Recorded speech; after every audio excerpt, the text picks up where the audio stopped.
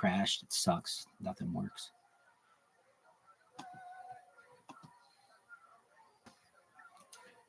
Yo, is that streaming? No one knows. Everything sucks.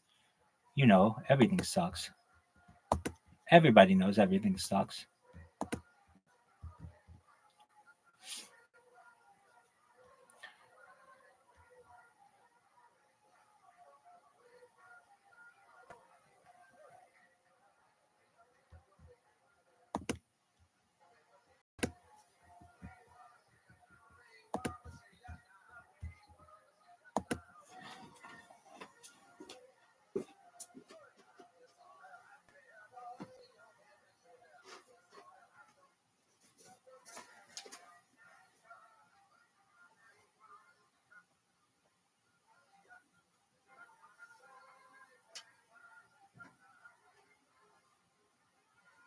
Tomorrow class, kids.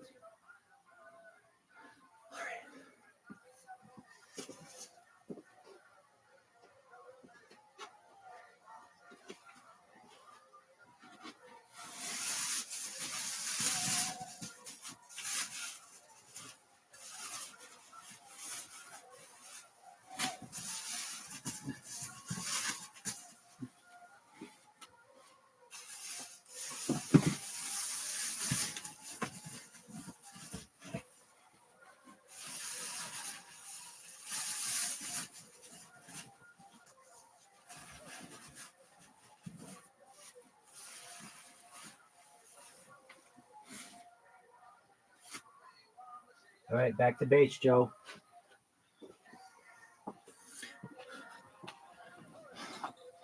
I'm sure none of this recorded.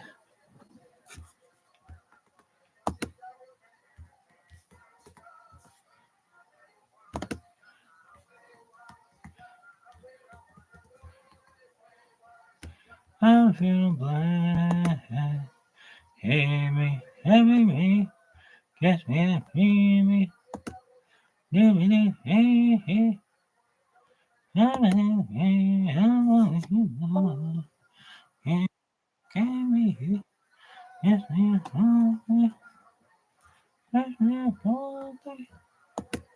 I will buy.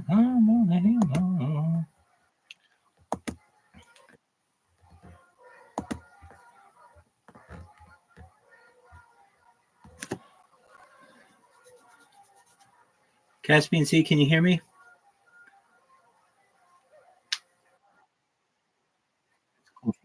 I can't even hear me. Oh, yeah, you. Oh, yeah, I really can't. Okay, now can you hear me? Yes, I do. How are you, big dog? Thanks for coming to the concert. I appreciate it. I can't wait for that. I agree. I agree. Well, exactly, and it happens. The first time I did it in there, I didn't have that many people, and then like the second night I did, I had more. I don't want to make excuses, but it's like a pretty major holiday. People are with their families and such. So I get that. But I mean, I don't really do it for that group necessarily, but I do it for the people of the world. And I say to myself, if I did that for 365 fucking days, I would go viral. There are 200,000 people in there, and one of those people would be like, hey, this is a big deal. So that's all I need to do is just a concert in there at night, and it'll eventually get big. All right. I had the opportunity to do some laundry, and I had the opportunity to chill with Sir Smoke a lot and watch a little bit of football, and it's been a relaxing day. How about you? Do you have a good day? Excellent. Beautiful. All right. Well, with that, I've got a podcast going, I think. Let's see if this works. Yeah, I need to. Exactly. Thank you.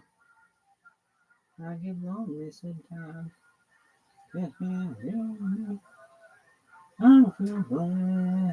This isn't.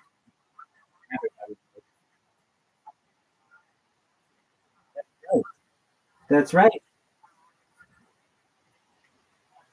Cyber me, baby. Word dog. Cybernetic beings in the future. Superman. All right. Exactly. See? Absolutely. Oh man, I gotta piss like a racehorse. All right.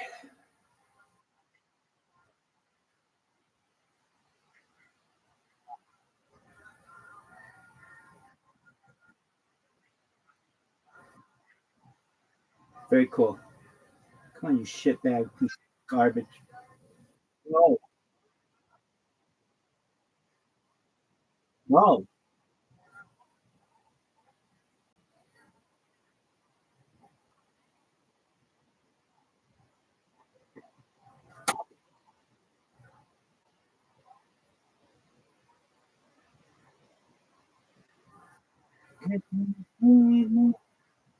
This is recording.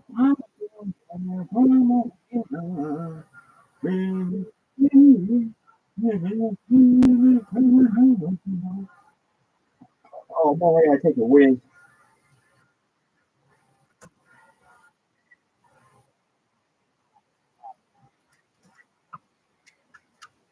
Word dog.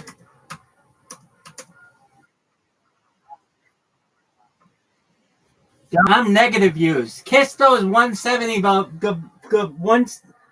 one seven 170. Is that what you said? 170?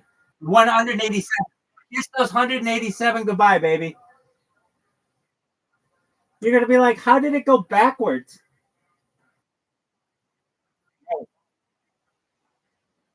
It's negative. I'm like a black hole of views. I will. Oh man, I got a whiz. I will definitely.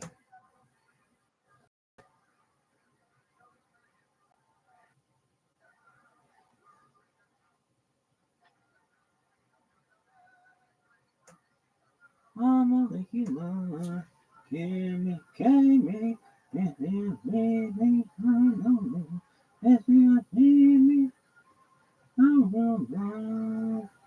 And hold me, hold me. If you need me, if you need me, I feel fine. Hold me, hold me. If you need me, if you need me, I will run. And hold me.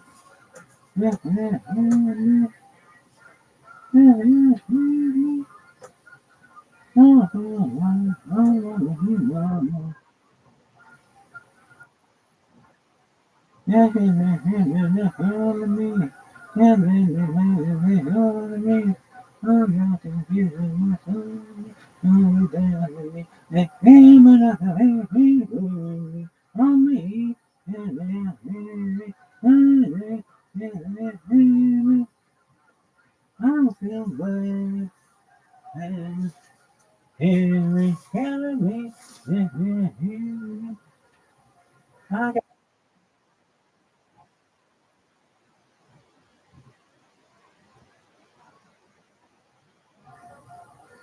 what is that?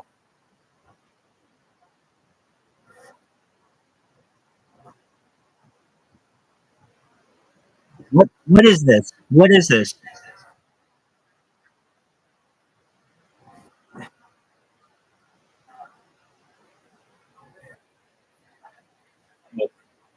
You're okay. I just wondered who. I thought that was somebody yelling at me. I'm like, you motherfucker! I'm gonna lock horns with you.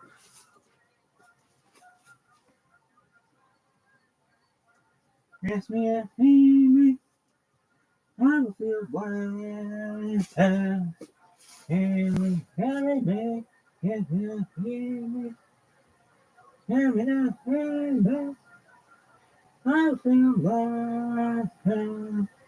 Yeah, Henry, I gotta take a breath. I gotta take a breath. I don't feel bad. Now, on me, yeah, me, yes, yes, yes. I feel blessed. I'm a human. Carry me. Here's my way. Here's my way. I'm a human.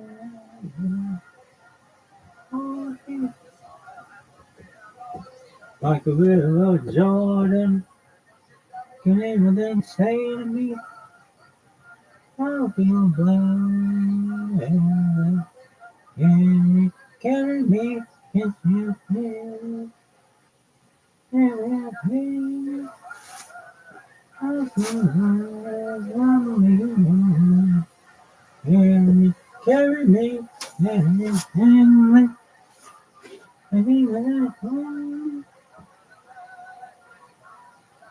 I'll feel blessed. I'm over here. Carry me. Oh, that's not gonna work.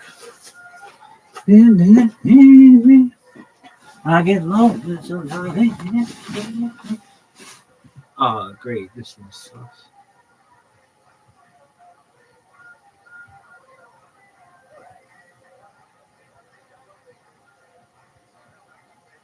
I feel blessed. I'm going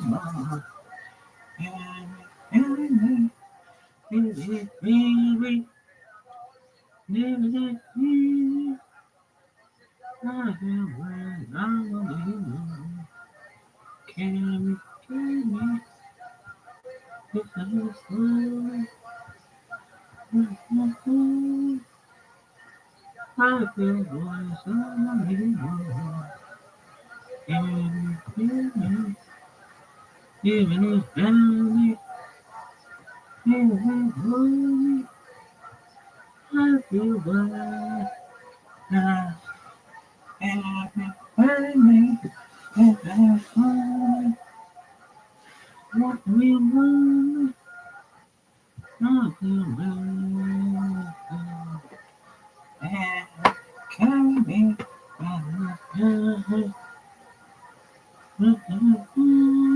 I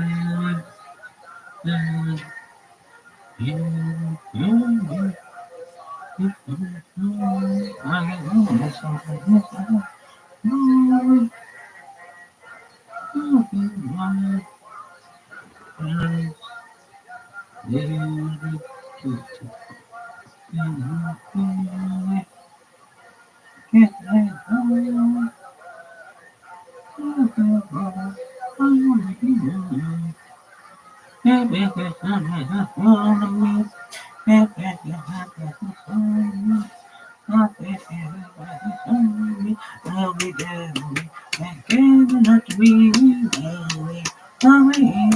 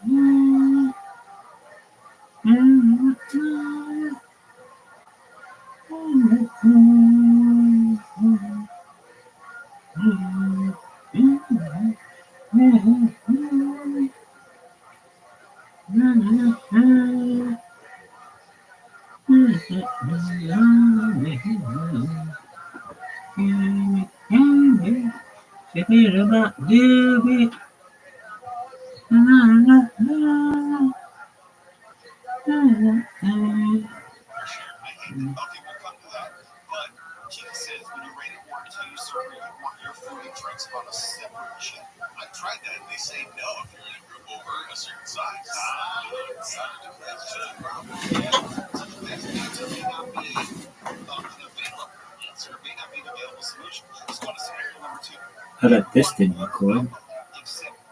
Oh, what the fuck?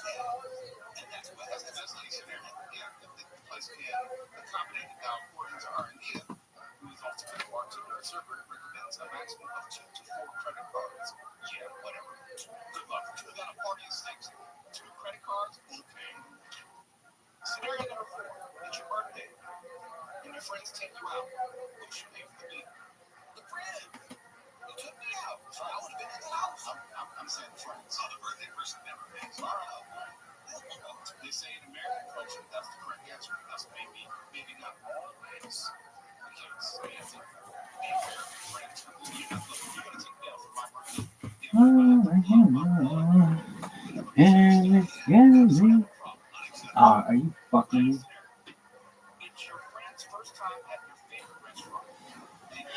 Alright. That was fucking wild, kids. Alright, we've got all our streams going, is that correct? Now, let's go and watch it and make sure that none of it recorded. Shout out to Michiku Hano for making that lyric video.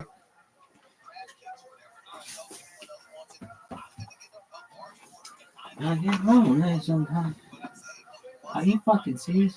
Why is this fucking taking so long?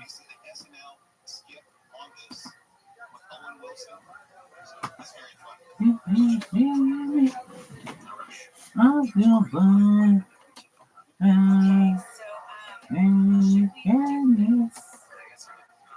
It's live my ass.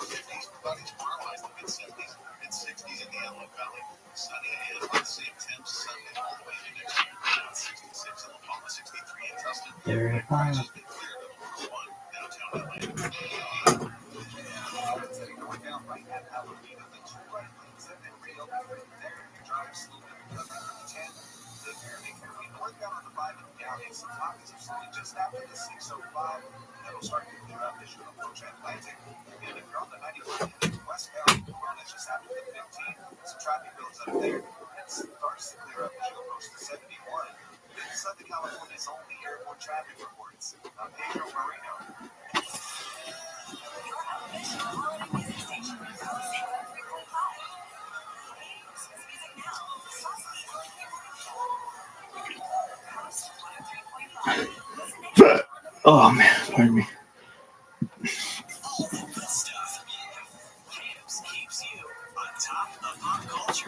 Oh fuck.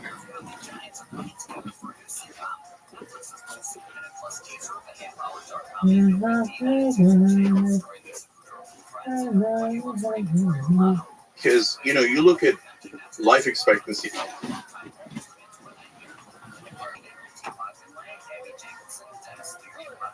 You see 200 years ago, and you look at it now, and you go, wow, holy shit, we did amazing things, right? So, and what happened in the last 200 years? We went from dictatorships more towards democracy, wisdom of the crowd. We went from, you know, serfs and indentured servants and a nobility that holds the land to more towards capitalism. And boom, the crowd is right. Things go really well. The advances in medicine are amazing. And medicine is a great example. So, and on our show, I point all those things out and I say, look, we hate the drug companies because of how they capture the government, right? But we don't hate the drug companies for creating great drugs. Those drugs save lives. They saved my life. They saved countless millions upon millions of lives. So the right idea isn't shut down drug companies. The right idea is don't let them buy the government, right? So, and I know we get back into our instinctual shells. So on the left, there'll be, oh, we should get rid of all billionaires. Why? Like, how does that fix the system? Tell me how it fixes the system. Thank you for everyone. I'm all ears, right? My solution is end private financing. Then you can be a billionaire all you like. You can't buy the government, right? That's a more logical way to go about it. I've never worn an "Eat the Rich" shirt, and it drives me crazy. Thank you so much to everyone who came FDR, to my FDR is the best president, karaoke concert for world peace, period. And so, no, there's wonderful. I appreciate all of you, there's a range of humanity, right? I'm thankful. But you don't want to get rid of the rich. You don't want to get rid of companies. Period. But you also don't want to let them control everything. So I hope everyone had a wonderful day. And that informs a lot of how I think about things. Blessings to all. So my dad was a farmer in southeastern Turkey near the Syrian border. No money. In fact, his dad died when he was 6 months old, and so they were saddled with debt, and no electricity in his house, like as poor gets. And he wound up living the American dream. Thank you to everyone who came to my karaoke concert. How did you do that? What made the difference? I appreciate everyone who attended. Period. Right. So I'm a populist because my dad. I am thankful to all of you in the masses, and hope you had wonderful days. Period. The masses are no good. We're smart. You're not. We're educated. You're not. We at meritocracy, we talk about that. We have earned merit, and if you are poor, middle class, you have not earned merit. Okay, you're useless and worthless, and I hate that. So what did Turkey do back in the 1960s that liberated my dad? They provided free college education. You had to test into it, okay? But the top 15% got a free college education at the best colleges in Turkey. So, and my uncle saved all of our lives when he came to my dad and said, "You like working on this farm?" And my dad's like, "Fuck." Right? It's super hot. It's super hard. It's just, they got to get up at 4 a.m. If they're lucky, the family next door gives them a mule. If they're not, they got to carry the shit themselves. Okay. So my uncle told him, work just as hard in school, and you'll be able to get a house, a car, pretty girls, etc. So my dad works his ass off, gets into school, and he comes out a mechanical engineer and starts his own company. He creates a company in Turkey, hires hundreds of people. He then moves to America, creates a company here, hires tons of people, right? So do I hate companies? No, my dad set up 2 companies, and I saw how much it benefited people. I saw how much employees would come up to my dad 20, 30 years later in the street and hug him. And they'd tell me as a young kid, your dad's the most fair boss we ever had, and we love him for it, right? That's how you run a company. And he taught me the value of hard work. But the reason I brought it up here is because he taught me, look, like skill and ability is a genetic lottery. So you're not going to just get the rich to win all the genetic lottery. No, there's going to be tons of poor kids and middle class kids who are just as good, if not better. You have to provide them the opportunity, the fair chance to succeed. You have to believe in them. So this isn't about disempowering anyone. It's about empowering all of those kids who are doing the right thing, who are smart and want to work hard so they can build their own companies and add to the economy. What in general is your view on meritocracy? So I love meritocracy. I wish that we lived in a meritocracy, and I want to drive towards living in a meritocracy. So that's why I don't like equality of results. So, okay, now people that are on the left will get super mad at that and go, what do you mean? Well, okay, brother, let's say you're at work, and you got one guy who's working his ass off, another guy, let's go, I don't care, I'm not going to do it, right? Well, the guy who works super hard has to pick up the slack. Now he's working twice as hard, right? And now you want the same results? You want the same salary as that guy? No, brother, no. He's working twice, 4 times, 10 times harder than me. That's not fair. Fairness matters. We wound up, we're in the suburbs of Jersey, but we wound up in Freehold eventually. And we lived across a farm, which is kind of in central Jersey, it happens, right? And it was called Fair Chance Farm. I was like, how did I get this? Amazing, right? And I love that. That's the essence of America, and that's what I want to go back to. So we've got to create that opportunity of not just because it's the moral thing to do, but because it's also the economically smart thing to do. If you enable all those great people that are in lower income classes and middle income classes, you're going to get a much better economy, a much stronger democracy. So that's the right thing. So, again, it's about balance. What do you think about DEI policies? In academia and companies, the movement as it has evolved. Where is that on the balance? Is that how far is it pushing towards equality of outcomes? Okay, so now we're getting into socialism, right? So this is where we all rip each other apart, and then the people at the top laugh their ass off at us and go, "We're gonna fight over trash issues." They're killing each other. It's hilarious, and they're so busy they don't realize we're running the place, right? Okay, but let's engage. Some people will look at DEI and go, "Well, that just gives me an opportunity." Just like anyone else, I love DEI. Another person will look at it and go, no, that says that you should be picked above me, and I hate DEI, right? So the reality of DEI is it's a little bit more complicated, and so but you got to go back. So first, did we need affirmative action in the 1960s? Definitely. Why? All the firefighter jobs in South Carolina, as an example, are going to white guys. All the longshoreman jobs in New York, LA, wherever you have it, are all going to white guys because that's how the system was. Yes, also in the North, right? And so we now are in a civil rights era. We decide we're going to go towards equality. Minorities, in that case, mainly Black Americans, had to find a way to break in.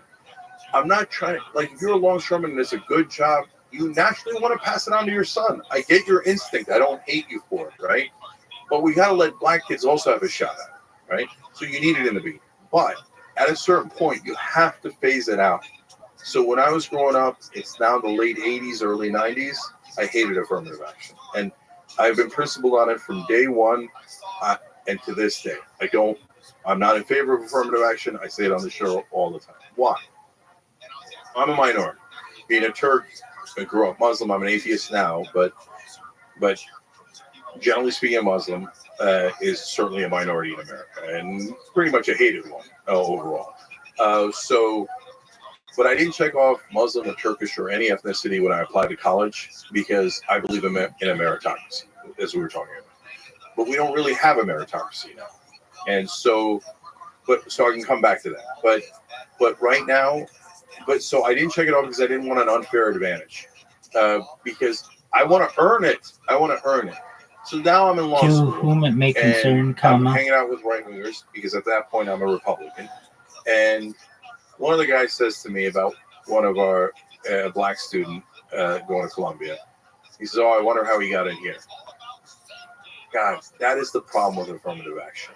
it devalues name is the Rabbi accomplishments of Rothschild, every and I minority was in the country. recently You have to removed transition away from from it. the If you server don't, because it I was sets up told a caste that system, I and that could caste not system stream is 24/7, period. lethal to I democracy. want you to know So, that I respect this does decision, DEI go too far in some period. instances? Yes. However, But is it a I would like boogeyman to that's going request to the take all the ability white jobs and to make them black, as Trump would say, be able black to sing jobs, like right? anyone And give else minorities too much in power, a normal etc. fashion, No, the idea isn't only to rob turning you on my and to camera give when I all the sing opportunities to and minorities. The idea is to make it equal. not But as the turning it pendulum on when other swings, people if sing, it's swinging comma, too far in some directions, only yes. using my The left headphones can't acknowledge that, and the right so that no can't one's acknowledge voice it. is Of course, broadcast, at some comma, point you got to give a chance and for others to leaving break the in so server they have a fair when chance. I By the am way, Michelle Obama not had a singing, bunch of period. black jobs in the DNC Great speech, line. I love where that. somebody should tell Trump that the presidency might be just one of those black jobs. Anyway, but why do you think the left doesn't acknowledge? I DEI recognize is that you do ridiculous, not want which me it, living certain in the places server, and and certain places I on a will large respect scale that, period. has gotten I ridiculous. very much enjoy singing Because and people are very taught much enjoy this to community, just period. be in the tribe they're in I would and to sincerely believe it appreciate 100%. it if Like I've gotten kicked out of you every could tribe. reconsider my I might be the ban, most attacked man comma, in internet as history. I do not think a Partly lifetime because ban we've been around forever, is and partly because I disagree with every part of the political spectrum. a Because I fair believe in punishment. independent thought, and the minute you vary a little bit, people go nuts. And so the far left tribe is going to go with their preset ideology, just like the far right tribe is.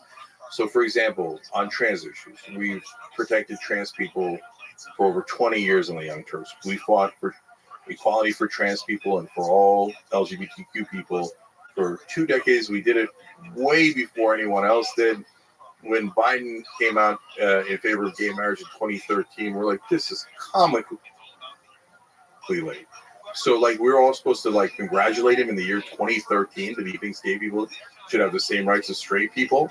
And then he had to push Obama to get there, right?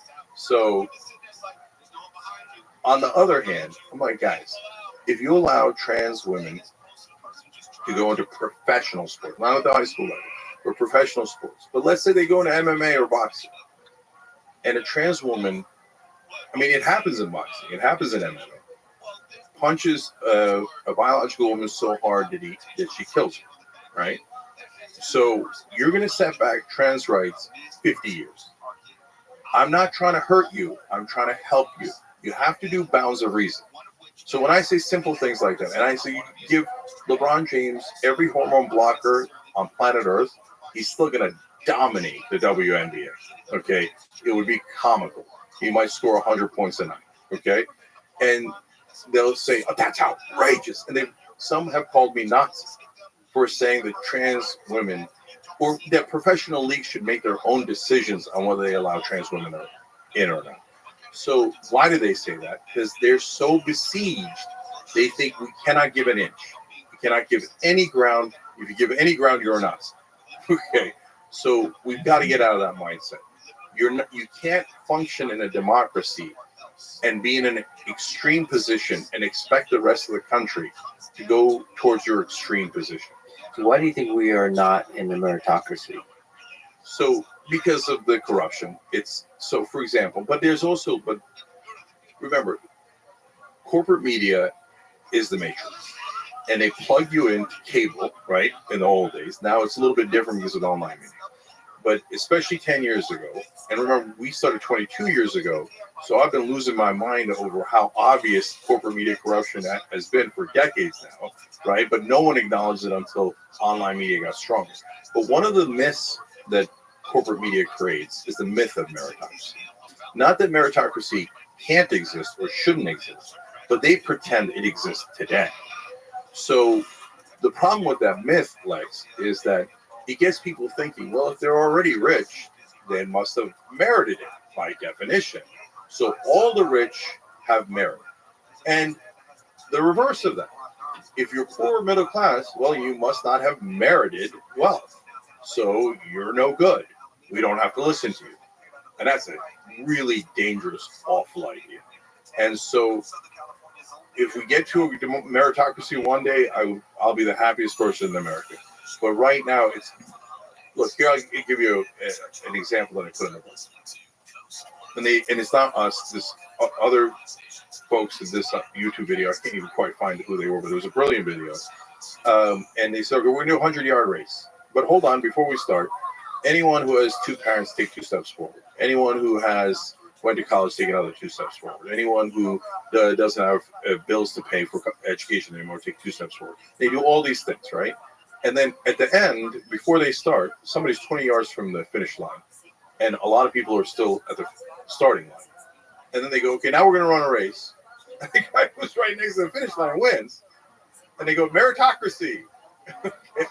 So the challenge there is to know which disparities, when you just freeze the system and observe, are actually a result of some kind of discrimination or flaw in the system, versus the result of meritocracy, of the better runner being ahead. That's right. There's some parts that are easy to solve, Lex. So,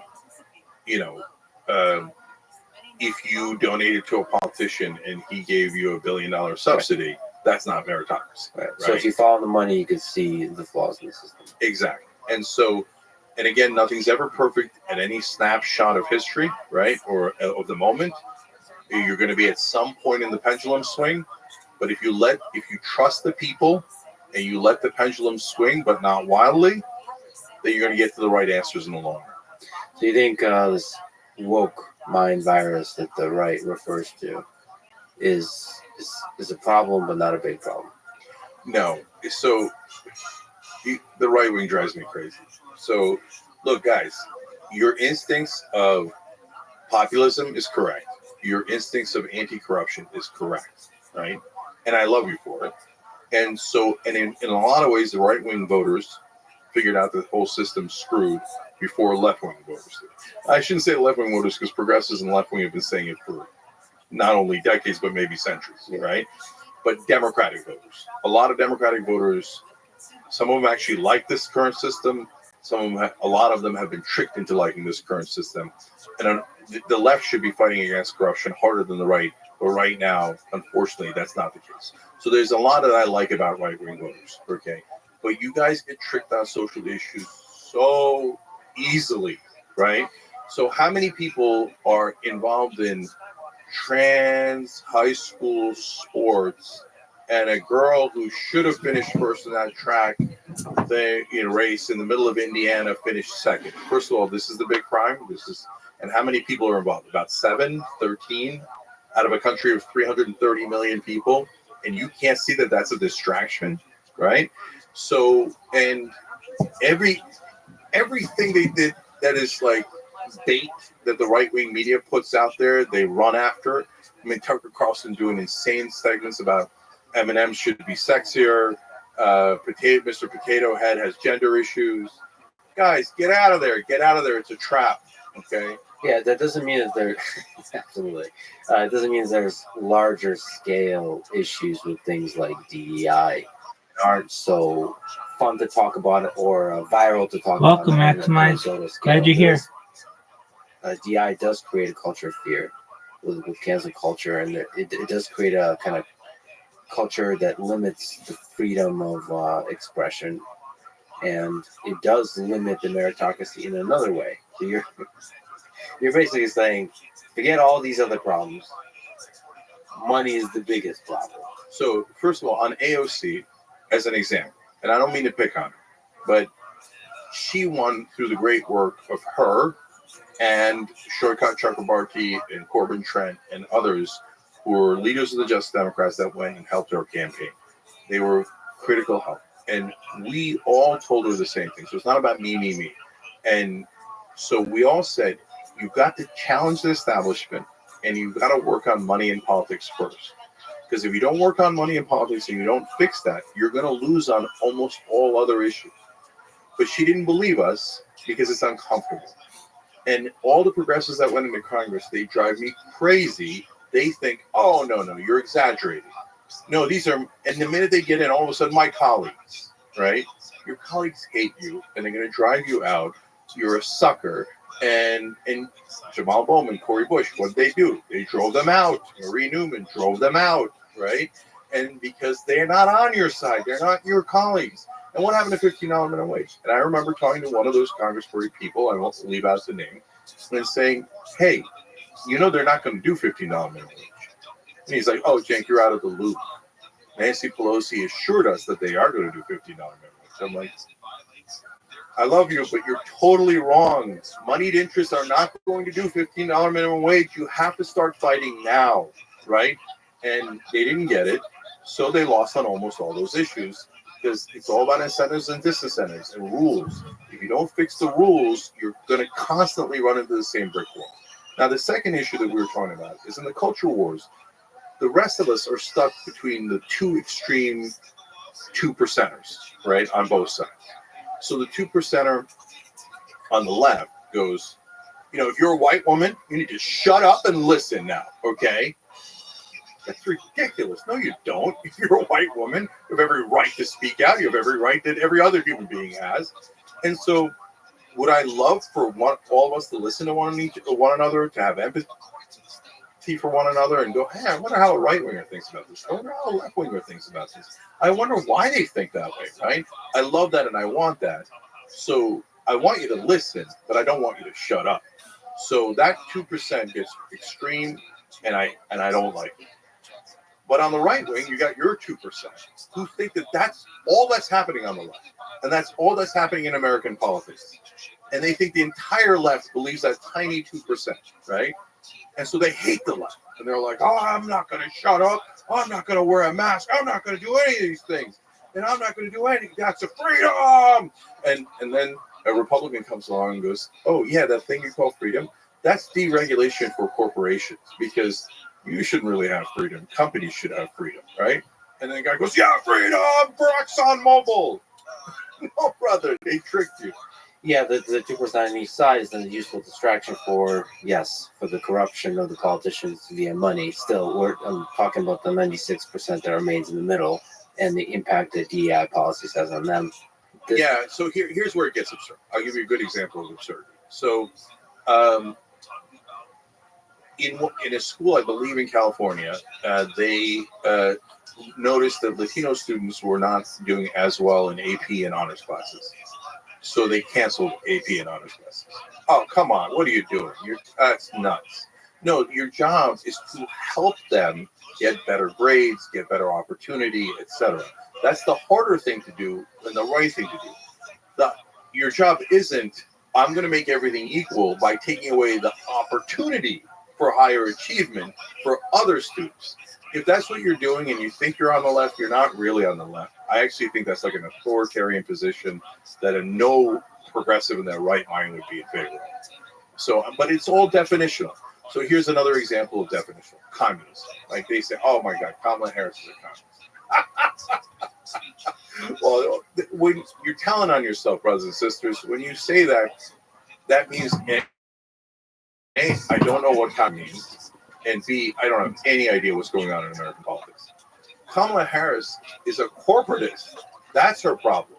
Not that she's a communist. She's on the other end of the spectrum, right? The idea that Kamala Harris would come into office and say, that's it, there's no more private property. We're going to take all of your homes and it's now government property, all your cars, etc. She was not going to get within 1 billion miles of that. Her donors would never allow her to get within 1 billion miles of that. That is so preposterous that when you say something like that, it's disqualifying. Like, I can't debate someone who thinks that Democrats are communists when they're actually largely corporatists. You see what I'm saying? Yeah, so let's go there. So when people call her communist, they're usually referring to certain kinds of policies. So do you think, I think it's a ridiculous label to assign to Kamala Harris, especially given the history of communism in the 20th century and what those economic and political policies have led to, the scale of stuff and led to. And it just degrades the meaning of the word, right? But to take that seriously, why is she not a communist? So you said she's not a communist because she's a corporatist. Okay. That can't be. Okay, everybody in politics is a corporate. Just almost everybody in politics is a corporate. But that doesn't mean the corporations have completely bought their mind. They have an influence on their mind on issues that matter to those corporations. Yep. Right. Like, outside of that, they're still thinking for the voters because they still have to win the votes. Barely. Okay. So here, let me give you an example so you see what I'm saying. So if you just wanted votes, you would do a lot of what Tim Walz did, okay? And by the way, a lot of what Bernie did, that's why Bernie, who had no media coverage, went from like 2% in 2015 to by the end about 48%, because he was just doing things that were popular, right? And that American people wanted, etc., right? Because he's not controlled by corporations. By the way, neither is Tom Massey on the right wing side, on the Republican side, right? So it's not all, that's why I always say almost all, right? So if you're doing things that are popular, people love it. So today, what would Kamala Harris do if she actually just wanted to win, right? So number one, she was trying to pass paid family leave right now. Why? It polls at 84%, and even 74% of Republicans want it. Why? Because it says, hey, when you have a baby, you should get 12 weeks off. Bond with your baby. Right now, in a lot of states that don't have paid family leave, you have to go back to work the very next day, or you have to use all of your sick days, all your vacation days, just have 1 or 2 weeks with your baby, right? So conservatives love paid family leave, and staff liberals member love of paid this family leave. That's Discord why it polls so high. discriminates. So why isn't she proposing? And it's not in our economic plan. Tim Walz already passed it in Minnesota. He showed how easy it was. picks on If you people, want period. votes, Do and not then you know what's going to happen if you join this the Republicans Discord. no, our beloved corporations don't want to spend another dollar on mods, right? And they fall for that trap, and then you're in an infinitely better shape. So why doesn't she do it? She doesn't do it because her corporate donors don't want her to do it. $15 minimum wage, layup. Over 2/3 of the country wants it because it not only gives higher wages for minimum wage folks, but it pushes wages up for others. And what do the elites say? Oh, that's going to drive up inflation. Oh, you shouldn't get paid anymore. Wait, hold on. So you're saying all other prices should go up, but the only thing that shouldn't go up is our wages? No, our wages should go up, okay? So these are all easy ones. Here's another one, anti-corruption. Why isn't she running on getting money out of politics? It polls at over 90%. Why isn't Trump running on it anymore? He won when he ran on it in 2016. He didn't mean a word of it, but he ran on it. It was smart. They don't do it because their corporate donors take their heads off if they do it. So in contradiction to that, why did she propose to raise the corporate tax rate from whatever 21% to 28%? Because that's easy. Because that is something that's super popular, and she's not going to do it. That's why. So guys, this is where I break the hearts of Blue MAGA. Blue MAGA thinks, oh my God, these Democrats, they're angels, and the right wingers, and the Republicans are evil, and they work for big business, but not Kamala Harris, not Joe Biden, right? Okay, well, Donald Trump took the corporate tax rate from 35% to 21%. So that's trillions of dollars that got transferred. Because guys, you got to understand, if the corporations don't pay it, we have to pay it. Because we're running up these giant deficits, and eventually either they're going to, not eventually, they keep raising our taxes in different ways that you're not noticing. They keep increasing fees and fines and different ways for the government to collect money, so we're paying for it. And on top of that, eventually they're going to cut your Social Security and Medicare because they're going to say, oh, we don't have any options left anymore. Yeah, you don't have any options left anymore because you kept giving trillions of dollars in tax cuts to corporations. So we're going to have to pay for that. So then Biden says, oh my gosh, I'm going to bring corporate taxes back up to 28%. I'm like, wait, hold on. They were at 35. You already did a sleight of hand that said 28. Okay, then he gets into office, and Manchin says, no, 25. That's the highest I'll go. And he goes, okay, fine, 25. And then while you're not looking, they just dump it. They don't even do 25. It's still at 21. So hear me now, quote me later. I do predictions on the show all the time because you should hold me accountable. You should hold all your pundits accountable. If you held all your pundits accountable, we'd be the last man standing, and that's kind of what happened. Okay, so I guarantee you she will not increase corporate taxes. So would the same be the case for price controls or the anti-price gouging that she's So proposing? it's not price controls, it's price gouging. It is price controls, but I mean minimum wage is price controls also. Now we're going to get into a lot of minutia, but I'll try to keep it broad. So price controls are a disaster. They never work. If you say, oh, here's a banana, it has to stay at $1 a pound, make up a number, right? Well, supply and demand is going to move, and then that's going to, and so the minute it moves to $2 of where the price should be, then you're going to run into shortages. So we all know this. It's a bad idea, right? But are there laws against price gouging? There already are, and they're a good idea. So why? Like you have a natural disaster, all of a sudden the water that was $1, now they're charging $100. The government has to come in, democratic capitalism. They come in and go, no, I'm going to protect the people. So you're not allowed to price gouge. You know, maybe charge $2, etc., but you're not going to charge $100. But it is temporary. We get that done. We end the problem there, and we bring it back to a normal supply and demand. Okay, so that's what she's proposing. That's all political because the price gouging has already passed. They did it in 21 and 22, and so now the grocery stores are actually a low margin business. She says grocery stores. That's how I know she doesn't mean it, because the grocery stores weren't the problem. Consumer goods were the problem. Yeah. For those companies. She's following the polls where most people say that the groceries are too expensive, so she's just basically saying the most popular thing, 100%. And you could tell in which proposals she means it and which proposals she doesn't because of the framing, right? So this is a mediocre example, but in housing, she said we have to stop private equity from buying houses in bulk. I'm curious if they put the word in bulk there. Why does it have to be in bulk? Why don't we just stop them from buying any residential? Like you could set up normal boundaries, right? For example, Charlie Kirk was on Young Turks this week. By the way, sorry to take that tangent. I really enjoyed that conversation. I really enjoyed that you talked that was like civil. You guys disagreed pretty intensely, but like there was a lot of respect. I really enjoyed that. Thank you. That was beautiful. Yeah, you and Charlie Kirk and I think Anna was there. Yeah, that's right. So, quick tangent. And look, I've done a lot of yelling online. Okay, and I yell when there's a issue that you should be passionate about. 40,000 people, 25,000 women and children slaughtered in Gaza. If you're not emotionally upset by that and you think it's no big deal, I think that's a problem. But when you add gaslighting on top, that's what drives me crazy. And then when you add filibustering on top, then that sets me off. So for all my life, right wing has gone on cable and filibuster. They take up so much more time than the left wing guests, and the left wing guests always like to say, well, I'm offended. He's taking up too much time. No, brother, go over the top. Go over the top. You're not going to talk over me. I'm going to talk over you. Okay? So, and then when you gaslight, you go, oh no, like 1,200 people in Israel being killed. Like 40,000 people being killed in Gaza. No big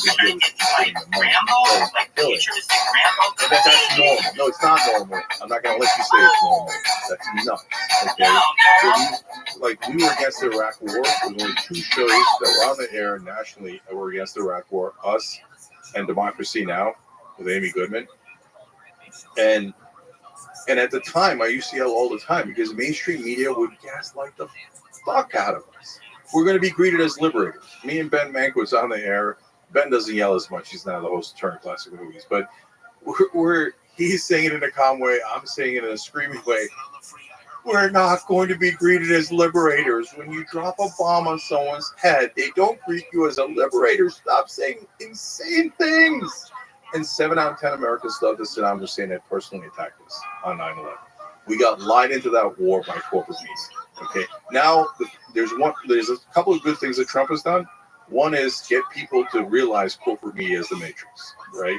And so now and get them to an anti-war position. He himself doesn't have an anti-war position, but his voters do, and that's a positive. We can come back to that. But these days, the reason why the Charlie Kirk conversations are going great, and Rudy Giuliani and Mike Lindell, and historically, though, we can go back again 10 years, 20 years. We've always been respectful when someone comes on our show and we have a debate. As long as they're not yelling, I'm not the tenor of the host, right? You and I are having a reasonable conversation. I'm not raising my voice, I'm not yelling at you for no reason, right? So now when Charlie's not going to battle anymore for like talking points, I'm shutting off my mind, all I'm doing is yelling at you, and I'm going to yell back. But now he's saying, okay, let's have a reasonable conversation. Great, I love reasonable conversations. It was great. It was refreshing. And what were we talking about? He was buying up housing. Yes. So Kelly, when he was on, said, hey, listen, I think that there should be a cap. I forget if he said 10 billion or 100 billion in assets. If you have less than that, you should still be able to do real estate as an investment, even if it's residential. But above that, he gets it. Okay, that's good. No problem. We can have a debate about that. We can figure out is the right number 10, 125, no problem. You could put in reasonable limitations. But we got to get them to stop buying the homes. So when Kamala Harris says, oh, we'll stop them. Caspian, see, why do you spell analog with the UE at the end? Why do you spell analog with the UE at the end? Oh, okay. No, I just hadn't seen it that way. Okay. Like, you spell it like antique. Isn't it just ANALOG? Okay. Yeah, no big deal at all. Well, it just makes me think, well, have I been spelling it the wrong way? But no, in the future, you watch, people will think it's hilarious. In the future, that's how people spell analog.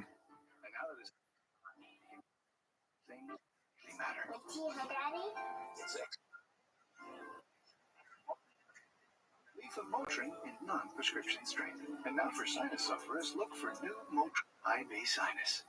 When you see Prego and Ragu Old World Style over pasta, and see Prego's thicker.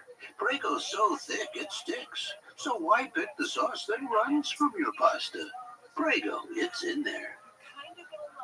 Oh, now I know. No, the way you spelled it is like when something's analogous to something else.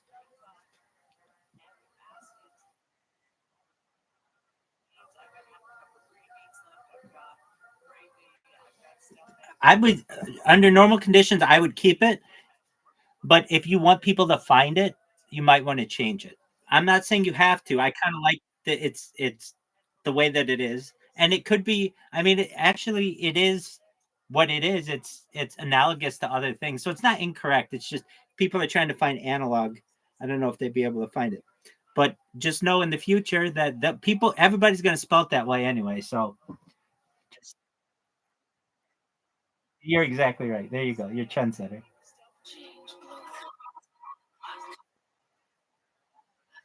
Yeah, no, I trust me, I do that all the time. Um, I make little mistakes like that, but can't you see how people would see it in the future? They'd be like, "Oh, that's the funniest fucking shit of all time." Now we're gonna embrace it.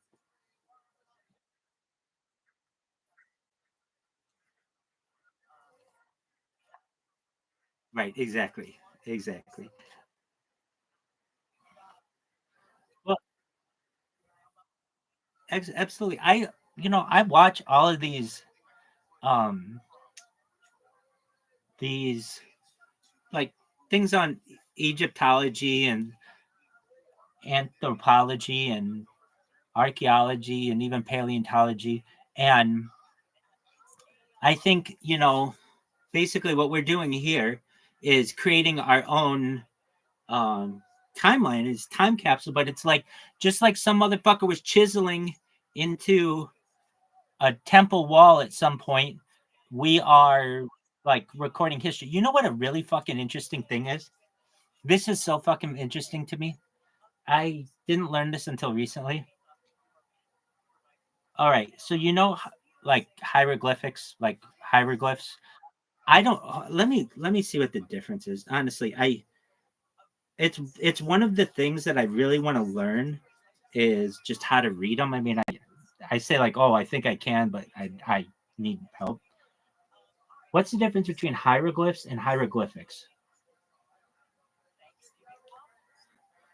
The terms hieroglyph and hieroglyphics are closely related, but are used slightly differently. Hieroglyphs refers to individual symbols or characters used in ancient Egyptian writing. Hieroglyphics is the term usually meant to describe the writing system as a whole. including the set of symbols. Okay, so the hieroglyphics of um, Egypt. Okay, in the pyramids of Giza, like the big one, like even Khufu, all that. How many now? Approximately, I don't expect you to get this right on the nose, but how many thousands? We'll just say thousands of hieroglyphics or hieroglyphs. Do you think? How would I say it? How many? Like, yeah, in the pyramids, not in the temples and not all that other stuff, but just the pyramids. Zero, zero. Yeah.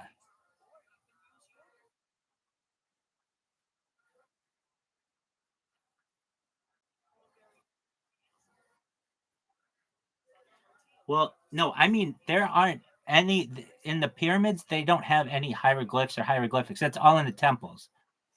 I thought they were in the walls. Like you've seen like. Have you ever played GoldenEye when they're in like that Egyptian level? Like that's what I always expected it to look like, and the walls would just be like every wall going in would literally be chiseled, but it's not like that at all.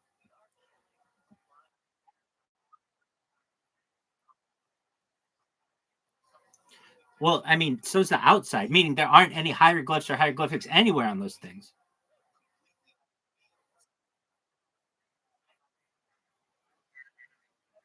That's different. That's different. Yeah, that's true. That's true. But you would expect like a word, like one word, but no, nothing. I think that shit is wild to me. Them. Oh, People say that. I was watching something on that today and yesterday. I mean, I've heard that. I've heard it for 20 years, 25 years maybe. And I'm not on.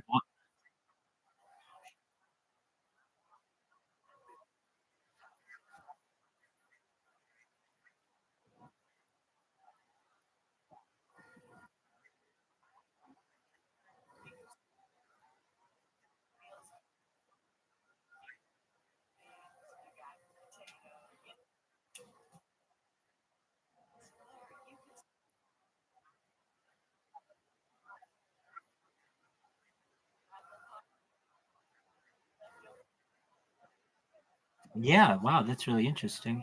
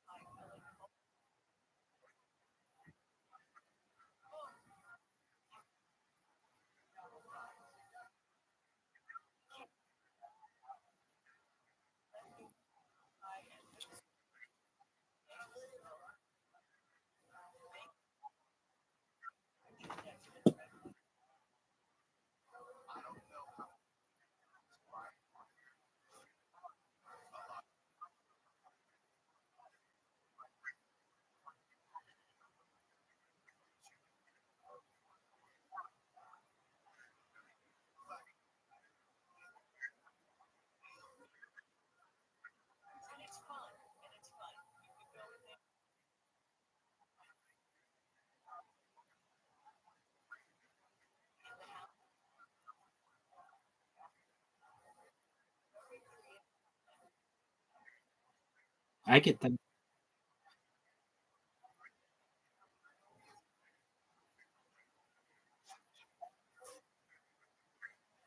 That's very interesting.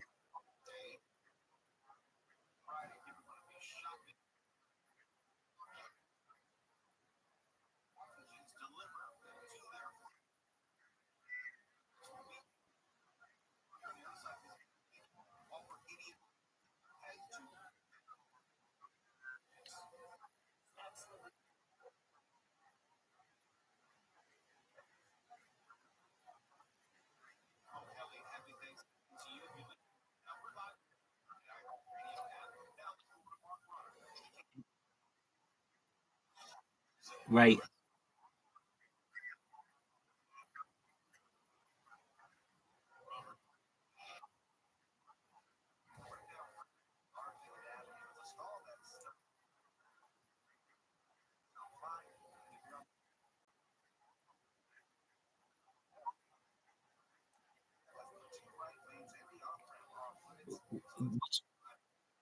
No, I right. Um, the thing that blows my mind with it is not like how proportionate it is that. Well, actually, three things really blow my mind about it. One is the fact that we have like three sets of major pyramids in the world in like Central America, in Egypt, and in China, and they're all like perfectly aligned in Orion's belt. Which I'm just the more and more I learn about Zeta Reticuli, that's where Orion's belt is. It's like that's where the people who seeded us here. That's got to be where they're from. Uh, I mean, that's what Betty Hill said from Betty and Barney Hill, and she was able to draw the sun.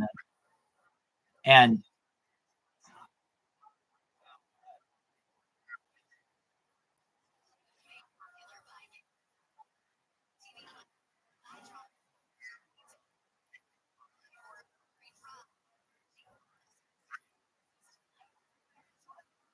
no, he's scared.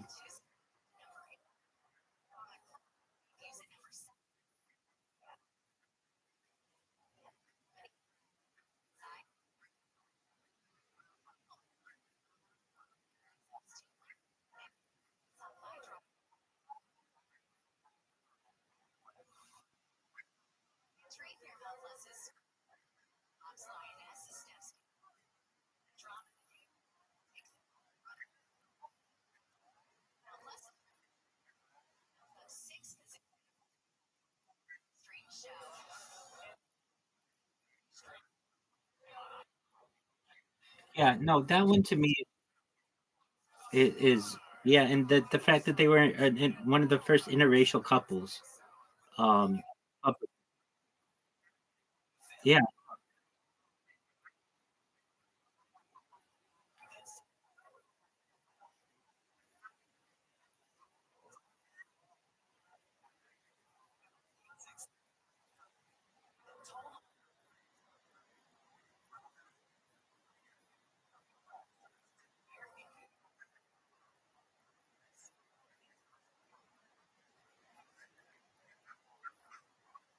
right.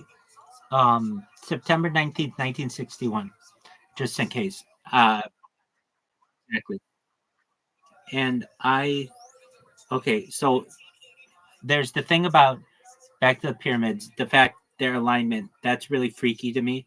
The other thing that is freaky to me when they say like the stone was quarried from like 500 miles away and it's like a perfect line, like, oh, they have like Stonehenge that has that kind of deal as well.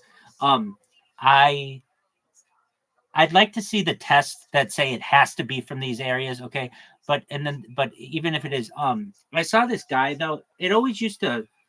They'd always be like, well, these stones weigh like X amount of tons, and they'd have to be taken like from 500 miles away or whatever. But I've learned that I used to think it'd be so hard to move that stuff, but it's actually I saw this guy, one person, build his own pyramid, and the way that he did it was just using levers. And when you see how levers, like if you're just far away, you can move a 2 ton stone with just the right lever. And if you had like slaves doing it, you can actually like absolutely do it. And then the thing is, like, if you know the Sahara Desert, like 12,000 years ago was very forested. It's not that old as a desert. And so they could have had trees. And then from what I've read, all you do is chop down the trees so that they lie down horizontally. And you just like have a bunch, make a road of them basically, and just roll the stuff. So you can roll stuff from very, very far away, even 500 miles. And it's not that crazy. I mean, that is pretty far, but not necessarily like the farthest. And if you think you have like almost unlimited um manpower to do it, it's definitely achievable. The way that I've always seen the pyramids built in like diagrams is a big use of ramps, and I'm willing to believe that's the way. Just like mud ramps, and then they just take them apart when they're done, and it brings this like perfect thing. And but I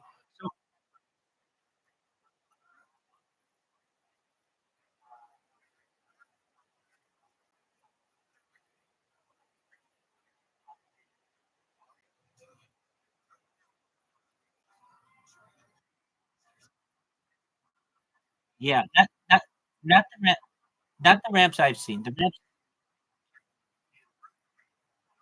That's true too. No, they're both important questions. The ramps I've seen have not been anything crazy. It's literally just mud, and they just stack it, and then they're able to place these things in. If you think about it, once they have the ramp built, it's not that hard to do because you have all the manpower you need and you have the limestones. Now it's about making sure everything is aligned perfectly. And they did it within 20 years. So it's not like it was like huge amounts of time. Um, 20 years is not that long. And then what else about it?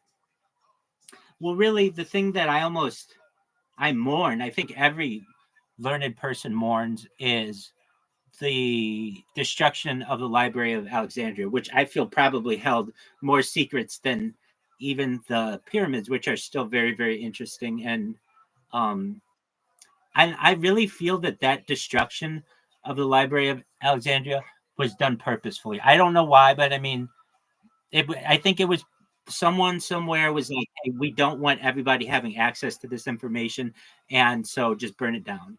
And yeah, that's always been an interesting one to me.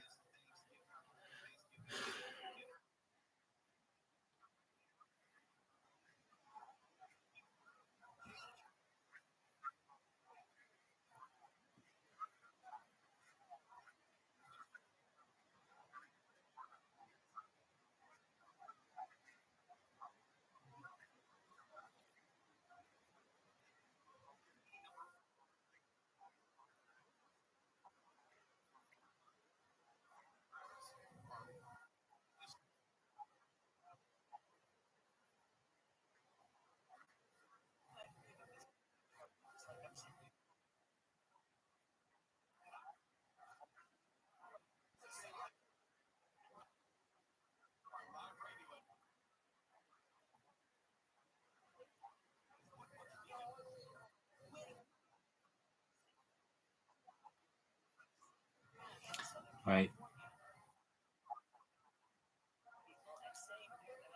right,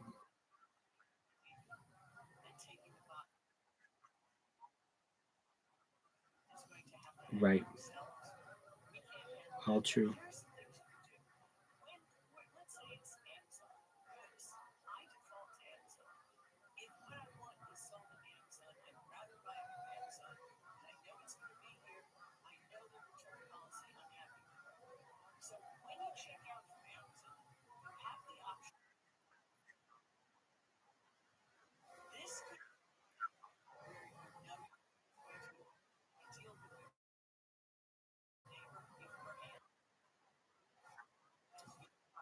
Right,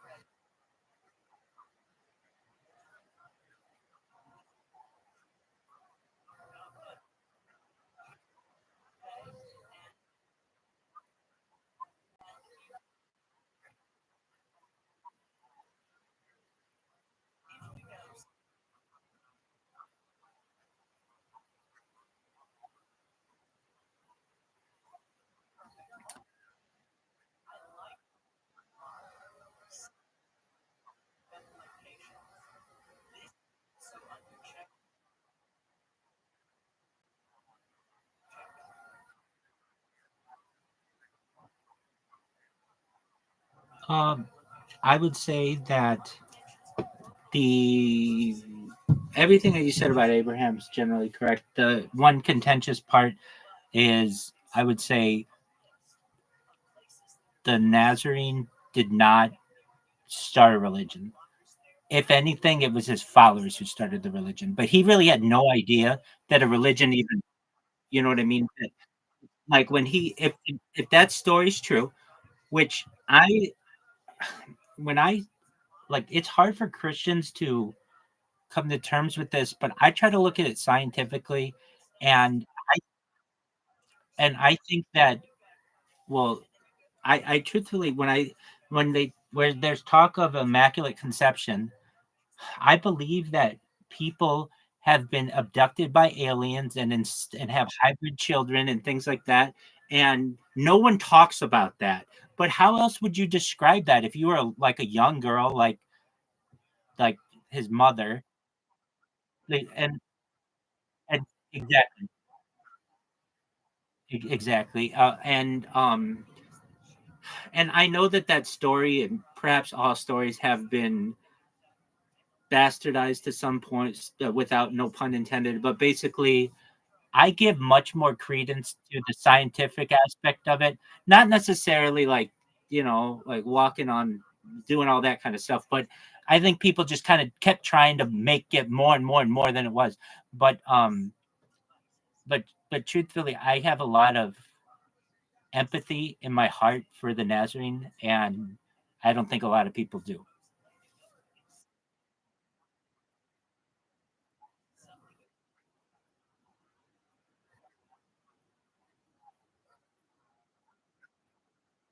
Right, right.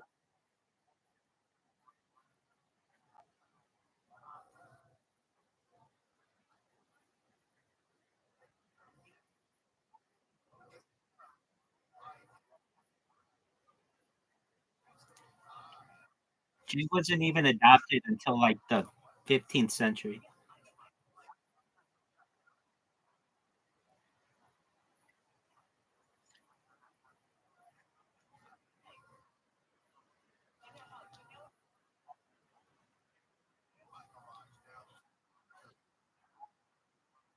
And really, and the other thing that you said, it's not really a correction, because but like specifically as I've understood, Abraham, Avraham Avinu, as we call him, is from Ur, but Sumerian perhaps is like the argument to be made. So aside from all of that, he's the founder and the patriarch of the major religions of the world. However, I again don't just take things in a Judeo Christian standpoint.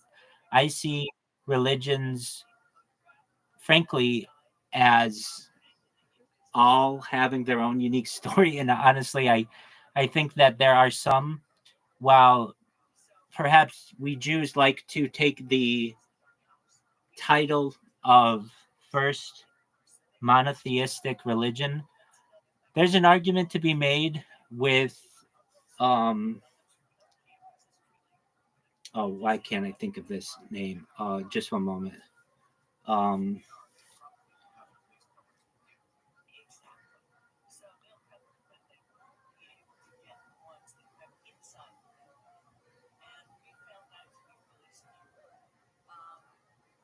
this name is just escaping me. Zoroastrianism.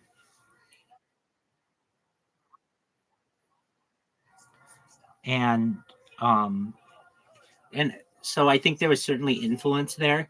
And then, but yeah, it,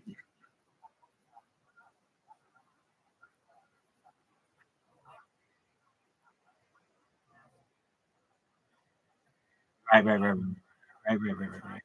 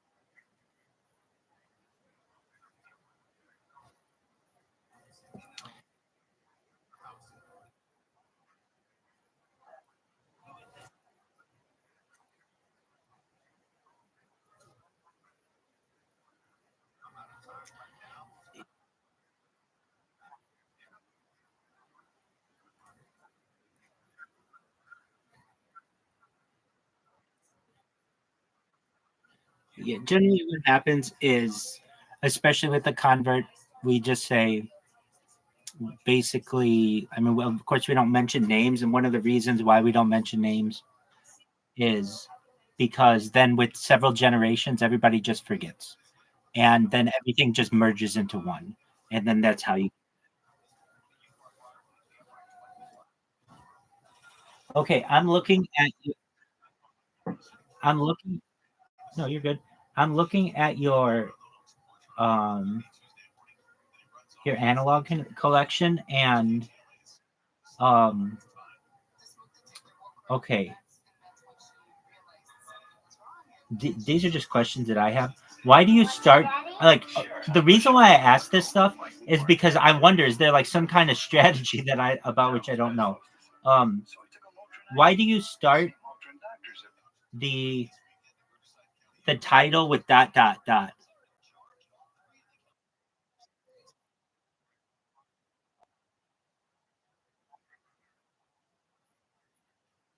Yeah, absolutely, absolutely. You know what the number one thing that pops up when that happens is? It's called full stop punctuation. It's just like a very found or what like search video because yeah, exactly. People just accidentally type a comma or a period or whatever. So okay, I did think it was a strategy, so I'm glad I asked. Okay.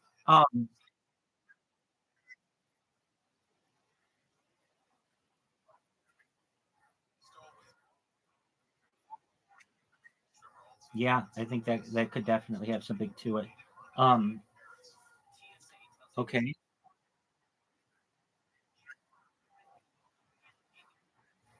right. So um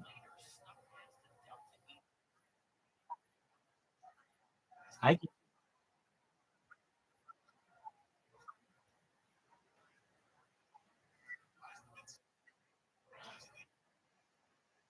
do you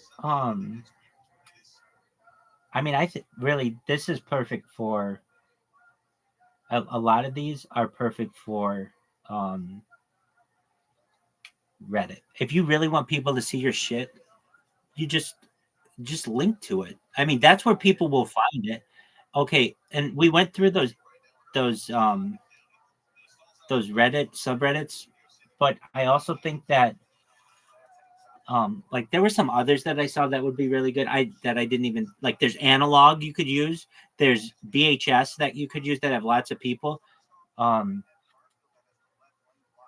if those are of interest to you, but um even if you were just like, hey, like people would love to just hear what you did. Like they fucking love this. I read about it all the time where people are like, hey, I found a bunch of tapes and I digitized them and I uploaded them. Here they are. And people are like, oh, you're a fucking hero. Because we, a lot of times, there are, you know, some of this is lost footage and at least people don't have access to it. And frankly, like nobody's gonna randomly find your shit on YouTube. Trust me, I know better than anyone of anyone who can tell you that. I can, but if you give it to people who already have an interest in it, that's when you're gonna be seen as like you know you're like the guy who found this, and I think that's really important. Um, I just love seeing this. Well, it's a different world that you see like frankly, I love seeing old shit. What I don't love seeing is just white people. I like more diversity that we have today. I really wish we could have had more diversity 50, 60 years ago within our art and commercials and television shows. But the way that these things are like directed and it's just so fucking innocent. And then I look at today's day and age and it's like so different. It's just, it's a, oh, it's a,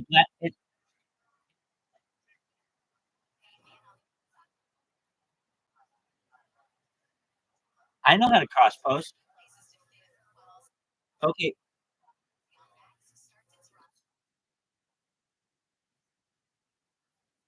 okay. So, do you have the Reddit app?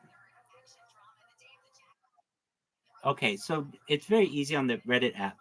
If you open up the Reddit app, I'll show you step by step how to do it.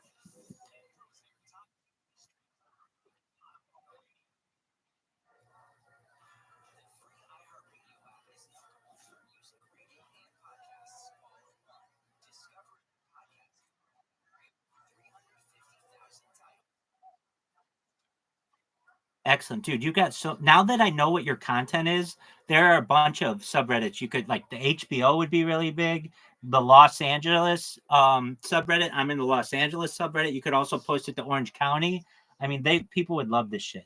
Um, okay, even like LA Newsday after Rodney King verdict, you could post that to World. Well, like I mean, Old School Cool is a cool one. I mean, there's a bunch of shit. Okay, let me know when you are in the and you got movies. Oh, dude, you got a ton of shit. Like, and it won't take too long to cross post it. It's like you don't have to do individual posts for everything. Now, there's an issue about sometimes they don't let you cross post. Just nothing against you. They just don't want other people's content in there. It just depends on how the moderators um,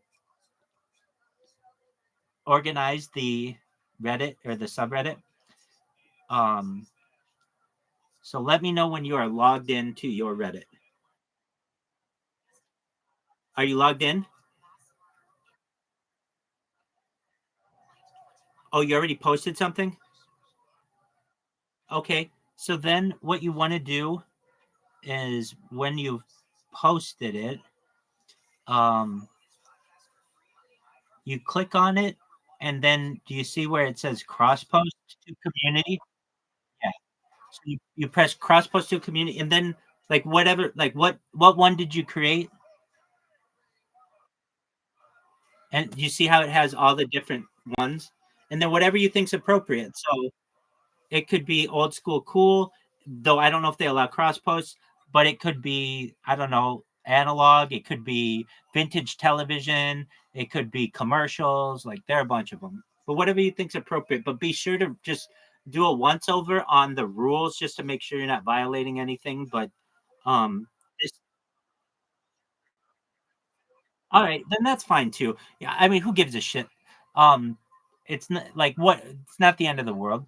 Um, but yeah, so cross post, but before you gain any traction, go to your video. Well, I guess it keeps track anyway, but go to your videos and just do a once over on how many views you have, and then see if you get a bump from this.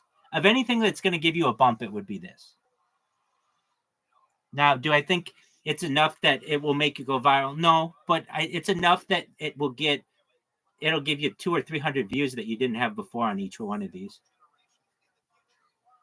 and perhaps more. If somebody finds something that, I mean, you never know, you might have something that's memeable in here, and you'll be a digital hero.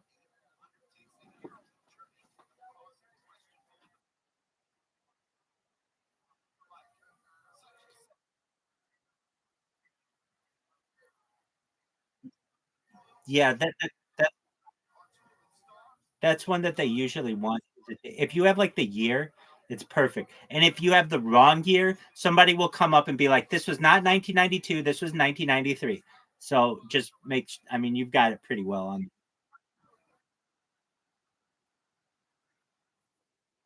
Oh, no. That's not what they want. They want you can delete it and just redo it. They want the year that it was. Well, usually they want the year that it's published. I'm sorry, the year that it was on television. You get what I mean? Like if you're posting in like the '90s one, they don't want 2024 in there. They want whatever year that. But I understand what you're saying.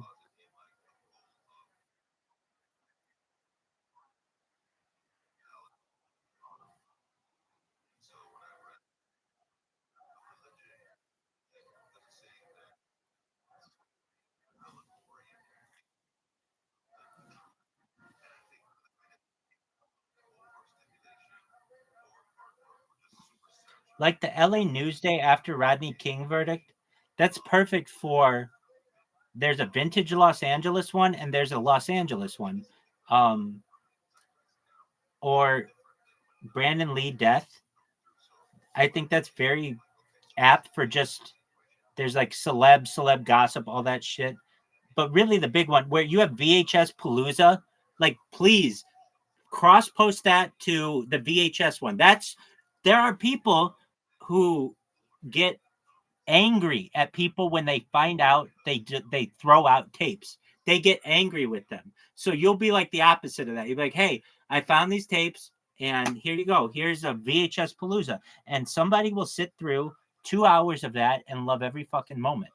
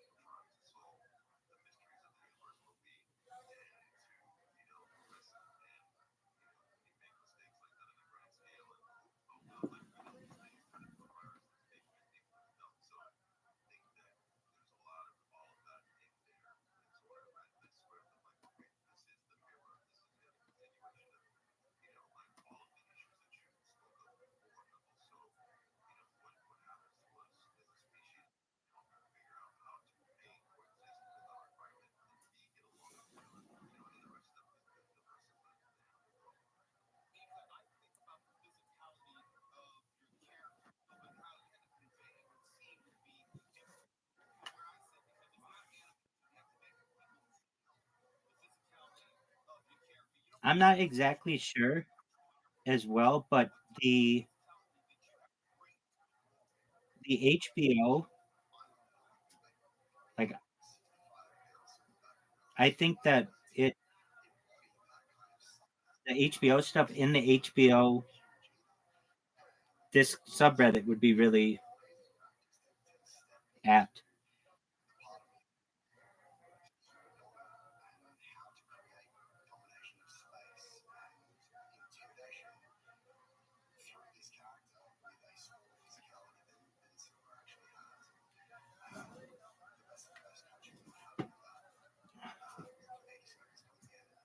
Oh, I'm like, okay, there's the loophole.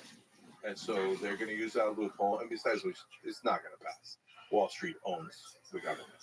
So there's no way corporate Republicans and Democrats, which are about 98% of politicians, are going to limit private equity. And so when do we ever get a little bit of change?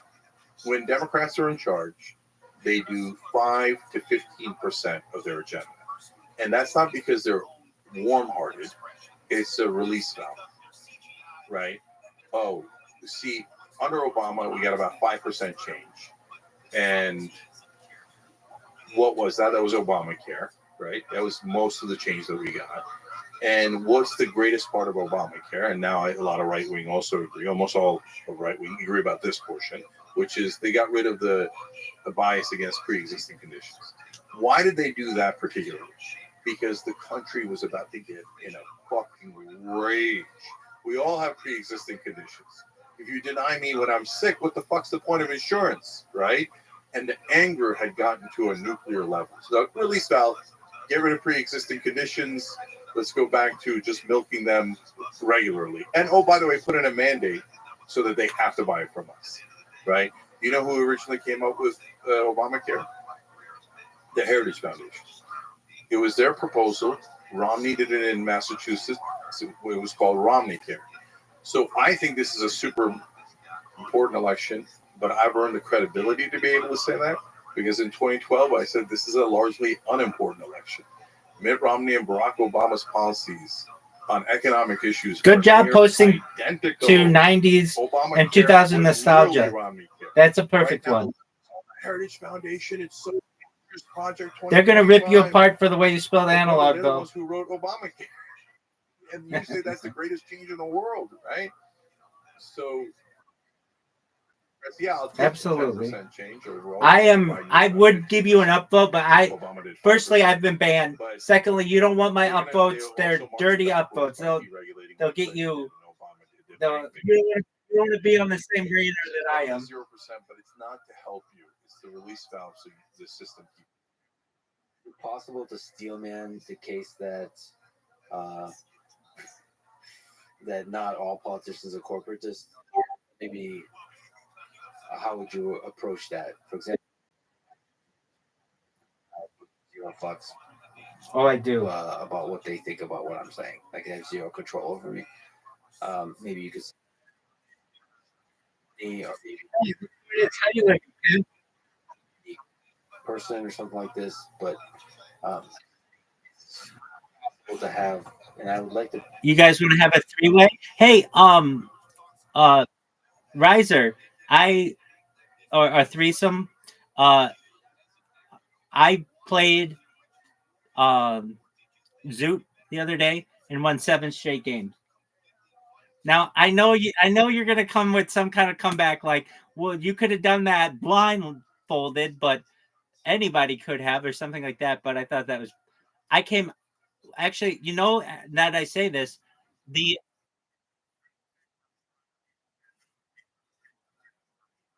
thank you. But now that I think about it, I think I'm gonna suck my own dick here because I actually want to play against you guys. I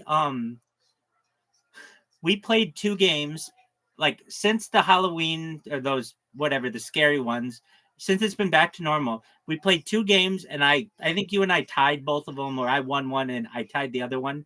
And then against Zoot, I'm like 9-0 since the fucking scary ones. I'm just saying, I'm pretty sick.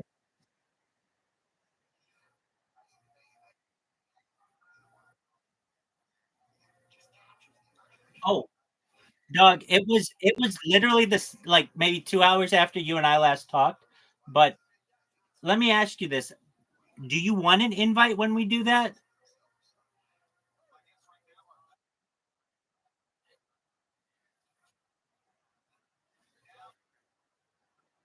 Where do you want me to ping you? And is it okay if I ping you in Discord? Okay. So now that I know, I will. The reason why I didn't invite you in, because I wanted to play with you. I mean, obviously, like you said, um, I like more of a challenge, perhaps. Though not that it's bad, it's just he was rusty. But I did not want to send out like an invitation for 3 people and we'd just be waiting on you. And I didn't know if you had your notifications on for that game or whatever. But in the future, when we play, I'll I'll let you know in Discord. I'll send you an invite in Discord. All right, Caspian C, you want to play one? Excellent. Here we go, boys. Three-way, threesome. Dog, you got your fucking iPad fully charged. You know you're ready to go. Yes, he is. Exactly, dude. Wait. Huge game.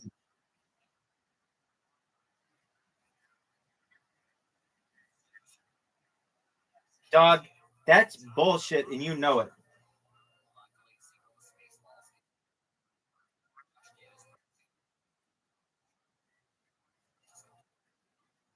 You don't have to see a screenshot. Here's the fucking screen. It's real small. I know. Yeah, like you've never seen a fucking phone before. All right, so are you gonna accept? There you go, Riser.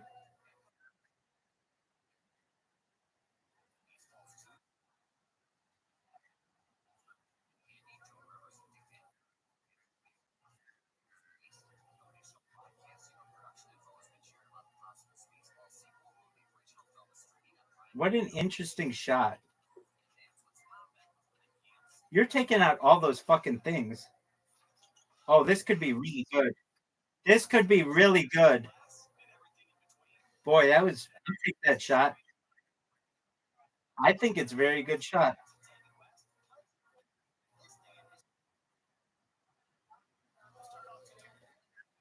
I did laundry. Canada, dog. Oh, what a good shot.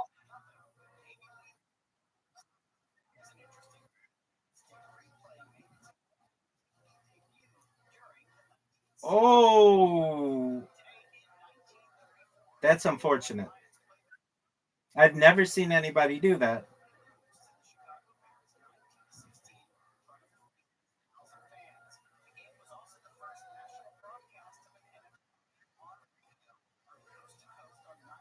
No fucking way. That's risky as fuck.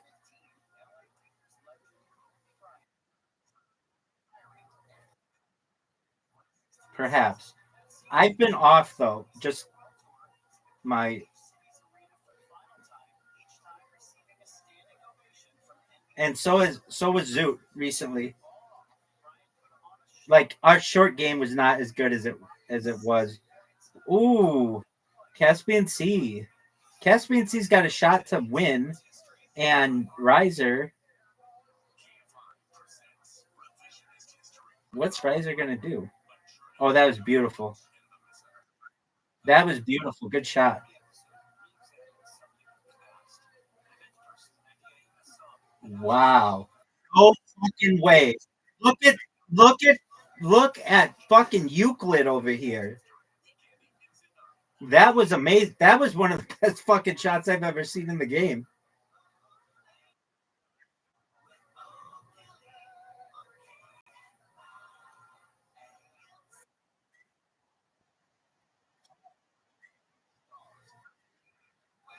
It doesn't work on iPad.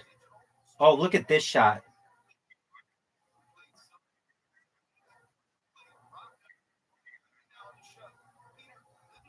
What are you gonna do, Riser?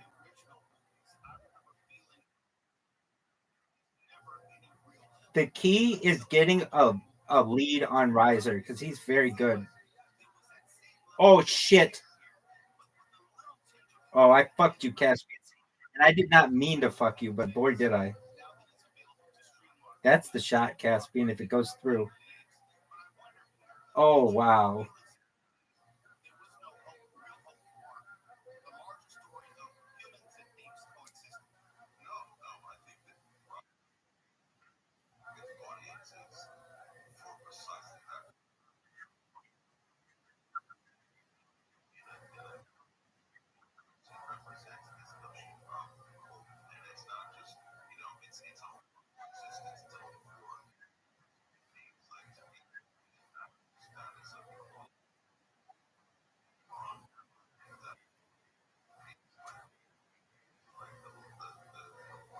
What a fucking shot.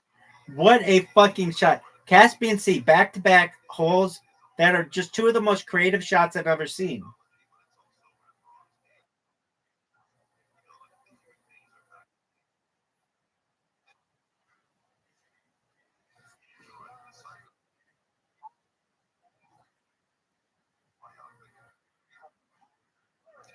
Oh, rim job. Rim job.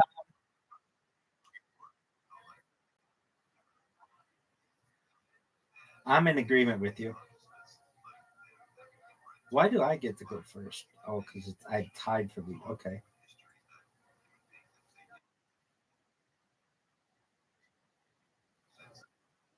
He always says that. He always gives me shit for being host, but I mean, that's just how it works. Get that.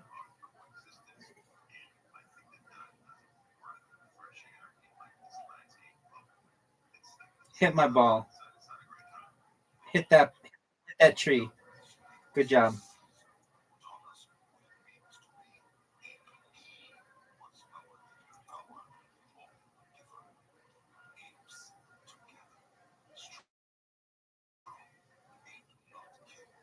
Well, I just fucked somebody. Caspian Sea, no fucking way. Look at this. Three in a row. Get in. Get it. Three in, incredible. I can see I can see that. That was amazing.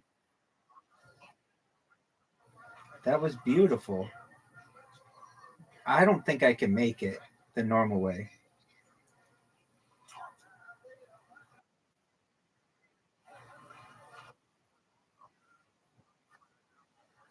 Wow, Caspian Sea takes the lead. I was not expecting this. I was really expecting Riser to be fucking unstoppable. He Caspian Sea is shut out. Unless he put or I'm not Caspian Sea, Riser shut out unless he puts together one of the greatest I've ever seen. Wow. Caspian Sea with the lead.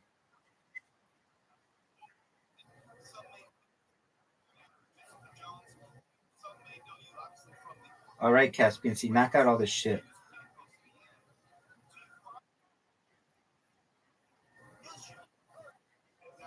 to Newfies.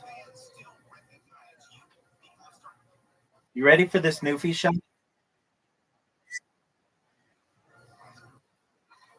Well, we've come to the conclusion that the term Newfie is a term of endearment. We're gonna make it that way.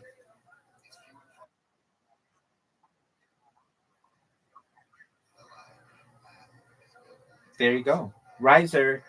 Riser, that's a good shot.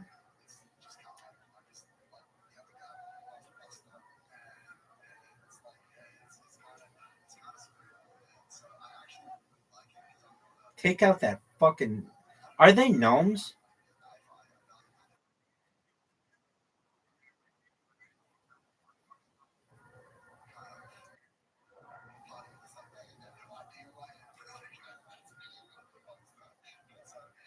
Look how beautiful this shot. Oh, no way.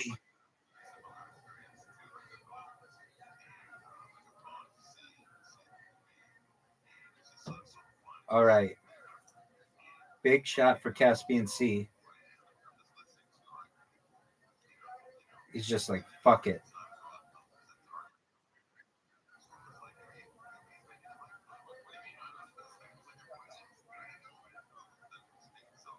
Stop, stop, stop. If I play my cards correctly. Oh, wow. I did not think I was going to hit it that hard. But that's exactly what I want to do. And then Caspian Sea doesn't make his shot, and then we tie.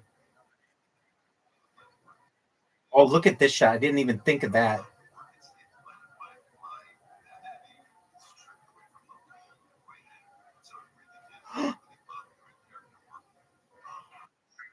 I should have missed that shot. My finger slipped. Oh, man. All right. It all comes down to this. Pressure's on. This is from like my 10th game in a row. I know not against you guys, so it doesn't formally count, but.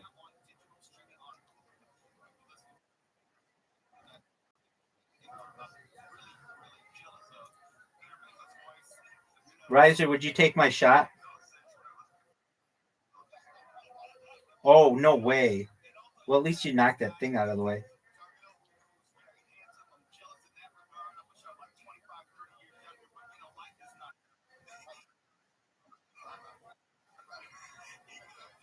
Okay, what do you think about just blasting it through here?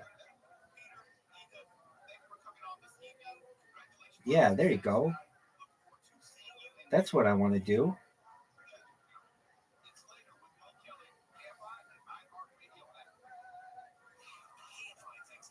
Oh, Caspian Sea not ready to give up yet. He's got an interesting next shot. Riser, as he said, was priced out. Oh, that was beautiful. That was absolutely stunning.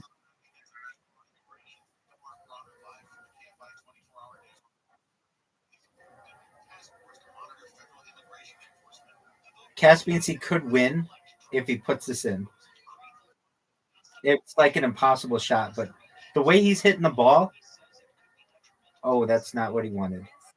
He has to make that. Well, not yet. But all right, Riser, just a tiny little tap. Let's let. Oh no way, you're going. You cray cray.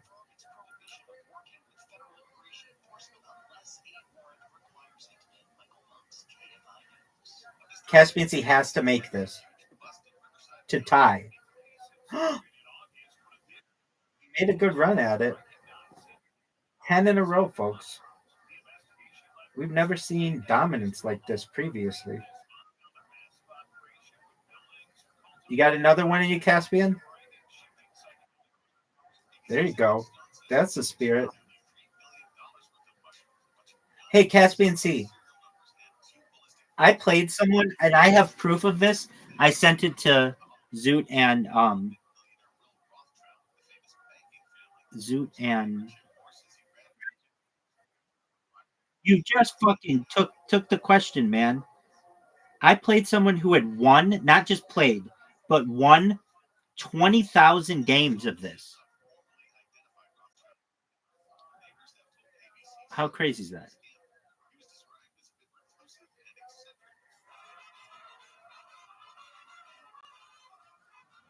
That's a really good shot, Caspian Sea.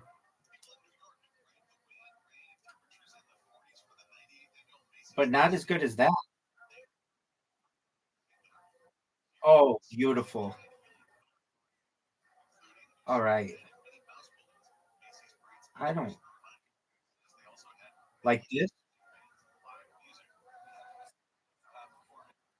What's the right shot?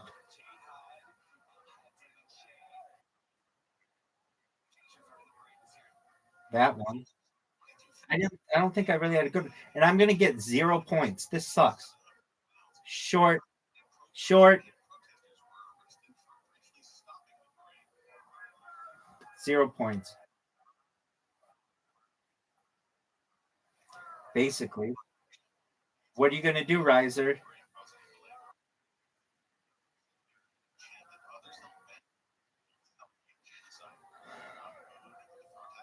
Oh, that is just a phenomenal, phenomenal shot. But kind of sucks.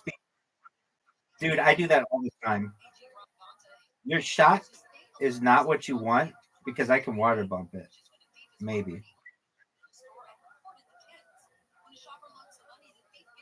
Oh, I didn't, but it was a good shot.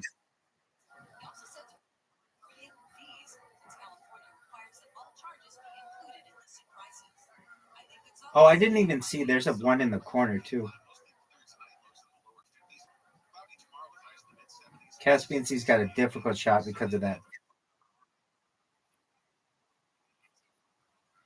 Oh, dude, you know how difficult that shot would be?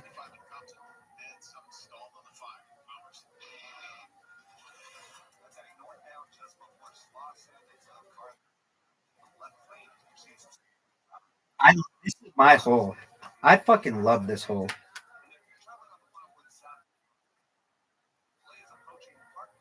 I do as well. I don't remember any percentages except one, I think. So I don't really think that like knocking your ball out is that big of a bonus. Oh, I remember what you do. I think it's this.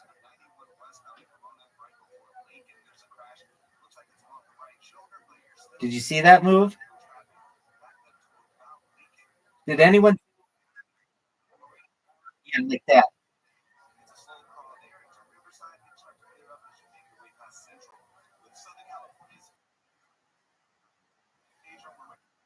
You're gonna fuck me. Oh, wow, did it? That's horseshit.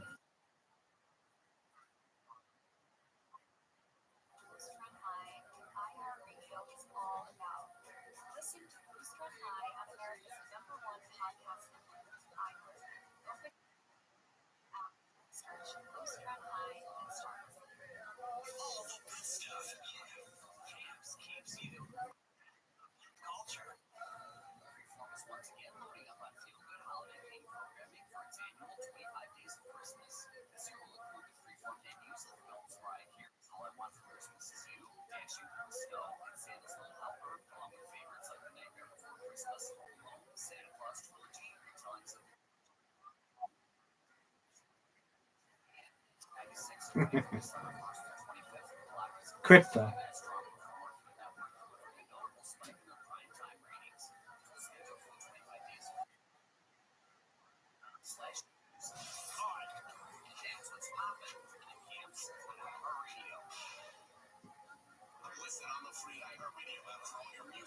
Boy, I got fortunate not to lose a point there.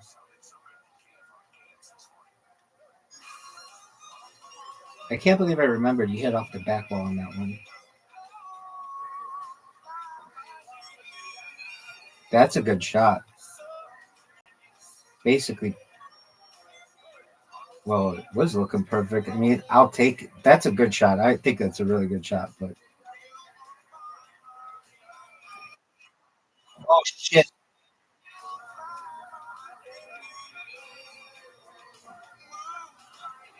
Whew, that was close.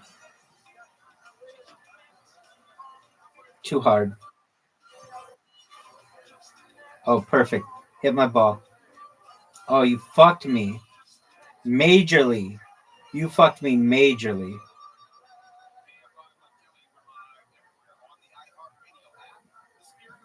Dog, you fucked me majorly.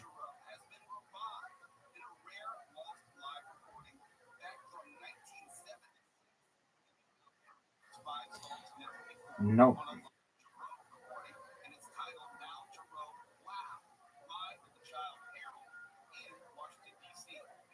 Oh, what a shot. Oh, what a shot. This is a big shot for you, Riser.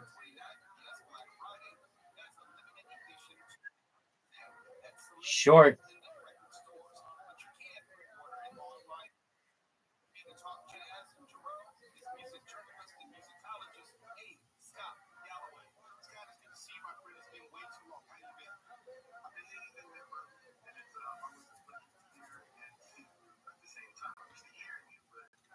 Oh, wow, that's a good shot. Get in.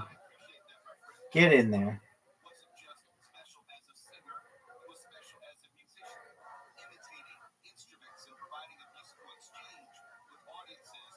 Oh, what a great bounce.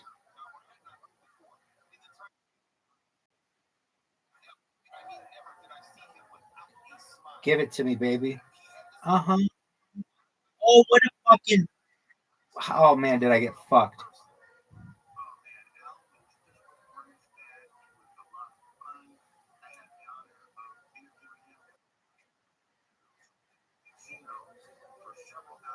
I don't think it matters.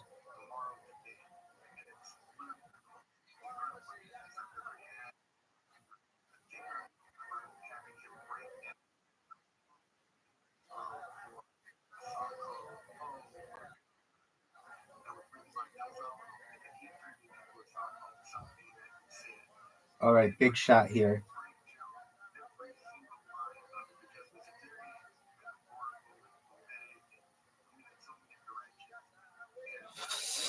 Oh, no way.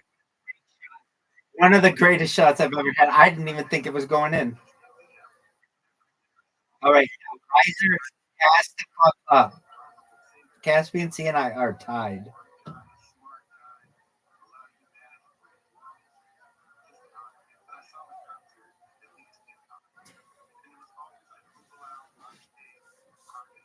Oh, what a beautiful shot.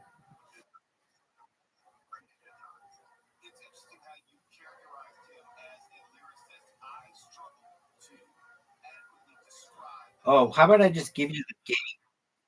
How about I just fucking give you the game?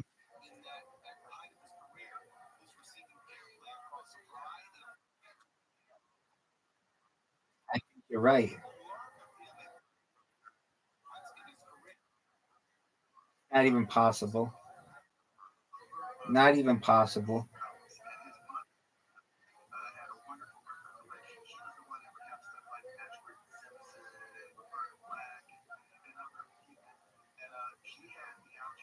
Stop, stop, stop, stop. Oh, terrible.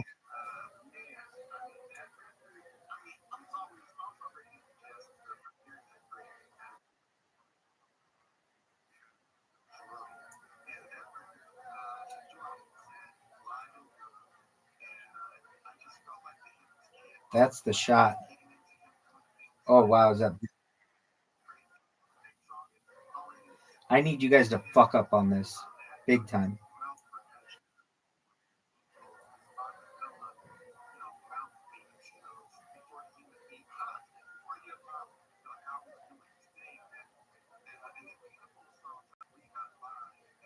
Stop, stop, stop, stop.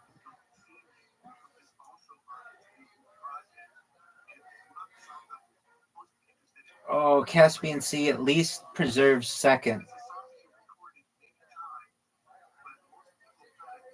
Okay, so I have to make it. I don't.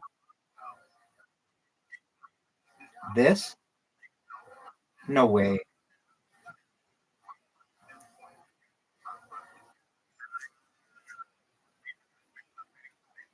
Thank you. All right, my streak came to an end. Finally. Good job, Riser. You got another one in you, Caspian? Caspian has. I'm serious about this. To go 0 for 2, he's played so fucking well. He's had some of the best shots I've seen especially those two in a row, that it's unfortunate that he doesn't have a win.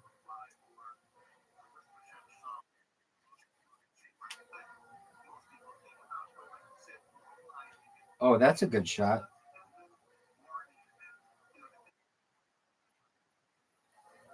I'm in agreement with you. It was looking good. Oh, all right. I need to knock some of that shit out of the way. Just go straight at it. Oh, there you go.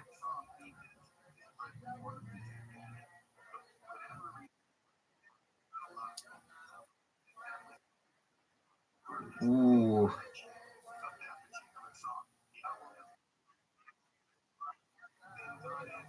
Which way you going, Riser? You're gonna hit my ball?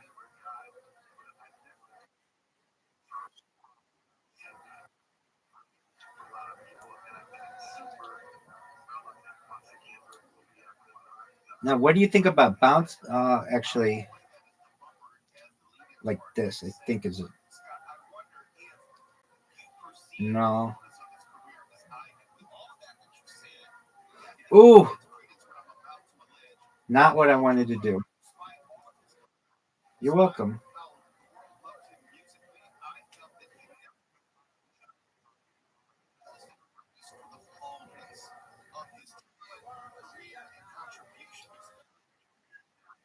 Okay.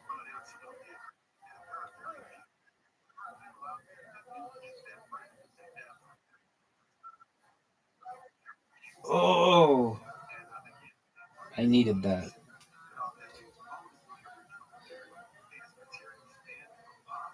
Oh, get in. Perfect. Yay. Dog, that was a fucking amazing shot, Caspian C. I'm serious. I'm glad we tied. That was phenomenal. I hate this one. This is the one I think I remember the percentage. Is it 89? Okay, maybe. Yeah, I forget. But that's a pure perfect shot, man. Absolutely phenomenal.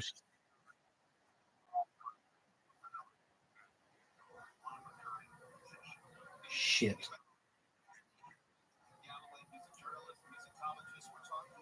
What if I just fucking blast it into that tree?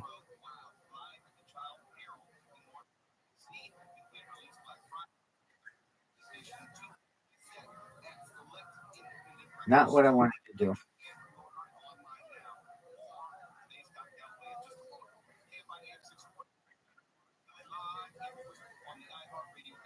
That's the shot.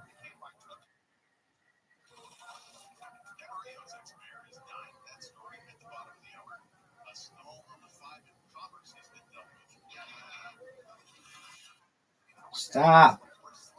Wow.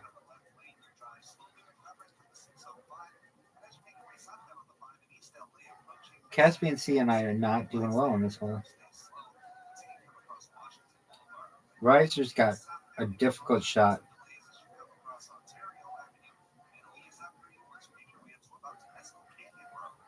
Nice shot.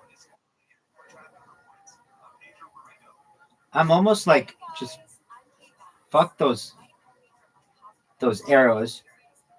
Just don't put it in the water.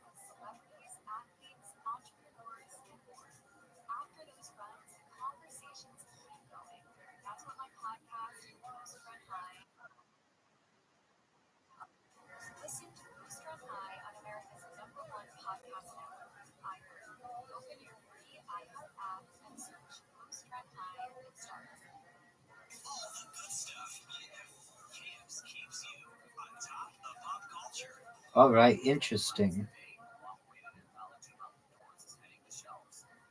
What do you think of this shot? What do you think of this?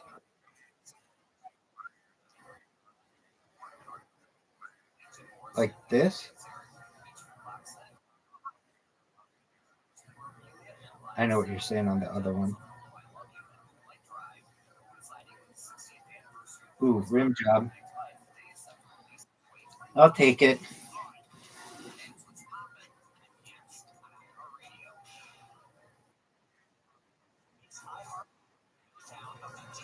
Did you see my shot, Riser? Oh no way, we got zero. Fuck. You know what they call that shot? A prom night. You know why they call it a prom night? It's all lip and no hole.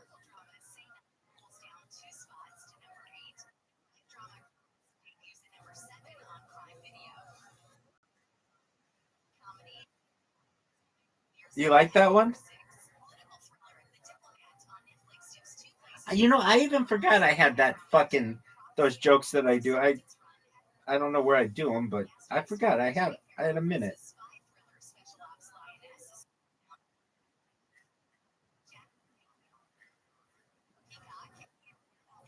Irvine Improv. I wonder if they have an open mic. I'm sure they probably do.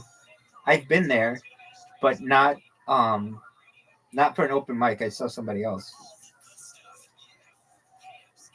I saw a political commentator there, believe it or not.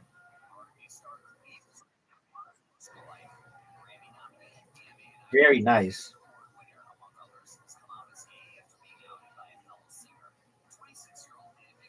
Oh wow. Oh, wow, is that a nice angle? Looks like Riser's getting 0 points this round. Unless Caspian Sea puts it in the water. Oh, beautiful shot. Get in the hole.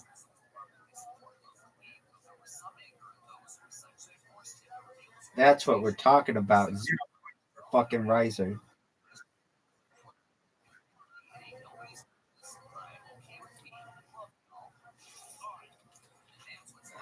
Beautiful. All right, puts us back in the game. This is a tough little hole. Heyo.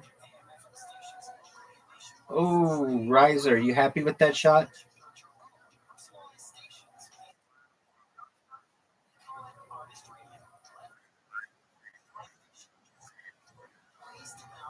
Do you think this angle works?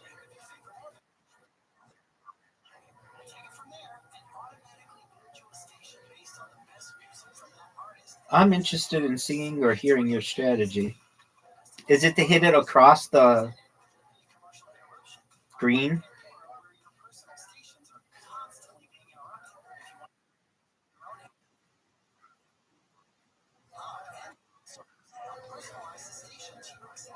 That's good. I could go for the win.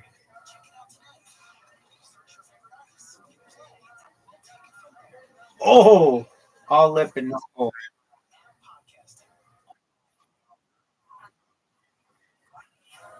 I think you're right. Those are probably some pretty good odds. Those are probably pretty good odds. You've got a tough shot.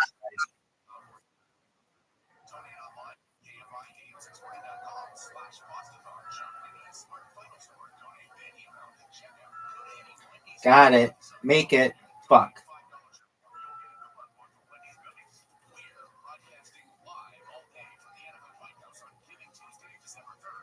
No way.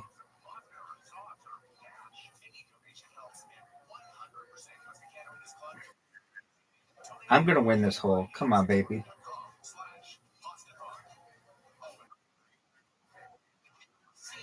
Oh,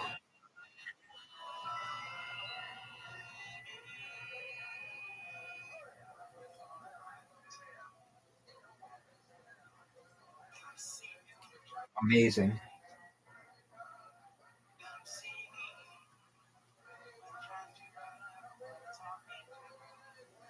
Oh, come on.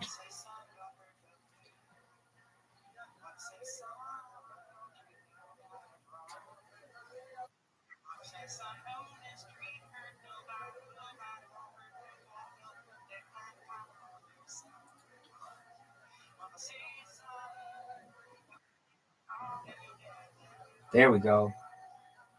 All right. What hole is this? Let's see here. I think this is hole 4. Riser, that's an amazing shot.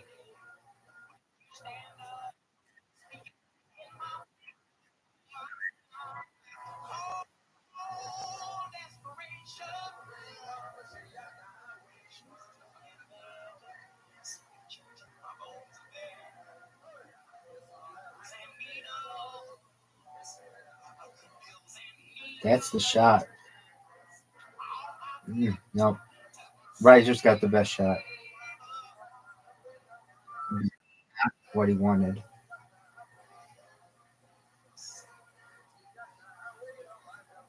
Actually, Caspian Sea might have the best shot. He could run the little. Oh, there you go. Thank you.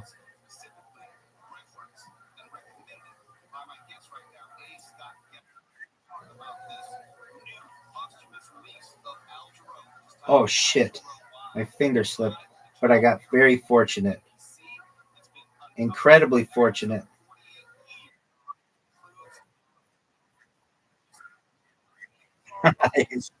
Perfect analogy.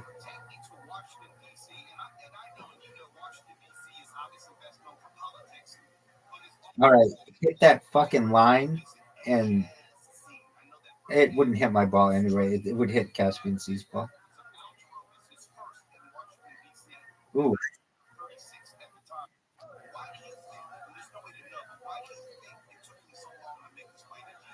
wow, that was a shot.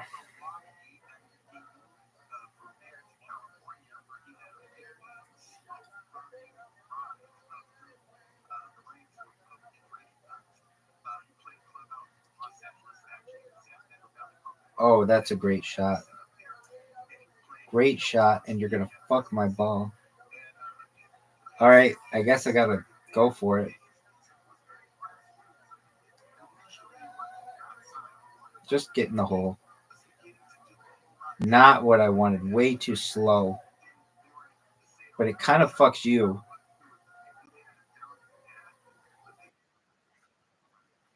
Oh, that's true. If you want to be crazy.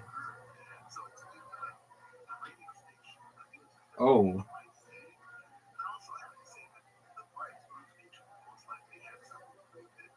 too short.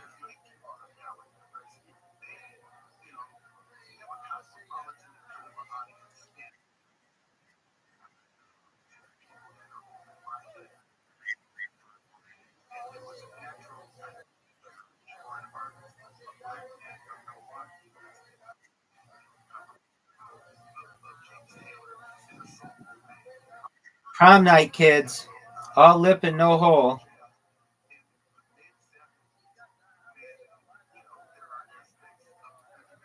Wow, last shot. He has to make it. Short. Psych.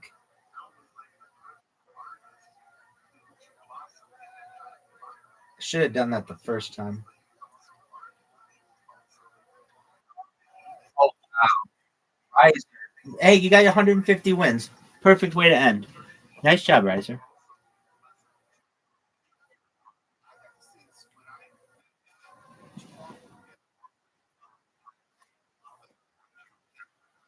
He let us win. He let us win. Well, I will seriously say this. He had better shots than we did. Or I shouldn't say that. He had some better shots than we like impressively. He had at least 3 shots that were like, no fucking way. I can't believe I just went in.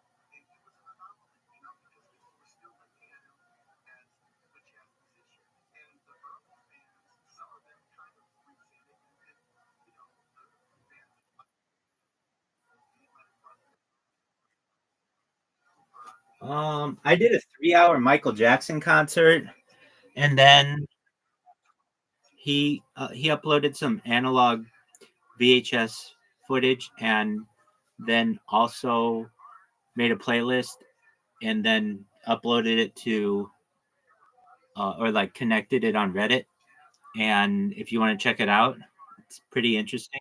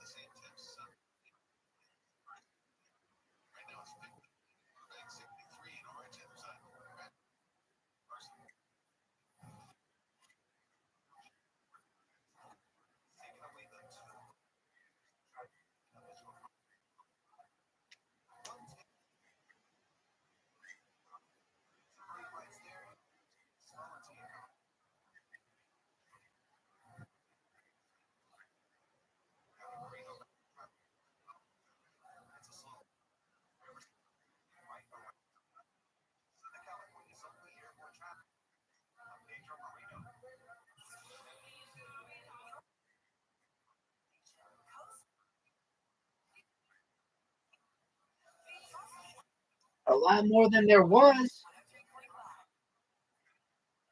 They're already Stanley Cup champions.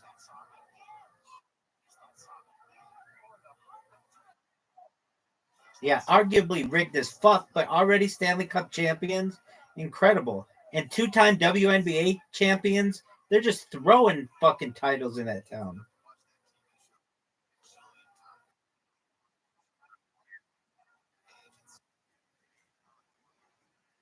Dog. The first year that they had a team, they went to the Stanley Cup Finals.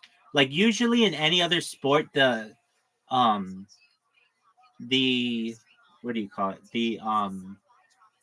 What do they call expansion teams do really shittily. Like in the NFL, they do really badly for the first. Like Carolina Panthers have never won a Super Bowl. The Jacksonville Jaguars have never won a Super Bowl. Houston Texans haven't won a Super Bowl. But the reason why it was different for Las Vegas is at the time I think they only brought in one team, and they do like an expansion draft. And I think usually teams only have to give up like one or two players or something, but this time they had to give up more. Let me see that, which made the Vegas Knights way better. Um, Let me see what the deal.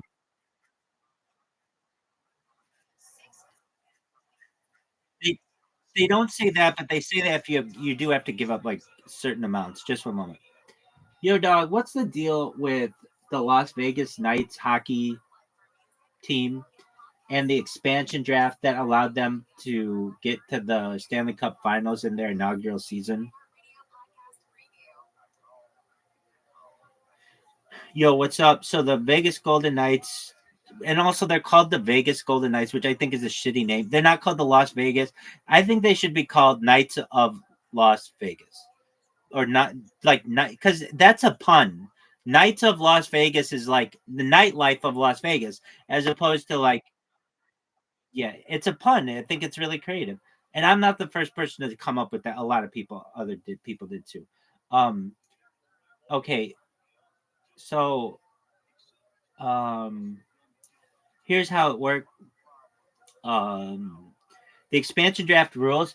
The NHL had an expansion draft, held an expansion draft in June 2017 to stock the Golden Knights with players for the first season. Each of the 30 existing teams had to expose a set number of players, protected and unprotected.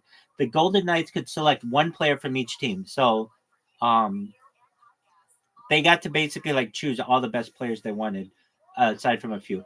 Teams could protect either seven forwards, three defensemen, and one goalie, or eight skaters, forwards and defensemen, and one goalie. The rest were left exposed and eligible to Vegas to pick for Vegas to pick. And I mean, there's a whole bunch of other reasons, but let me say, uh, wasn't this different than normal expansion drafts, which generally have like two teams in the past? I don't know if this is. Oh yeah, you're absolutely correct. I didn't think this was. I didn't know for sure. The Vegas Golden Knights expansion draft in 2017 was definitely different than the previous expansion drafts. So usually it's two teams that get the opportunity to do this. Like when they did the Ottawa Senators and Tampa Bay Lightning in 91 or 90 or 79, the Hartford Whalers, Quebec Nordics, Winnipeg Jets, and Edmonton Oilers. There were larger drafts involving four teams. So this was the first time it was like one team, as I understand.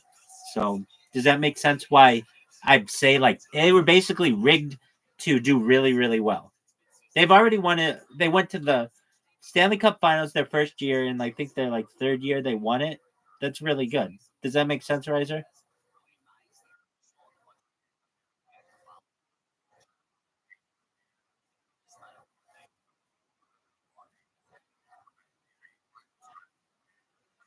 Exactly.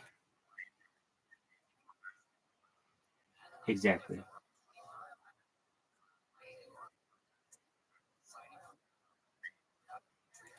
Right. I mean, like Phoenix didn't get that. Well, like I guess Phoenix.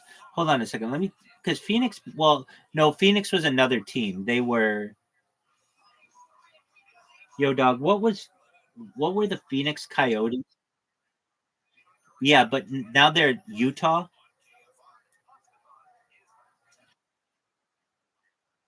They've been granted one. Just one moment. Yeah, their first year is going to be just called the Utah Hockey Team, and they're choosing between like the Yetis and hold on, let me find out. Yo, what is the deal with the Utah Hockey Team as a pro team in the NHL, and what are their potential names, including the Yetis?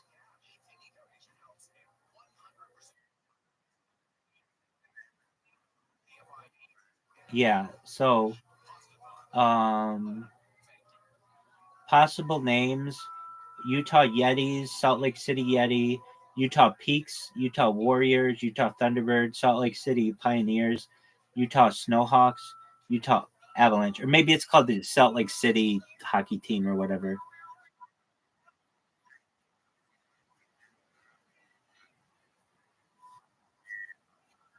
Yeah, we missed that. We'll have to get them next time.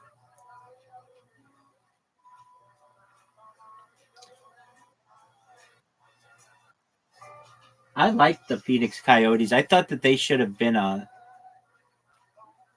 I don't know. I mean, it's just frankly, America doesn't really like hockey that much because it's always going to be the fourth sport. Not always, maybe, but like football dominates. And then there's like America's pastime, baseball and basketball. It's very big internationally and in the United States as well. And it's just hard for hockey to make any inroads. But hockey, when it comes to a sport to watch, is more exciting than the other three because it's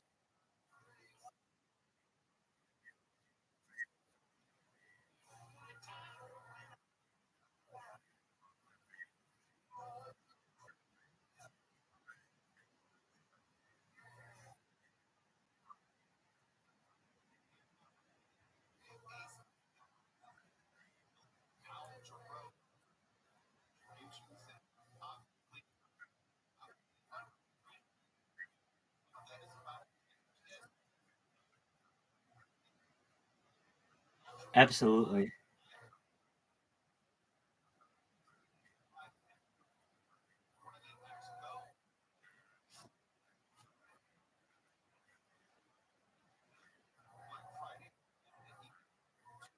Was that at Joe? Did you go to Joe Louis Arena?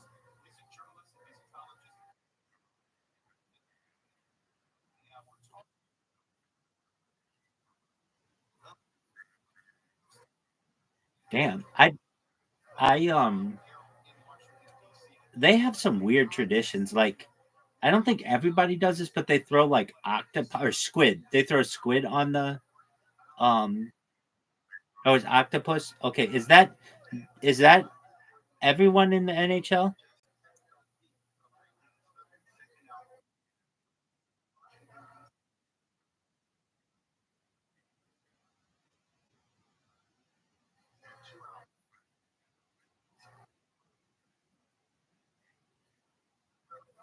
Why a rat?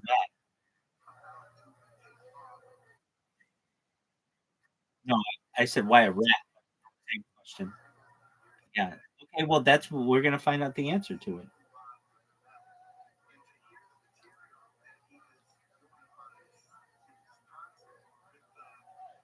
Yo, dog. Um. So the Detroit Red Wings have octopi that are thrown on the ice. Why is that done? And when is it done? And then Florida throws a rat. Does anybody else throw anything? And if so, why? Tell me everything you know about throwing shit on the rink. I think that I think a bunch of teams do this where they throw stuffed animals on it for like children's charities. Okay, octopus guy. He once threw one for 40 pounds. Okay, Florida Panthers and the rat. It started in 1996 when Scott Mellenby killed a rat in the locker room with a slap shot. The next game, he scored 2 goals and people started tossing plastic rats. Oh, okay. It became a thing during the 1996 Stanley Cup. Okay, other teams. The Boston Bruins throw or have thrown brass bonanzas, a term used for an old song with the team or towels. New York Rangers, sometimes a cowboy hat is tossed on the ice when a player. That's a hat trick, though. That's a little different. The Chicago Blackhawks, they throw hats. Vancouver Canucks have a annual Towel Power event, and then they also have stuffed animals on the ice, or so maybe yeah. And then Minnesota Wild,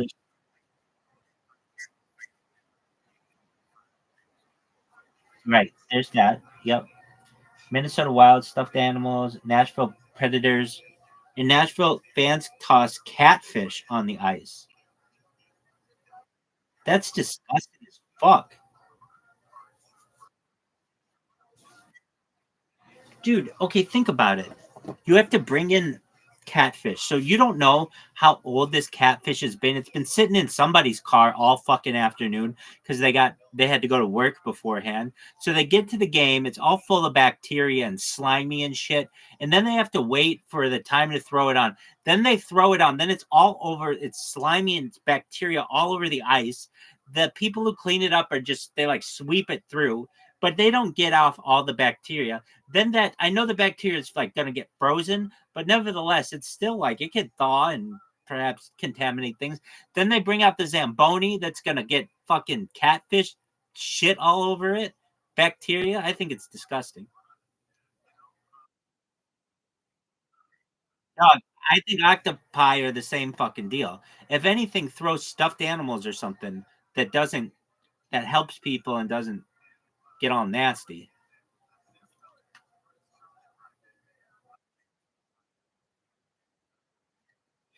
That's true. That's true.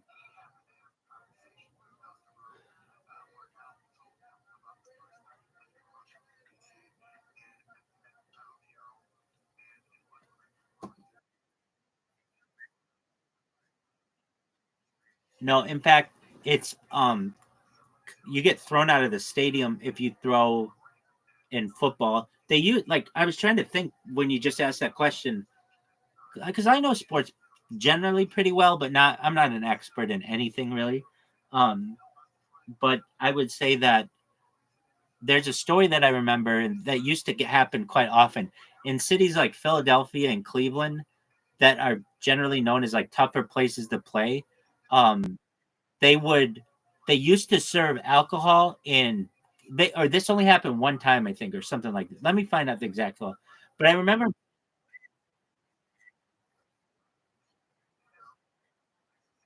well, what they did is they served it in glass bottles and people started throwing it at the players and so it was just like missiles. Let me find out about this. Yo, dog, deal with either Philadelphia and or Cleveland and they would throw glass bottles at the players? Talk to me about that.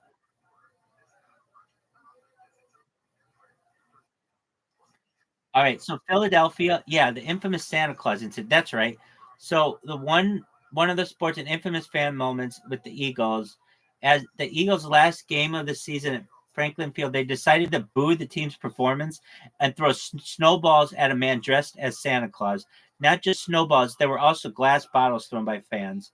The event was symbolic of the city's rough and tumble reputation for unruly fans. Okay, Cleveland, the bottle incident. Oh wow, I was right on both of them. Cleveland has its own dark uh, history. 1974 Browns versus Steelers. Yeah, Cleveland fans already frustrated with the team's performance started throwing bottles, some filled with urine, at players, refs, and even each other. The situation was so bad that the game got delayed. So yeah, there. Okay, so usually what happens, at least in the United States, if you throw something on the field, you get kicked out for life. So they ban you forever, and you're never allowed to go back. Now those were the days where like the whole fucking stadium did it, and you couldn't just kick out the whole stadium. But in today's day, they don't let you throw anything on the field when it comes to football. Baseball, the only time I really hear about stuff getting thrown on the field in baseball is let's say your team is pitching and the opposition hits a home run. If you want to be like seen as a hero for the home team or for your team that was pitching, you take the ball and you throw it on the field like I'm going to reject your home run and That, but that's not like a mass amount of people throwing stuff. And then in basketball, yeah, you're not allowed to throw anything in basketball. Um, the one time that I think of, do you remember the Malice at the Palace? Do you remember hearing about this? Okay, so this was the biggest incident in the history of the NBA. Just let me get all the facts for you. Yo, dog, can you just give me a quick breakdown on the Malice at the Palace? And somebody threw a beer allegedly on Ron Artest, which made him. He eventually, because of it, he changed his name to Meta World Peace eventually, so that he would not be known, remembered by that anymore. No, no, no. He was playing basketball. His name's Ron Artest. And okay, so here's what happened. This was November 19th, 2004, between at the Palace of Auburn Hills. Uh, the whole thing started when Ron Artest got in a physical altercation with Ben Wallace. Things escalated, and after Artest lay on the scores table to cool off, a fan allegedly threw a beer on him, and that's when everything broke loose. Ron Artest, already known for his volatile temper, rushed into the stands and started fighting with fans, and he did. It's like this huge motherfucker just taking just haymakers on motherfuckers, and it was one of the most infamous incidents in the NBA. Artest, who leading to severe suspensions, Artest got 73 games, which is like basically an entire season, and other players, including Steven Jackson and Jermaine O'Neal. As for the name change, you're right. After the incident, Artest felt that his image was has been so tainted by the fight that he wanted a fresh start. In 2011, he legally changed his name to Meta World Peace, saying he wanted to promote peace and love and to distance himself from the past. So yeah, so those are like the incidents. So let me just say, like basically, as you yeah, but the incidents that I know where people have thrown stuff on the field have been like huge incidents. They're not like positive things. And I really think if that guy, the octopi guy or octopus guy, threw an octopus on the rink now without any backstory or anything, they would have thrown him out and banned him for life. But since it happened in 1962, it was embraced.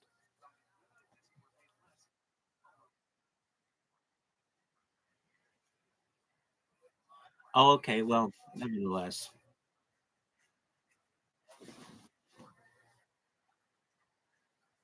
Yeah, exactly.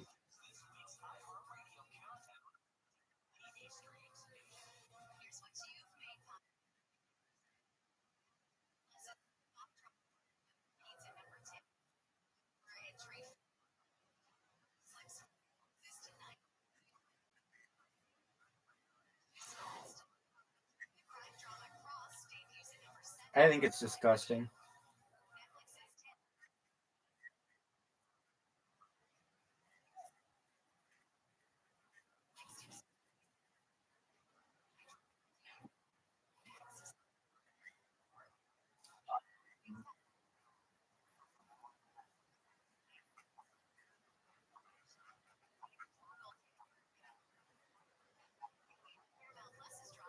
I'm in agreement. Well, like we discussed earlier, I wish you could just have settings to turn off that stuff. So I don't want any boobs. I don't want any F words, but you could still say like crap or whatever. Whatever. I wish you just could change all that stuff. But I'm in agreement.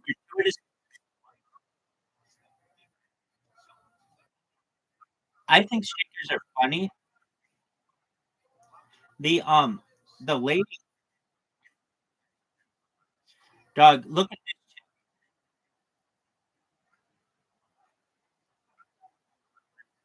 look at this girl's boobs. Her name's Morgana. She's known as the kissing bandit. Um, she kissed a whole bunch of people for 30 years, 1969 to 1999. If she wasn't seen as like a hot chick, she would have been banned long ago. But she would just go onto the field and kiss people like in all kinds of different sports. Um, I don't know if you can. Yeah. So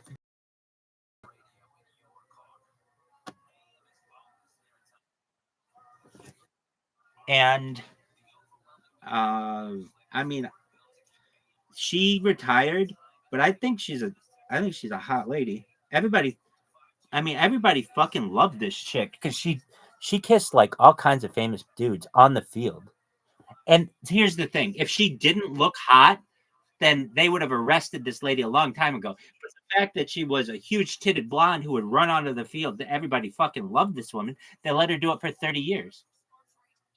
But but she was not naked when doing it. My favorite ones, streakers, are the people who put 19th hole on their with an arrow pointing down to their butt and they run on the green and grab the pin. I think that's a funny one. Or they'll grab like somebody's ball. I mean, I don't condone it, but if somebody's gonna do it, I think those are funny. The thing that sucks the thing that sucks in the United States is, or really I think anywhere nowadays, they if there's a streaker on the field, they absolutely don't show it and they don't even talk about it. So nobody except the people who are actually on the at the game actually know that you do it, and then you just get a lifetime ban. So what's the point?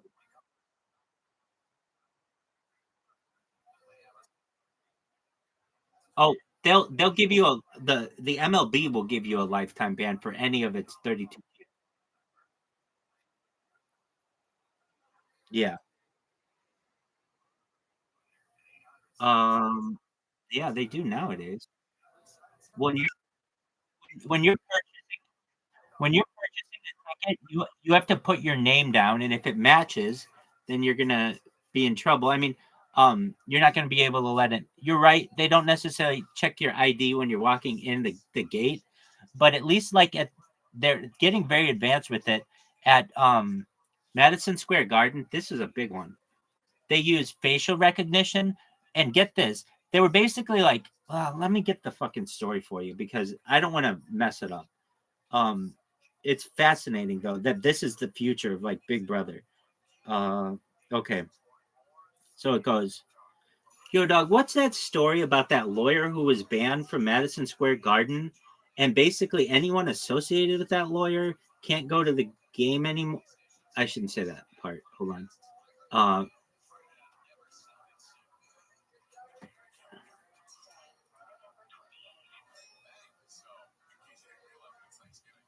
basically, there was some dispute.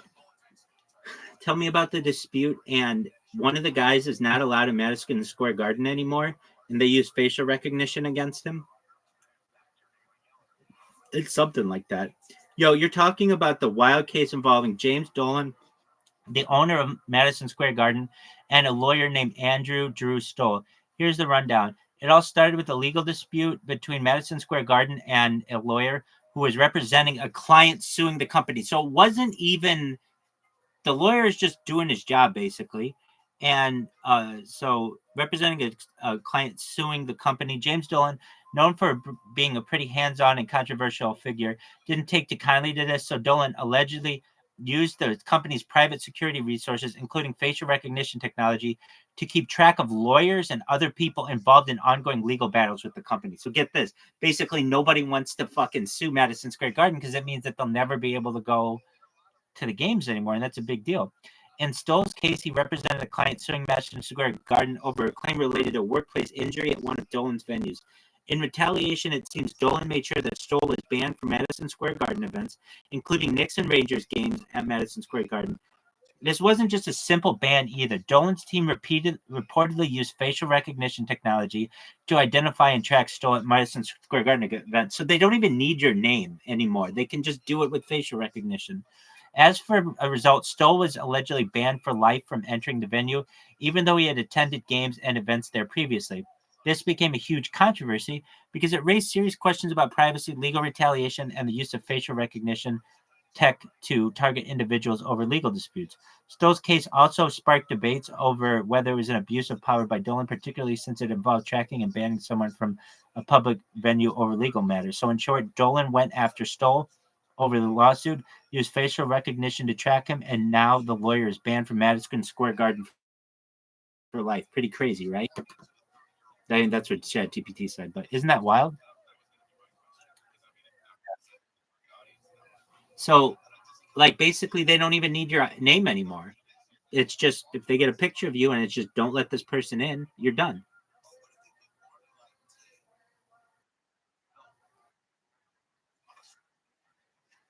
Well, in that case, it was just Madison Square Garden, but yeah, but they're not going to let you. Oh, I get what you're saying. Going in with that, okay. If you want to wear a mask at the game the whole time, sure. And I know you're saying, well, all you have to do is get through the turnstile and then go in the bathroom and take it off. But if they just scan the crowd for anyone who's supposed to not be there, you'd have to wear the mask the whole time. And let's be honest, if that guy really is a fan, somebody's going to find out that he's going to a Knicks or Rangers game and they're going to tell him. It's just somebody's going to snitch on him. But I think that's a really unfortunate one. The guy was just doing his job. I mean, I don't know what kind of lawyer he is or whatever, but he was just representing a client in a workplace, a workers' compensation suit, which is pretty normal. And he gets banned for life from Rangers and Knicks games. It's quite a punishment. But also the precedent that it sets that basically, if you piss off any of these billionaires, they can make it so that you like. I would make the argument that going to Rangers and Knicks games in New York City is kind of one of those time held traditions. What is it? Time altered? No, time. What's the phrase? Time honored traditions.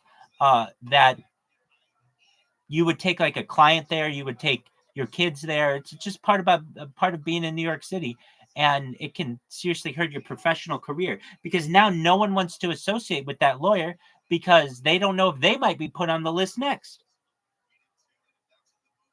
Essentially, you become persona non grata, is what I'm saying.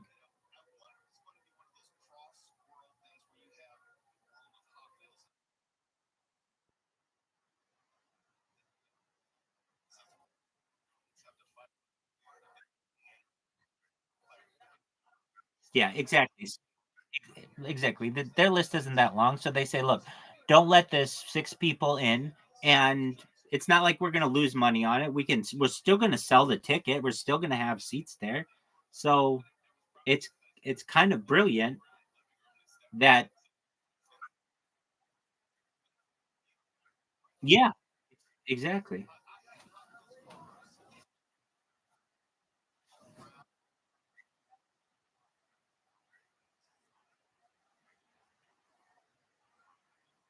Exactly.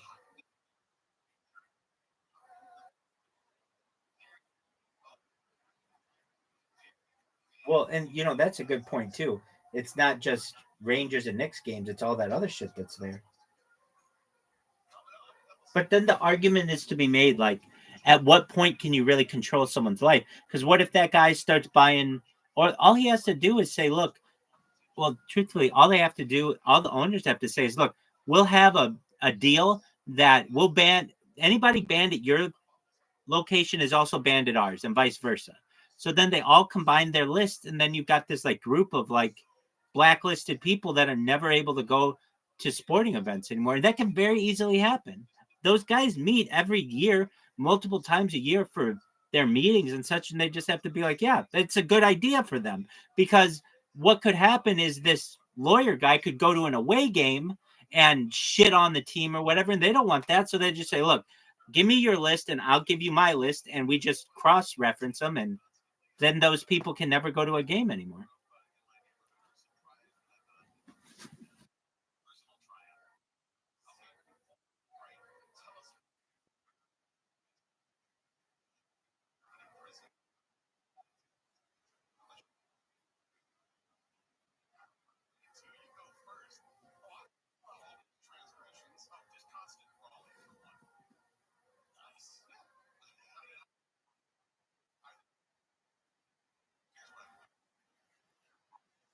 Yeah, but you know what's interesting is it's not considered like they don't get. Oh, you know what? I got to look this one up. I Are they considered sex offenders? Are streakers known as sex offenders? Do they have to register? And why not? There are lots of kids at the game, and they're exposing themselves to them. What's the argument?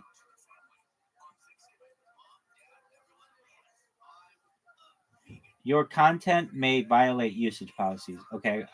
No, it doesn't. There we go. It gave me the answer. All right. Here we go. They are not automatically considered sex offenders, which I would think that they would be. It's the same as like, I mean, it's not the same, but it's like if a little kid sees your genitalia one way or another, how isn't it a sex offender?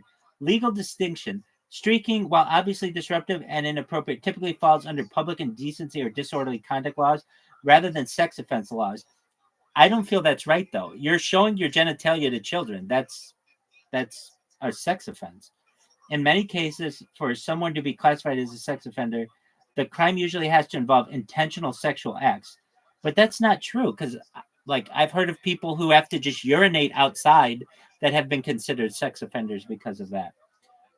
Public indecency versus sexual offender says so. It's considered indecent exposure or disorderly contact. But I think they should have to register as a sex offender, or the people who get caught peeing in public and stuff, those people should not have to register as a sex offender.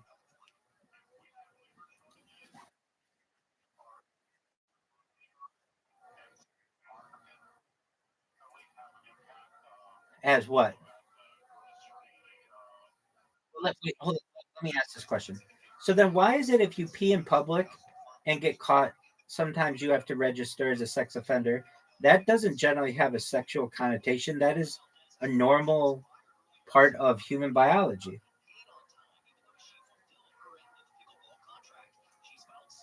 Great point. And this is why where things get murky. You're right. Public urination isn't inherently sexual, just a natural bodily function. But in some situations, people who get caught peeing in public can end up. Yeah, it seems as if it isn't. It there's a conflict.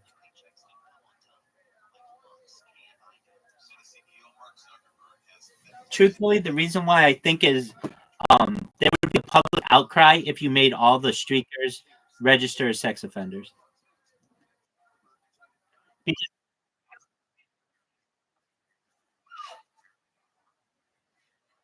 right, exactly. And you know what? In my opinion, if you were to do that and you were going to be really strict on the law, every single like I guess you would just say, hey, we have a stadium of 50,000 people, 10,000 of which are children, and you expose yourself to 10,000 children. So now you have to do what, 10,000 years in jail or something like that. I mean, that's really what it is. If you think that it's so bad for children to see someone naked, then that should be the punishment because it's how many kids saw your genitalia? 10,000, then it's 10,000 years in jail or whatever the punishment is, which doesn't make any sense. Doesn't make a lot of sense. So then it tells me then that the offenses are being treated differently.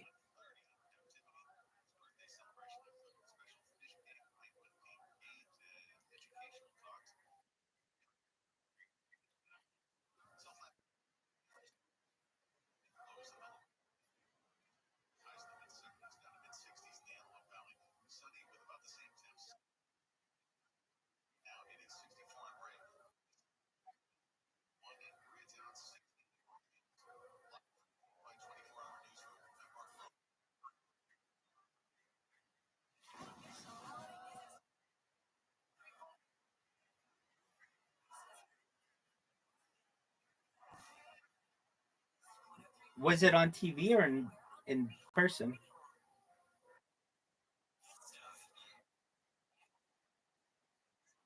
What if I would you remember what sport it was?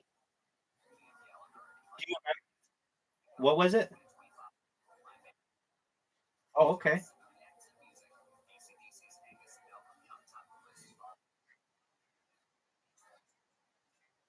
That's Welcome, welcome.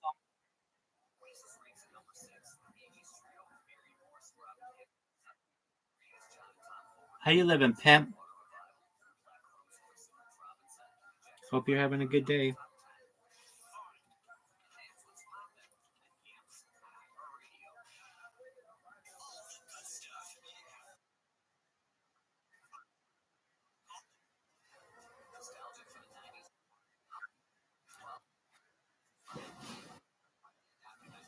Pencil innovation,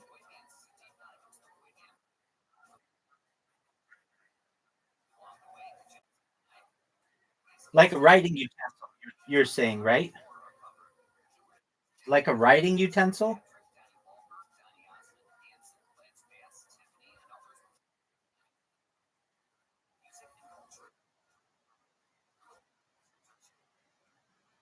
Are you saying pencil? A pencil idea? Oh, potential. I apologize. I thought you said a pencil idea. I'm like, okay, like a writing utensil. Okay, so potential idea. What's your idea?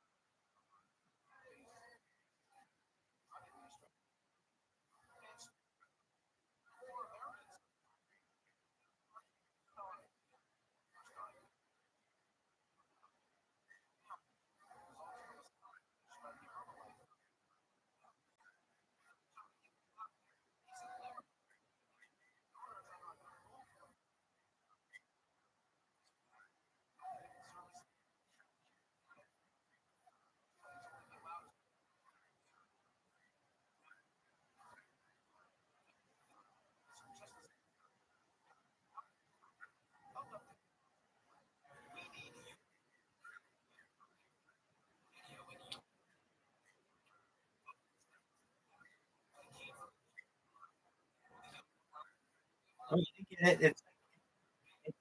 It's why crop rotation's important.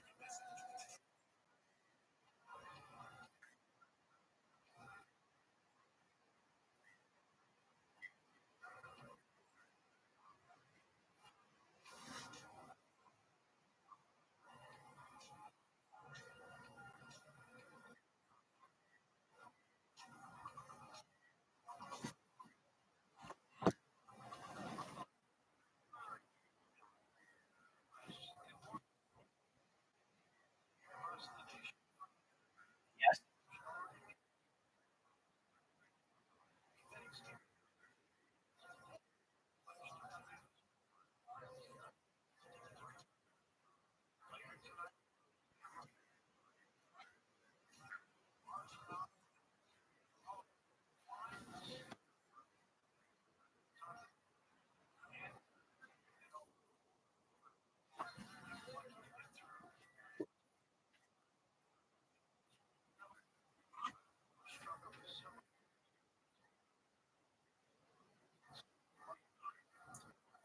I think that's a pretty good idea. Now let's talk through it. Let's talk through it. Why does it have to be blockchain based?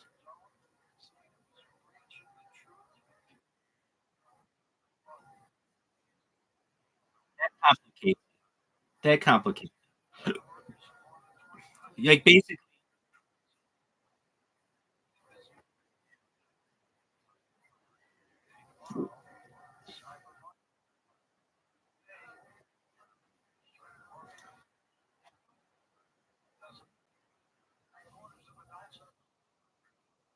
Okay. Okay.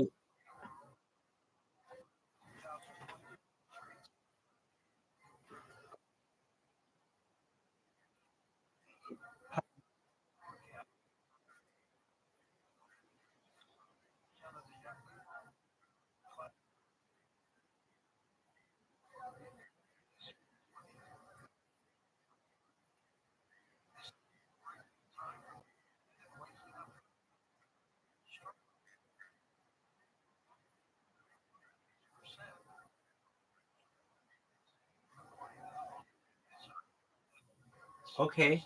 Um. let's okay. So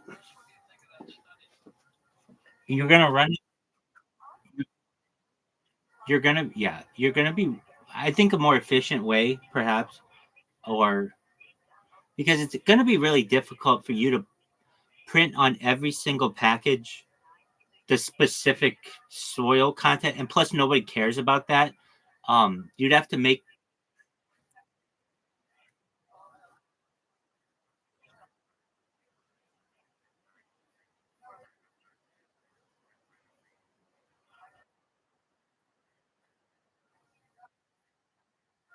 right. That, yes, yes, that's what you need, and that's what I was going to suggest.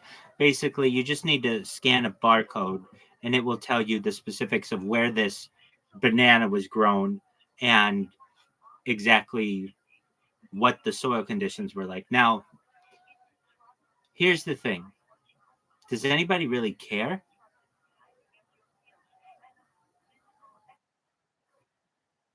Except except maybe the top 1% of really health conscious buyers would care, but aren't most people going to say this? This is what I feel most people would say. I don't really give a shit about what the soil was like. Tell me what the nutrition is, like basically in the fruit that I'm eating.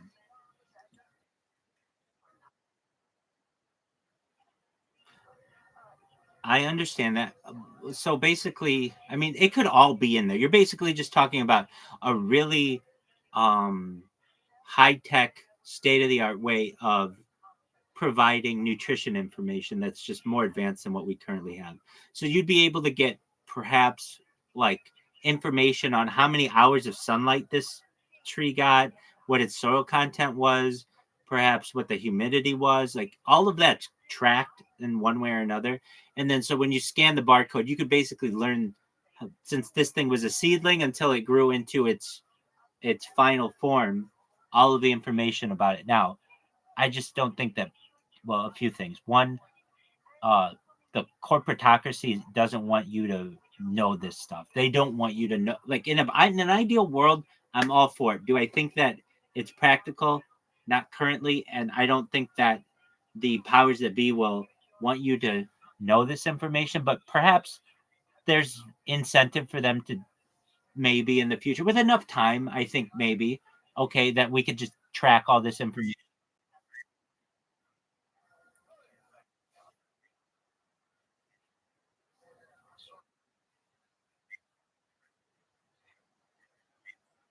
Well, so people are going to say exactly, exactly. They're gonna say, "I don't want you to use Roundup," and so they're gonna start boycotting things. If they could scan every fruit at in their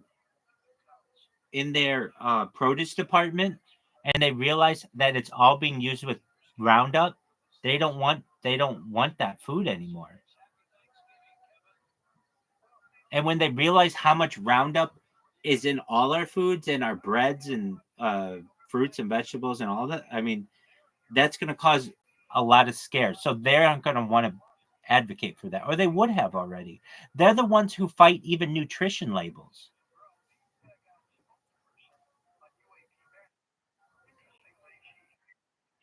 and they fight. I mean, like the big one I've heard about recently is with Robert F. Kennedy, and he made a comment, and the New York Times fact checked on him on it, and basically he said, "Look, in the United States, when you want to eat, I don't know, it's something I don't eat, but I think it was like Fruit Loops." Um, there are all kinds of dyes in it in the United States. There's like red 40 and all these things that are illegal in Canada. And so when you eat Fruit Loops in Canada, there are a handful of different ingredients, but they're generally not artificial when they are in the United States. They the major food producers don't want people having these types of conversations because people in the United States are going to say, "Look, we want to have the same kind of rules that the European Union has and that Canada has." And then they're going to start saying, "We don't want high fructose corn syrup. Get that out of our food." And they don't want that. They don't want people to know this.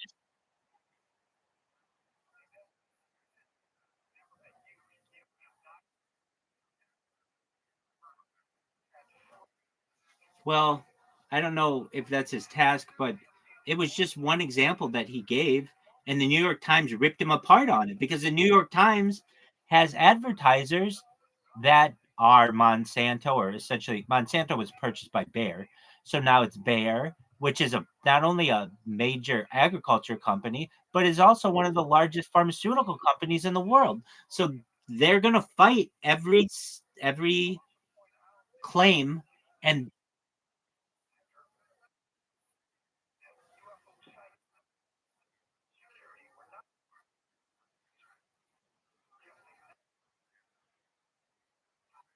they own Monsanto. They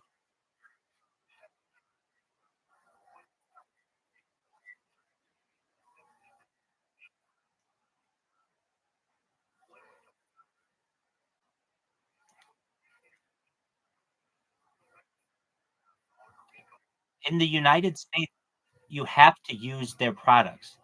And if you don't think so, if you think you can just take your own seed, let's say, Riser, you want to be your own farmer. Number one, being a farmer is very, very expensive, and it isn't even a lot of times profitable for them.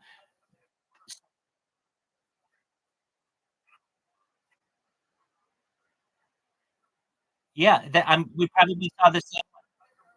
I was just going to give the example where you have two farmers on neighboring properties, and the Monsanto seed spills into the other farmer's crops, and now that other farm, number one, has to use Monsanto uh, Roundup Ready. It's called Roundup Ready um, crops, or else it will he won't be able to uh, grow. And then also Monsanto can come and sue him for using their seeds, and that happens, and then they just take his farm.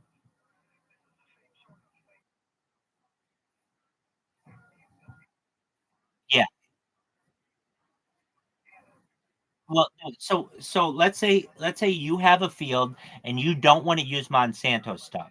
And I have a field right next to you and I do use Monsanto stuff.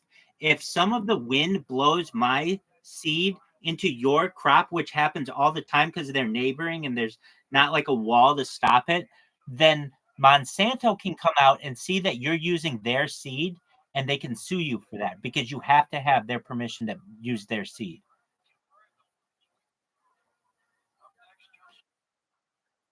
Completely illegal practice, absolutely. But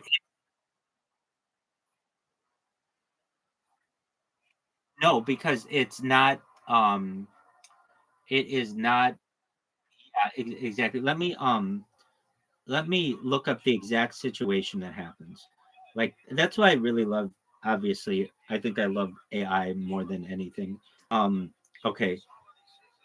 Yoda, tell me about a situation where you have one farmer who's using Roundup Ready, Monsanto approved seed, and another neighbor next door who wants to use organic or non-Roundup Ready stuff.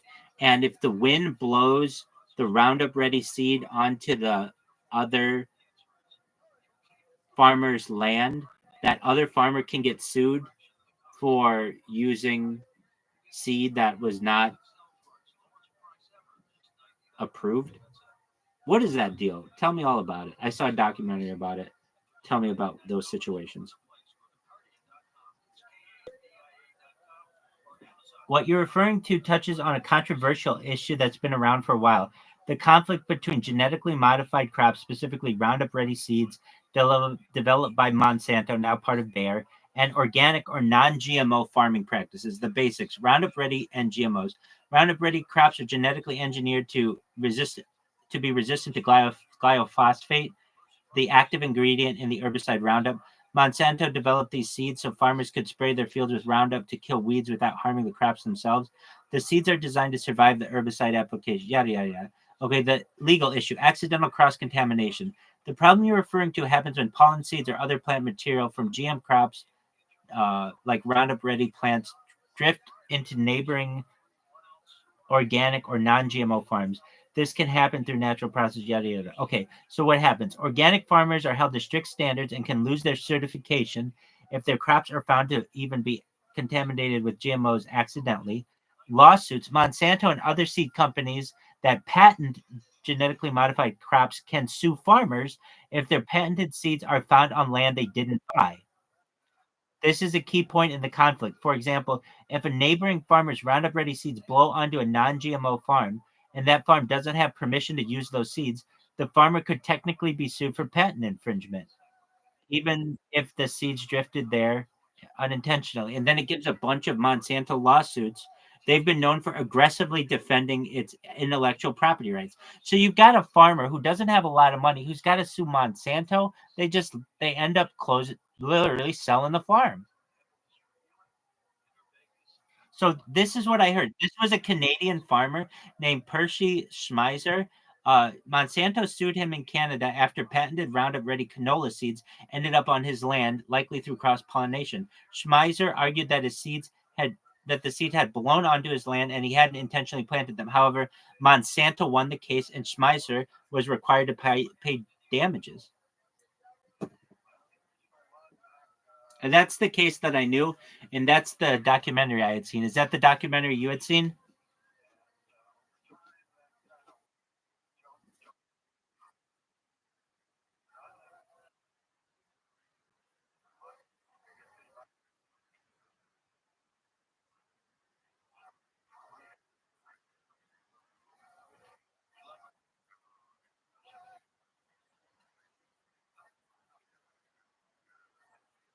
That's true. They definitely have the control.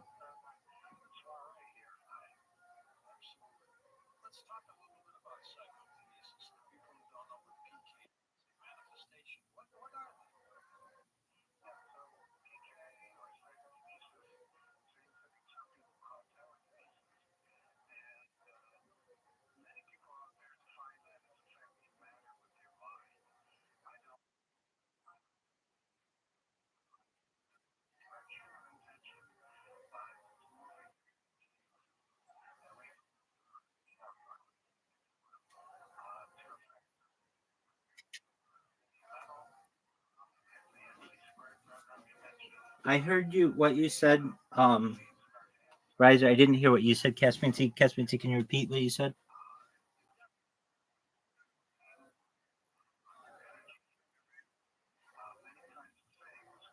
They're written in favor of the corporations.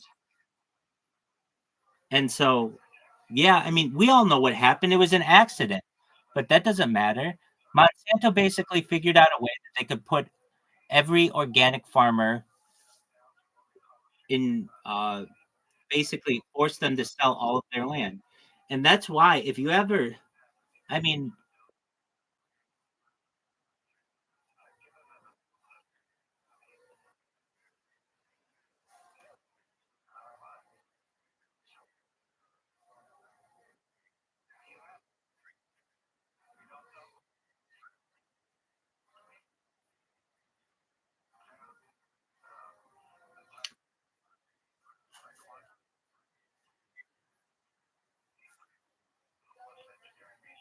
that's the plan. I mean, it's why in the United States, generally farmers don't own their own land. They lease it essentially each year, and it's not profitable. And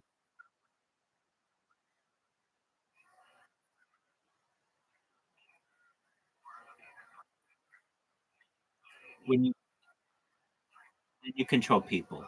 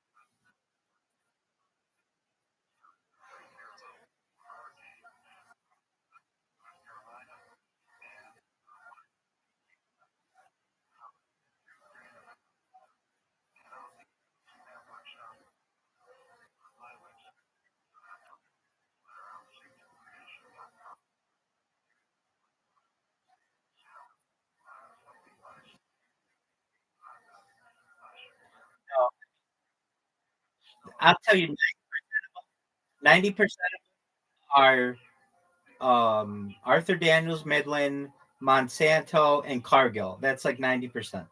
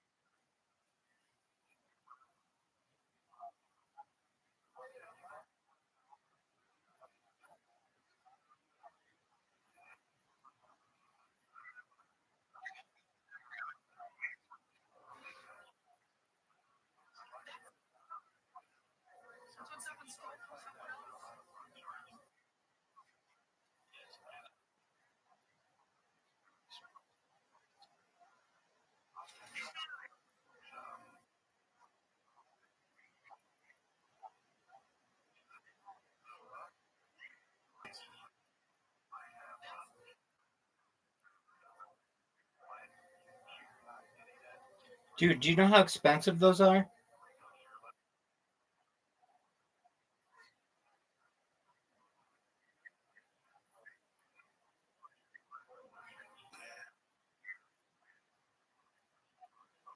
Yeah, you don't want to do that, dude. Then you're killing animals. You don't want to kill animals.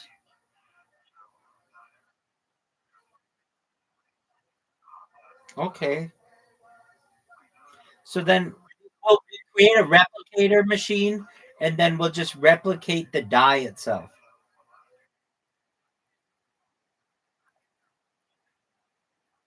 That's okay.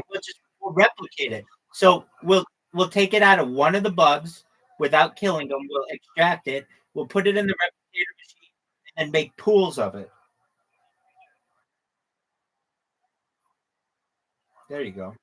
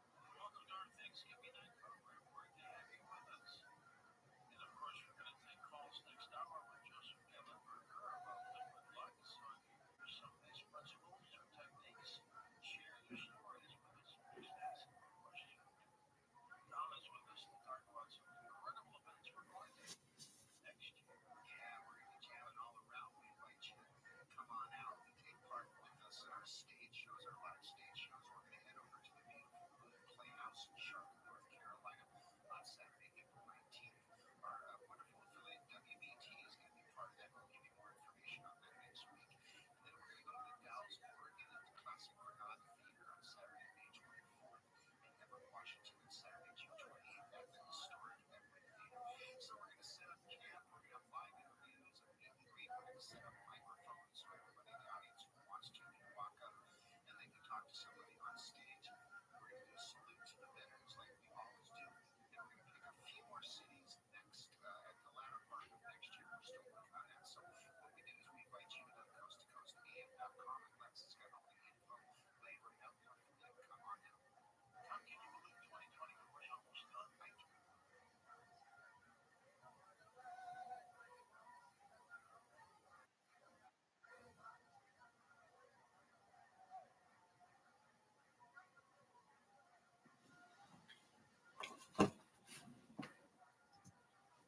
I like to believe a lot of politicians are this way, that they have ideas, and while they take money, they kind of see it as a game. That you accept the money, kind of go to certain parties, hug people, and so on, but it doesn't actually fundamentally compromise your integrity on issues you actually care about. I can steel man almost anything. I can steel man Trump. I can steel man conservatives easily, right? Corporate politicians is a hard one. So first, it's not all politicians. You can start out nice and easy. Tom Massey, now Hawley and Gates not taking corporate PAC money. Bernie, the squad, they don't take corporate PAC money. You could disagree on either end of those folks on social issues, but generally they are 1,000 times less corrupt. They're more honest. And part of the reason you might hate the squad is because they're so honest. They tell you their real opinion on social issues that you really disagree with.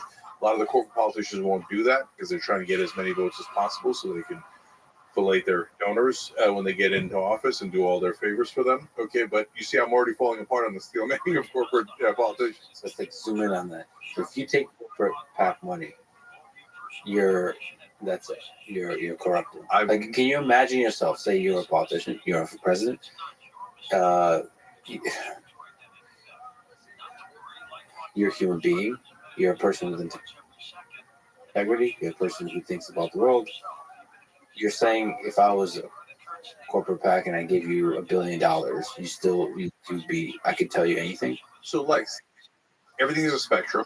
Humanity's a spectrum. So, can you find outliers who could take corporate PAC money and still be principled enough to resist this lure? And I would hope that I would be a person like that, but I wouldn't take corporate PAC money. But if you forced me to, I think I would still stay principled and do it. Could you find 10, 20 other people in the country? Yeah. But on average, that is not what will happen. What will happen is they will take the money and do exactly as they are told. See, I think most people have integrity. Okay, hold on. So what I'm more worried about is when you take corporate PAC money, it's not that you are immediately sold. It's over time. Over time, that's true. So, yeah, I get it. But I wonder if the integrity that I think most people have can withstand the gradual, slippery slope of the effect of corporate money. Which, if what I'm saying is true, that most people have integrity, one of the ways to solve the effect of corporate money is term limits. Because it takes time to corrupt people. You can't buy them immediately. And then the term limits can, for the listener, Cenk is shaking his head. Okay. Yeah. No, so look, you're right that over time it gets way worse. And as we talked about earlier, Biden's a great example of that. Comes in anti-corruption, winds up being totally pro-corruption by the end. But he was also here for almost all of it, as we started in a world that was not run by money in politics and is now completely run by money in politics. So does it get worse over time? Kristen Sinema in Arizona is a great example of that. Comes in as a progressive, doesn't want to take PAC money, cares about the average person, etc. Over time, she becomes the biggest corporatist in the Senate and a total disaster. But if you say that the majority of politicians have I don't know if this is what you're saying. Majority of politicians have integrity? No, let's start at the majority of human beings. Human And beings. I think that politicians are not a special group of like sociopaths. I think they are. They lean a little bit towards that direction, but they're not like only sociopaths going to politics. It's like you have to have some sociopathic qualities, I think, to go into politics, but they're not complete sociopaths. I think they do have integrity because sometimes for very selfish reasons. It's not all about money, even for a selfish person, for a narcissist. It's also about being recognized for having had positive impact on the world. Yeah, I get it. But all right, so let's break it down. So first, human beings, then we'll get to politicians. Do human beings have integrity? Well, it's a spectrum. So some people have enormous integrity. Some people have no integrity. So there is not one type or character, right? So some people have a ton of empathy for other human beings, and they literally feel it. Like I feel the pain of someone else. And I'm not alone. Most people feel the pain of someone else. If you see it on video, a baby being hurt, an overwhelming majority of human beings will go, no, right? You have empathy. That's a natural feeling that you have. Some people have no empathy because they're on the extreme end of the spectrum. Serial killers and Donald Trump. Okay. And so I'm partly joking, but not really. He has never demonstrated any empathy that I have ever seen for any other human being. I'm going to trigger some right-wingers because they think every terrible thing he said is out of context or joking or not real or fake news. But his chief of staff didn't make it up. He called people who went into the military suckers and losers. Why? Why did he say that? If just hang with me for a second, don't have your head explode, okay? And I'm not saying the likes, I'm saying the right wingers out there, right? So the reason is because if you're like Trump and you literally don't feel the empathy, you think, how the hell would I go in the military, get killed for someone else? What a sucker. No, I'm going to stay out of the military. I'm going to stay alive. I'm going to make a ton of money, and I'm going to look out for myself. And he assumes, because everybody does this, you assume that everyone thinks like you do, but they don't. So Trump assumes everybody's as much of a dirtbag as he is, and because he doesn't feel it, he doesn't feel the empathy. And so he's like, yeah, you'd be an idiot, a sucker and a loser to go into the military and have sacrifice for other people. So you see the spectrum. Even if you think Trump's not on that end and you think I'm wrong about that, you get that there are people on that, right? So you have a spectrum of integrity, empathy, etc. That's what I would call your hardware. You layer on top of that your software, okay? And the software is cultural influences. Your parents, media, your friends, all these are cultural influences. So now when you're in certain industries, they value more integrity. So religious leaders, if you're doing it right, which is also very rare, right? But if you're doing it right, you're supposed to have empathy for the poor, the needy, the whole flock, right? So that profession is incentivizing you towards empathy and integrity, okay? And even then, a giant amount of people abuse it, right? But okay, good. In politics, it creates incentives for the opposite, no integrity. And that software, to your point, over time, gets stronger and stronger and stronger until it takes over.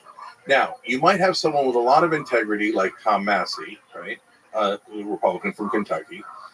And whether I agree with him or disagree with him on policy, I get that the brother. I stream my life 24 hours a day, 7 days a week, 365 days a year for world peace, period. I've been doing so for more than 3 years, period. Principled end of the spectrum as a human being. Data is Earth's number one resource, according to The Economist magazine in 2018, people, the great majority of the spectrum, if you overload them with software that incentivizes them to not have integrity, they will succumb. And I have more data on switch to politicians the internet than anyone. Why period. do I think that they're I am live at any given time far more on more than 8 different part of the spectrum? streams because recording my life in this and this and this. 360 degrees, like the this Truman changes Show, every period. congressional cycle. This And when Justice is Democrats perhaps were the winning a lot, it biggest got all the way undertaking down in to the history of mankind, 87.5%. While as on it is a average, time for congressional capsule elections, the for person with more society, money period. wins I have a 95%. timeline It doesn't matter if of they're a liberal or video conservative, Republican that or goes back to Democrat, the with pandemic, any period. ideology they We have. have seen the death of a queen, comma, the 95%. birth of AI, comma, So the now, let's say coronation you of a got the king, 5% comma, that went and in, everything in between, that are period. not hooked Some on things the that we money. talk about on my stream Well, they're that going to aren't get a normally primary discussed in chance. They're society going to get a are general things election like chance. anti-gravity, And comma, 95% of the antimatter, time, the comma, one with more money. de-extinction, So comma, gradually, this system life cycles extension through technology, until only comma, almost only the corrupt. nootropics, Wait, one comma, second. human growth hormone, comma, 95%. So if you have more stem money, cells, comma,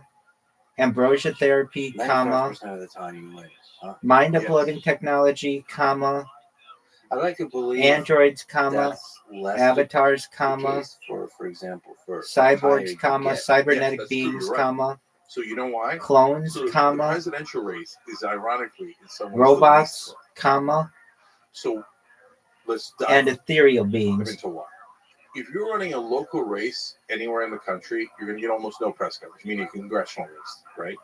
If you're running a Senate race in the middle of Montana, you're going to get almost no media coverage. So that's where your money in politics has the most effect, because then you can just buy the airwaves. You outspend the other guy, you get all the ads, plus you get the friendly media coverage because you just bought a couple of $1 million of ads in the middle of Montana. So the local news loves you, the TV stations, the radio stations, the papers. So some of the papers are principled. They might say, oh, no, but overall, they're not calling you a radical. They're not calling you anything. And you're buying those races. But when you get to the presidential race, that's much harder. Because presidential race, you have earned media, free media that overwhelms paid media. Perfect example is 2016. Hillary Clinton outraces Trump by about 2-1, but she loses anyway. Why? Because Trump got almost twice as much earned media as she did. And the earned media is better. It's inside the content, right? It is definitely better. So in the presidential election, as long as you got past the primary, you could actually win with not that much money. And that's part of the reason why I have hope, Lex. Because all you got to do is get past a Republican or Democratic primary. Now, that's very, very, very difficult, but Trump did it, right? Now, he took it in the wrong direction, but he did leave a blueprint for how to do it. And so once you get to the general election, you're off to the race. You can do any goddamn thing you want, okay? You could be super popular. You don't have to give a shit about the donors. You can get into office. You could bully your own party and the other party into doing what you want, and you can get everything done. You could even get money out of politics. So don't lose hope. I mean, we even started Operation Hope at TYT, and our first project was to knock Biden out. And everybody said, you guys are nuts. That's totally impossible. And we knocked Biden out, right? Did we do it alone? Of course. We were a small party, right? But we laid the groundwork for hope. And we laid the groundwork for when he flopped in the debate. People had already been told, remember, he's bad, he's old, he's not right. And the debate proved it. If we hadn't done that groundwork, and not just the Young obviously, but Axelrod and Carville and Nate Silver and Ezra Klein, etc., Charlemagne the God, Jon Stewart, all these people helped a lot so that when the debate happened, it confirmed the idea that out there that he was too old and couldn't do it. So my point is, hope is, if you lose hope, you're done for. Then they're definitely going to win, right? Hope is the most dangerous thing in the world for the elites. So whether you're right wing or left wing, I need you to have hope, and I need you to understand it's not misplaced. We just got to get past the primary, and we're going to turn this whole thing around. See, basically, a presidential candidate was a populist who, in part, runs on getting money out of politics. Okay, well, let's talk about Donald Trump. Mm-hmm. So to me, the two biggest criticisms of Trump is the fake elector scheme. Out of that whole 2020 election, the fake elector scheme is the thing that really bothers me. And then the second thing, across a larger time scale, science is and have dedicated my life division that to he's created being in, an let's say, example our public discourse. for future What are your generations top 5 criticisms? of what Okay, so human life number is one, like in the modern period. Exact thing as you. The fake elector scheme is Unacceptable. Period. Totally disqualifying. I think that So people the will fake study elector scheme was a literal coup attempt. my So life he doesn't win and that my election. Just for project, folks who don't know, I need to explain perhaps why it's a coup for attempt. Because centuries you and just throw millennia out to words come. and then people Period. get triggered by the words and then they go into their separate corners, right? So the January 6th rioters, they were not going to keep the building. That was not a coup attempt. Please It's feel not free like, to send oh, me a the DM. MAGA guys have the building. I guess they win, right? No, that was never going to happen. So what was the point of the January 6th riot? It was to delay the proceedings. Why did it matter that they were going to delay the proceedings? Because if you can't certify the election, they wanted general confusion and chaos so that the Republicans in Congress could say, well, we don't know who won, so we're going to have to kick it back to the states. In the states, they had the fake electors ready. Remember, the fake electors are not Trump's electors. There's both candidates have a slate of electors, Biden's electors and Trump's electors. They go to the Trump electors first in this plan, and half the Trump electors go, no, I'm not going to pretend Trump won the election when he didn't win the election. So they're like, shit, now we got to come up with fake electors, okay? So they enlist these Republicans who go, yeah, I'll pretend Trump won, right? And so they sign a piece of paper. That's fraud, and that's why a lot of them are now being prosecuted in the different states. And so the idea is the Republican legislators then go, we're sending these new electors in. And we think Trump won Arizona and Georgia and Wisconsin, right? That was the idea. That was the plan. And then you come back to the House. At that point, when there are two different sets of electors, the constitutional rule is the House decides. But the House decides not on a majority, because the Democrats had the majority at the time. They decide on a majority of the states. They vote by state. And the Republicans have the majority of the states. So in that way, you steal the election. Even though Trump didn't win, you install him back in as president. That is a frontal assault on democracy. And I loathe it. And then Trump, on top, just blabbers out, well, sometimes if there's massive fraud in an election, in other words, I think I won. I don't even think that. I'm just saying that I won, right? He says you can terminate any rule, regulation, or article even in the Constitution. No, brother, you cannot terminate the Constitution because you'd like to do a fake electoral scheme and do a coup against America. Fuck you. Okay, so I'm never going to allow this wannabe tyrant to go back into the White House and endanger our system. And so you want to endanger the corrupt system? I just want to make you aware that okay? I saw on your profile that you are not an adult, system, and democracy, respectfully, capitalism, I don't want to the be friends Constitution. Then I'm with your any biggest enemy. non-adults. So I wish you I'm the never going best to take that and risk. take care. And you see it every time he goes to talk to a dictator. Look, guys, I'm asking you to be principled, right? I ask the left of that, and we drive away some of our audience when we do that. So we got the balls to do that to our own side. So for the right wing, be honest. If it was Joe Biden or Barack Obama or Kamala Harris that went and wrote quote unquote love letters to a communist dictator who runs concentration camps, you would say, communist, we knew it. Look at that. Trump literally says about Kim Jong-un, we wrote love letters to one another. We fell in love. If a Democrat said that, they'd be politically decapitated, right? Their career would be instantly over, right? But Trump, whenever it's Xi Jinping, Vladimir Putin, don't get into Russia, but it's just that he's a strongman, right? Kim Jong-un or any Viktor Orban, Duterte in the Philippines, anytime it's a strong man that says, screw our Constitution, screw our rules, I want total loyalty to one person. Trump loves him. He loves him. He said once, he's like, oh, it's great. You go to North Korea or China, and when the leader walks in, everybody applauds. And everybody listens to what he says. That's how it should be here. No, brother, that's not how it should be here. You hate democracy. You want to be the sole guy in charge. As a populist, you should loathe Donald Trump. I agree on the fake election scheme. Can you, Steelman, and maybe educate me on there's a book Rigged that I started reading. Is there any degree to which the election was rigged or elections in general are rigged? So I think the book Rigged, the main case they make is not that there's some shady fake ballots. It's more the impact of mainstream media and the impact of big tech. So rigged is another one of those words that triggers people and is ill-defined, right? So let's begin to define. So the worst case of rigged is we actually changed the votes, right? So a lot of Trump people think that that's what happened. Nonsense. That didn't happen at all. Okay. So then you move.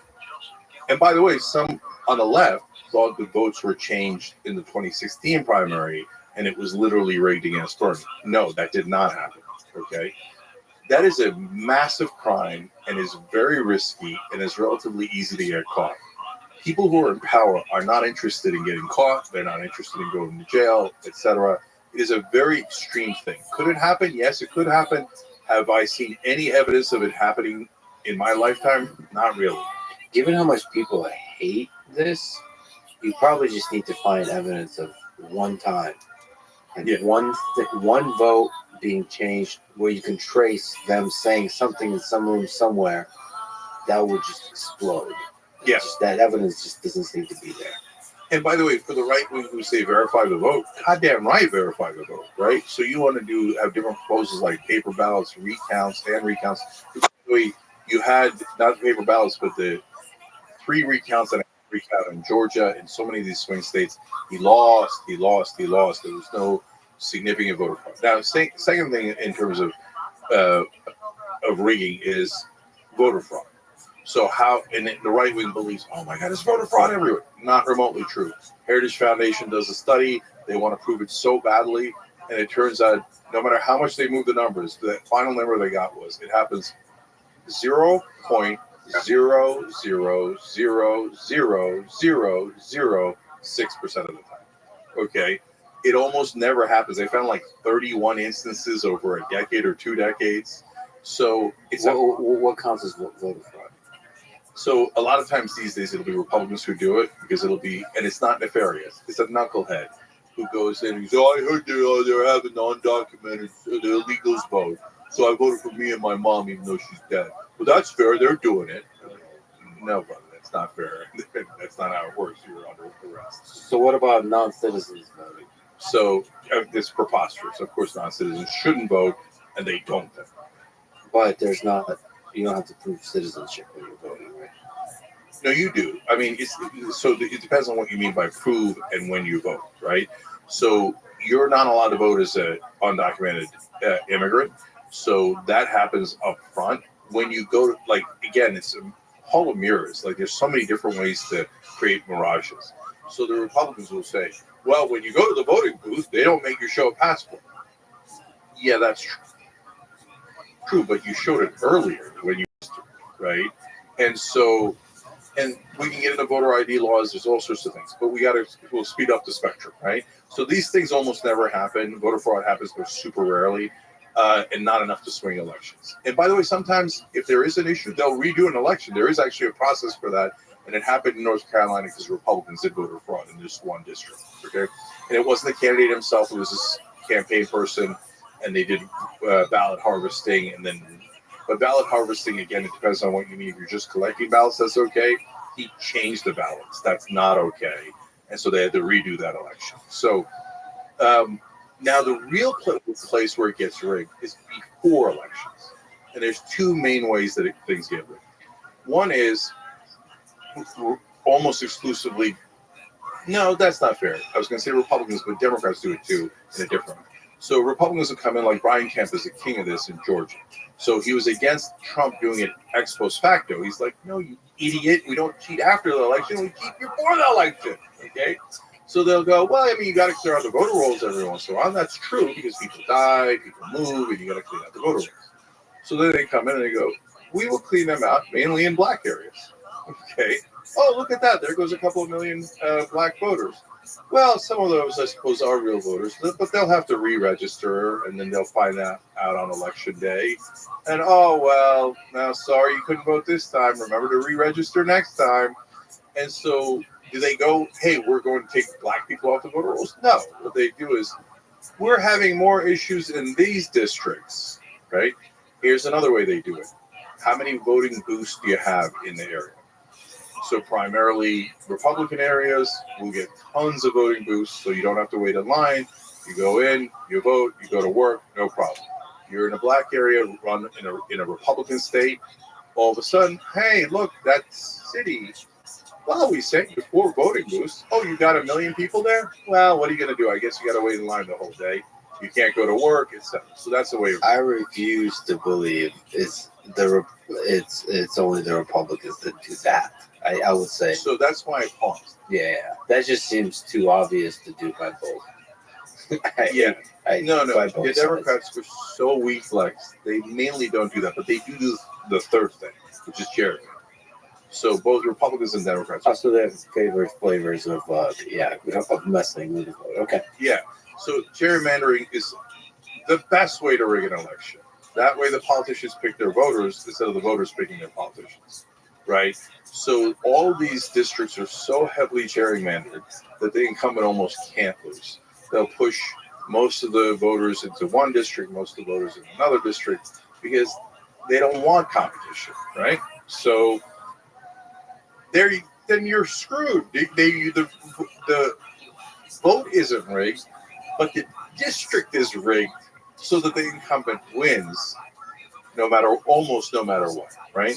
So that's why we've gotten so polarized, because the gerrymandering creates like 90% of seats that are safe. So they don't have to compromise. They don't have to get to a middle. They could just be extreme on either side because they already locked it up. Okay, so that's the number one way to rig an election. Now, finally, the last part of it is maybe the most important, maybe even more important than gerrymandering, and that's the media. So it just happened to RFK Jr. It happened to Bernie in 2015. It happens to any outsider, right or left. The media, if you're an outsider, will say, well, radical. Number one, they don't platform, right? So they're not going to have you on to begin with. Nobody's even going to find out about you. If nobody finds out about you, you're done for, right? So Bernie broke through that because he was so popular and the rallies were so huge that local news couldn't help but cover him. Jesus Christ, what are all these people doing in the middle of the city, right?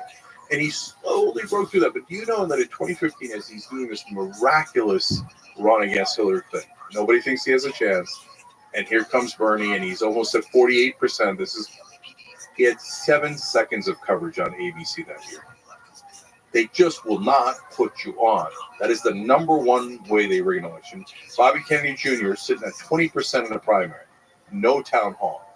20% is a giant number, right? And you're not going to do a town hall. You're not going to do a debate. 12% in the general election. A giant number in a general election. No town hall, no debate. If no one finds out about you, they don't know to vote for you, right? If they don't find out your policies. Corporate media rigs elections more than anything else in the world. Now, this is something we've been a bit controversial about, but the general sort of standard belief is that there's a left-leaning bias in the mainstream media because, as I think studies show, a large majority of journalists are left-leaning, and then that there's a bias in big tech. Employees of big tech companies, from search engines to social media, are left-leaning. And that's a huge majority is left-leaning. So the conventional wisdom is that there is a bias towards the left. Yeah. So do you think, first of all, I think you've argued that that's not true, that there's a bias in the other direction. But whether there's a bias or not, do you think that how big of an impact that has on the result of the election? Okay, so let's break that down. Tech and media are totally different. So let's do media first and we'll do tech. So on mainstream media, corporate media, and I actually think that right-wing media like Fox News is part of corporate media. They just play good cop, bad cop. And so in that realm, the bias is not right or left, except on social issues. Okay, so and that's where that image comes from. On social issues, yes, the media is generally on the line.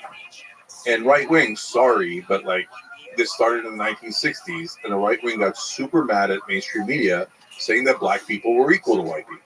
That's not the case anymore. Okay, right wing, calm down. I'm not calling you all racist. But in the 1960s, were there racism? Was there racism? Of course, they wouldn't even let black kids into the schools, right? There was massive segregation in the South, but a lot in the North as well. And at that point, the mainstream media says, well, I mean, they are citizens. They should have equal rights.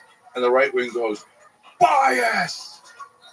Okay, yeah, I mean, you're kind of right. It is a bias. It is a bias towards equality in that case.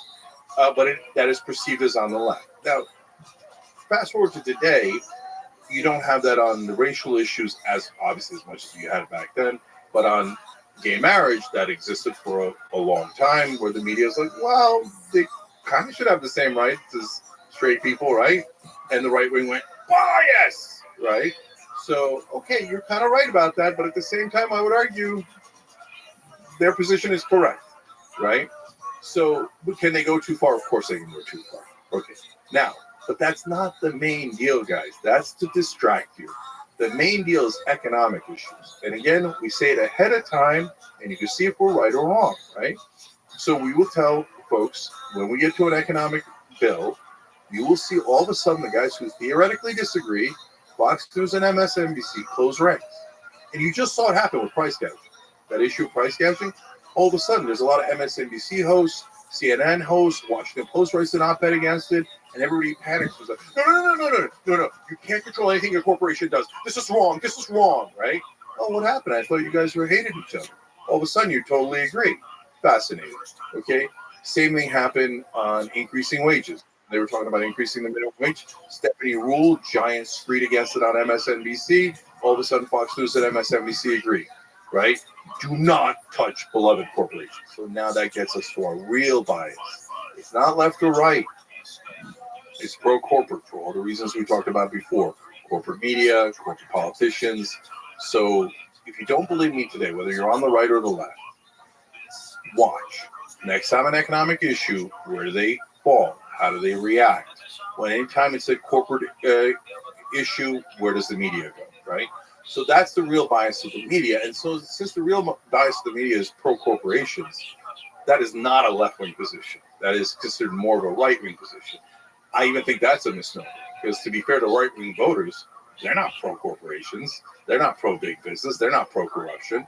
But the Republican politicians are, so it gets framed as a right-wing issue, right? So if you think that the corporate media is too populist, you just don't get it. They aren't. They hate populism. So now when you turn to tech. So tech's a complicated one because, yeah, people write the code. If they're left-wingers, they're going to have certain assumptions, and they might write that into the codes or the rules. And so, but they're also, generally speaking, wealthy. They're usually white. They're usually male. And those biases also go in. And there's a lot of people on the left who object to that bias, right?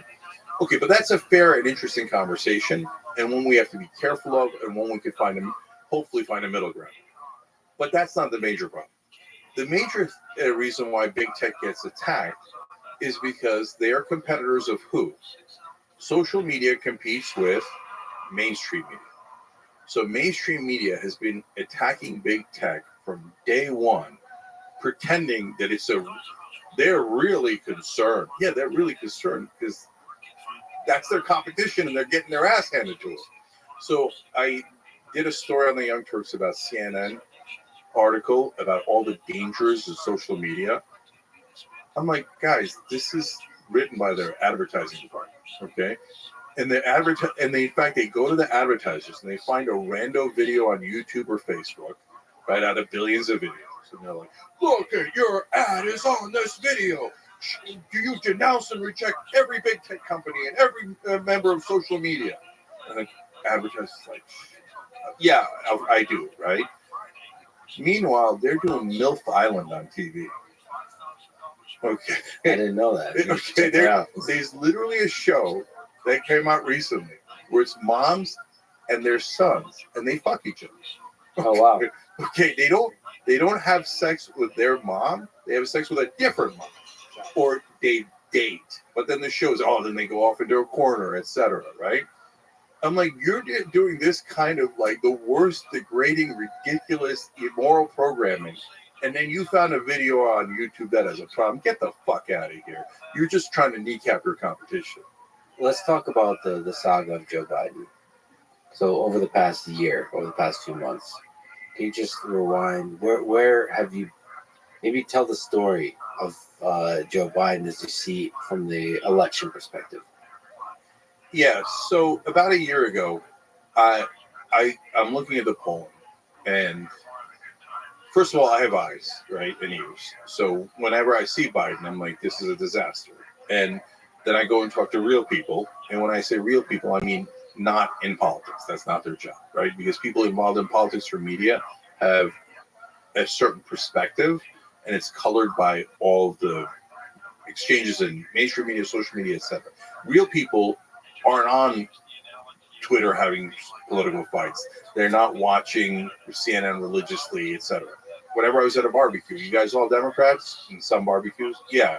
What do you guys think of Joe Biden? Like almost in unison, too old. Every real person said too old. So I look at what real people are saying. That's why I thought Trump was going to win in 2016. I go in the middle of Ohio. I can't see a Hillary Clinton sign for hundreds of miles, right? There's Trump paraphernalia everywhere, right?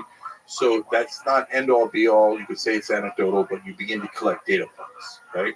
But then the real data points are in polling. Okay, so now I'm looking at Biden polling. He's in the 30s. No incumbent in the 30s has ever come back to win.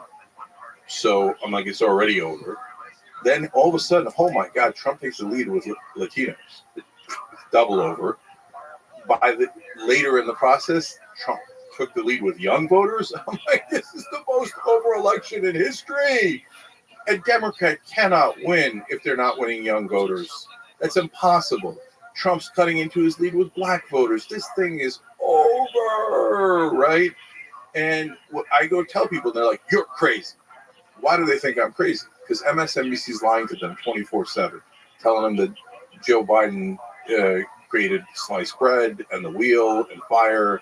And my favorite talking point was he's a dynamo behind the scenes. I'm like, okay, let me get this right. It's like an SNL skit, right?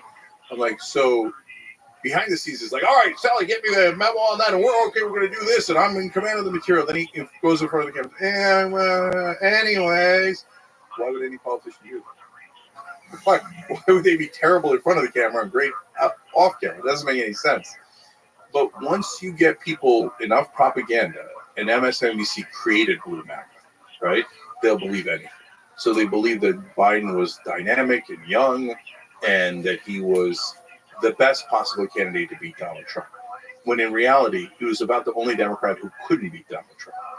So, number one, I don't co-sign on bullshit. I don't care which side you're on. Number two, as you heard earlier, I can't have Trump winning. It endangers the country. It endangers our Constitution, etc. So I'm going to do something about it. And so I start something called Operation Hope on the Internet. And we asked the audience, what should we do, right? So there's different projects in Operation Hope. But the first project that pops up is knock Biden out of the race. Okay. And so then I ask our paying members on TYT, I say, guys, you're going to vote, and then I'm going to do what you tell me to do. If you say, no, I like Biden, or I think Biden's the best candidate, or even if he isn't, we're not going to be able to win on this, so don't do it, right? Should I enter the primary against Biden? Okay. 76-24, go, enter, right? I'm a populist. You tell me to go, you're my paying members, you're my boss, I'm going to go, okay?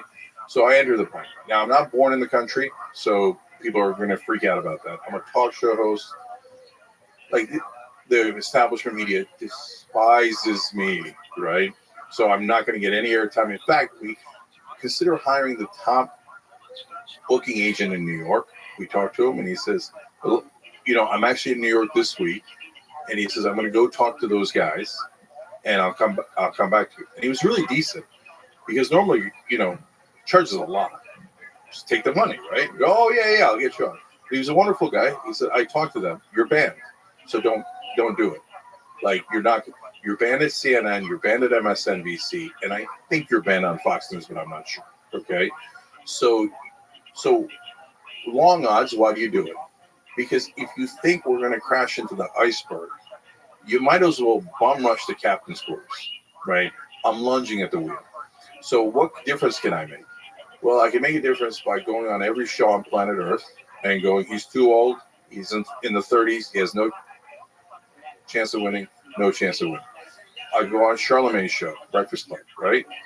Charlemagne agrees. All of a sudden, we're having buzz, and then people go, "Oh, Charlemagne said he has no chance of winning." Then Charlemagne's on the Daily Show, talks to Jon Stewart. Jon Stewart does a segment. This is not necessarily positive, but buzz is building, right? So then Jon Stewart does a segment, if you remember, and people got super pissed at him. Too old, can't win, and all that buzz is building. Meanwhile, unrelated to us, David Axelrod and James Carville, and I'm like, guys, figure it out. Who does Axelrod speak for? The top advisor for Barack Obama. Who is James Carville the top advisor for? The Clintons. This is the Clintons and the Obamas sending their emissaries to say, we can read a poll. He's going to lose. Change direction. So when the debate happens, we laid the groundwork. If we hadn't laid the groundwork, debate would have been the first time that Blue MAGA would have thought, oh, maybe Biden can't win, right? But since all of us said it, and strange bedfellows, I loathe Nancy Pelosi, but she was on our side. I got a lot of issues with Bill Maher. He was on our side, right? I got a lot of issues with Axelrod and Carville, and they were on our side. So the people who believed in objective reality kind of independently made a plan. Let's show people objective reality. And we did, and we drove them out, and it made all the difference. So you think he stepped down voluntarily, or was he forced out? Both. So again, it depends on what you mean. So was he forced out? Of course he was forced out. You think he just woke up and was like, oh yeah, you know what? Screw my legacy. I don't want to be a two-term president. I'll just drop out for no reason. No, we forced him out. Of course we did, right? And when I say we, I had a tiny, tiny, tiny role. The people who had the major roles, Nancy Pelosi, Barack Obama, and all those folks. But even they were not the main driving force. The number one driving force were the donors. What is the source of power of Bernie or Massey? The people, right? What is the source of power for Biden? The donors. The donors made Biden. He is the donors' candidate. And the donors, that's why he told the donors, nothing will fundamentally change. That it, like you can, if you say, Lex, no, Cenk, I think you're too extreme that Biden works for the donors 98%. I think he only works for them 80% or 55%. Fine, we could have that debate. But you can't argue that it isn't his source of power. And you can't argue it anymore, even if you were going to argue it earlier, because once the donors said, we're not giving you any more money, he didn't have any options. He couldn't go on. So, but was he forced out at like knife point or something? No. So was it voluntary? Yeah, ultimately, if Biden decided to stay in, there was nothing we could do about it. And so he had to voluntarily make that decision, but he voluntarily made it because he had no choice left. Yeah, I wish he stepped down voluntarily from a place of strength. So I think presidents, I think politicians in general, especially at the highest levels, want legacy. And to me, at least, one of the greatest things you could do is to walk away from at the top. I mean, George Washington, to walk away from power is, I think, universally respected, especially if you got a good speech to go with it and you do it really well. Not in some kind of cynical or calculated or some kind of transactional way, but just like as a great leader. And maybe be a little bit even more dramatic than you need to be in doing it. Yeah, I thought that would be a beautiful moment. And then launch some kind of democratic process for electing a different option. Not only did I agree with you 100%, I reached one of his top advisors, one of the guys you see in the press all the time, as in his inner circle. I never said that before because we were in the middle of it, and I'm never going to betray anyone's confidence, and I'll never say who it was, okay? But he was gracious enough to meet with me as I was about to enter the primary. And look, it's smart, too, because information, intelligence, etc. Is this guy going to be trouble or not trouble, right? But at least he took the meeting. And the case I made is exactly the one you just said. I said, if he drops, this is about 10 months ago. I said, if he drops out now, they built statues of him, right? The Democrats, if you're a right winger, you hate him, I get it. But the Democrats would have said he beat Trump and protected democracy in 2020. And he steps down graciously now to make sure we beat Trump again in 2024. And he lets go of power voluntarily. He's going to be a hero, an absolute hero. But if he doesn't, you're going to force all of us to kick the living crap out of him and tell everybody he's an egomaniac, which he is, and he's doing this for two, so that he could be. If you don't know Washington, in that bubble, if you're a one-term president, you're a loser. If you're a two-term president, you have a legacy and you're historic. He's running for one reason only. My legacy. I will be a two-term president. I will be considered historic. I'm like, brother, now you're going to be considered the villain of the story. You're handing it right back to Trump. You're not going to win, and you know, look at the numbers. Any political professional knows you're not going to win. So you have hero or villain, and you get to choose. But if you think you're going to be a hero and beat Trump, that is not a choice you have. That is not going to happen. And they didn't believe us. But by then, they did.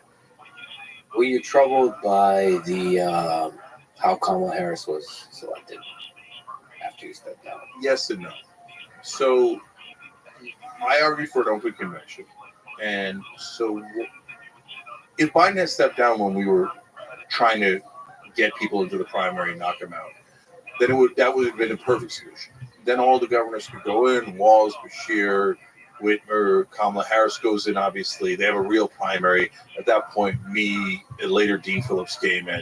Me, Dean, and Marianne would drop out. Me and Dean would definitely drop out because our whole point was get other people in the race, make sure we win, right? So, okay, then you would have had a great primary. It would have been the right way to do it, both morally, constitutionally, etc., but also as a matter of politics, because you would have gotten a lot of coverage for your young, exciting candidates, and you would have legitimized the idea that you're protecting democracy. Okay, so that didn't happen because of Biden. It is what it is.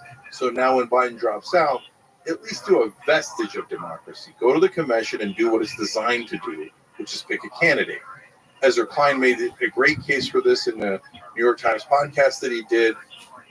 That made a huge difference, and he was great for doing that. So I believe in an open convention. But I know Democrats that love to anoint because they don't trust the people. So they think the elites are geniuses. Don't worry, we'll pick the right candidate. Yeah, I remember when you picked Hillary Clinton. How'd that work out? Right? And I remember when you said Joe Biden was the right candidate in 2024. How'd that work out? Do not anoint. Right? So, but in the end, they didn't. So what happened was Biden does the first announcement. He either forgot or on purpose didn't put Kamala Harris in there. So there's all this kumbaya now. Nah, they don't like each other. Okay, and Biden's been screwing her over the entire time she's been vice president. So he doesn't put her in the original statement. And I'm like, whoa, I do a live video in media. I'm like, Kamala Harris is not in the statement, right? In the middle of my video, they put out a second one. Go, okay, fine, Kamala Harris, right? Because that's too much for the president not to endorse. You think it was really somebody stormed into the room and said you absolutely must? I don't know. I wasn't there, but probably, right? Or they planned, I don't know. But the bottom line is it was glaring that he didn't put her in the first letter, okay? So he had to put her in the second one. Fine, no problem. But Obama, Pelosi, and Schumer did not endorse Kamala Harris. That's huge. Normally, the Democrats would all endorse her and would all say, she's anointed. Shut up, everybody. And then MSNBC would scream, shut up, she's anointed, right? But they didn't do that. So then Kamala Harris had to win over the delegates. And I thought she would win them over in the convention. But she locked 2 days. And I know delegates because I ran. And the delegates are calling me saying, she's getting on a Zoom right now with us, right? She went to all the states and worked her ass off and locked up enough delegates to get the nomination in 2 days. Yeah, but come on, it's Biden endorsed. Of course. So why is that of course? Why not say sort of lay out Walz and Shapiro and Kamala Harris and the options to say let's at least the facade of democracy, of a democratic process? There's what should happen and what is likely to happen. So should Biden not have endorsed? Yeah, of course. I think that Biden should have done the same thing as Obama and Pelosi and not endorsed and say, hey, we'd love to have a process where we figure out who the right nominee is. And at that point, I'm really worried about Kamala Harris because she's doing word salads nonstop, right? So I'm like, don't make the same mistake we did before. Just pick someone out of a hat. Test them. You get stronger candidates when you test them. The authoritarian nature of the DNC drives me crazy. They don't believe in testing candidates. They don't believe in letting their own voters decide. And look, when we were in the primary, they canceled the Florida election. And they took me, Dean, and Marianne off the ballot in North Carolina and Tennessee. I'm like, guys, if you're going to make a case for democracy in the general election and you cancel elections in the primaries, do you not get how ridiculous you look, how hypocritical you look, right? So I didn't want them to Biden to endorse anyone. But I'm shocked that they didn't all endorse her, because normally what happens is they all endorse. So bottom line, Lex, is did she earn it in a perfect system? Not even close, right? But did she earn it enough in this imperfect way where at least she showed some degree of competence that assuaged my concerns? Yes. So because a normal Democrat would bungle that. They wouldn't go talk, like Hillary Clinton wouldn't have talked to the delegates. She would assume that she's the queen and that they would all bow their heads. She would, so the fact that she did elementary politics correct for Democrats is like a big win. It just really frustrated me because it smelled of the same thing of fucking over Bernie in 2015-16 and RFK and just the anointing aspect. Now, they seem to have gotten lucky in the situation that it's very possible that Kamala Harris would have been selected through a democratic process. But I have to say, listening to the speeches of the DNC, Walz was amazing. Shapiro was really strong. And Kamala actually was much better as compared to her as a candidate previously. But personally, I don't think she would have been the result of the democratic process. So you don't often give your opinions, but when you give the opinions, I actually agree a huge percentage of the time in this conversation. So I fought for Shapiro in the primary, and when she was trying to pick for a VP, because I thought there's no way she's going to pick one way to not just progressive, but more importantly, populist, right? So I didn't think she'd go in that direction. And Shapiro actually did a bunch of populist things in Pennsylvania. That's part of the reason why he's so popular in Pennsylvania. He looks like a smooth-talking politician, but his actions are pretty good. And so Shapiro was great. Walz was great. The Obamas are legendary. Even Clinton, at his advanced age, makes terrific points in his speech where you go, well, that one's hard to argue with, right? And so I'm shocked at the competence of the DNC, shocked at it. But of all of those likes, so you can give a good speech, and the Obamas give a mean speech. But I saw Obama as president. He didn't deliver on that. So, but the one guy that stood out is Walz. And the reason is because he's a real person. Yeah, real person, populist. We all got to work towards picking the most genuine candidates. So here, on the right-wing side, for example, I would prefer a Marjorie Taylor Greene to a Mitch McConnell any day. Marjorie Taylor Greene is genuine. She might be genuinely nuts. I don't agree with her. She might be even more right-wing than others, but I believe that she means it. And I'll take that any day over a fraud corporatist like Mitch McConnell, who's just going to do what his donors command of him, etc. I got to ask you, because I also love Bernie. Still got it. I love Bernie. Always have. I enjoyed his. I think he might still do it, but I enjoyed his conversations with Tom Hartman. He's a genuine one. Like Bernie, even if you disagree with him, that's a genuine human being. Yep.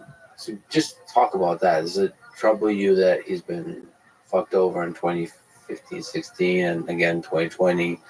He seems to be, and why does he keep forgiving people? Yeah.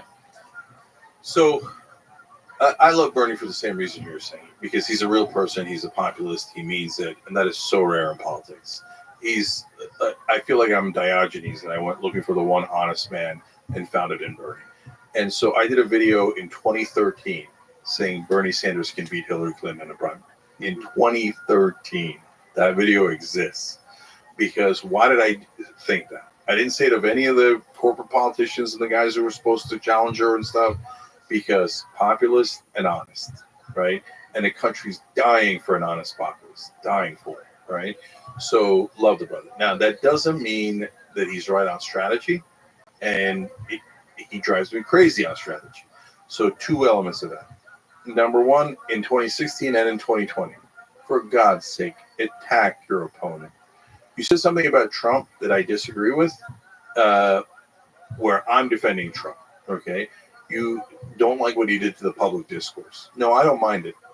I would, and I'll tell you why. Because at least he got a little bit past the fakeness. Like, he's a con man and he's a fraud overall, and he does everything for his own interest, but at least he doesn't speak like a bullshitting politician, right? And he's not wrong that you have to bully your own party to amass enough power to get things done. And he showed that that's possible. So the problem with the Democrats is civility. So my whole life, they're like, oh, no, don't say anything. Let's lose with civility, right? So, for example, in debates, whether it's on TV, online, or whatever, Democrats or people on the left are always saying, I'm offended. I never get offended. No, after I'm done, you're going to be offended. Okay? Fight back. Fighting back wins. And we couldn't get Bernie to fight back. In 2020, he was one state away. He won the first 3 states. He crushed in Nevada. All we needed was South Carolina. But in order to get South Carolina, we all knew, everybody on his campaign, everyone who was in progressive media, we all knew you've got to attack Biden. If you don't, they're just going to tsunami you. The corporate medias and the corporate politicians are going to run roughshod over you. You have to make the case against them. And so 2 times Bernie flinched.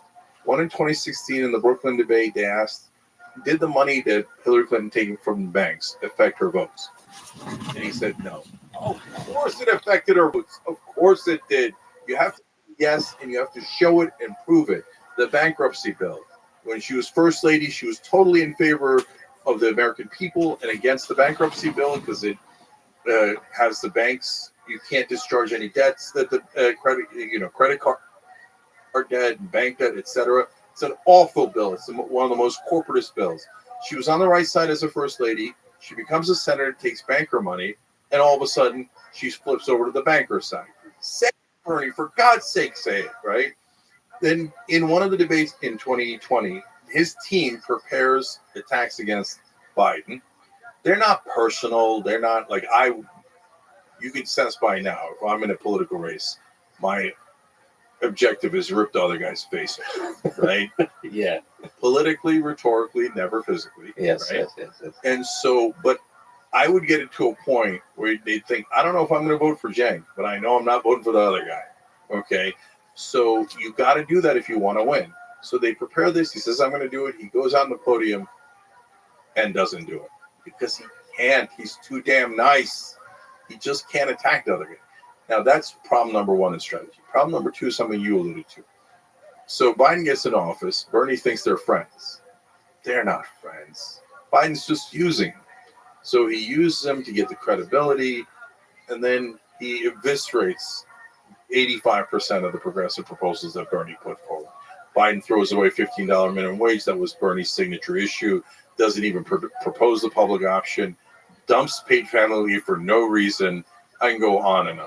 And Bernie co-signs on it because he thinks he's in an alliance. He thinks Biden's on his side, and he thinks we're going to get things done. And to be fair to Bernie, like I said earlier, Obama got only 5% of his agenda passed, and Biden got 15%. Okay, so you're right, Bernie. You got 3 times more than under Obama, but you're wrong. That is not fundamental change. And without fundamental change, we're screwed. Let me ask you about another impressive speech, AOC. Is it possible that she's the future of the party, future president? No. So AOC, in my opinion, lost her way. And so... In which way? So it's tough talking about these things because people take it so personally, right?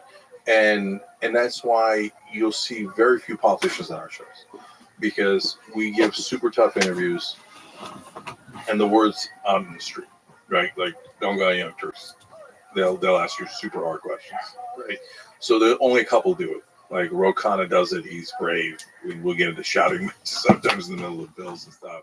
But at least he's there to defend his position. I respect him. But Tim Ryan, a little bit more of a conservative Democrat when he was in the House, he would take on any debate, etc. So there's a couple of good guys that do it, but generally they don't. So what this relates to AOC because when AOC's running, we do 34 videos on her. We get her millions of views. We founded Just Democrats and now launched it on the show. Our audience, Ryan Grimm documents it in one of his books. Our audience raises $2.5 million for those progressive candidates overall. And at that point, AOC and all those, Rashida Tlaib, etc., they're all dying to come on the Young Turks. Makes sense. I would too, of course. It's not because it's the Young Turks, any media outlet. And most media outlets, almost all the media outlets reject them. We cover AOC more than all the other press combined, right? And she wins for a number of reasons. That's one of the reasons, but there's many others, and she did a terrific job herself. She then takes Shoykant and Corbyn, who were Shoykant was the head of Just Democrats, and Corbyn was communications director for Just Democrats. Then Shoykant made one of the most brilliant political decisions arguably in American history. He called me and he said, Cenk, I'm going to go from head of Just Democrats to running AOC's campaign. And I'm like, well, the other candidates are going to get pissed. And you're staking the entire enterprise on one candidate. I'm like, sure, guy, I'm not in it. I'm doing the media arm. You're in the trenches. You're the guy making the decisions. So I'm going to trust whatever you say. You sure? And he said, yeah, I'm sure. So him and Corbyn go over to AOC's campaign. AOC then wins that miraculous win. Then she hires Shoykant to be her chief of staff, and she hires Corbyn to be her communications director. Within 6 months, they're gone. And once they're gone, AOC then goes on an establishment path. Okay. Because why were they gone? Oh, they insulted one of her colleagues. Yeah, that colleague who's a total corporatist and was selling out one of our policy proposals. If you don't call out your own side, you're never going to get anything done. But if you call out your own side, you become persona non grata, and it is super uncomfortable. And if we couldn't get them to do things that were uncomfortable. Now, she's going to find that outrageous, and she's going to be very offended by that. And she's going to point to a bunch of things she did that were uncomfortable. And to be fair to her, she has. Until that speech, she was pretty good on Palestine when we desperately needed it. She was pretty good on a bunch of issues. Cori Bush did that campaign on evictions, etc., on the Capitol steps. That was great. AOC's original sit-in Pelosi's office. At that point, we're all still on the same team. It's a spectacular success. Me, Corbyn, and Shoykant are saying, do it again, do it again. Like, not don't abuse it. Like, don't be a clown and do it every other day. But, like, when it matters, you need to be able to challenge Pelosi, right? And in my opinion, she just got to a point where she got exhausted being uncomfortable. It's really hard. The media hates you, and they keep pounding away and calling you a radical, and you're destroying the Democratic Party, you're destroying unity. So whereas if you go along, all of a sudden you're a queen, and now all of a sudden the mainstream media is saying, oh, AOC, she could be the progressive. I mean, there's some degree to which you want to sometimes bide your time and just rest a bit. And yeah. I think from my perspective, maybe you can educate me. She seems like a legit progressive, legit even populist, charismatic, young, like a lot of time to develop the game of politics, how to play it well enough to avoid the bullshit. Yeah, I guess she doesn't take corporate PAC money. That's right. No, she's still true on that. So as far as just looking over the next few elections, like who's going to be running, who's going to be a real player. She just seems like to me, seems like an obvious person that's going to be in the race. So while I fight for the ideal, I'm very practical. So, for example, she wins, and then one cycle later, after 2020, there's these guys who wanted to quote unquote force the vote, and it was on the speakership of Nancy Pelosi, and they wanted to use it to get Medicare for all. I'm like, guys, forcing a vote is a terrific idea. On the speakership, okay, who's your alternative? Oh, we don't have an alternative. Already checked. Okay. What's the issue you're looking to have them vote? Medicare for all. Oh, okay, you don't know politics. So I love Medicare for all. We have to get Medicare for all. But if that's the first one you put up without gaining any leverage, you're going to get slaughtered. Put up something easy. Force a vote on $15 minimum wage, or pick another one that's easy. Pay family leave. These are all polling great, because if you force a vote on that, you can actually win. And if you win, you gain leverage, and then you do the next one and the next one, and then you do Medicare for all. Not bullshit gradualism that the corporate Democrats do, but actually strategically, practically building up power and leverage and using it at the right times. So if I thought that's what AOC was doing, I would love it, right? So I don't need her to force a vote on Medicare for all. I don't need her to go on some wild tangents that don't make any sense and is only going to diminish your power. But when they eviscerated all the progressive proposals and Build Back Better, how did that happen? Manchin and Sinema used every ounce of leverage they had. They said, I'm just not going to vote for it. I don't care. Okay? The status quo is perfect for my donors, so I don't need you. I vote no. Okay? Now take out everything I want. And Biden did, right? Progressives had to push back and say, here is 2 to 3 proposals, right? Not everything, 2 to 3 proposals. They all poll over 70%. They're all no-brainers, and they're all things that Joe Biden promised. We want those in the bill, otherwise we're voting no.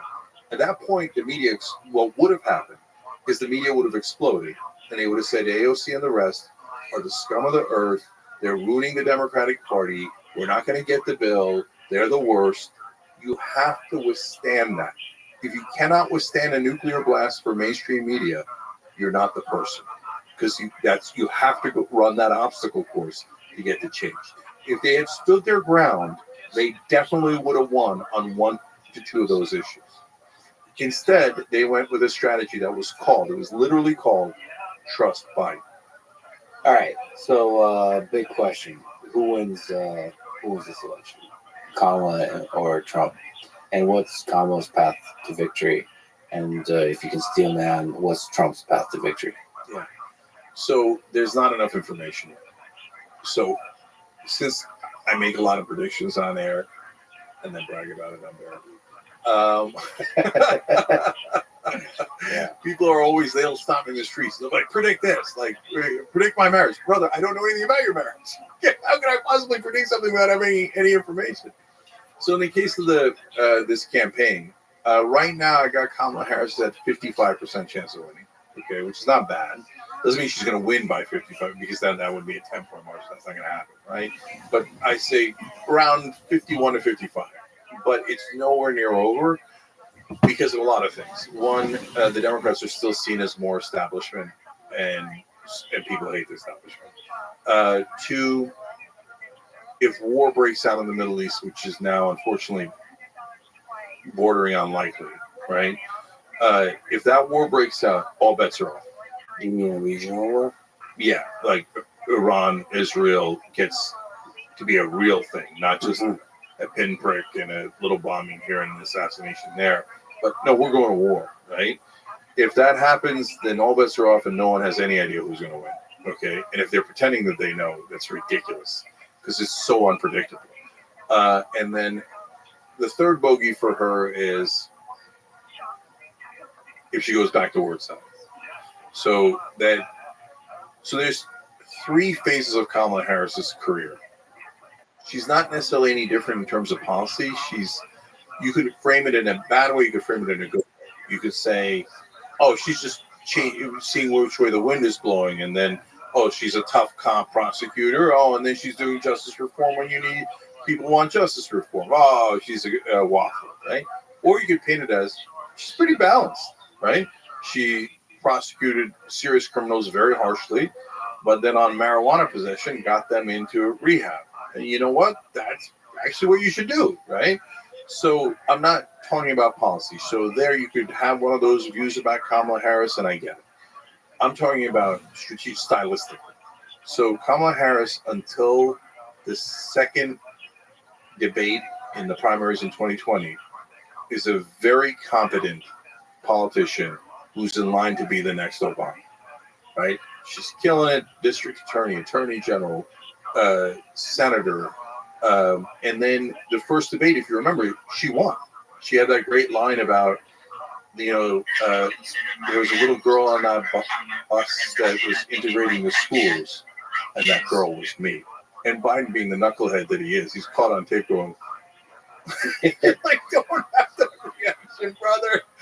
Okay, because she's criticizing his segregation policy on buses back in the 70s, right? So, anyways, so she's doing terrific. And then after that debate, until Biden drops out, is a disaster area for Kamala Harris. In the primary, she starts falling apart. She can't. It's strategized right. She's for Medicare for all. No, she's not. She's for Medicare for some. What's Medicare for some? I don't know, right? And she goes in the next debate, and Tulsi Gabbard kicks her ass, and then goes in the third debate, gets her ass kicked again, and she's starting to drift away. Then, at this point, this is funny. I have more votes for president than Kamala Harris did, because Kamala Harris dropped out before Iowa, because that's how much of a disaster her campaign turned into. When she was leading, right? So then she becomes vice president.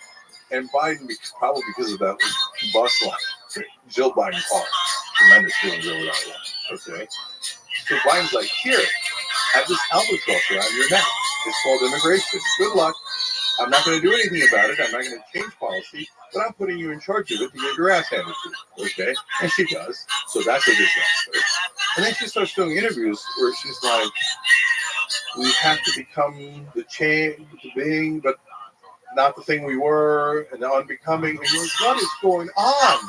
Why can neither one of them speak? Yeah. And so, but then the third act shocks me. Biden steps down. She goes, grabs all those delegates in a super competent way that we talked about earlier. And then she goes out and gives a speech. I'm like, oh, that speech is good. Okay, get another one. I'm like, wait a minute, these are good speeches, no more work salad. Then she picks Tim Walz and shocks the world. I'm like, that's a correct defense. That is a miracle, right? And then she goes and does the economically populist plan, all those proposals about housing that people care about, grocery prices that people care about. Real or not real, that is correct political strategy. So this Kamala Harris is back to the original Kamala Harris.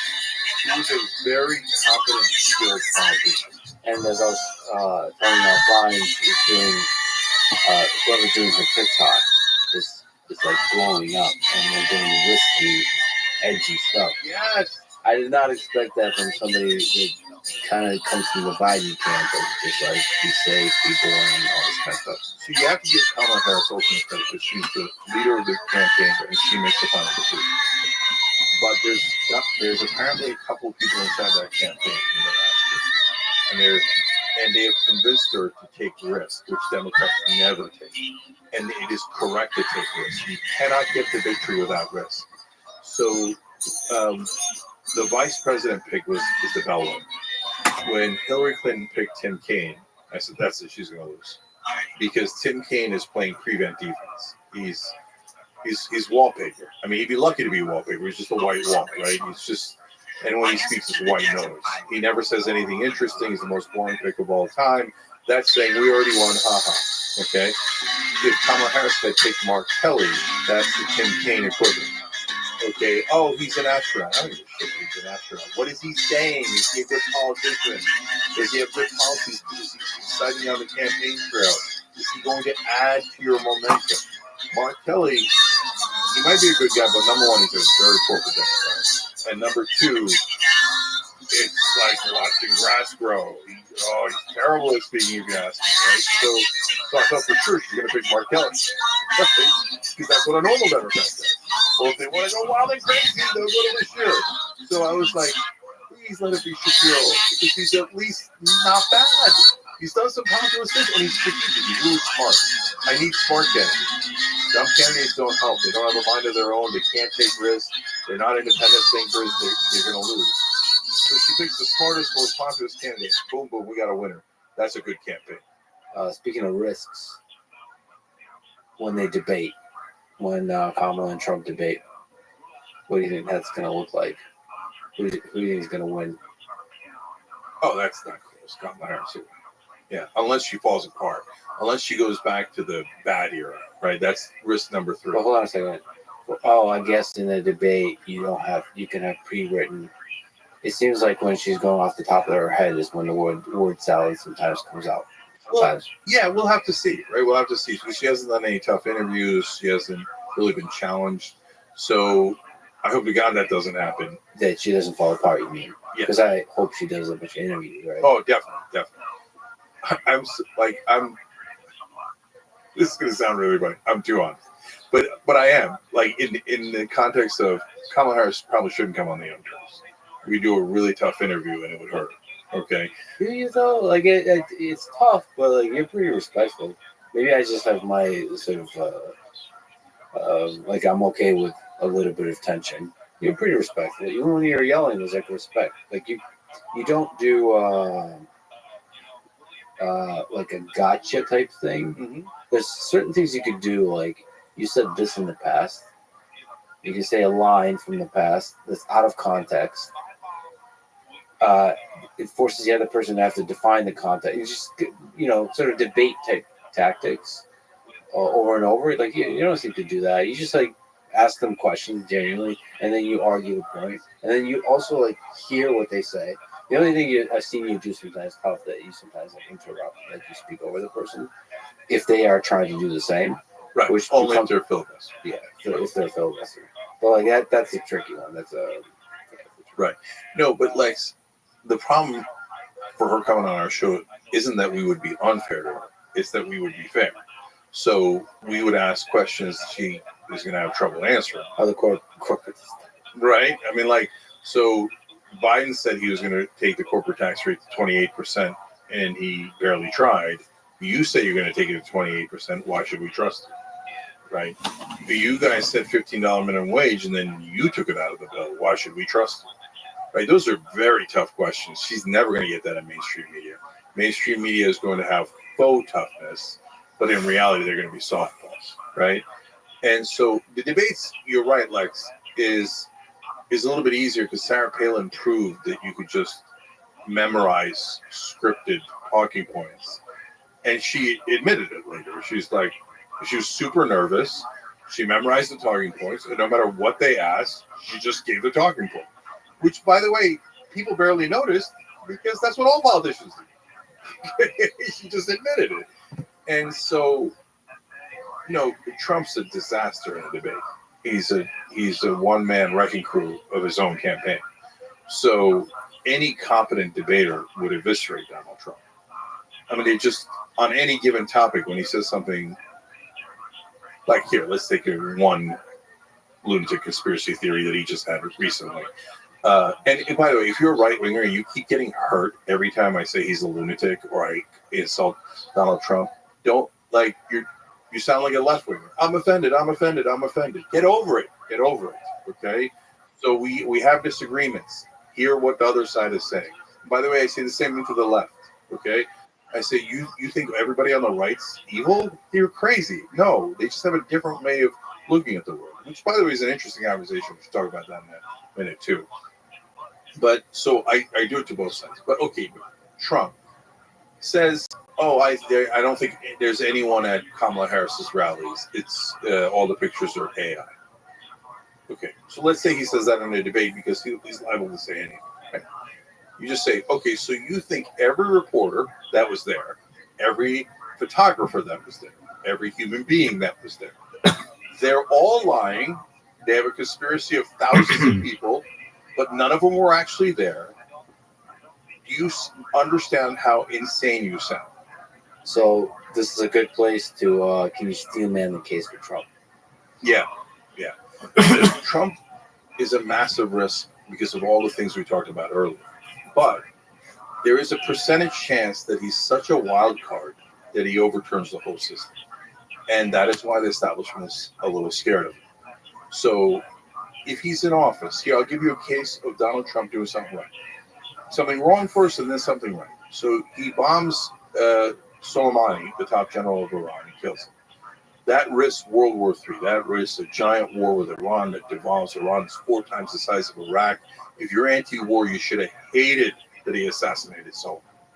But after the assassination, Iran doesn't want to get into it, even though they're in a rage, and they do a small bomb. You can tell if it's a small or a big one, right?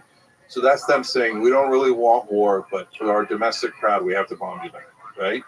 And that's when the military-industrial complex comes to Trump and says, no, you have to show them who's tough and bomb this area. And Trump says, no. They did a small bombing, not a large bombing. I don't want the war. I'm not going to do that bombing. That was a shining moment. Yeah, for me, one of the biggest steel man for Trump is that he has both the skill and the predisposition to not be a warmonger. He, I think, better than the other candidates I've seen, is able to end wars and end them. Now, you might disagree with it, but in a way where there's legitimately effective negotiation that happens. Like, I just don't see any other candidate currently being able to sit down with Zelensky and Putin and to negotiate a peace treaty that both are equally unhappy with. So, on the one hand, almost all other politicians are going to be controlled by the military-industrial complex, and that complex wants to bleed Russia dry, and that's what the Ukraine war is doing. It's a double win for the defense contractors. Number one, every dollar we send to Ukraine is actually not going to Ukraine. It's going to U.S. defense contractors, and they are sending old weapons to Ukraine. The money is to build new weapons for us. So a lot of people don't know that. So the defense contractors want that war to go on forever, and they're enormous influence in life. The second win is they're depleting Russia, and Russia's gotten themselves into a quagmire like we did in Iraq and Afghanistan, and they're bleeding out. So the military-industrial complex wants Russia to bleed out for as long as humanly possible. They actually care more about their own interests, of course, than they do about Ukrainian interests.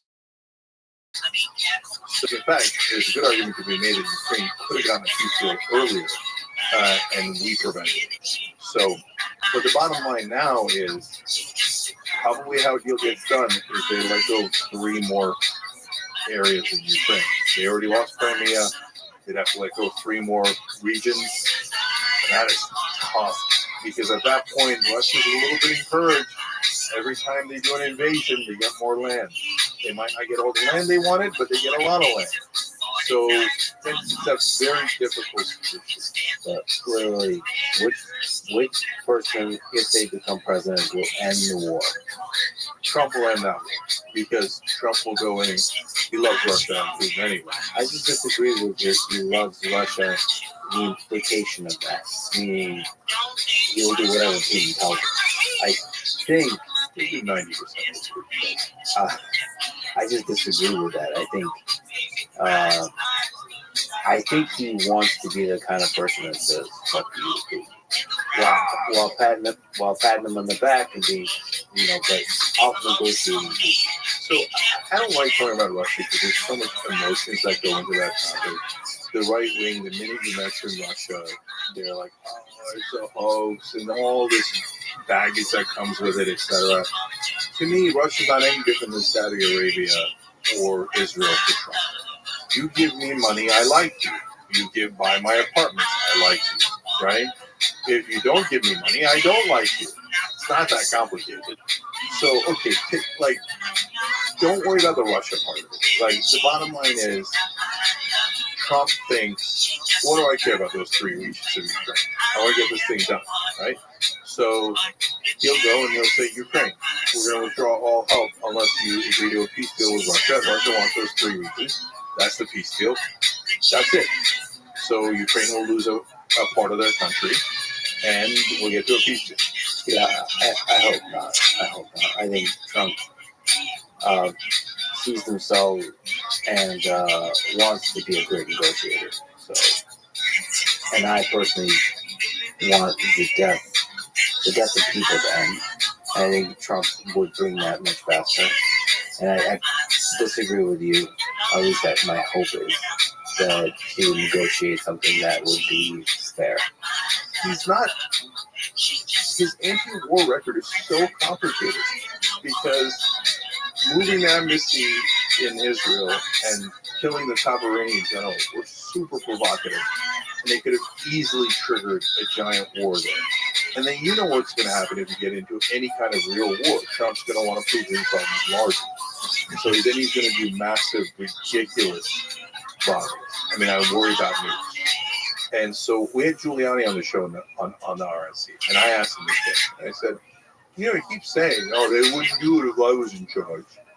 I'm like, what does that mean? Because it sounds like what it means is they wouldn't do it because they know if they did it, I would do something insane, like attack Russia or use nukes. And Rudy said, yeah, that's what it means. So that means you have to at least bluff that, and you have to get them to believe that he's a madman. That's the madman theory of Nixon. And Nixon and Rudy said that too. He was very clear about it. But the problem is, if you get your bluff called, and so if you actually attack Russia, you're going to start World War III.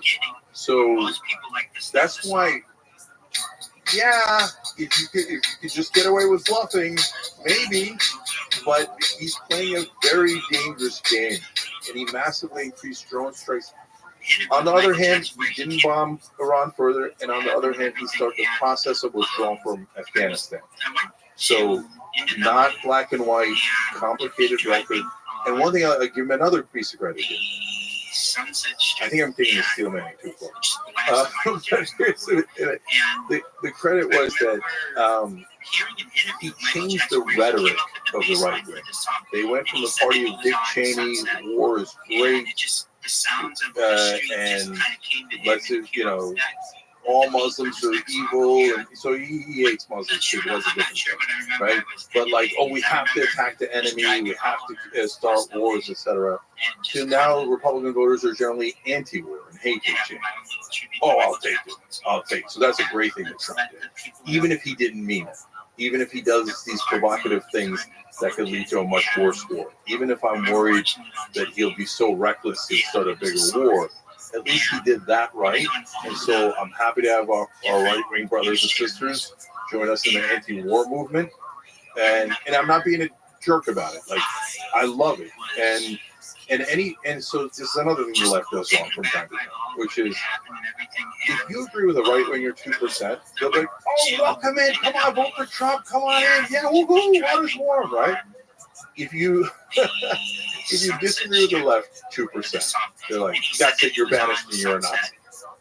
So, brother, how are we going to win an election if you're banishing everybody there is, right? So hold up, these Republican voters are coming at your anti-war position. Take the win. No, they're MAGA, and I won't deal with them. Even when they agree with you, that doesn't make any sense. That doesn't make any sense. Take the win, right? So when Charlie Kirk says yes to paid family leave, when Patrick Bet-David on his program says yes, roughly says yes to paid family leave, take the win. Octo Jr., you said some positive things for a while about Octo Jr. And I think you said you would even consider voting for him, given the slate of people. This was at the time when Biden was still in. What do you think about him? What do you think about him? The candidate, the person. He's on the show, right? Yeah, so he was on our show. People love that interview. You can say that, right? And why do people love it, whether they're right or left? Because we're fair. We actually ask him about his policy positions. He explained them. I challenge him, and he explains, and we give him a fair hearing. But I knew Bobby a little bit before he ran, when he was an environmental lawyer. Right? And his legal work is excellent. And he's been on the right side of most of the issues for most of his life. So, A, I like him on that. 2, on his wildlife, the dead bear and the worms and all that stuff, right? So, there's 2 important lessons you should get out of that. Well, one's just about Bobby, but the other one's a general one that's really important for you to know, no matter what you think about it. On the personal front, I have a friend that's very similar to him. In fact, he's one of my best friends. And I know why, this is my theory, on why Bobby and my friend led a wild life.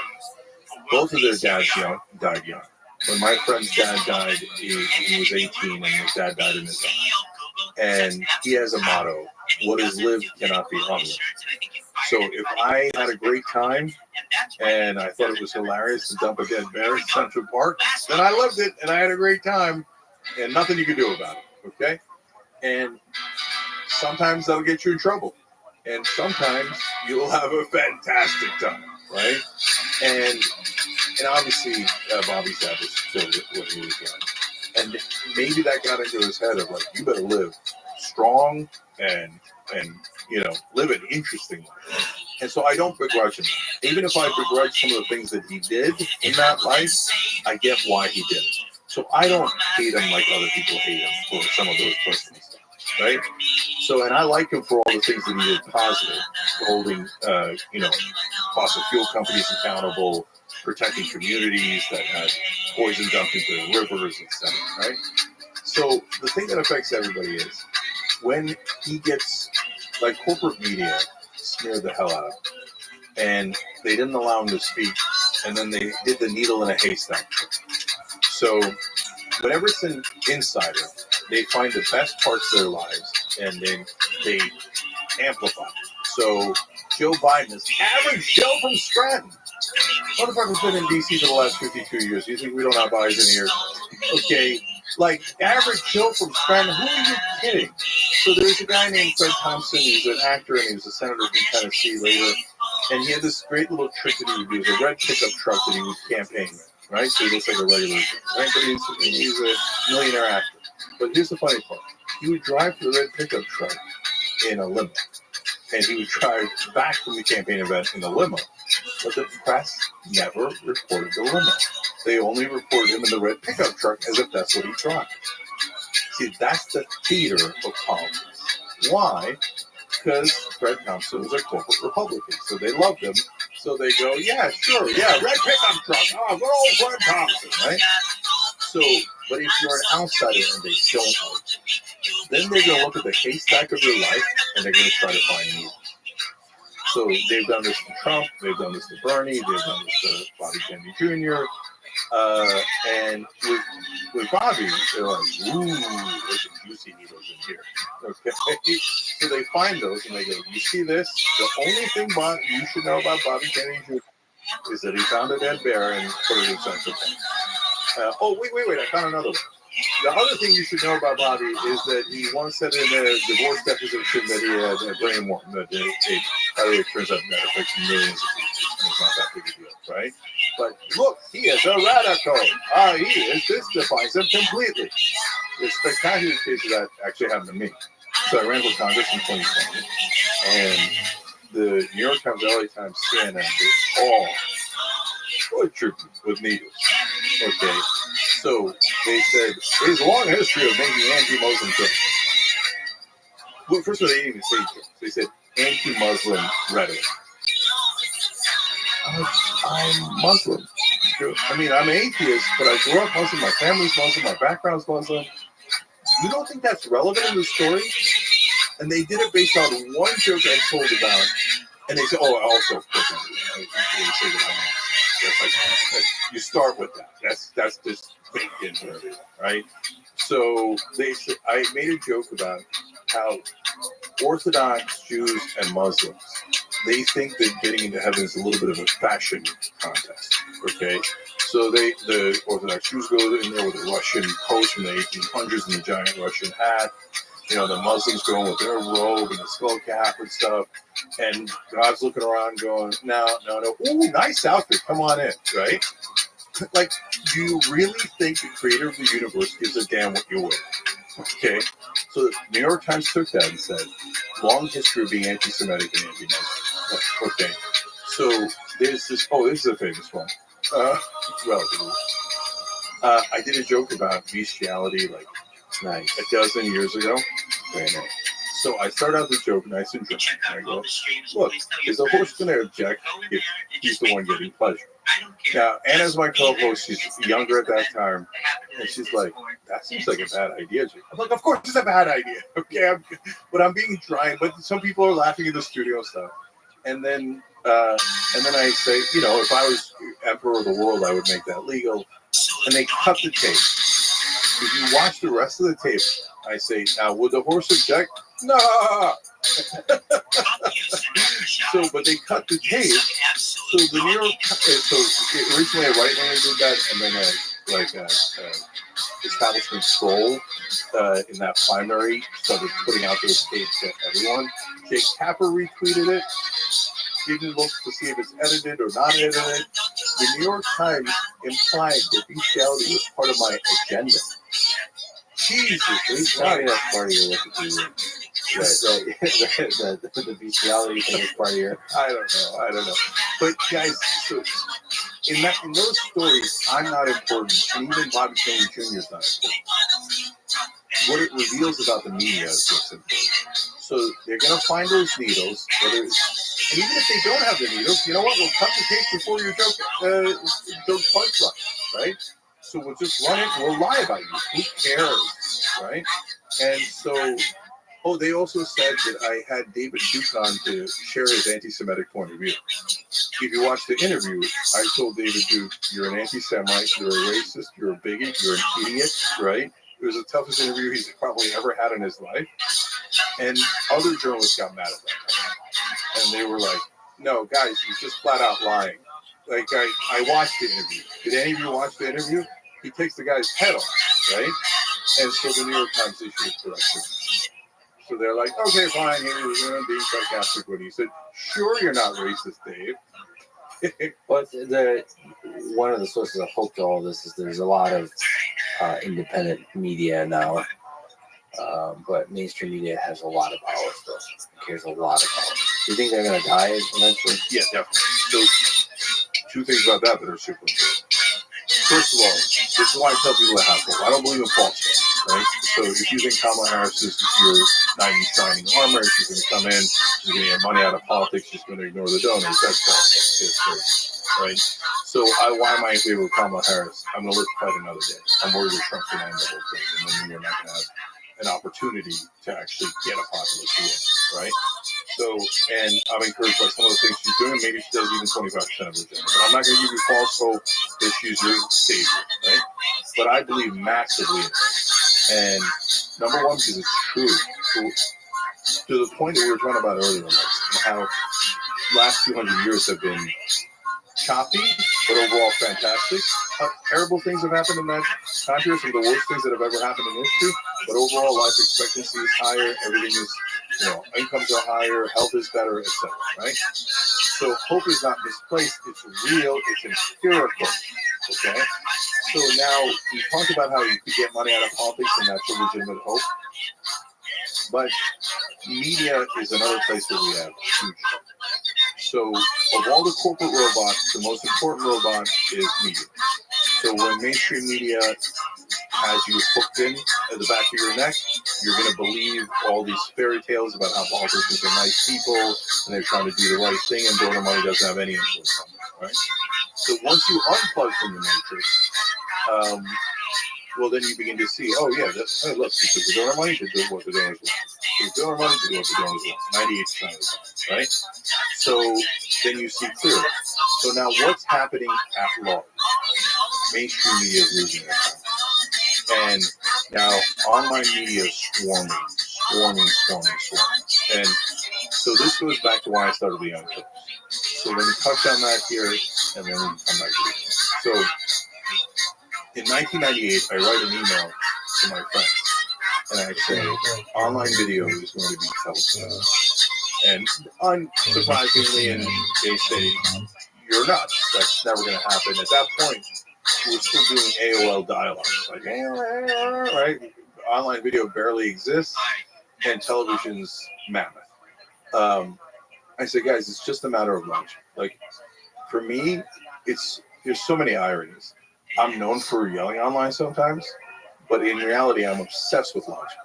So when you have gatekeepers pick based on what they want, what the powerful want, in that case, advertisers, politicians, etc. They are never going to design programming as good as wisdom of the crowd. When people start doing online video, I'm like, boom, there's no gatekeepers. This is democratized.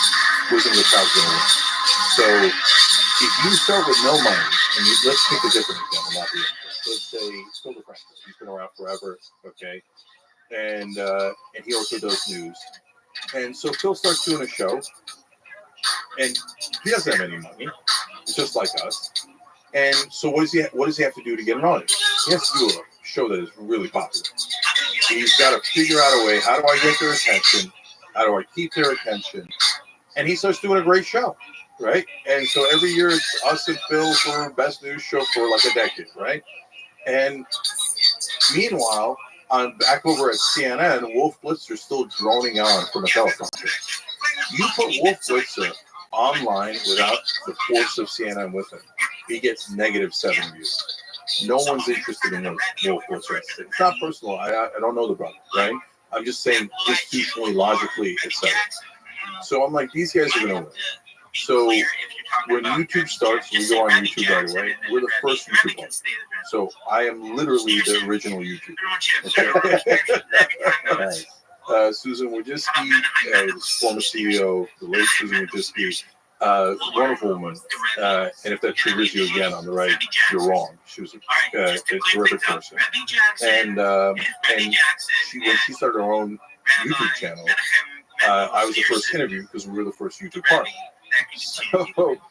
So I love that. So we're in that, but let me connect it back to the hook. When mainstream media has you hooked, you got no hope because you don't have the right information. You have propaganda, you have marketing, you don't have real news. When you're in the online world, it's chaotic. And don't get me wrong, it's got plenty of downsides, right? But within that chaos, the truth begins to emerge. And so, for example, Young Turks has had dozens of fights with different creators. Why? When you're number one in news online, the algorithm rewards anyone attacking you because then you get into their algorithmic loop. Mm-hmm. It's not an accident that we've been attacked dozens of times. One, we're independent thinkers, so anyone, if we don't match their ideology, they're going to attack us. But number two, they get in our algorithm loop. It's too hard to resist, right? So all of a sudden, they think that we're being funded by Nancy Pelosi or the CIA, and then, we're off to the races. There's another fight, right? But our competition is a great one. And so we won almost all of those fights. Why? Because we try really hard to stick with the truth, with logic, and we don't do audience capture. Even if our audience is going in one direction, we don't think it's right, Anna and I will come out and go, no, sorry guys, love you, but rent control is not a good idea, okay, etc. So in that world, the people, it's going to take a while, guys, but people who are telling the truth are eventually going to rise up. And when they do, now we're free. And now the second part is even more devastating for mainstream media because I'm a businessman, right? I keep looking at their revenue for CNN and stuff, and they have a massive problem, and people don't realize how big the problem is. That thing's going to capsize. I don't talk about it often because I don't want more companies. I'm idle to have a company, right? In the online world, etc. But I'm too honest. I gotta say it. So they have two revenue streams. One is ads. That's why they serve advertisers and politicians are huge advertisers. The second revenue stream, depending on the company, is arguably more important, which is subscribers. So now, what happens in a business normally is, so they start out low and then they got high, and now they got a ton of subscribers. At its peak, cable has 100 million households, right? So they're raking in unbelievable money from subscriber fees, and they got advertising on top. So when you're all the way up here, your costs start to rise. Why do they rise? Because then the on-air talent has leverage. And as an example, there's many of them. And so the on-air talent, like Sean Hannity says, I do a program that brings in X amount of maybe 100 million, maybe 200 million. So give me 40 million a year. And they do. Sean is making 40 million a year last I checked. Okay? So I don't know if he's still getting that kind of money, and I'm just basing on a reporting, right? That's a monster. They have all these giant companies. But the minute you go from 100 million, now we're at, I think, around 70 million. You just lost a giant chunk of your revenue. Now when your costs are higher than your revenue, nighty-night, it's been nice knowing. Yeah, it's going to collapse. It's going to be painful. But what we need, guys, is like, last thing on that is we need to print guys like AP, Reuters, Intercept, the lever that Sirota runs, whatever Ryan's working on now, it's that Ryan. So we need those badly. We need someone to collect actual information and do the best they can at presenting it in an objective way. We all got to support that. So you can't lose text. That's so important. The TV guys are just actors. You can lose them overnight and it won't hurt you. It'll help you. Yeah, it's going to be a messy battle for truth, because the reality is there's a lot of money to be made and a lot of attention to be gained from drama farming. So it's just constantly creating drama. And sometimes drama helps find the truth, as we were mentioning, but most of the time it's just drama. And it doesn't care about the truth, it just cares about drama. And then the same as like conspiracy theories. Now, some conspiracy theories have value and depth, and they allow us to question the establishment institutions. But the bottom line is conspiracy theories get clicks. And so you can just keep coming up around conspiracy theories. Many of them don't have to be grounded in the truth at all. And so that's the seed we're operating in. And so it's a tricky space too. But like, look at all the people who are the biggest now, because we've now had a couple of decades of this, right? So, I mean, it's an industry. So, I would argue you're huge, and you don't do that. You don't do the conspiracy theories. You don't do the drama at all, right? Rogan is huge. Yeah, maybe there's drama, but he's genuine, right? I got a lot of issues with some of his policies or mixed opinions on Joe in a lot of different ways, but I don't doubt that he's genuine, and people can sense that, right? And he's huge. We're genuine. We're huge. So this is the market beginning to work. So speaking of Joe, let me ask you about this. All right, here we go. I didn't actually know this, but when I was prepping for this conversation, I saw that you actually said at some point in the past that you can beat Rogan in a fight. No, you said that you have a shot. It's a non-zero probability. Yeah. Do you still believe this? Yes, but the probability is dropping. It's dropping every day. I think it's probably the stupidest thing I've ever heard you say. So I did I wrestled and did jiu-jitsu and judo and all the kinds of fighting sports my whole life. And I just observed a lot of really confident, large guys roll into gyms. He's ripped, he can deadlift, he can talk all kinds of shit, and he releases to be the next world champion, and he just gets his ass kicked. Yeah. Of course. Okay. And I've seen, like, I saw this Israeli MMA fighter take on an anti-Semite who was huge and vaunted, he believed in like Nick Fuentes is and the MMA fighter dismantled, and I loved it. Okay. And then he like retreated back and forth, etc. So, guys, first let me just assure you, I get it. And so now let me tell you why I said it, and then why I think it's a non-zero chance. So Michael Scarpone had written this blog that, 10, 15 years ago on Huffington Post. We were both bloggers at that point. And about the wussification of the NASDAQ. And he was saying the left is a bunch of wusses, right? So I wrote a blog saying, hey, Michael, I would rather debate you. So if you want to debate about we're wussies, let's do it. Let's find them. But, you're mentioning physicality, right, and how you guys are tough. So if you prefer, only in a prescribed setting, right, we're not going to go do it in the streets like idiots, right? But if you want, we'll have a boxing match or whatever you want, and we'll see who's tougher. And he panicked, and he cried to mommy, which was Ariana Huffington. And, oh, Jack's intimidating me, right? Okay. All right, well, who's the wussy now, bitch, right? So that is not to actually get into a fight with poor Michael Smarkovich, right? It's to prove, hey, don't use rhetoric like that. That's dumb. And this is me proving that it's dumb. Okay, so now Joe had said, I forget what he said at the time. He said something similar, right? And I'm up to here with Joe at that point. I don't know if we'll ever talk again, right? But you've been on a show, and that was a good conversation. It was a great conversation. It was a while back, yeah. Yeah. I hope he has you on again. Yeah. I get it.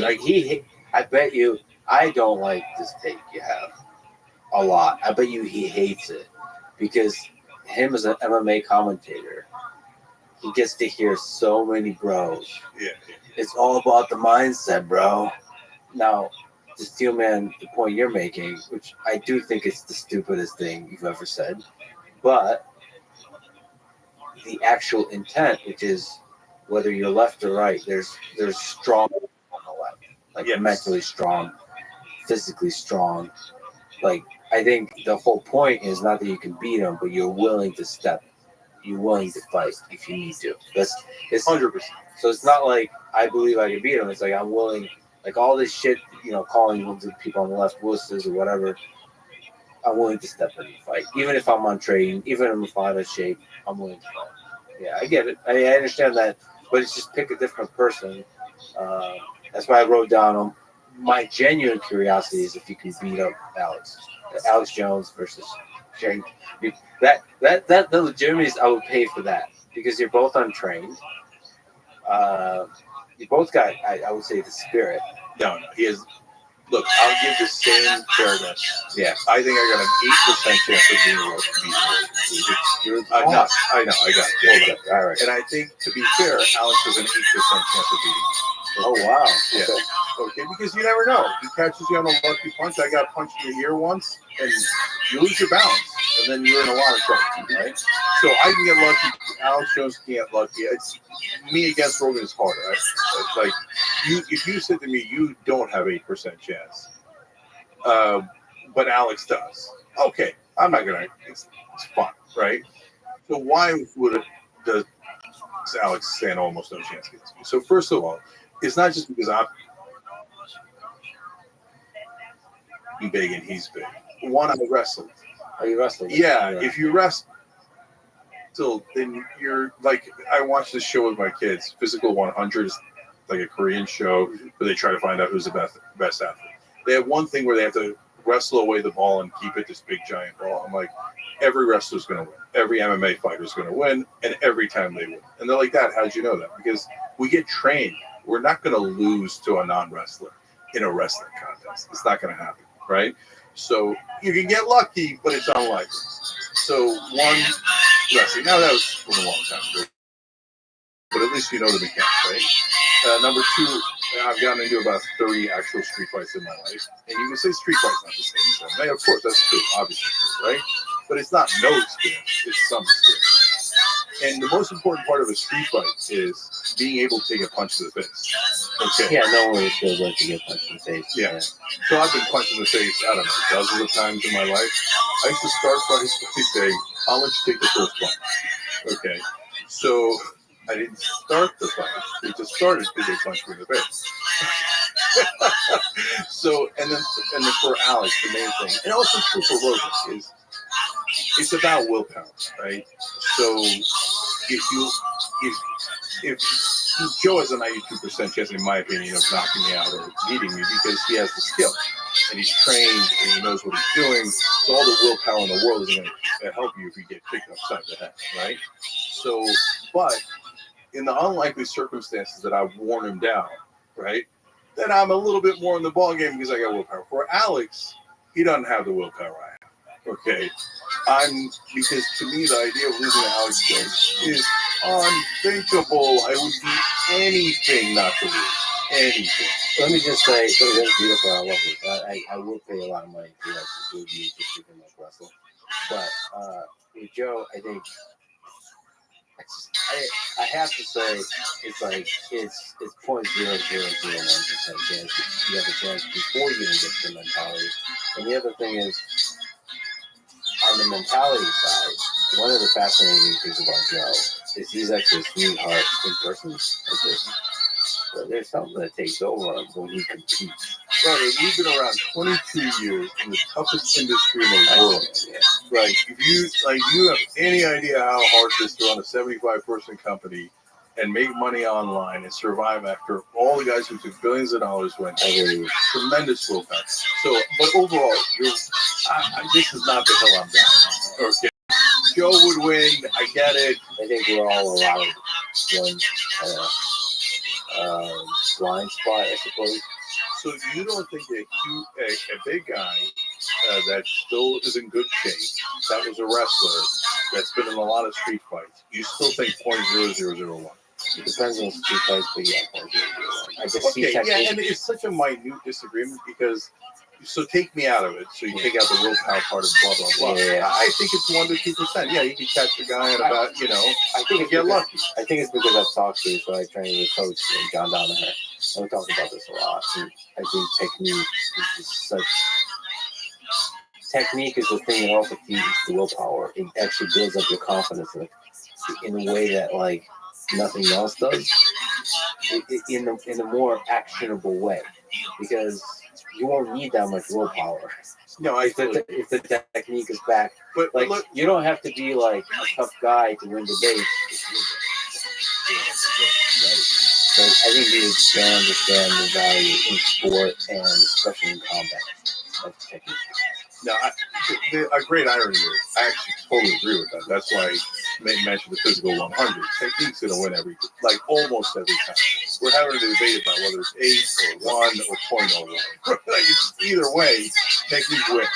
We agree. Okay, beautiful. In the one of the controversial things, in the 90s, there was a student at UPenn who publicly denied the Armenian genocide, which is the mass murder of over 1 million Armenians in 1915 and 16 in the Ottoman Empire. You have since then publicly and clearly changed your mind on this. Tell me the process you went through to change your mind.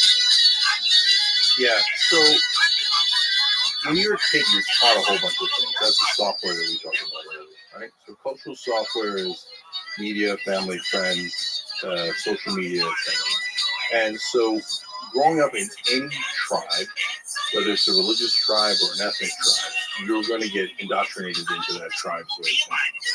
So you take a Turkish person who's super progressive, loves Bernie, believes with all their heart and peace, and you tell them something about Kurds, and they'll say, "Oh no, not those guys. They're terrible and evil, and we have to do what we do to them." You see, that's a tribe thing, right? And so you tell any religious person what's wrong with the other religions, they're like, "Oh yeah, that's totally true." You get to their religion, tribe takes over. No, how dare you on the phone, right? So I grew up with Turkish propaganda. So I'll tell you a couple of funny instances. When we were kids, we go to the Turkish American Day Parade. I'm like 10 or 12 years old. It's in the middle of New York. I grew up in Jersey. That's what I gotta know those fights. And we would chant in Turkish. Turkey is the biggest country. There's no other country that's even big. And I was like, this is crazy. Like, God, isn't it crazy? America's big, China's big. Why are we chanting this nonsensical chant, right? So that's the beginning of beginning to realize you're indoctrinated. I'm in college, and I read about some battle that the Ottoman Empire lost. I'm like, that can't be right. The Turks have only lost one war, World War I, right? And I'm like, oh my God, I'm an idiot. I got taught that in 3rd grade in Turkey. Of course that's not true. That's ridiculously untrue, right?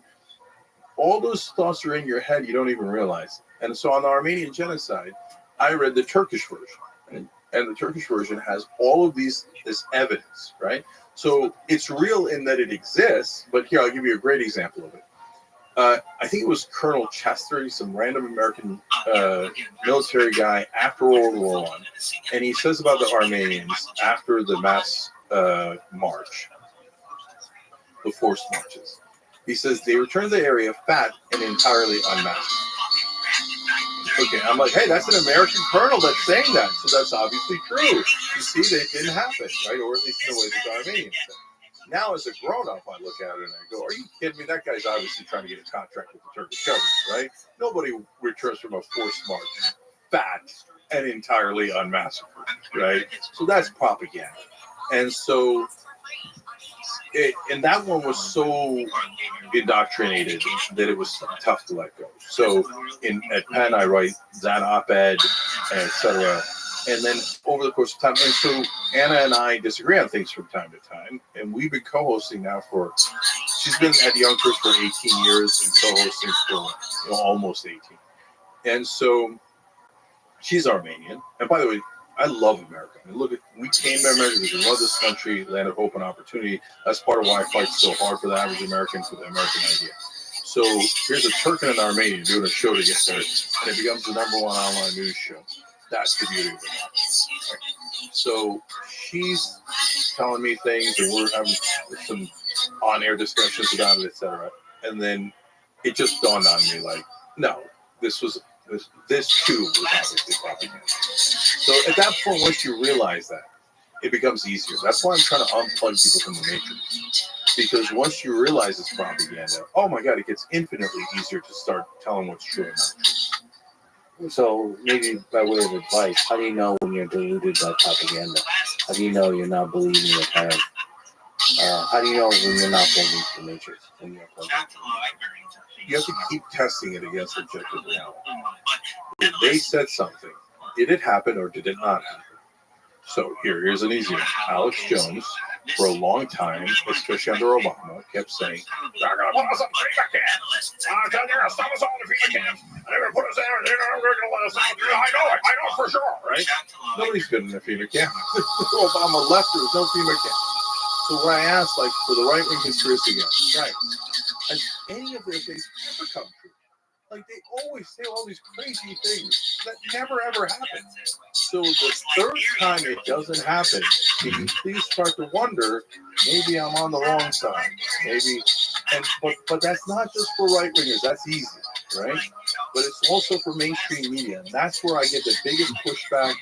And that's where, because my tribe is what the kids call PMC, professional management class. Okay? Their careers, you go up the ladder, you have this route, that route, etc. And so for that class, the status quo is pretty good. So when Biden gives you 15% change, you're like, what else do you want? That's amazing. He just course corrected a little bit, now it's perfect, right? But for the average guy who needs 100% change, not 15, they look at it and they go, what the fuck? He only did 15% and everybody's declaring him a hero, right? So those are the hardest guys to get through on, and those are the guys who get most mad at me, not the right-wingers, the establishment. That's why I'm nails on a chalkboard for them, because I'm on the left, but I call out their crap and their marketing and propaganda. And that's why I mentioned earlier, no one he might not even consciously know it, but no one dislikes Bernie more than Obama. Because if Bernie got into office, he'd embarrass Obama by doing a lot more change. And Obama told us that change wasn't possible. You could only get 5%. And so if Bernie does 50%, then Obama's humiliated. And his record and his legacy is ruined, right? So I don't think he makes that conscious decision, right? But it's subconscious. It's a way of thinking. So if you're watching Morning Joe, test them. He says something that Biden is for $15 minimum wage. When Biden takes it out of the bill, know that Morning Joe was lying to you. He says that Biden said he was for the public option, but he never even proposed it. When Morning Joe still defends him, and you see an objective reality, Biden didn't actually propose that bill, you know that they're lying to you. Test it against objective reality. Did it actually happen or didn't? I mean, there's some of that, given that some of the conspiracy theories. Do you think there's some value to the conspiracy theories that come from the right, or actually more so come from the establishment? I mean, for me, there's a lot that raise a bit of a question. A lot of them could probably be explained by corporatism and the military-industrial complex. But there's also a lot of them can be explained by creepiness and shadiness in human nature. Epstein is an example of that. There's a lot of ways to explain Epstein, including the basic creepiness of human nature. But there could be bigger explanations underlying it. So sometimes when we have long, thoughtful conversations like this, I'll say it depends a lot. Yeah. And then people get frustrated by that.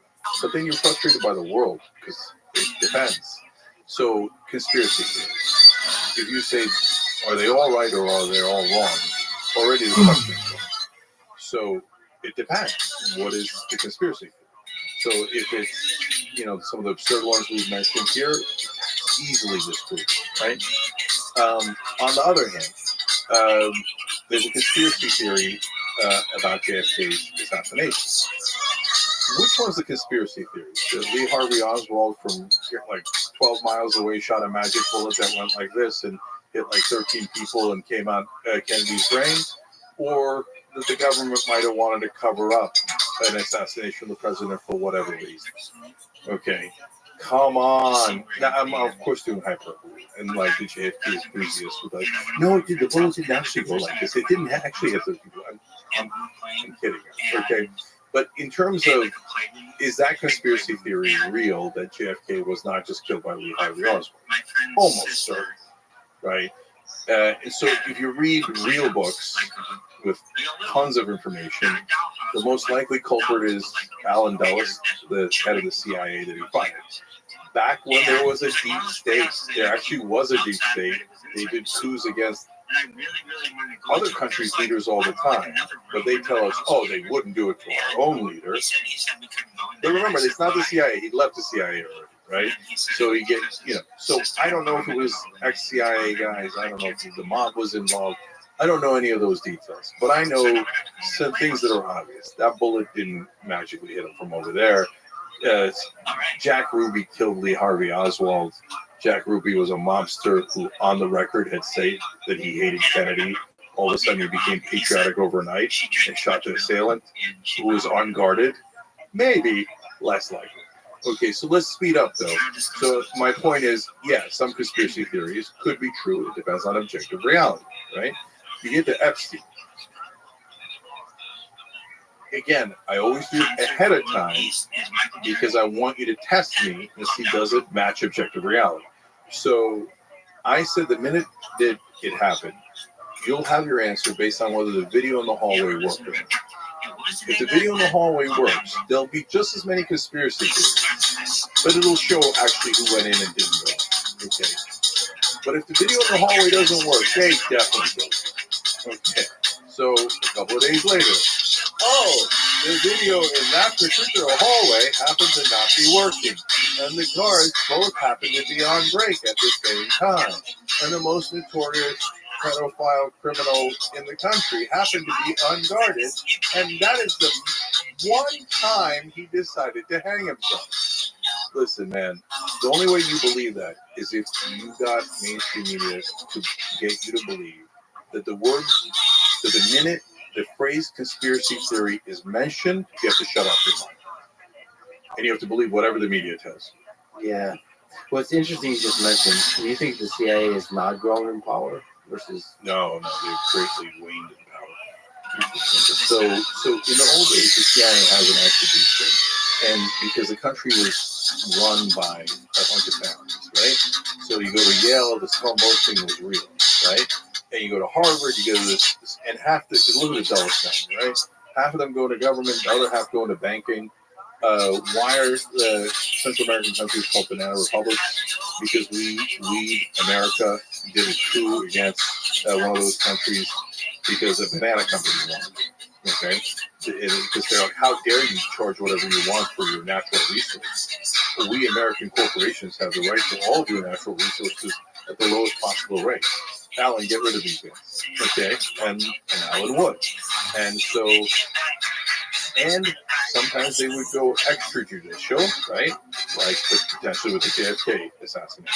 So now, and by the way, you pissed off the J. Edgar Hoover, you were just going to put a bullet in your head, and we were done with you. Okay, Fred Hampton, among others. So, but nowadays, that's not how the world works. So, a small number of families cannot control a country and an economy this size. New people pop up.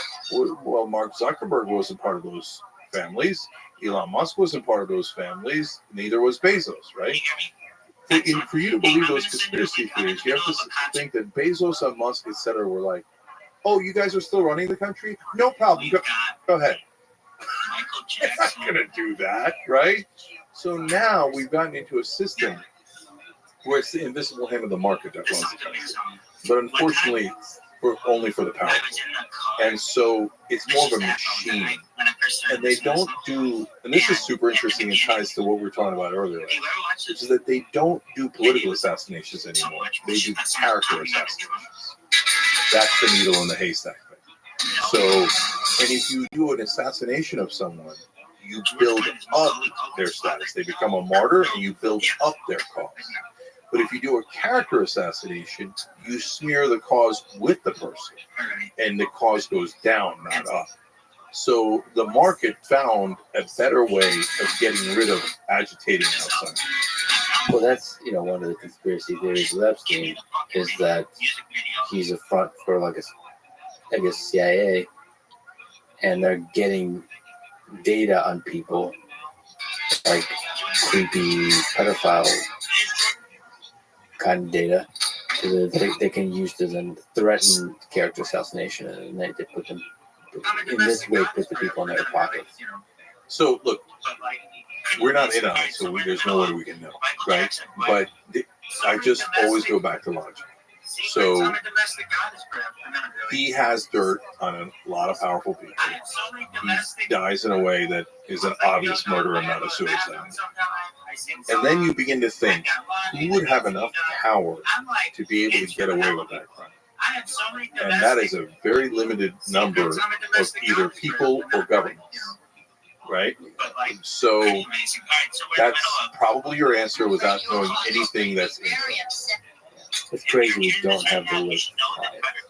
What is the best way to achieve stability and peace in Israel and Palestine in the current situation and in the next 5-10 years?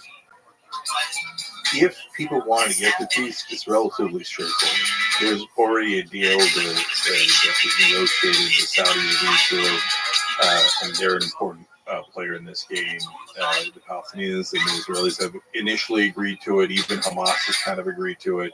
That deal exists, and it's just waiting on the shelf to get done, right? And it's pretty straightforward. Israel gets out of the West Bank and Gaza Strip, but they keep an X percentage. It used to be 4%, then it went up to 6%. It's probably a higher number now. The Palestinians keep losing leverage as we go, right? You remember how hard it was to get a deal on Ukraine, I thought. That's a very complicated one. Israel's much more straightforward. Get the hell out of the occupying territories. Keep some of the those settlements are the worst thing. There's answer. But anyway, I don't know. There is an answer to the settlements, and it's probably that Israel will be some, even though that drives me crazy. No right of return for Palestinians. There'll be symbolic right of return for a couple of families. And so Palestinians go, oh, no way. Guys, you have no leverage. Take the deal. Take the deal. Okay? So you're not going to get a right of return. Israel's not going to allow millions of Palestinians to go and vote in Israel. It would end the Jewish state. We have to get to a practical solution. So honestly, the number one person blocking it now is Netanyahu. It's not even, that's obvious. That doesn't take a lot of courage to say that. He says publicly, I don't want a Palestinian state. I'm against the two-state solution. He's been monstrous. He's one of the worst terrorists of my lifetime. So that's easy. The right wing of Israel has lost its mind. So the Smotrich and the Ben Gvir is openly talking about ethnic cleansing and driving them into other Arab countries. This is the definition of ethnic cleansing. So is like, I know that the Arabs are going to take the deal. Saudi Arabia cannot wait to take the deal because they just want to get business going, right? Do you think Hamas takes the deal? So I have a solution where you don't need Hamas. But yes, Hamas would definitely take the deal. Hamas already publicly said that they would even get rid of that Israel doesn't have a right to exist. But there's so much propaganda in American media, it's maddening, right? So, and this idea that you don't deal with Hamas is so dumb.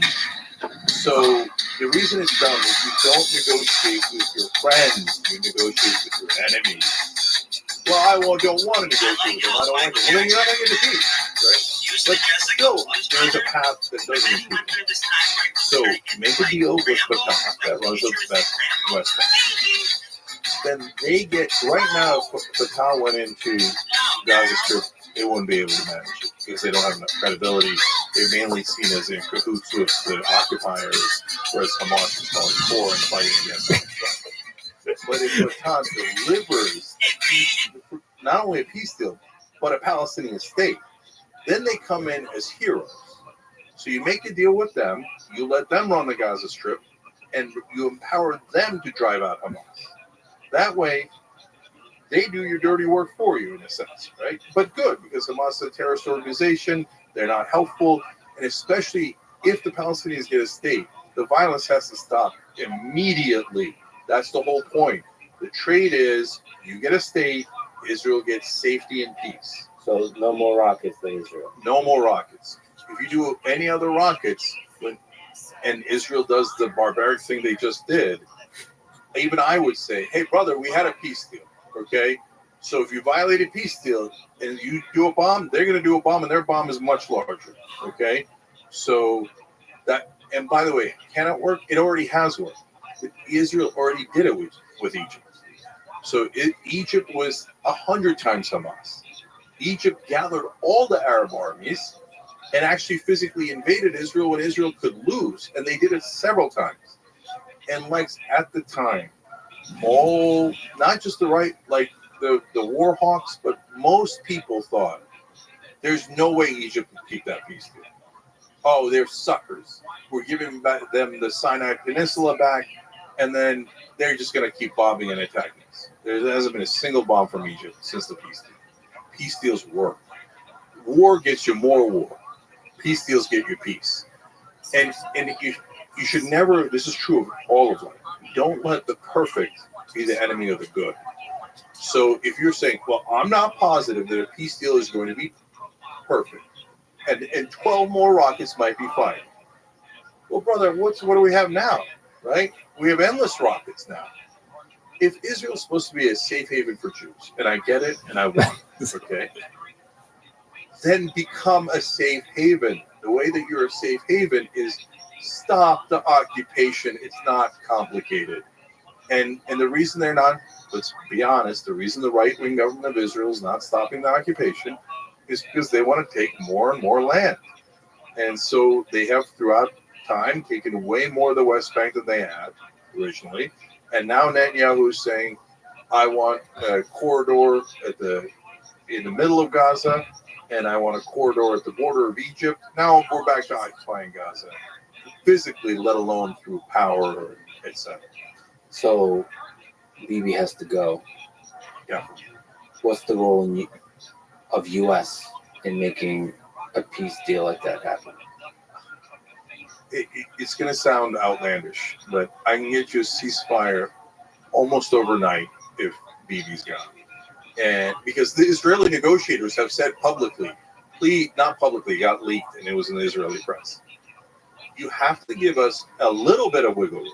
If you don't give us a little bit of wiggle room, obviously they're not going to do the deal. And he's like, I know. Right? That's why he's not giving them the wiggle room. So don't ask for land in Gaza. Get the hell out of Gaza. You just ceasefire. That's the easy part. So the hard part is the occupation, ending the occupation. But even that, I can get it to you in 2 months as long as Israel actually wants a deal. So go to an election, get rid of Netanyahu, put in, Benny Gantz. Is Benny Gantz an angel? No, he's the one that ordered all the bombings of Gaza to begin with, right? Benny Gantz has massive war crimes on his record. So don't worry, he's not a softie, okay? But he's not my favorite guy in the world, to say the least. But Benny Gantz can do a peace deal if he wants to. So, look, only one group of people can actually settle this. Well, there's actually two groups of people. One is the Israeli population. You voted someone who wants to do a peace deal, you'll get a peace deal, okay? Number two is the American president.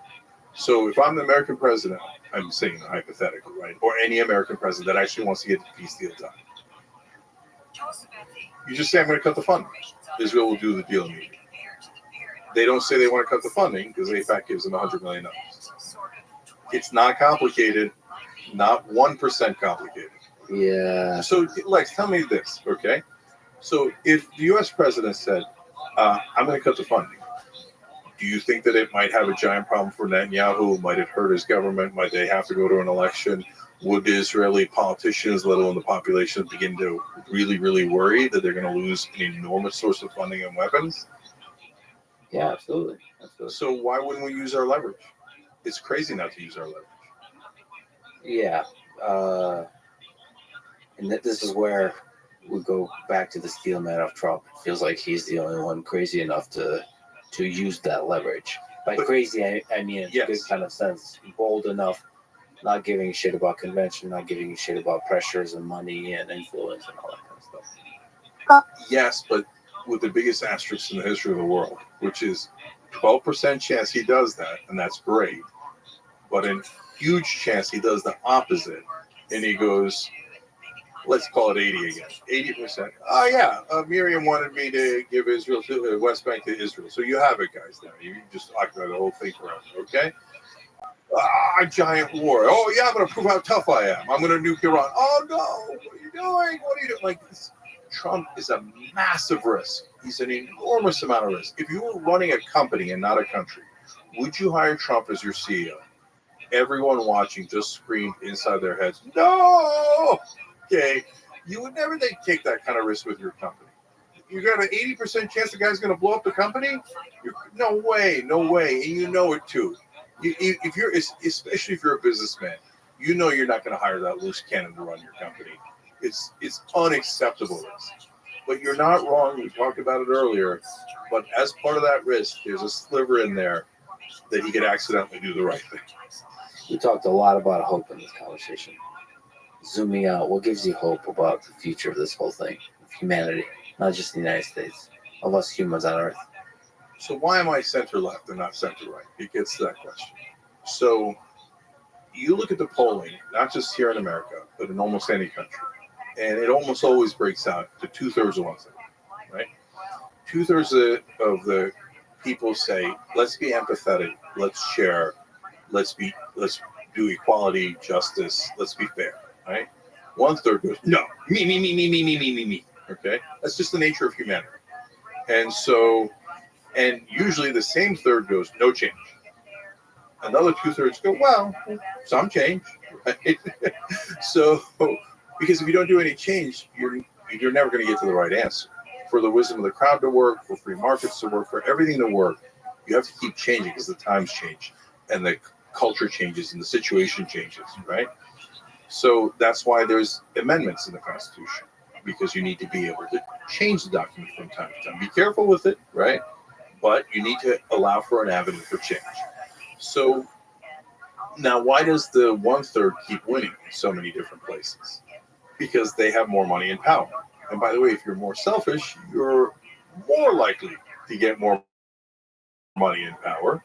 And I wish that weren't the case, but it is. And these are not blanket rules. They're on average. So that third winds up winning in so many circumstances. But the bottom line is, we are a species that requires consent. So, I mean, I'm a stone cold atheist. So I don't think we're kind of like apes. I think we are it. And all the scientists out there are saying, well, of course we are. Everyone else is going, that's crazy. So when you look at it as a species, different species react in different ways. Snakes have no empathy because it's not in their DNA. And that's why we have a sense of what a snake does, right? So for good news is for higher level apes like us, bonobos, chimpanzees, and humans, we all roughly want consent. So a chimpanzee, for example, has a violent reputation, and they are violent. And unfortunately, pretty close to them. But what people don't know is a leader doesn't win through violence, especially for bonobos. They win by taking life off of other chimpanzees, by going and doing favors, going to a hunt, getting food, and giving it to someone else. Because what they're gathering is the consent of the government. And that's how you become the alpha. You don't do it through physical dominance, you do it through consent. So that's how we're hardwired. That's in our DNA. That 2/3 in the long run will win. And we will have empathy, we will have change, and that's the hope that we're all looking for. Hope, we got the numbers. Right. Yeah. And in fact, one more thing. Look at history. Hope and change always win. And so, again, conservatives don't catch feelings. There is a need for conservatives because you have to balance things out. If you just had, even though wonderful 2/3, that still wouldn't be the ideal system. You need a Winston Churchill if you're in the middle of World War II. You need someone to say regulating, 6 inspections of the elevators is too many, right? So we need that balance, and conservatives have a role in circulating. But having said that, they're assigned to losing throughout history because they're fighting on losing ground. The conservative says no change, but the world is constantly changing, so they're destined to lose. That's why the founding fathers won against the British monarchy. That's why the civil rights movement won. They didn't win overnight. It took them 100 years to get equal rights, let alone pass slavery, right? So we won on women's rights. We won on gay rights. We keep winning. But every snapshot in time makes it feel like we're losing. There's a bad guy in charge. We aren't living under corporate rule, etc. But in the long tide of history, change always wins. So the empathetic, generally speaking, left wing, but again, don't worry about the titles, right? People get obsessed with labels. The 2/3 that's empathetic, that includes a lot of right wing, right? You win at the end in history every single time. So we fight forward. We're tough when we need to be. We need that willpower to win any fight, right? But we're civil and respectful to the other side because they are us.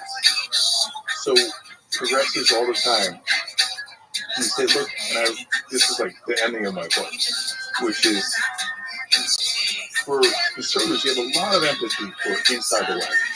So conservatives are great to their family, generally speaking, to their community, to their church, to anyone that's inside the wagon. But they set up electric fences and barbed wire around their wagons. So if you're on the outside, you're the others, and you're going to get electrified. And it's constant, right? And so I like to think the left wing has wider wagons. So we view the world as more us and not you. But the good news of that is, if we win, we're not going to do Medicare for only the left. We're going to do Medicare for all. You're all going to get universal health care. We're going to do higher wages for all. The right wing is not going to be left out. And like, I can tell you a fun story. It's about my family, and I'm sure that parts of it are apocryphal from like 500 years ago. But it gives you a sense of the old Mark Twain quote, if it's really Mark Twain, of change happens really gradually and then all of a sudden. So my mom's last name in Turkish is Yavaş, it means slow. It's a weird name even in Turkish. And so one day we're walking past the mosque in Istanbul, and it says on the mosque, Yavaş. Well, what is this? Okay, there's a small little mosque. We go inside, and my dad starts asking their mom questions. Okay, so he says, "Why is the mosque named?" And he said, "You don't know?" And because my dad said, "My wife's name is last name is Yorsha." He said, "Oh my God!" And he's like, "Your ancestor was the admiral of the Ottoman Navy when they conquered Constantinople." Okay. So Grandpa, from 500-600 years ago, came up with the idea. You can't ever conquer Constantinople because there's a giant chain underneath the Bosphorus. All the ships get stuck on the chain. There's cannons on both sides. Half the ancient navies in the world are at the bottom of the Bosphorus, right? So it hasn't been conquered in over 1,000 years. Nobody thinks it can be conquered. Grandpa comes up with the idea, why don't we build giant wooden planks over land and grease them and pass our fleet overland onto the other side. Everybody goes, because whenever anybody proposes a new idea, no matter how logical it is, they go, "Oh, it's impossible. No way it's going to work. Oh, you're crazy. This is an unconquerable city. What are you guys even doing?" Every day, Mehmet the Conqueror comes to Grandpa and says, "All right, how's your plan to do this project go?" And Grandpa says, "Slowly." And he names him Commander Slowly. And one night, after the whole thing's done, they pass the entire Ottoman fleet over the land, wind up in the middle of the Bosphorus, and the Holy Roman Empire. They surrender. Because change happens really gradually, and then all of a sudden. Good story. Well, Jeng, thank you for fighting for that change for many years now, for over 2 decades now. And thank you for talking today. Appreciate it, Lex. Thank you for having the conversation. Thanks for listening to this conversation with Jan Huber. To support this podcast, please check out our sponsors in the description. And now, let me read you some words on our end. Totalitarianism is never content to rule by external means, namely through the state and machinery of power. Thanks to its peculiar ideology and the role assigned to it in the apparatus of coercion, totalitarianism has discovered a means of dominating and terrorizing human beings from within. Thank you for listening. I hope to see you next time.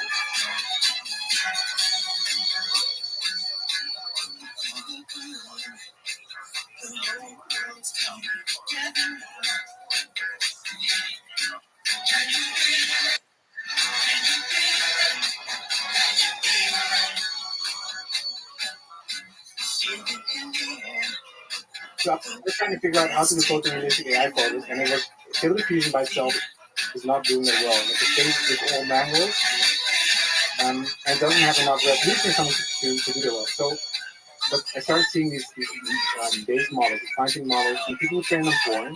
I tried them, and they would be very photorealistic. They would have bodies that actually make sense, like body anatomy. But if you look at the photorealistic models that people use now, there's still core porn there, like of naked people. So I need to prompt out the naked, and everyone needs to do this with AI startups with imaging. You need to prompt out the naked stuff. You have to keep reminding the model to don't put naked. This is very risky. I have Google Vision to check every photo before it's sent to the user to like check like for a nipple detector. because you get the journalists get very angry. Following is a conversation with Peter Levels, also known on X as Levels.io. He is a self-taught developer and entrepreneur who designed, programmed, shipped, and ran over 40 startups, many of which are hugely successful. In most cases, he did it all by himself, while living the digital nomad life in over 40 countries and over 150 cities, programming on a laptop while chilling on a couch, using vanilla HTML, jQuery, PHP, and SQL Lite. He builds and ships quickly and improves on the fly, all in the open, documenting his work, both his successes and failures, in the raw honesty of a true indie hacker. Peter is an inspiration to a huge number of developers and entrepreneurs who love creating cool things in the world that are hopefully useful for people. This was an honor and a pleasure for me. This is the Let's Vegan Podcast. To support us, please check out our sponsors in the description. And now, dear friends, here's Peter. You've launched a lot of companies and built a lot of products. As you say, most failed, but some succeeded. What's your philosophy behind building a startup that you did? I think my philosophy is very different than most people in startups, because most people in startups, they build a company and they raise money, right? And they hire people and then they create a product and they find something that makes money. And I don't really raise money. I don't use VC funding. I do everything myself. I'm a designer, I'm a developer, and I make everything. I make the logo. So for me, I'm much more scrappy. And because I don't have funding, like I need to go fast. I need to make things fast to see if an idea works. Right? I have an idea in my mind and I build it like a mini startup.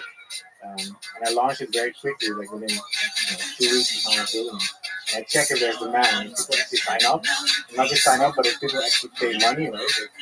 They take out the credit card, pay me money, and I can see if the idea is validated. Most ideas don't work. So there's this rapid iterative phase. We build a prototype that works, launch it, see people like it, improving it really, really quickly. You see people like it a little bit more, not to pay, that's a rapid process. Yeah, I think it's very rapid, and it's like compared to, for example, Google, like the big tech companies, especially Google right now is kind of struggling. Like they made like Transformers, they invented all the AI stuff years ago, and they never really shipped. Like they couldn't ship ChatGPT, for example. I think they wouldn't ship it because they're so stuck in bureaucracy. But they had everything. They had the data, they had the tech, they had the engineers, and they didn't do it. And it's because these big organizations, it can make you very slow. So being alone by myself on my laptop, like my underwear in my hotel room or something, I can ship very fast. And I don't need to like, I don't need to ask like legal for like, oh, can you vouch for this? I can just go and ship. You're always coding your underwear. So your profile picture, you're like slouching, couch in your underwear, showing a laptop. No, but I do wear like shorts a lot, and I usually wear shorts and no t-shirt because I'm always too hot. So I'm always overheating. Thank you for showing up, not just in your underwear, but wearing shorts. And no, Thank you. Thank you for dressing up. I think it's because since I go to the gym, I'm always too hot. What's your favorite exercise in the gym? Man, overpress. Overpress, like shoulder press. Yeah. Okay. But it's still good because you're doing like you win. Because when you do, what is that? I do 60 kilos, so like 120 pounds or something. Like it's my only thing I can do well in one game. And you stand like this, and you're like, I did it, you know? With winner pose. Yeah. Every people. I do bench press, squat, deadlift. Hence the mug. Yeah. Talking to my therapist. Yeah. It's a deadlift. Yeah. Because it acts like therapy for me, you know? Yeah, it is. It's controversial to say. Like if I say this, people get angry. Physical hardship is a kind of therapy. Yeah. I just rewatched Happy People, Year in the Taiga, that Werner Herzog film where they document people that are doing trapping. They're essentially just working for survival in the wilderness year round. Yeah. And there's a deep happiness to that way of life because they're so busy in it, in nature. Yeah. Like there's something about that physical, yeah. toil. Yeah. My dad taught me that. My dad always does like construction in the house. Like he's always renovating the house. He breaks through one room and then he goes to the next room. And he's just going up in a circle around the house for like the last 40 years. So he's always doing construction in the house and it's his hobby. And he taught me when I'm depressed or something. He says like get a big, like what do you call it, like a big mountain of sand, coming from construction, just get a shovel and bring it to the other side. And just do like physical labor, do like hard work, and do something. Like set a goal, do something. And I kind of just started too. Yeah, construction is not about the destination, man. Yeah. Yes. No wonder people go always remodeling their house. Is it really about the remodeling? No, it's not. It's about the project journey, the puzzle of it. No, he doesn't care about the result. So it shows you, like, it's amazing. Like, yeah, it's amazing. But then he wants to go to the next one, you know? But I think it's very metaphorical for work. Because I never stop work. I go to the next website. Or I make a new one, right? I make a new song. So I'm always like, they give you something to wake up in the morning and like, have coffee and kiss your girlfriend and you have like a goal. Not today I'm gonna fix this feature, today I'm gonna fix this bug or something, I'm gonna do something. You have something to wake up to, you know? And I think maybe especially as a man or for women, but you need a hard work, you know? You need like an endeavor.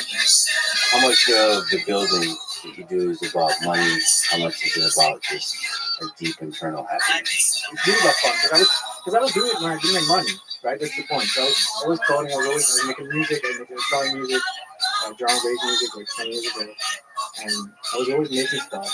So I think creative expression is like meaningful work. It's so important. It's so fun. It's so fun to have like a daily challenge where you try to figure stuff out. But the interesting thing is there's a lot of successful products, and you never really wanted to take it to that level where you scale real big and sell it to a company something like this. Yeah. The problem is I don't dictate that, right? Like if more people start using it, more people start using it, it becomes big. I'm not gonna say, oh, stop signing up to my website, pay me money. But I never raised funding for it. And because I don't like the stressful life that comes with it, like I have a lot of founder friends, and they tell me secretly, like hundreds of millions of dollars in funding and stuff, and they tell me like next time if I'm gonna do it, I'm gonna do it like you, because it's more fun, it's more indie, it's more chill, it's more creative. They don't like this. They don't like to be manager, so you become like a CEO, you become a manager. I think a lot of people that start startups, when they become a CEO, they don't like that job actually, but they can't really actually, you know. But they like to do the groundwork, the coding. So I think that keeps you happy, like keep doing something creative. Yeah, it's interesting how people are pulled towards that scale to go really big, and you don't have that honest reflection of yourself of what actually makes you happy. Because for a lot of great engineers, it makes them happy to build the quote-unquote individual contributor, like where you're actually coding and you actually big. And they let go of that, and then they become unhappy. But some of that is the sacrifice needed to have an impact of scale. you truly believe in the thing you're doing. But like, look at Elon. He's doing things a million times bigger than me, right? And would I want to do that? I don't know. You cannot really choose these things, right? But I really respect that. I think Elon's very different from VC founders, right? VC start is like software. There's a lot of bullshit in this world. I think there's a lot of like dodgy finance stuff happening there. I think I never have like concrete evidence about it, but your gut tells you something's going on with like companies getting sold to friends and VCs, and then they do reciprocity and there's shady financial dealers. Elon does not. He's just raising money from investors and he's actually building stuff. He needs the money to build stuff, hardware stuff. And that I really respect. You said that there's been a few low points in your life. You've been depressed. And building is one of the ways to get out of that. Can you talk to that? Can you take me to that place, to that time when you were at a low point? So I was in Holland and I graduated university and I didn't want to get a normal job. And I was making some money with YouTube because I had this music career and I uploaded music to YouTube. And YouTube started paying me with AdSense, like $2,000 a month, $2,000 a month. And all my friends got like normal jobs and we stopped hanging out. So people like, in university hang out, you chill, you sell houses, you go parties. But when people get jobs, they only party like in the weekend and they don't hang anymore in the week because you need to be at the office. And that was just not for me. I wanted to do something else. And I was starting getting this I think it's like Saturn return. It's, when you turn 27, it's like some concept where Saturn returns to the same place in the orbit that it was when you were born.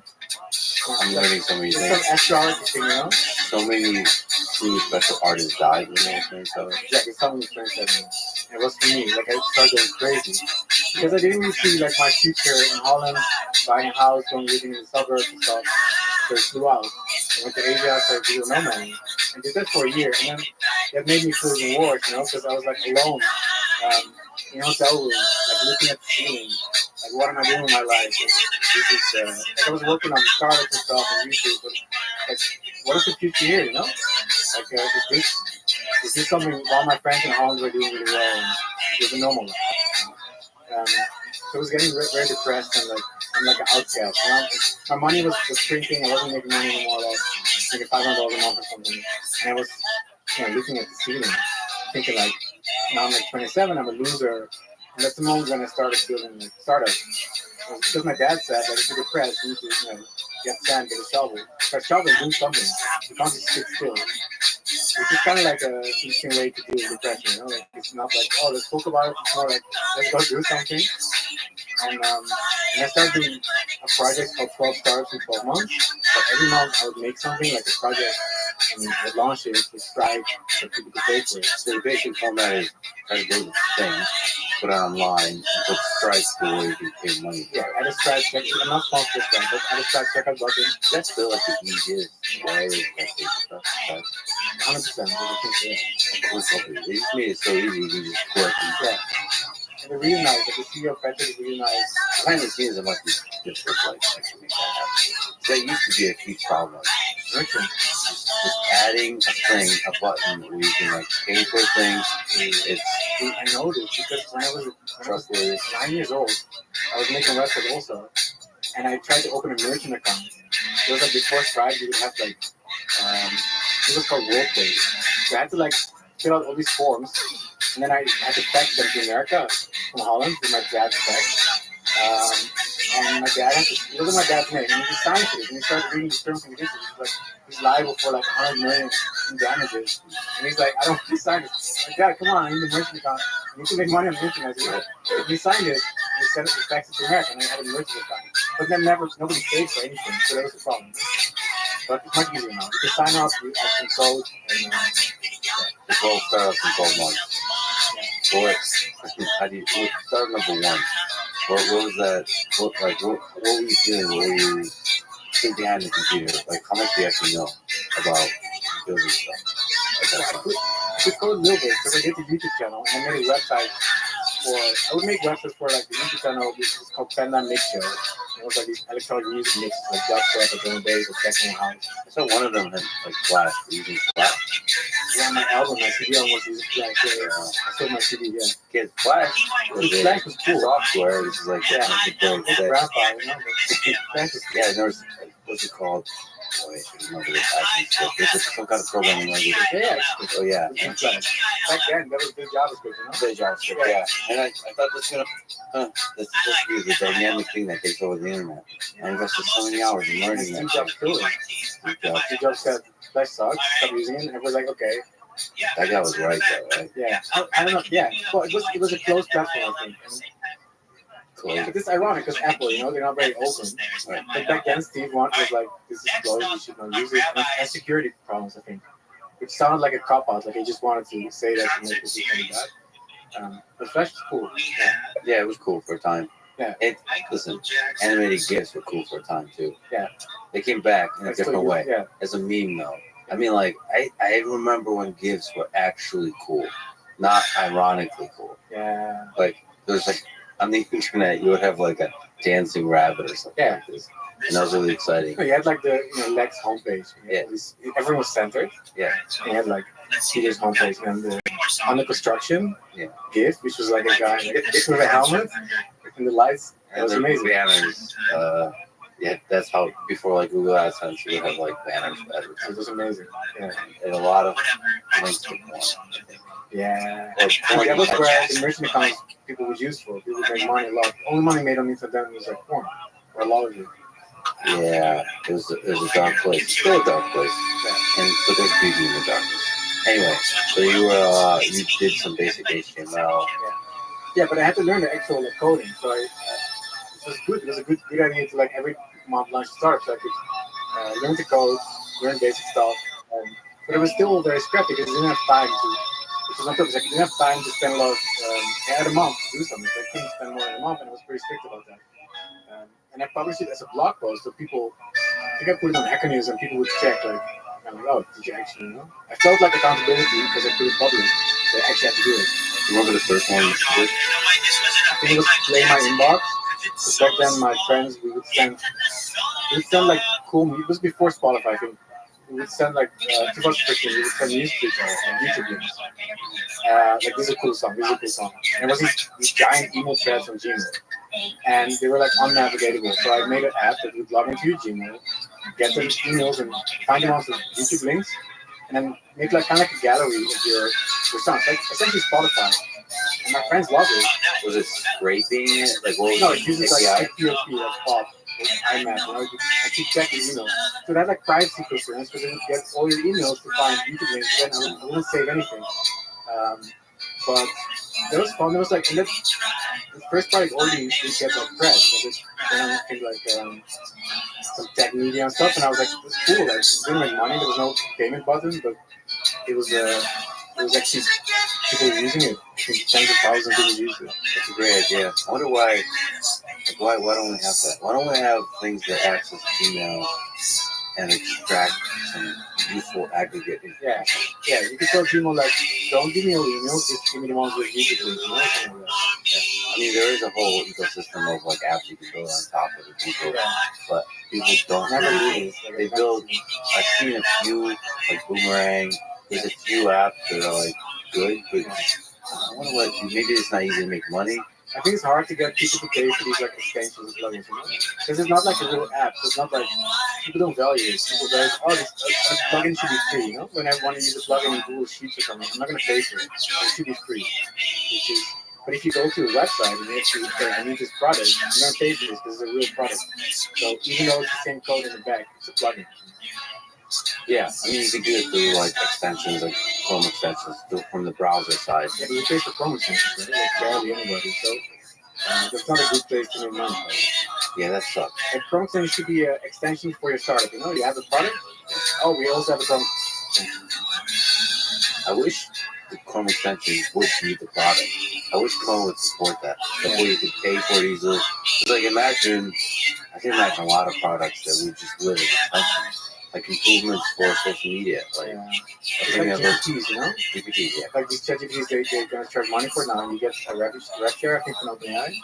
I made lower than most of it. Right, we'll talk about it. Let's go on back. It's a pretty cool idea to do 12 startups in 12 months. What's it take to build a thing in 30 days? At that time, how hard was that? I think it's the hard part is like figuring out what you shouldn't add, right? What you shouldn't build because you don't have time. So you need to build a landing page. Well, you need to take, you need to build the product actually because it needs to be something they pay for. Do you need to build a login system? Like maybe no, like maybe you can build some scrappy login system. Like for Photria, I decided to pay by checkout and you get a login link. And when I started with only a login link with a hash, and that's just a static link. It's very easy to log in, not so safe, whatever you leak the link. And now I have real Google login, but that took like a year. So keeping it very scrappy is very important to. You don't have time, you need to focus on what you can build fast. So money, price, build a product, build a landing page. You need to think about how are people going to find you. So are you going to put it on Reddit or something? How are you going to put it on Reddit without being looked at as a spammer, right? Like, you say, hey, this is my new start, you should use it. No, nobody gets deleted, maybe if you find a problem that a lot of people on Reddit already have, and it's subreddit, like you solve the problem, say, some people, I made this thing that might solve your problem, and maybe it's free for now, that could work. But you need to be very, narrow it down. Kind of limited. Yeah. Actually, can we go back to the you laying in a room feeling like a loser? Yeah. I still feel like a loser sometimes. What can you speak to that feeling, to that place of just like feeling like a loser? And I think a lot of people in this world are laying in a room right now listening to this and feeling like a loser. Okay, so I think it's normal if you're young to feel like a loser, first of all. Especially when you're 27. Yes, because There's like a peak. Yeah, I think this is the peak. And so I would not kill yourself. It's very important to get through it, But because you have nothing, you have probably no money, you have no business, you have no job. Like Jordan Peterson said this, I saw it somewhere. Like the reason people are depressed because they have nothing. They don't have a girlfriend, they don't have a boyfriend, they don't have. You need stuff. You need like a family. You need things around you. You should build a life for yourself. Don't build a life for yourself. You're depressed. So if you're alone in Asia in a hostel, looking at ceiling, and you don't have any money coming in, you don't have a girlfriend, you don't. Of course you're depressed. It's logic. But back then, if you're in the moment, you think it's not logic. There's something wrong with me, And also, I think I started getting like anxiety. I think I started going really crazy. Where I think travel could make you insane. And I know this because I know that there's like these are moments that they kill themselves. And I haven't checked like the comparison with like based on people like who's I rate, but I have a hunch, especially in the beginning when it was a very new thing like 10 years ago, that it can be very psychologically taxing and you're alone a lot. Back then, when you travel alone, there was no other digital moments back then. So you're in a strange culture. You look different than everybody. Like I was in Asia. Like everybody's really nice in Thailand, but you're not part of the culture. You're traveling around. You're hopping from city to city. You don't have a home anymore. You feel disrooted. And you're constantly an outcast in that you're different from everybody else. Yeah, exactly. But people treat you like Thailand. People are so nice, but you still feel like outcast. And I think that these are numbers I met when we were all kind of like shady people. They were like vigilantes because it was a new thing. And like one guy was selling illegal drugs. He was an American guy. He was selling illegal drugs via UPS to Americans, on his website. There were like a lot of drop shippers doing shady stuff. There's a lot of shady things going on there. And they didn't look like very balanced people. They didn't look like people I wanted to hang with, So I also felt outcast from other foreigners in Thailand, other digital nomads. I was like, man, I really did mistake. And then I went back to Holland. And I got even more depressed. You said digital nomad. What is digital nomad? What is that way of life? What is the philosophy there? And the history of the movement? I struck upon it on accident because I was like, I'm going to graduate university and I'm going to need to get out of here. And I applied to Asia because I've been before in Asia. I started in Korea in 2009, like study experience. So like Asia is easy, Thailand's easy. I'll just go there, figure things out. And it's cheap, it's very cheap. Chiang Mai, I would live like for $150 per month rent for like a private room, pretty good. So I struck upon this on accident. I was like, okay, there's other people on laptops working on their startup or working remotely. Back then, nobody was remotely, but they working there like 50 years later. And they would, live in like Colombia or Thailand or Vietnam or Bali. They would live kind of like in more cheap places. And it looked like a very adventurous life. Like you travel around, you build your business. There's no pressure from like your home society, right? Like you're American, so you get pressure from American society telling you kind of what to do. Like you need to buy a house or you need to do this stuff. I had this in Holland too. and you can get away from the stress, and you can kind of feel like you're free. You're kind of there's nobody telling you what to do, but that's also why you start feeling like you go crazy because you are free. You're disattached from anything and anybody. You're disattached from your culture. You're disattached from the culture you're probably in because you're staying very short. I think Franz Kafka said, "I'm free, therefore I'm lost." And that's so true. Yeah, it's exactly the same. And yeah, freedom is like it's the definition of no constraints, right? Like anything's possible. You can go anywhere. And everybody's like, oh, it must be super nice. No, like freedom, you must be very happy. It's the opposite. Like, I don't think that makes you happy. I think constraints probably make you happy. And that's a big lesson I learned then. So what were they making for money? So you're saying they were doing shady stuff at that time? For me, because I was more like a developer. I wanted to make startups on it, and it was like drugs being shipped to America, like diet pills and stuff, like non-FDA approved stuff, And they would like there was no like SOP. They would like you couldn't do it. They would laugh about like other drugs they're trying to do, Oh, that part. Okay. Kind of vibe, like kind of sleazy e-com vibe. I'm not saying all e-com is sleazy, but Right. But this vibe. It could be a vibe, and your vibe was more feel cool shit. That's ethical. The guys with sports cars in Dubai, these people, e-com, like, oh, well, you got to drop shit. Yeah. You make $100 million a month. Like, those people, it's this shit. And I was like, this is not my people. Yeah. I don't think there's nothing wrong with any of those individuals. No, but there's a foundation that's not quite ethical. What is that? I don't know. But yeah, I get you. No, I don't want to judge. It was more. I noticed for me, it wasn't my role. It wasn't my subculture. I want to make cool shit, But they also think that cool shit is cool. But I wanted to make like real like startups, and that was my thing. I would read Hacker News, like Combinator, and they were making cool stuff, so I wanted to make cool stuff. I mean, that's a pretty cool way of life. Just if you romanticize it for a moment. It's very romantic. It's colorful, Like if I think about the memories. Hey, what are some happy memories? Just like working cafes or working on amazing. I'm in the middle of a karaoke concert. The freedom. Apologies, I can't sing right now. That envelops you for that way of life. Because hey, fuck, you can get up. I think it was amazing. Like we would work. I make friends and we would work until 6 a.m. in Bali, for example. With like with Andre, my best friend. He's still my best friend. And another friend, and we would work until like the morning when the sun came up. Because at night the co-working space was silent, there was nobody else. And I would wake up like 6 p.m. or 5 p.m. I would drive to the co-working space on a motorbike. I would buy like 30 hot lattes from a cafe. Here we go, kids. 30. Because there was like 6 people coming. And we didn't know. Some of the people would come in. And you take 30? Yeah. Nice. I mean, we drink like 4 per person or something, If you haven't seen And this I video, know they were powerful lattes, but they were lattes. And we put it in a plastic bag, and I would drive there, and all the coffee was like falling, everywhere. And then we go to grocery, and we had this coffee here and work all night. We play like techno music, and everybody would just work in there. Like this was literally like business people. They would work in a startup, and we would all try to make something. And then the sun would come up, and the morning people, the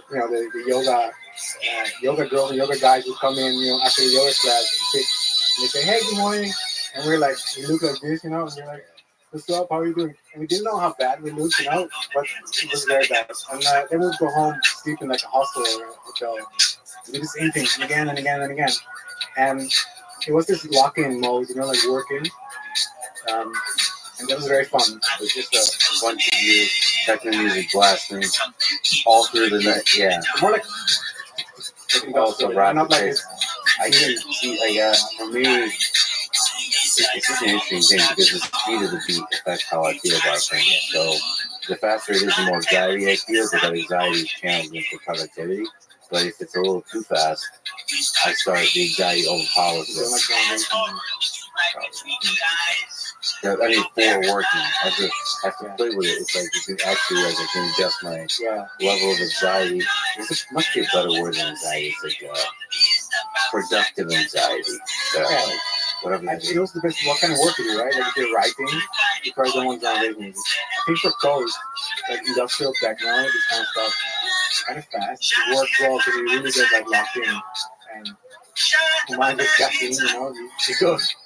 you go deep, and I think you balance on the edge of anxiety because this caffeine is also hitting your anxiety. You want to be on the edge of anxiety with this techno around you. Sometimes it gets too much. Like stop the techno, stop the music.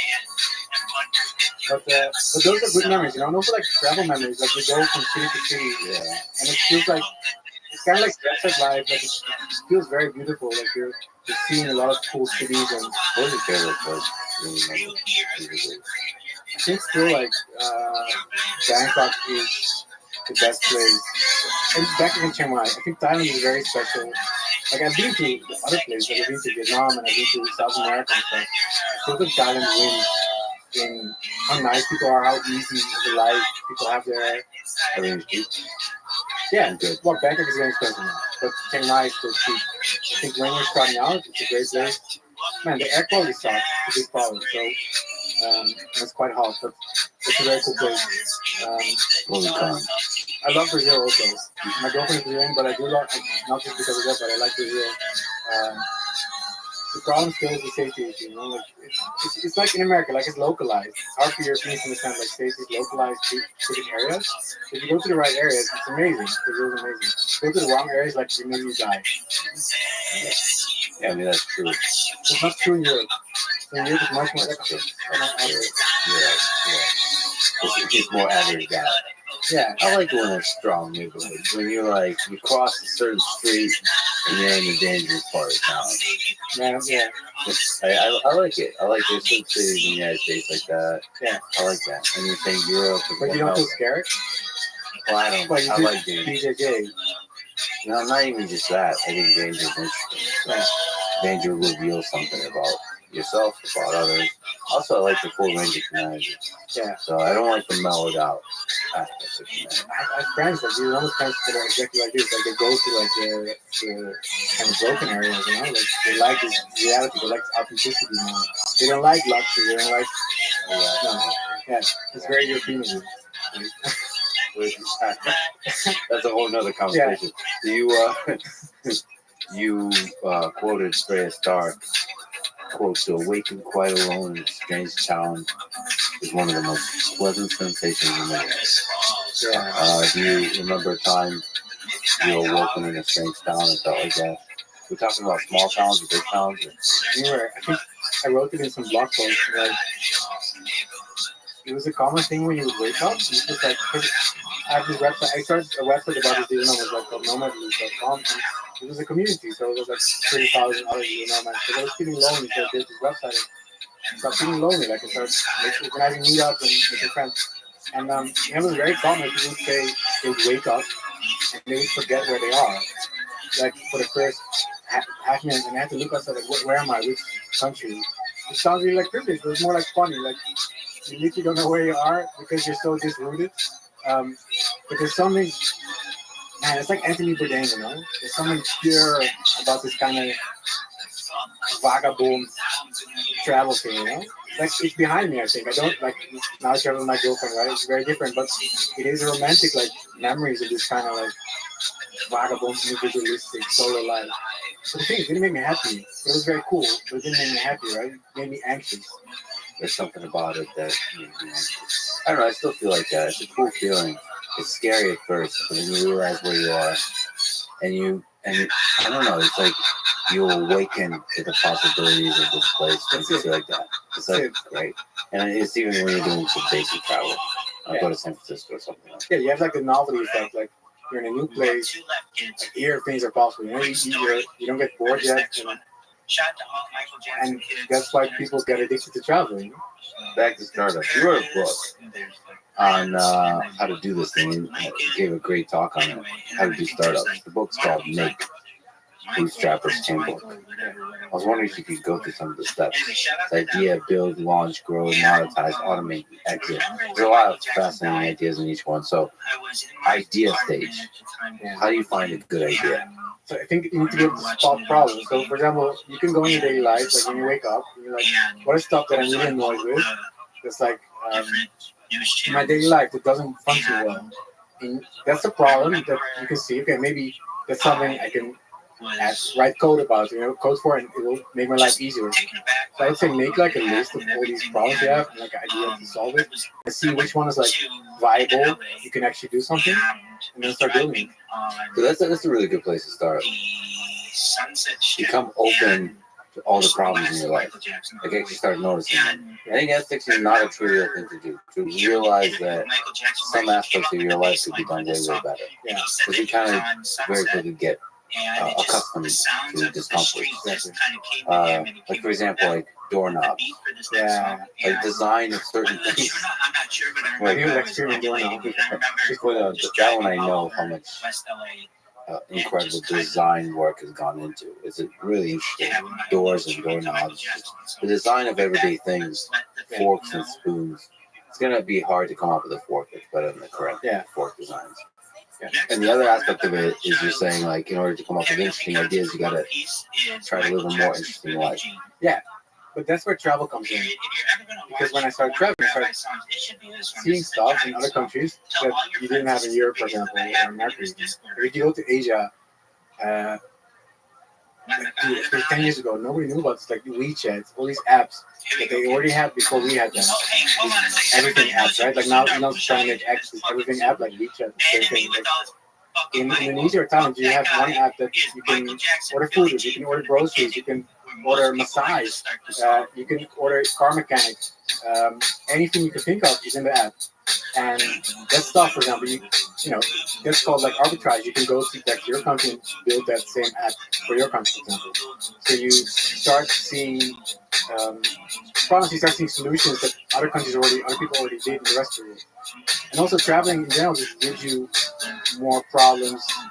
Because travel is uncomfortable, airports are horrible, airplanes are not comfortable here. There's a lot of problems you start seeing. Just getting out of your house, But also you can, in the digital world, you can just go into different communities and see what can be improved by others.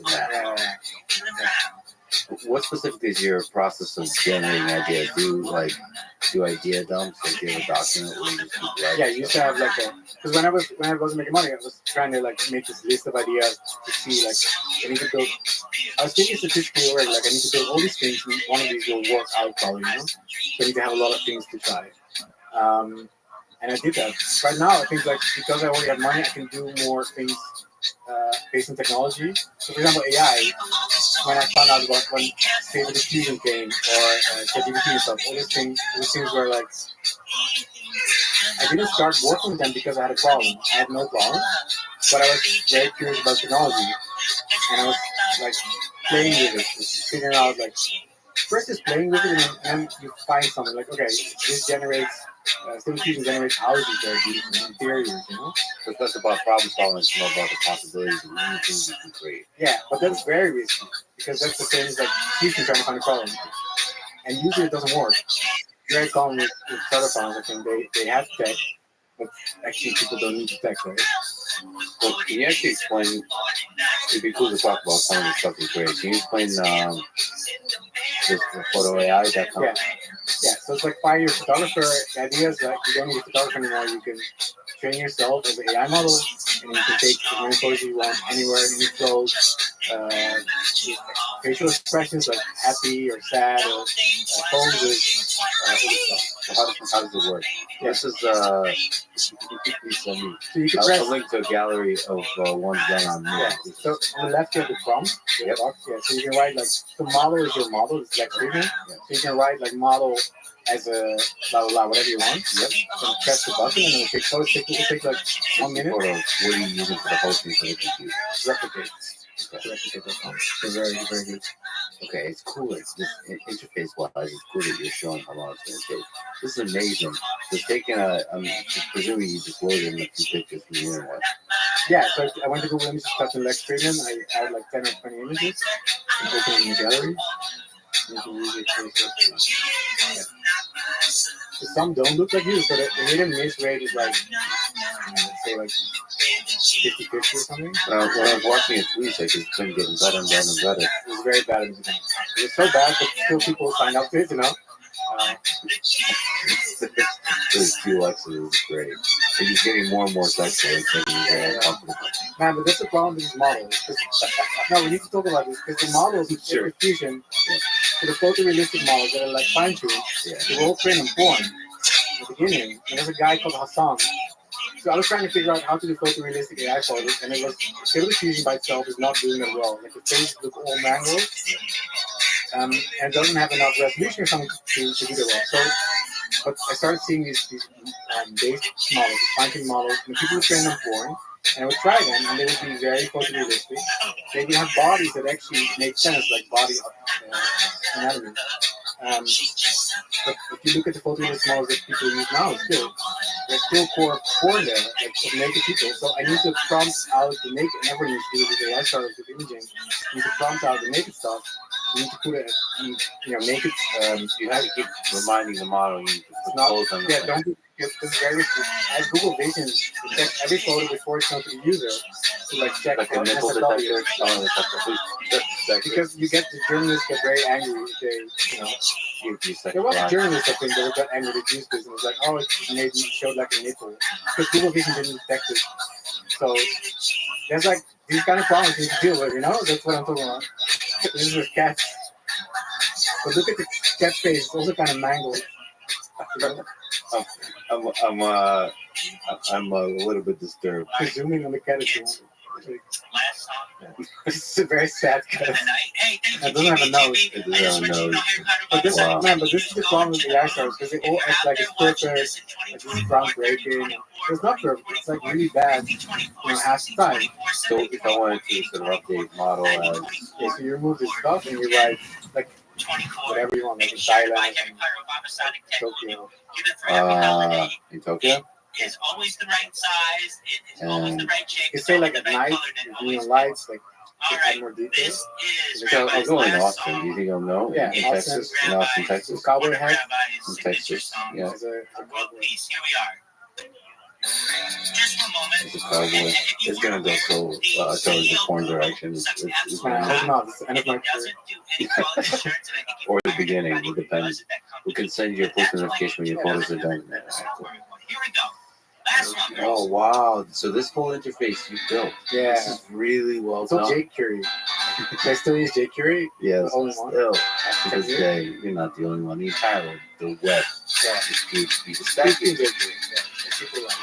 You're just like one of the top performers from a programming perspective that are still like openly talking about it. But everyone's using PHP. Like if you look at most of the web is still probably PHP. 70%. It's because of WordPress, right? Because the blog is I'm seeing a revival now. People are getting sick of frameworks.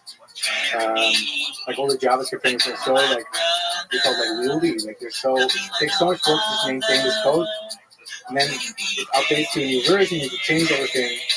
PHP just stays the same and works. Yeah. And PHP doesn't speak to that stack. You build all your websites, apps, startups, projects, all of that with mostly vanilla HTML. Yeah. JavaScript with jQuery, PHP, and then and so that's a really simple stack, and you get stuff done really fast. Like you just speak to the philosophy behind that. I think it's accidental because that's the thing I knew. Like I knew PHP, I knew HTML, CSS, to make websites.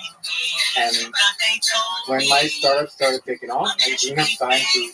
I remember putting on my to-do list like learn Node.js because it's important to switch. Because it's obviously a much better language than PHP.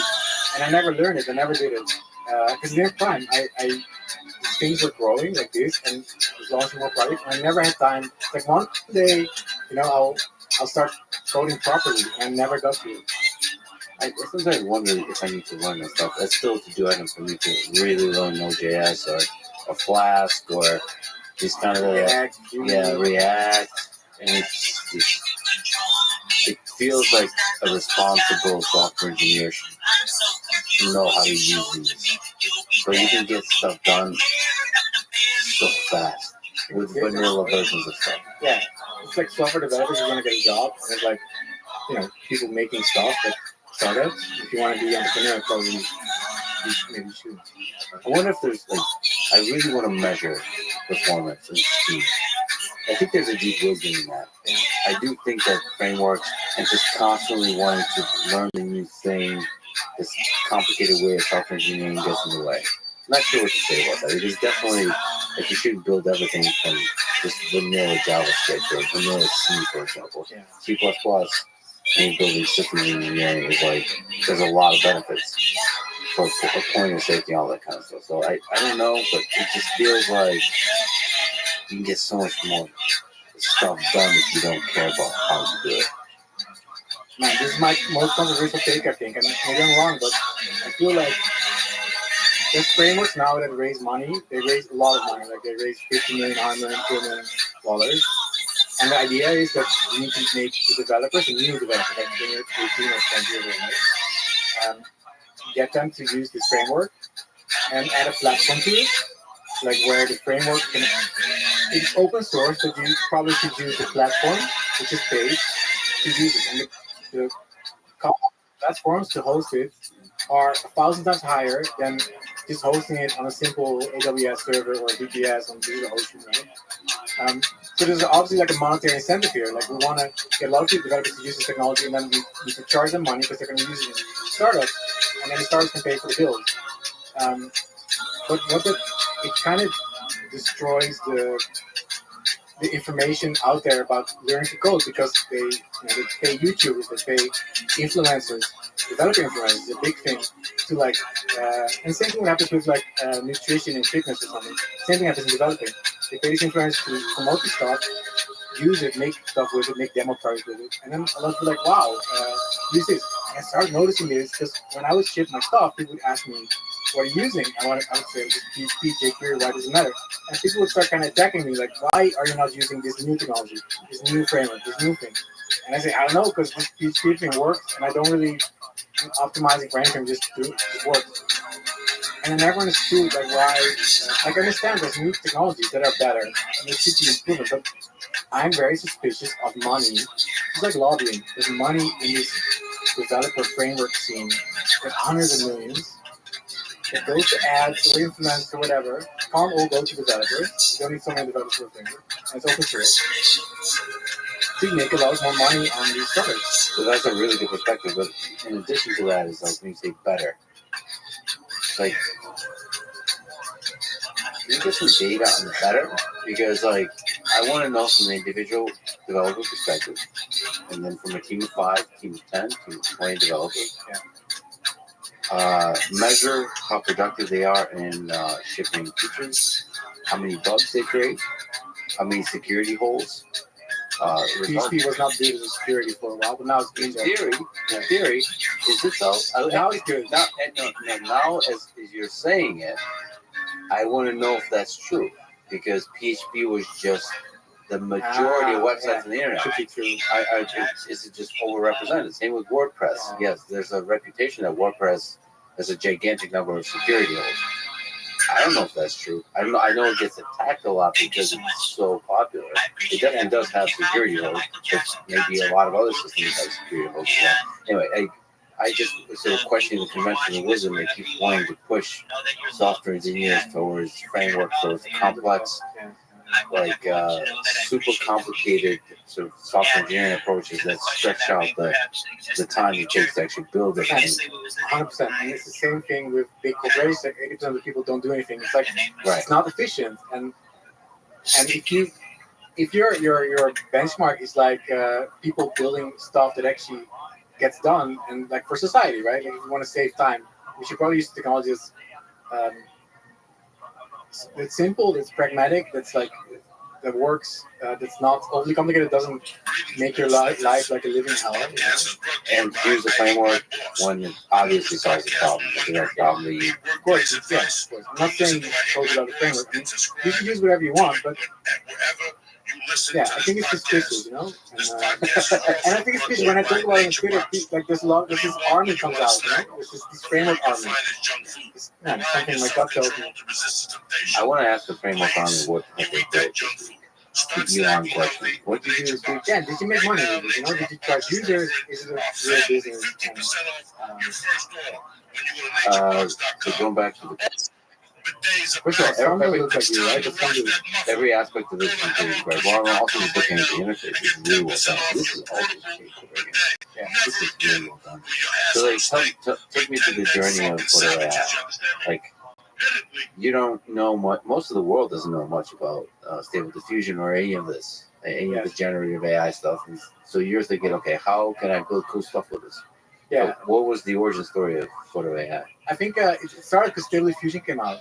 Stable Diffusion like is the first like generative image model, AI model, and I started playing with it. Like you could install it on your Mac. Like somebody forked it and made it work for MacBooks. So I downloaded it and cloned the repo, started using it to generate images, and it was like amazing. Like it would. I found it on Twitter because you see things happen on Twitter, and I would post what I was making on Twitter as well. And you could make any image. You could write a prompt. So you write a prompt, and then it generates a photo of that or image of that in any style. Like they would use like artist names to make like a Picasso kind of style and stuff. And I was trying to see like what is it good at? Is it good at people? No, it's really bad at people. But it was good at houses, so architecture, for example. It generate like architecture houses. So I made a website called thishouse.doesnotexist.org, and it generated like they called it like house porn. Like house porn is like a subreddit. So this was Stable Diffusion like the first version, so it looks really. You can click for another photo. So it generates like all these non-existing houses. It is house porn. So it looked kind of good, you know, like especially back then. It looks really good. Things look much better. It's really, really well done. Wow. And it also generates like a description. And you can upvote. Is it nice? Upvote it. Yeah, man, there's so much to talk about. Like the choices here. It's really well done. This is very scrappy. In the bottom, there's like a ranking of the most upvoted houses. These are the top voted. If you go to all time, you see like beautiful ones. Yeah, so this one is my favorite. The number one. It's like kind of like a. How is this not more popular? It was really popular for like a while, but then people got so bored of it. I think because I was getting bored of it too, like just continuous house porn, like everything's so good the same. But then I thought it was really good at interior, so I pivoted to interiorrai.com, where I tried to like upload first generate interior designs, and then I tried to do like there was a new technology called image to image, where you can input an image like a photo, and you kind of modify the thing. So you see, it looks almost the same as photo, it's the same code essentially. Nice. So I would upload a photo of my interior where I live, and I would ask like change this into like I don't know, like maximalist design, and it worked. And it worked really well. So I was like, okay, this is a startup. It's obviously interior design AI. And nobody's doing this yet. So I launched this, and it was successful and made like within a week, made 10K, 20K a month. And now it still makes like 40K, 50K a month. It's been like 2 years. So then I was like, how can I improve this interior design? I need to start learning fine-tuning. Fine-tuning is where you have this existing AI model, and you fine-tune on the specific goal you want it to do. So I would find really good interior design, make a gallery, and train a new model that was very good at interior design. And it worked, and I used that as well. And then for fun, I uploaded photos of myself. And here's what happened. And to train myself, like, and this would never work, obviously. And it worked. And actually, it started understanding me as a concept. So my face worked. And you could do like the house, like me as a great cheesy, medieval warrior, all this stuff. So it's like, this is another startup. So now I did avatar.ai.me, couldn't get the .com, and this was avatar.ai.me. Well, now it's forward to AI because it's pivoted. But this was more like easy thing. So this is very interesting because this went so viral. It made like 150K a week or something. So most mine ever made. And then big, this is very interesting. The big PC companies like Lenza, which are much better at iOS and stuff than me. I didn't have iOS app. They quickly built iOS app that does the same. They found technology. And it's all open technology, so it's good. And they made like $30 million with it. They became like the top grossing app after that. How do you feel about that? I think it's amazing, honestly. And it's not like you didn't have like a feeling like no, it was a little bit like sad. That's it. We Because all apologize my for projects the would work situation. out, and I never had like real Details fierce of the competition. customer should Now I have like fierce competition from like a very skilled, high talent, like iOS developer studio or something that, and they already had an app. They had an app in the App Store for like retouching the face or something. So they were very smart. They had uploaded the feature. They had the users with push notifications to everybody. You had these avatars. Man, they made great. I think they made so much money, and I think they did a really great job. And I also made a lot of money with it. But there was, I quickly realized it wasn't my thing because it was so cheesy. It was like kids, you know? It's kind of like me as a body and me as a, you know, just too cheesy. I wanted to go for like, what's a real problem we can solve? This is going to be a hype. It's going to be, it was a hype at first. Like, let's do real photography. Like, how can you make people look really photorealistic? And it was difficult. And that's why it's Upload work, because they were all like in a cheesy, like Picasso style. And art is easy because you interpret all the problems that AI has with your face are like artistic, you know? If you call it Picasso. But if you make a real photo, all the parts of your face, like, it's just really wrong. You know? So I started making photo AI, which was like a pivot of it, where it was like a photo studio, where you could take photos without actually needing a photographer. In the studio, you don't just, you know, you just type it.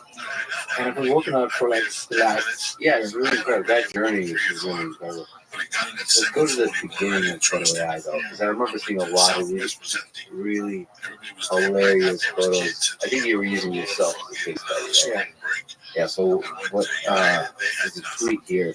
So $100,000 in AI generated avatars. Yeah, it's a lot. Like it's a lot for anybody. It's a lot for me. Like, making 10K a day on this. You know? That's amazing. That's amazing. The massive tweet, like there's a launch tweet, and then before that, it's like the new hacking on it. Oh, I see. So that. Okay. So October 26, 2022. I trained an ML model on my face. Because my eyes are quite far apart, and when I did YouTube, I would put like photos, like my DJ photo, you know, like, people would say I look like a amaranth shark. It's like a top comment, but then I realized my eyes are far apart. The internet helps you Yeah, I figure out realize what you look how like. you look, you know. Boy, so I love doing that. First prep.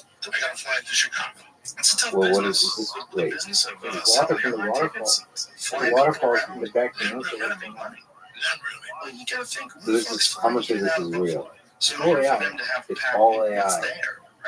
That's pretty good though for the early days. Exactly. So, but this is hit or miss. So you have to do a lot of curation because 99% of it was really bad. These are the photos I uploaded. How many photos did you use? Only these. I will try more up to date pics later. These are the only photos you uploaded? Wow.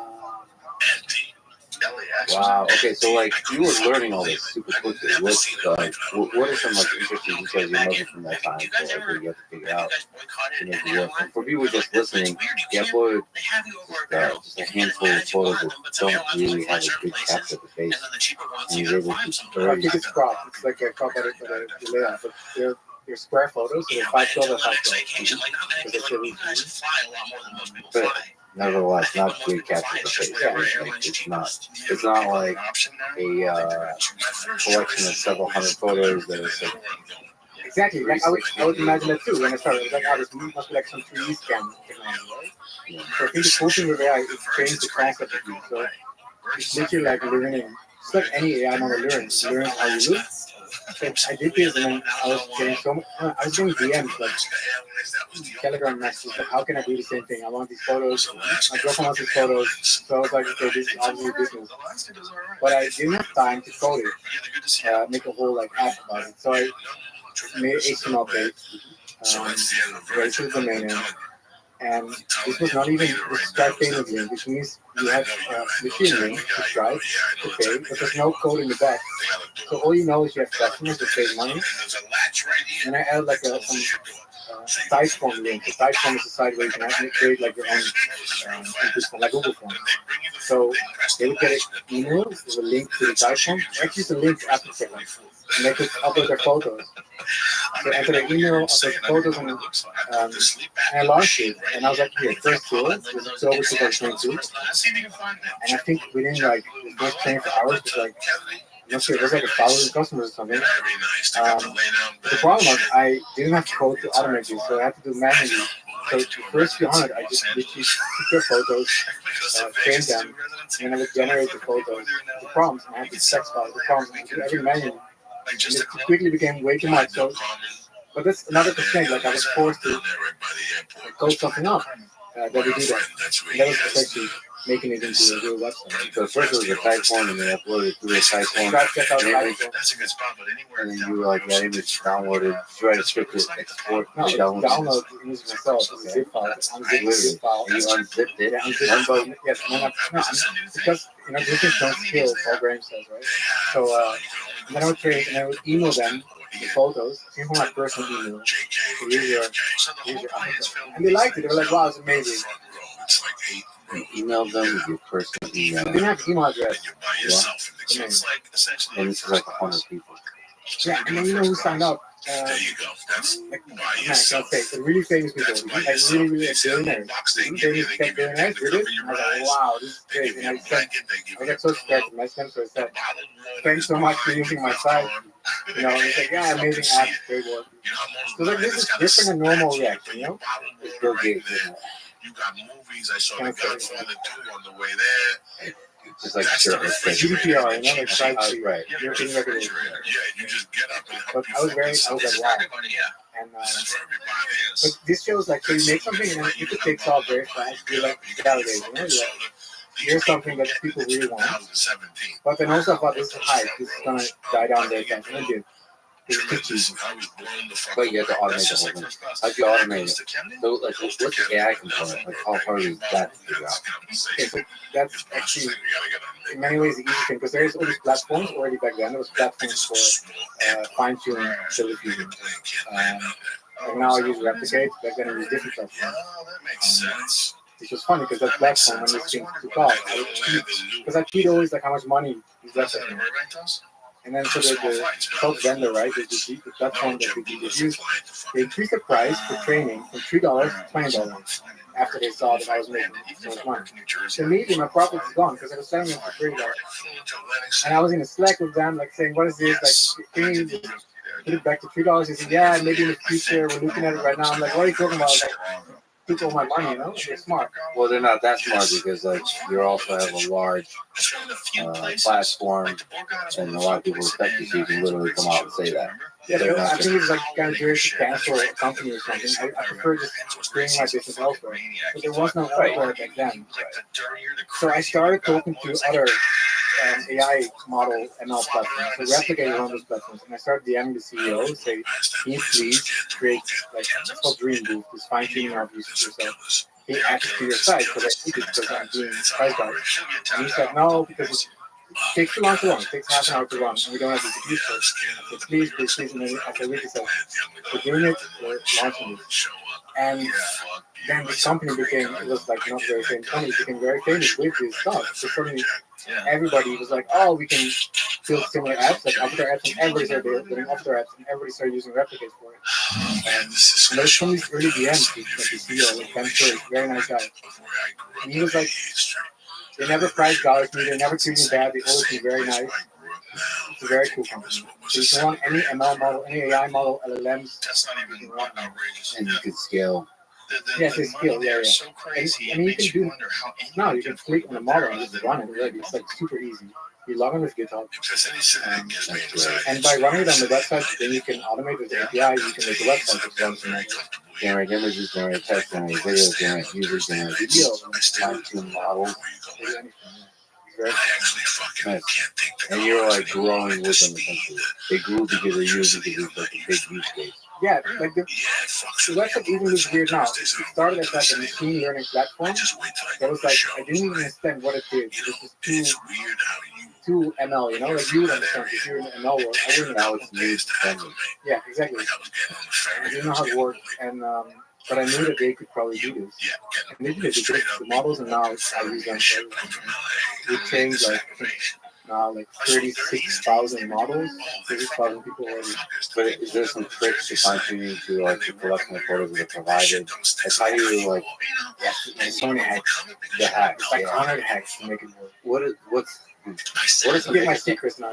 well, not the secrets, but the more like insights maybe about the human face and the human body. Like, what kind of stuff gets messed up on? I think people, well, man, listen, people don't know how they look, so they generate photos of themselves and then they say, it doesn't look like that. You forget, and then you toughen up It by does, saying you can check the same thing, it does look like you, but you don't know how you look. You know what I've been saying So for there's a face dysmorphia of yourself that you have no idea. Yeah, that's hilarious. I mean, I've got to one of the least pleasant activities in my existence is having to listen to my voice and look at my face. So I get to like really, my grandparents and their really families have to sort of come to terms with the reality of how I And everybody. And people just often don't. And really, you have a distorted view. I know that, like, I would make a selfie how I think I look, that's nice. Other people think that's not nice. But then they make a photo of me and like it's super ugly. And then they're like, no, that's how you look and you look nice. You know, so how other people see you is nice. So you need to ask other people to choose your photos. Yeah. You shouldn't choose them yourself. You don't know how you look. Hey, you don't know what makes you interesting, what makes you attractive, all that kind of stuff. And a lot of us psychology, we focus on some small flaws. This is why I hate plastic surgery, for example. People try to remove the flaws, and the flaws are the thing that makes you interesting and attractive. I learned from the hammerhead stuff. Stuff about you that's ugly to you, and it's probably what makes you original, makes you nice, and people like it about you. And it's not like, oh my god, and people notice it. People notice your hammerhead eyes, you know. But it's like, that's me, that's my face. I love myself. And it's confidence, and confidence is better. Confidence is attractive. But yeah, understanding what makes you beautiful. It's the breaking of symmetry makes you beautiful. The breaking of the average face makes you beautiful. All of that. Yeah. And obviously different from men and women, different age, all that kind of stuff. But underneath it all, the personality, all of that, and the face comes alive.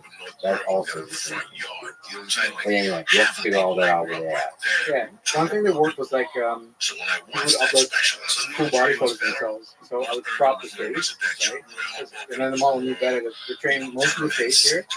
But then I started losing resemblance to the body. Some people are skinny, some people are muscular, whatever. So you want to have that too. So now I mix full body photos in the training with face photos, face crops. And it's all automatic. And I know that other people they use again AI models to detect like what are the best photos in this training sense and then training those. But it's all about training data and it's with everything around. Like how good your training data is in many ways more important than how many steps you train for, how many months or whatever you can do. The goal. Do you have any guidelines for people of like how to get good data, how to give good data to find people? Like the photos should be diverse. So, for example, if I only upload photos with a brown shirt, the model will think that I'm training with green shirts. So the things that are the same every photo are the concepts that I train. What you want is your face to be the concept of train. And everyone else to be diverse. Diverse lighting as well. Diverse, yeah, outside, inside. But there's no like, there's no like manual for this. And nobody knew. We were all just confused. We were all hacking, trying to test anything you think of. And it's frustrating. It's one of the most frustrating and also fun and challenging things to do because with AI, it's a black box. And like Karpati, I think, says this. Like, you don't really know how this thing works, but it does something, but nobody really knows why, right? Like we can't look into the model of an LLM, like what is actually in there. We just know it's like a 3D matrix of numbers, right? Yeah, isn't that funny? Like you have to go to New York to be taken seriously. It's very frustrating because some things you think they're obvious that they will do things will make them work. And there's so many parameters you could tweak. So we're testing everything to push it. I mean, there's a whole field now of mechanistic interpretability that studies that, tries to figure out, tries to break things apart and understand how it works. But there's also the data side and the actual like consumer-facing product side of figuring out how you get to generate something beautiful or interesting or naturalistic, all that kind of stuff. And you're like at the forefront of figuring that out. And humans really care about the human face. Yeah, like me, like I want to look good in your podcast. Yeah, sure. And then one of the things I actually would love to like rigorously use photo AI because for the thumbnails I take portraits of people. I didn't know anything about photography. I basically used the approach to photography. I like Google, how do you take photographs? Camera, lighting, and also it's tough because maybe you can speak to this also, but like with photography, no offense to me, the true artists, great photographers, but like people like take themselves way too seriously. Think you need a whole lot of equipment. You definitely don't want one light. You need like 5 lights. and you have to have like the lenses. And I talked to the guy, an expert of shaping the sound in a room. Okay. Because I was thinking, I'm gonna do a podcast video or whatever. I just raised my probably like treat the do a sound treatment in the room. And like when he showed up and analyzed the room, he thought everything I was doing was horrible. And that's when I realized, like, you know what? I don't need that. I said thank you so much. I just felt like there's, focus on whatever the problems are, use your own judgment, use your own instincts, don't listen to other people, and only consult other people when there's a specific problem. And you consult them not to also the problem onto them, but to gain wisdom from their perspective. Even if the perspective is ultimately one you don't agree with, you're going to gain wisdom from that. And I ultimately come up with like a PHP and jQuery. So it's just I got a little suitcase. I use the basic sort of consumer type of stuff. One light. Yeah, and look at you. You're like one of the top podcasts in the world, and you get millions of views, and it works. And the people that spend so much money on optimizing for the best sound, for the best video, they get like 300 views. So what is this about? It's about that either you do really well, or also that a lot of these things don't matter. Like what matters is probably the content of the podcast. Like you get interesting guests. Focus on stuff that matters. Yeah, and I think it's very common what they call gear acquisition syndrome. Like gas, like people in any industry do this. They just buy all the stuff. There's a new reason. Like, what's the name for the guy that buys all the stuff before he even started doing the hobby, right? Marketing, marketing does that to people. They don't buy the stuff. But, like, man, you can make a Hollywood movie on an iPhone, if the content is good enough. It will probably be original because you will be using an iPhone. So that said, so the reason I brought that up with photography is there is wisdom. And one of the things I realized, you probably also realize this, that how much power light has to convey emotion. You just take one light and move it around. You're sitting in the dark, moving it around. The different positions of having a second light potentially. You can play with how a person feels just like you can make people attractive, you can make them ugly, you can make them scary, you can make them lonely, all of this. So you kind of realize this. I would definitely love AI help in creating great portraits of people. Guest photos, for example, that's a small use case, but for me, it's Jesus Christ. I suppose it's an important use case because I want people to look good, but I also want to capture who they are. Maybe my conception of who they are, what makes them beautiful, what makes their appearance powerful in some way. Sometimes it's the eyes, oftentimes it's the eyes. But there's certain features of the face that sometimes be really powerful, and I can't. It's also kind of awkward for me to take photographs, so I'm not collecting enough photographs myself to do it with just those photographs. So I can load that off onto AI and then start to play with like lighting. You should do this. You should probably do it yourself. And you can use Photoshop, but it's even more fun if you do it yourself. So you use training models. You can learn about the control map. For example, your photos in your podcast are usually like from the angle, right? you can create a control net to expose the tools like this. So every model, every photo you generate uses this control net pose. For example. I think it would be very fun for you to try. Do you play with lighting at all? Do you play with lighting pose? And actually, this week or recently, a new model came out that can adjust the light of any photo, but also AI image with stable diffusion. I think it's called Relight, and it's amazing. Like you can upload kind of like a light map. For example, red, purple, blue, and use the light map to change the light on the photo you use. It's amazing. So there's for sure a lot of people. What's your advice to people in general on how to learn all this state-of-the-art AI tools available? Like you mentioned, new models coming out all the time. How do you pay attention? How do you stay on top of everything? I think you need to join Twitter. X is amazing now, and the whole AI industry is on X. And they're all like anime avatars. So it's funny because my friends asked me this, like, what who should I follow to stay up to date? And I say, go to X and follow all the AI anime models that this person is following or follows. And I sent them some URL, and they all started laughing, like, what is this? But they're real, like, people hacking around on AI. They get hired by big companies, and they're on X. And most of them are anonymous. Very funny. They use anime avatars. I don't. But those people hack around and then they publish what they're discovering through papers, for example.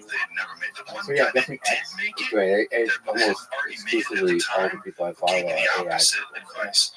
Big time now. Well, but also just brings happiness to my soul because there's so much turmoil.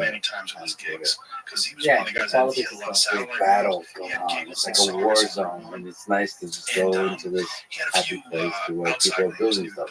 Yeah, I like Twitter for that moment. Because it inspires you to do it. And it's just fun to see other people share what they're discovering, and then you're like, okay, I'm gonna make something too. It's super fun. And so if you want to start going X, and then I would go to replicate and start trying to play with models. And when you have something that's kind of to manually enter stuff, you set the parameters, something that works, you can make an app out of it. Can you speak a little bit more to the process of it becoming better and better? So I had this photo guy, and a lot of people using it. There was like 1 million more photos a month being generated. And I discovered I was testing parameters like increase the step count, generating photos, change the sampler, the scheduler, like DPM2 caras, things I don't know anything about, but I know you can choose them and you generate images, and you have different results in images. But I didn't know which one were better, so I would do myself test it. And I was like, why don't I test and use it? Because I have 1 million photos generated anyway. So, and like 10% of users, I would randomly test parameters, and then I would see if you can favorite a photo, you can download it. I would measure if your favorites were like the photo. And then I would A/B test just for significant stuff, which parameters were better and which were worse. So you start to figure out which models are exactly. And then if it's significant enough data, you switch to that for the whole, all the users. So that was like a breakthrough to make it better. Just use the user to improve it themselves. And I told them when they sign up, to do sampling, do testing. And your photos with random parameters, and that worked really well. I don't do a lot of testing anymore because it's like I kind of reached like a diminishing point where it's like kind of good. But there was a great video. So it's really about the parameter model and letting the users help do the search in the space of models for you. Yeah. But actually, so like Stable Diffusion, I used 1.5. Supernova came out. Stable Diffusion itself came out. All the new versions, and they were all worse. And so the core team of people are still using 1.5 because it's like it's also not like what we call neutered, like they neutered like to make it super like safety features and stuff. So most of the people are still on Stable Diffusion 1.5, and you know Stable Diffusion, the company, like the CEO left, a lot of drama happened because they couldn't get money, and yeah, so they gave it very soon. They gave us this open source model that everybody uses. They raised like hundreds of millions of dollars. So they didn't make any money with it. They're not a lot. They did an amazing job, and now everybody uses open source models for free. And they did, you know, It's amazing. Like it's amazing. You're not even using the right. No, and the strange thing is that this company raised hundreds of millions, but the people that are benefiting from are only small, like people like me who make the small apps that are using the model. And now they're starting to charge money for the new models, but the new models are not so good for people. They're not so open source. Right? Yeah, it's interesting because open source is so impactful in the AI space. So you wonder, like, what is the business model behind that? But on this whole ecosystem of companies, Yeah, they were using it. it's kind of like this framework, but then they didn't, drive enough influence to use it, and they didn't charge money for the platform. Okay, so back to your book and the ideas. That's the first step. Generating ideas. So you have the notebook and you're filling it up. How do you know when an idea is good? Like what? You have this just flood of ideas. How do you pick the one? Right. Man, mostly you don't know. So mostly I choose the ones that are most viable for me to do. Like I cannot build a space company now, right? It would be quite challenging. But I can build something. If you write down a space company. No, I think asteroid mining would be very cool. Because like you go to an asteroid, you take some stuff from there, you bring it back to sell it. But then you need to do, and you can hire someone to launch the thing. All you need is like a robot that goes to the asteroid. And the robotics is interesting. Like I want to also learn robotics, so maybe that could be. I think both the asteroid mining and robotics. Yeah, together. And they make me laugh, but they're not making me laugh like the guys that are real. No, exactly. This is it. We do this not because it's easy, but because we thought it was easy. Exactly. That's the meaning of asteroid mining. Exactly. That's why I should do it. It's not nomadlist.com. No, it's not. It's not asteroid mining. You have to you have to say gravity is really hard to everyone. Yeah, but it seems, man, I sound like idiot probably now, but it sounds quite approachable. It's relatively approachable. You don't go to rocket. Oh, you use something like SpaceX You to get hire out a of space. SpaceX to send your the dog robot or whatever. Is there actually just a notebook where you wrote down asteroid mining? No, I can use Trello. No, I don't use Telegram. I don't like save messages. I have like idea, I write it down. Type to yourself on Like, if you use WhatsApp, right? So you have like message to yourself. I think also, yeah, so you like a note yourself. Yeah, use like a notebook. Not forget. And I finish. I love how like you're not using super complicated systems or whatever. People use Obsidian now. There's a lot of these a Notion where you have systems for note taking. You're not. You're Notepad. You're Notepad.exe. Yeah. Man, I saw some YouTubers doing this like. There's a lot of these productivity gurus also, and they do this whole like iPad with a pencil. And then I also had an iPad, and I also got the pencil, and I got this app where you can like draw on paper, like draw like a calendar, like people's students with coloring and stuff. I'm like, dude, I did this for a week, and I'm like, what am I doing in my life? Like, I can just write it as a message to myself. Speaking of ideas, you shared a tweet explaining why the first idea sometimes might be a brilliant idea. The reason for this, you think, is the first idea submerges in your subconscious and is actually boiling in your brain for weeks, months, sometimes years in the background. The 8 hours of thinking can never compete with perpetual subconscious background jobs. This is the idea that if you think about an idea for 8 hours versus like the first idea that pops into your mind. But sometimes there is subconscious like stuff that you've been thinking about for years. That's So I mean, like the images, I wrote it on, it emerges from your subconscious, right? You think Periscope didn't see this coming, and all these fucking companies didn't see this coming? Yeah, but don't you think the writers probably have a point? When it's ready, it's like, The writers always have a point. No, the writers, there's nothing, right? Writers always have a point. It's like a microwave comes out, and there you have your idea. You can get ideas like that. Yeah, all the time. It's just stuff that's been like, yes. And I also comes up and I send it back, send it back to the kitchen. Not ready. More and more. Yeah. It's like a soup that of ideas is cooking. 100%, this is how my brain works. I think most people. But it's also about the timing. Sometimes you have to send it back, not just because you're not ready, but the world is not ready. Yes, so many times like startups are too early. Robotics is an interesting one for that because like there's been a lot of robotics companies that fail. it's been very difficult to build a robotic company and make money because of the manufacturing, like the cost of everything. The intelligence of the robotic enough is not sufficient to create a compelling enough product from which to make money.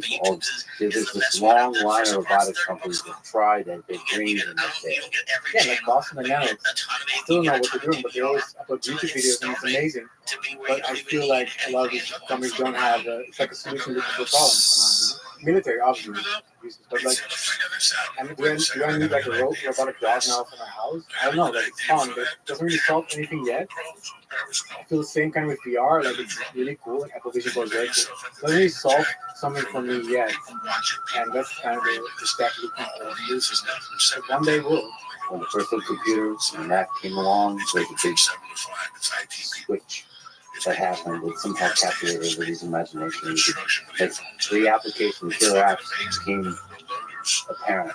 You can type in a computer. But it became apparent like immediately. Back then, they also had like this thing like you don't use these computers. They're like a high. It also went like kind of like you know. Yeah, but the height is the thing that allowed the thing to proliferate sufficiently to where people's minds would start opening up the possibility. Right now, for example, with the robotics, there's very few robots in the homes of people. Exactly, yeah. The robots that are there are Roombas, so they're vacuum, or they're Amazon Alexa. Yeah, the dishwasher.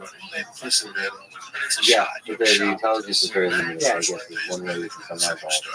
Except Alexa, which is pretty intelligent, but is limited with the kind of ways you interact with it. That's just one example. And something I think about that is like some people in this world were kind of born in the whole existence. It's like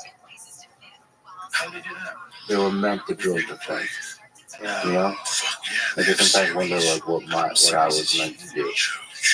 You have these plans for your life, you have these dreams. Me personally. maybe. That's the sense of kind, but it could be other things. The hilarious thing of Beast, I was meant to be.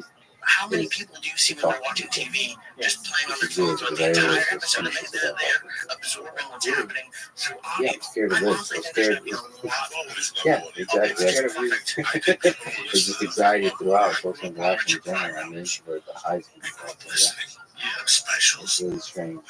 Yeah, but it's also kind of life. Like life institute. It's very hard to super intensely kind of choose what you're going to do with your life. It's more like surfing.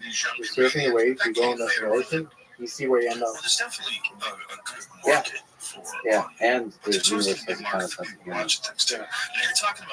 guess you have to just allow yourself to be carried away by the wave. That's so silly. People that do that are and you felt that way in your life? Yeah, all the time. That's like, I think that's the best way to live your life. To allow whatever to happen. Like, do you know what you're doing after years? Is it possible that it completely changed?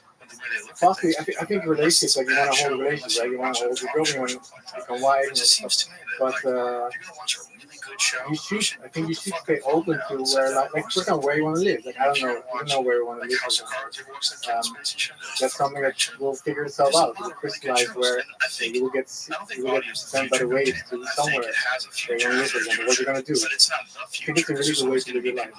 I think most stress comes from trying to control like old things, like but when the Buddhists, you need to like lose control, lose, and things will happen. Like when you do mushrooms, when you do drugs, like psychedelic drugs, the people that are like control freaks get bad shit. Right? They need to let go. Like, I'm pretty controlled because when I did mushrooms when I was 17, it was very good, and again, it wasn't so good because I tried to control. It's like, now it's going too much, now I need to stop.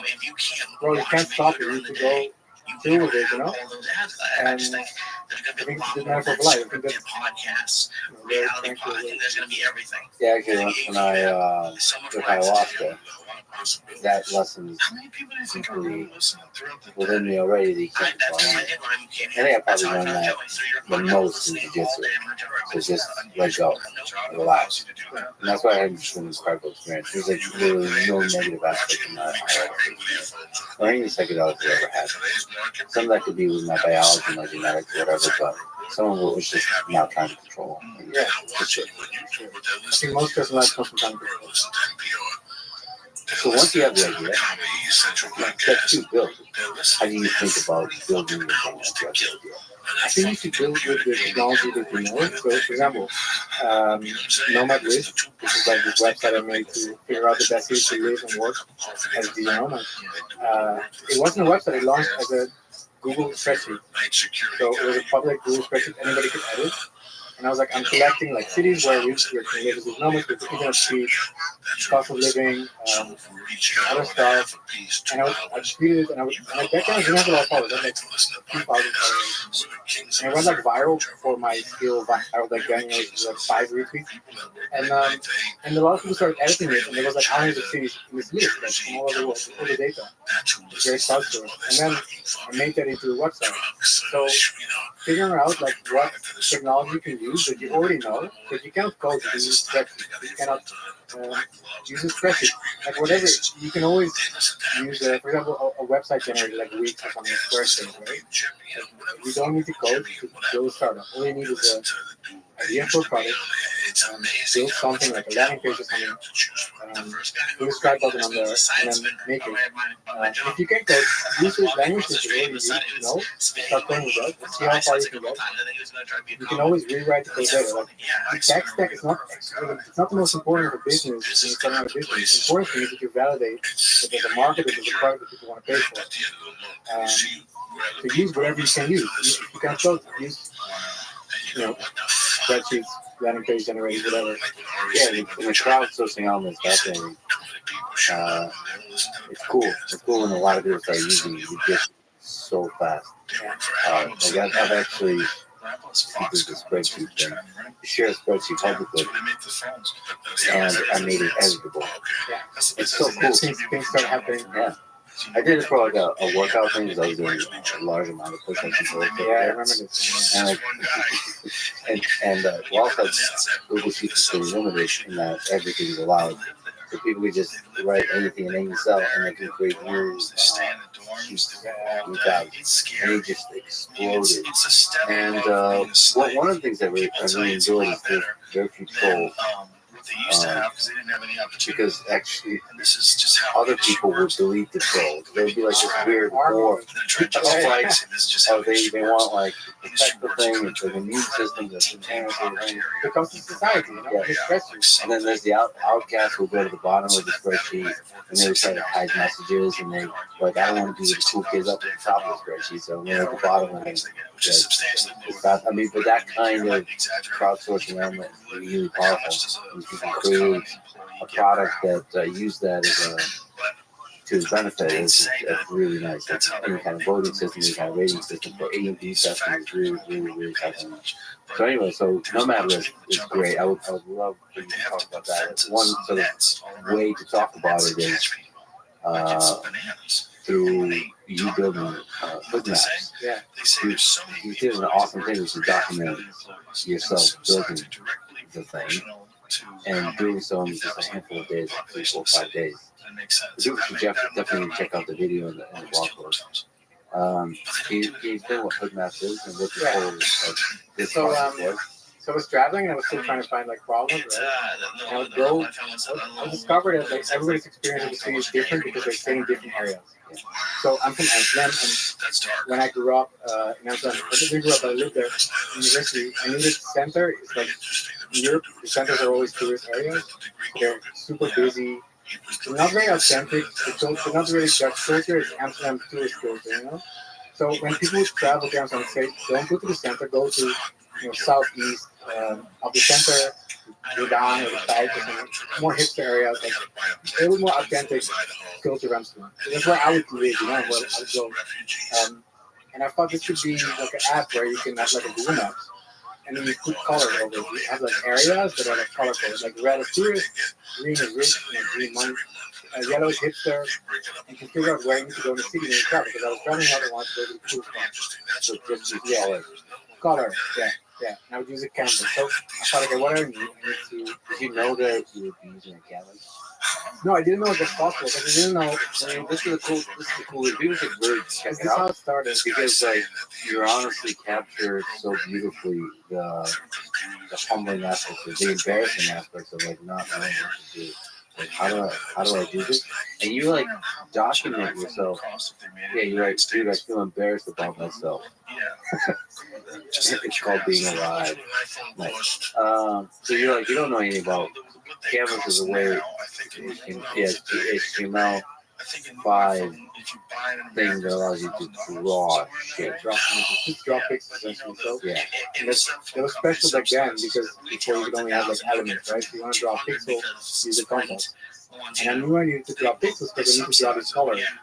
And I thought like, okay, I'll get like a Google Map, iframe and that, and I'll put a div on top of it with the colors, and I'll do like the opacity 50, so it kind of shows.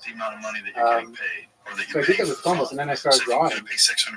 And then I felt like, obviously, other people need to edit it because I cannot draw all these things myself. So I crowdsourced it again, and you would draw on the map, and then you send the pixel data to the server and put it in the database. And then I would have a robot running, like a cron job, which every week would calculate, every day would calculate that. Okay, so Amsterdam Center, there's like 6 people say it's tourist, this part of the center, but 2 people say it's like hipster.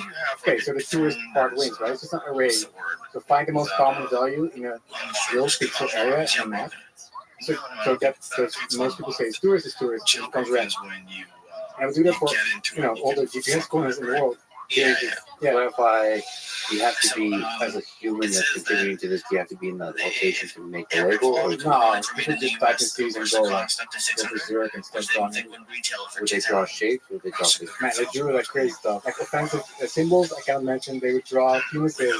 I mean, that's obviously just a guy. I would do the same thing with draw penises. That's the first thing. When I show up to Mars and there's no cameras, I'm drawing penis on this. Man, I did it in the snow, But the penises did not become a problem because I knew that not everybody would draw a penis, not in the same place. So most people would use it fairly. But just if I had enough crowdsourced data, so you have all these pixels on top of it, it's like a layer of pixels. And you choose the most common pixel. So yeah, it's just like a poll, but in visual format. And it worked. And within a week, I had enough data. And it was like cities that did really well, like Los Angeles. A lot of people are using it. Like most data in Los Angeles. Because Los Angeles has defined neighborhoods. Yeah, and not just in terms of the official labels, but like what they're known for. Yeah. What are the did you provide the categories that they were allowed to use as labels? Colors, yeah. Like colors? So just like there's like hipster, tourist, rich, business. There's always a business area, right? And then there's a residential. This is great. I thought those were the most common things in the city. And now we're the good meme, like it's almost fun to label it. Yeah, I mean obviously it's simplified. And you need to simplify this stuff, You don't want to see categories. And it's essentially just like using a paintbrush where you select the color in the bottom, you select the category, you start drawing. There's no instructions, no manual. And then I also added tagging so people could like write something on a specific location. So don't go here, or like here's like nice face and stuff. And man, the memes that came from that. And I also had uploading, so the tags could be uploaded. So the memes that came from that is like amazing. Like people in Los Angeles would write crazy stuff. It would go viral in every city. You can allow your location. And we'll probably send it to Austin. Okay, so we're looking. Oh boy. Drunk hipsters. Air-grown bros. Hipster girls who do cocaine. I saw a guy in the street called Things Get Beaten Up here. Yeah. Let's see, also Also accurate. tries some underwhelming. Let's see, let's make sure this is accurate. Let's see. 36. For people who know Austin know that that's important to label. 6 feet is famous in Austin. 36 drunk fat bros, accurate. Drunk fat bros, continued on 6 gay wonos. West 6 drunk sushi bros. I mean, it's very accurate so far. They only let hot people live here. I think that might be accurate. Like if you just I guess like fish on the river. Yeah, that's true. Shaw Garland, accurate. Shaw guy in the fish sauce and you do that. Oh, I know this. So that's all you do. Yeah, and it's like stuff I couldn't come up with it because I don't know Austin. I don't know what it means. And then me as a user can upload or download it. It's completely That's like constant. for the Reddit, no? And that's really powerful. Single people draw is accurate. At which point they go from colors to the actual effects. If you sign it up to iTunes, it's going to know what that computer is. It's going to be able to read that computer. Here's like a And picture. if you have a So stolen it's really cool computer, to it's pictures. going How to do you go find from out. there? That's a huge amount Unless of you data. swipe, Yeah.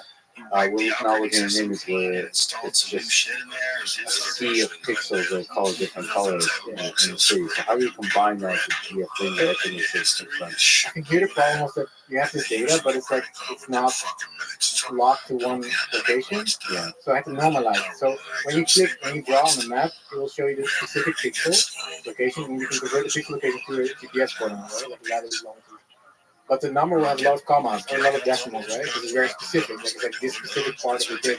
So what you want to do is you want to take that pixel and you want to normalize it by removing like decimals, which are the colors, so that you're talking about this neighborhood, this street, right? So that's what I did. I just took the decimals off and then I saved it. And then it starts going into like a grid.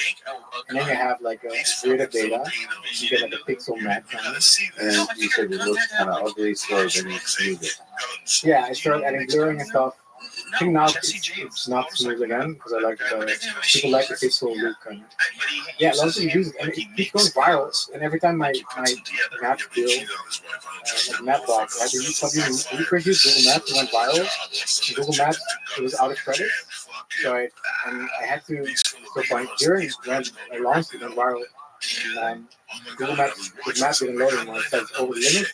You need to contact enterprise sales, and I'm like, but I need now like a map, so and I don't want to contact enterprise sales. I don't want to go on a call, schedule some time. So I switched to Mapbox, and then had Mapbox for years, and then it went viral, and I had a bill of $20,000. It's like last year. So they helped me with the bill. They said, you pay less, and then I now switch to like an open source kind of. It's a very expensive product. And never made any money. It was very fun, but it's very expensive. What do you learn from that? So like, from that experience, because when you leverage somebody else's, yeah. I mean, I don't think a map hosting service should cost this much, you know. But I could host it myself, but that would be, I don't know how to do that, you know, but I could do that. Yeah. I think the thing is more about like you can't make money with this product. I tried to do many things to make money with it, and it hasn't worked. You talked about like possibly doing advertisements on it or something. Yeah. Or people sponsor you. Yeah. It's really surprising to me that people don't want to advertise on it. I think map apps are very hard to monetize. Like Google Maps also doesn't make money. Like sometimes you see these ads, but I think there's a lot of money there. You put like a banner ad, and the price is kind of like it's kind of cool. It's kind of fun to like subsidize it. It's kind of a little bit part of Nomadist, like I put it on Nomadist in the series as well. But I also realized like you don't need to monetize everything. Like, some price is cool, and you know it's like it's cool to have things that exist. I want this to exist. Right? Yeah, there's a bunch of stuff you've created that I'm just glad exists. It's a whole other puzzle, and I'm surprised to figure out how to make money off of it. I'm surprised maps don't make money, but you're right. It's hard. There's a lot of compute required out here. So where do you put the ad? Right? Like if you have a website, you can put like an ad box, or you do like a product placement or something. You're talking about a map app where 90% of the interface is a map. So what are you gonna do? You're gonna like it's hard to figure out where is this. Yeah, people don't want to pay for it. No, exactly. Because if you make people pay for it, you lose 99% of the user base, and you lose the crowdsourced data. So it's not fun anymore. It starts being accurate. Right? So you kind of they pay for it by crowdsourcing the data, but then it's fine. You know, it doesn't make money, but it's cool. But that said, Nomad List makes money. Yeah. So what was the story behind Nomad List? So Nomad List started because I was in Chiang Mai, in Thailand. It's now like the second city here, and I was, working on my laptop. like other nomads there, and I was like, okay, this seems like a cool thing to do, like work on your laptop in a different country and travel around. But back then, the internet everywhere was very slow. So the internet was fast, and for example, Holland or the United States, but in a lot of parts in South America, Asia, it was very slow, like 0.5 megabits. So you couldn't watch a YouTube video. Thailand weirdly had like quite fast internet, but I wanted to find like other cities where I could go to like work on my laptop, whatever, and travel. But we needed like fast internet, so I was like, let's crowdsource this information. There's a spreadsheet, and I also needed to know the cost of living because I didn't have a lot of money. I had $500 a month, so I had to find a place where like the rent was like $200 a month, where I had some money that I could actually rent something. And there was none of this. It still runs. I think it's now almost 10 years. So just to describe how it works, like I'm looking at it right here. There's a total score at number 2. Yeah, that's like a nomad score. 4.82. Like our members, but it's looking at the internet. In this case, it's fast. Fun, temperature, humidity, air quality, safety, food safety, crime, racism. Lack of crime, lack of racism, education level, power grid, vulnerability, climate change, income level. You're much, English speak. It's awesome. It's awesome. Walkability. Because for certain groups of people, certain things really matter. And this is really cool. Yeah, happiness, I think, to ask about that. Nightlife, free Wi-Fi, AC, female friendly, freedom of speech. Yeah, not so good at that, Values derived from national statistics, right? I need to do it because the data sets are usually national, they're not on city level, right? So I don't know about the freedom of speech back of Thailand. I know they're in Thailand. This is really fascinating. So this is for city. Yeah. It's basically rating all the different things about the internet. And this is all crowdsourced. So it started crowdsourced, but then I realized that you can download more accurate data sets from like public source, like World Bank. They have a lot of public data sets, United Nations, and you can download a lot of data there. Which you can, really use. Like I started getting problems across the data where, for example, people from India, they really love India, and they would submit the best scores for everything in India. And not just like one person, but like a lot of people who would love to come India. And I'm like, I love India too, but that's not valid data. So you start getting discrepancy in the data between where people were from and stuff. So I started switching to data sets. And now it's mostly data sets, but one thing that's still crowdsourced is the people add where they are, they add their travels to their profile, and use that data to see which places are upcoming and which places are popular now. So about half the ranking you see here is based on actual digital nomads who are there. You can click on the city, you can click on people, you can see the people, the users that are actually there. And it's like 30,000 or 40,000 members. So these people are in Austin now. 1,800 remote workers in Austin now, which 8+ members checked in. Members will be here soon. Yeah, so we have meetups. So people organize their own meetups. We have about I think like 30 per month, so it's like one meetup a day. And I don't do anything. They organize themselves. So I just, it's a whole black box. It just runs, and I don't do a lot on it. Pulls data from everywhere, and it just works. Cons of Austin is too expensive, very sweaty and humid now. Difficult to make friends. Interesting, right? I didn't know that. Difficult to make friends. With this all crowded for the most people. Pretty safe, fascinating. I understand why it says not safe for women. Still safe. The problem with a lot of places like the United States is it depends per area, right? If you get like city level data or nation level data, it's like Brazil is the worst because the range in like safe and wealthy and not safe is like huge. So you can't say many things about Brazil. So once they actually show up to say, how do you figure out what area, like where to get fast internet? For example, like you need all of this consistent. Figure out hotels with fast Wi-Fi. Wait, okay. I show up to a city. There's a lot of fascinating puzzles. And I haven't figured out a way to actually solve this puzzle. When I show up to a city, figuring out where I can get fast internet connection. And for podcasting purposes, where I can find a place with a table that's quiet. That's not easy. All kinds of sounds. You have to learn about all the sorts of sounds in the world, and also like the quality of the room. Because the more the emptier the room, and like the walls without any curtains or any of this kind of stuff, and there's echoes in the room. Anyway, but you figure out that a lot of hotels don't have tables. They don't have like normal Weird desk, right? Yeah, It's not a center table. Yep. And if you want to get a nicer hotel, with spacious and so on, they usually have these like boutique, like fancy looking, like modern tables that don't have design. They're not really real tables. Or you should get IKEA. Buy IKEA. Yeah, before you arrive, you order IKEA. Like no one do this. They get desks. I feel like you should be able to go to a place and have the desk. Like it's not unless you stay there for a long time.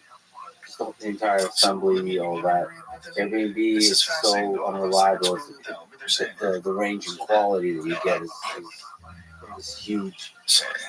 Hotels have a lot of problems, pros and cons. Like hotels have the problem with the pictures. Somehow never have good representative pictures of what's actually going to be in the room. That's the problem.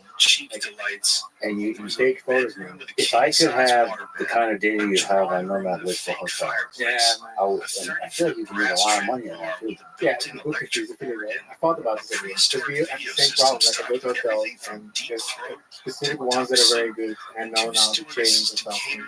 But even if you go chains are very bad in a specific city and very good in other cities. And each individual hotel has a lot of kinds of some are more expensive, some are cheaper, and so on. But you can get the details of what's in the room, like what's the actual layout of the room, what is the view of the room. I feel like as a hotel, you can win a lot. Well, first, you create a service that allows you to have like high resolution data about a hotel. And if one hotel signs up for that, I would 100% use that website to look for a hotel instead of the crappy alternatives that don't give any information. And I feel like there'll be this pressure for all the hotels to join that site.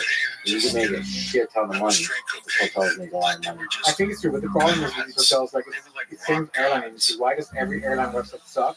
And you try to book a flight? Yeah. It's like very strange. Like why does it have to suck? Obviously there's competition here. Why doesn't the best website What's win? different? Man, I thought about this for years, so I think it's like I have to book the flight anyway.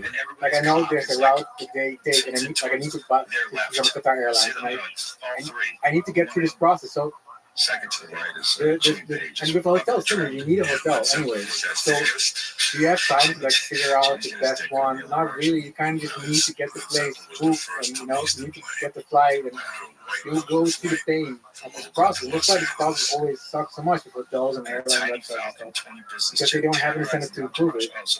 Just generally, only for like a super upper segment of the market, I think, like super high luxury, it affects the actual booking, right? I don't know. I think that's a good, interesting theory. I think that must be a different theory.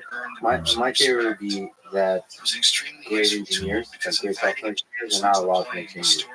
Basically, like there's some kind of bureaucracy. There's way too many managers. There's a lot of bureaucracy, and great engineers show up. They try to work there, and they're not allowed to really make any contributions, and then they leave. So you have a lot of mediocre software engineers. They're not really interested in improving emails.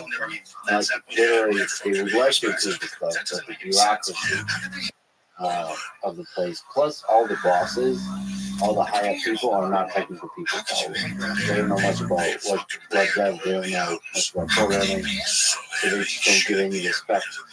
Like, you have to give the freedom and the respect to great engineers as they try to do great things. That feels like an explanation. Like if you were a great programmer, would you want to work at American Airlines or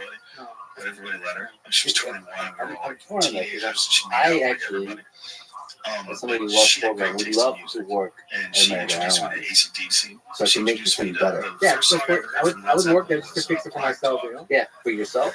And then you just know how much suffering you alleviate. How much for the most part, imagine all the thousands, millions of people that go to that website and have to click like a million times. It often doesn't work. It's clunky, all that kind of stuff. You're making their life just so much better. Yeah. But there must be an explanation as to do with managers and bureaucracies. Like, I think money, booking.com. Sure. It's the biggest booking website in the world. It's Dutch. And they have teams. My friend worked there. They have teams for specific part of the website, like a 10 by 10 pixels area, where they run tests on this. So they run tests like they're famous for this stuff like, oh, there's only one room left, right? It's the red letters, like one room left, book now. And they got a fine from the European Union about this. So they have all these teams and they run the test for 24 hours. They go to sleep, they wake up next day, they come to the office and they see okay, this perform better. This website has become a monster. It's the most revenue generating hotel booking website in the world, number one. So that shows that it's not about like user experience, it's about like making more money. And not every company, but if they're optimizing, it's a public company, if they're optimizing for money. You can optimize for money by disrupting, making it way better. Yeah, but it's always started. They started disrupting. Like Google always started in 1997. And then it become like the whole shit again. Like Uber now it starts to become like a taxi again, right? It was very good in the beginning. Now it's kind of like taxis now in many places are better, they're nicer than Uber's, right? So it's like this circle. I think some of it is also just it's hard to have ultra confident engineers. Yeah. Like Stripe seems like a trivial thing, but it's hard to pull off. Like, why was it so hard for Amazon to have buy with one click? I think it was a genius idea. Make buying easier.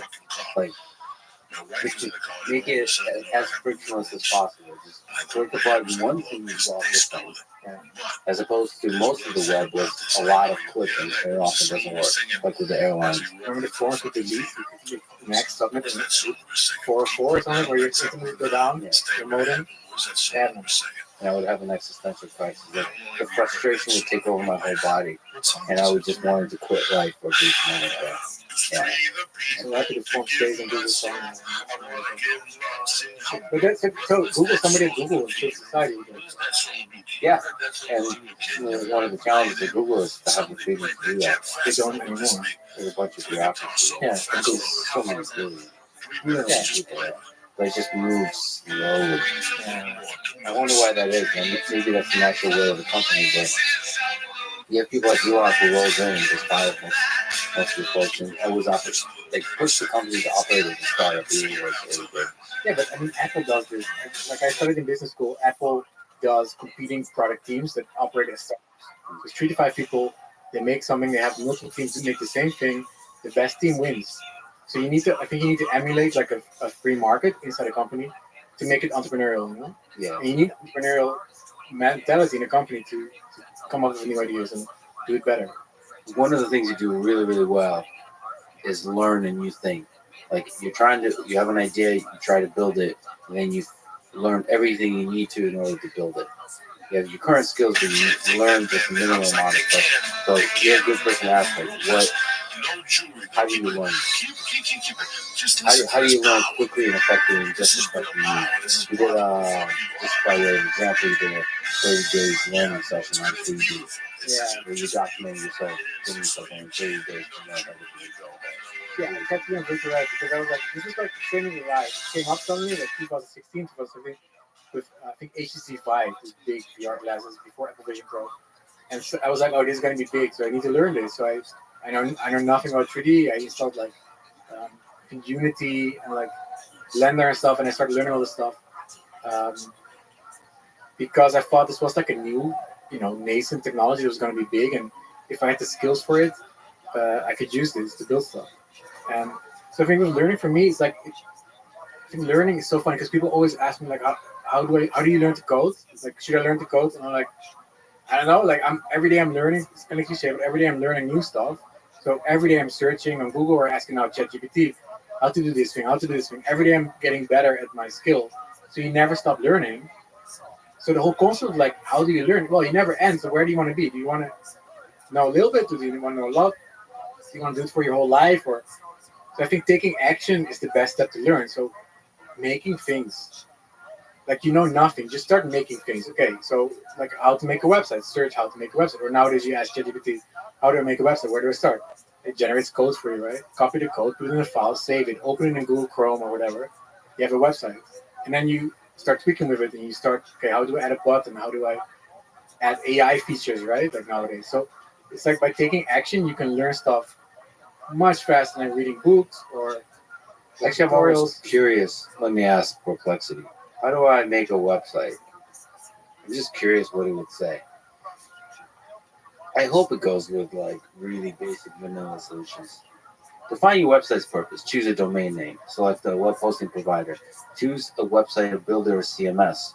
Website builder It's very, platform. it smells like Wix or Squarespace is what I said. Yeah. Landing page.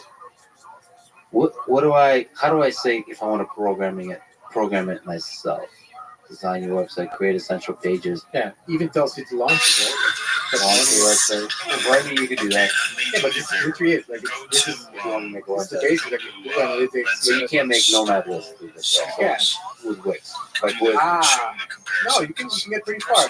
You can get these website builders are pretty advanced. Like all you need is a grid of images, right? They're clickable. Open like another page. Yeah. You can just start that.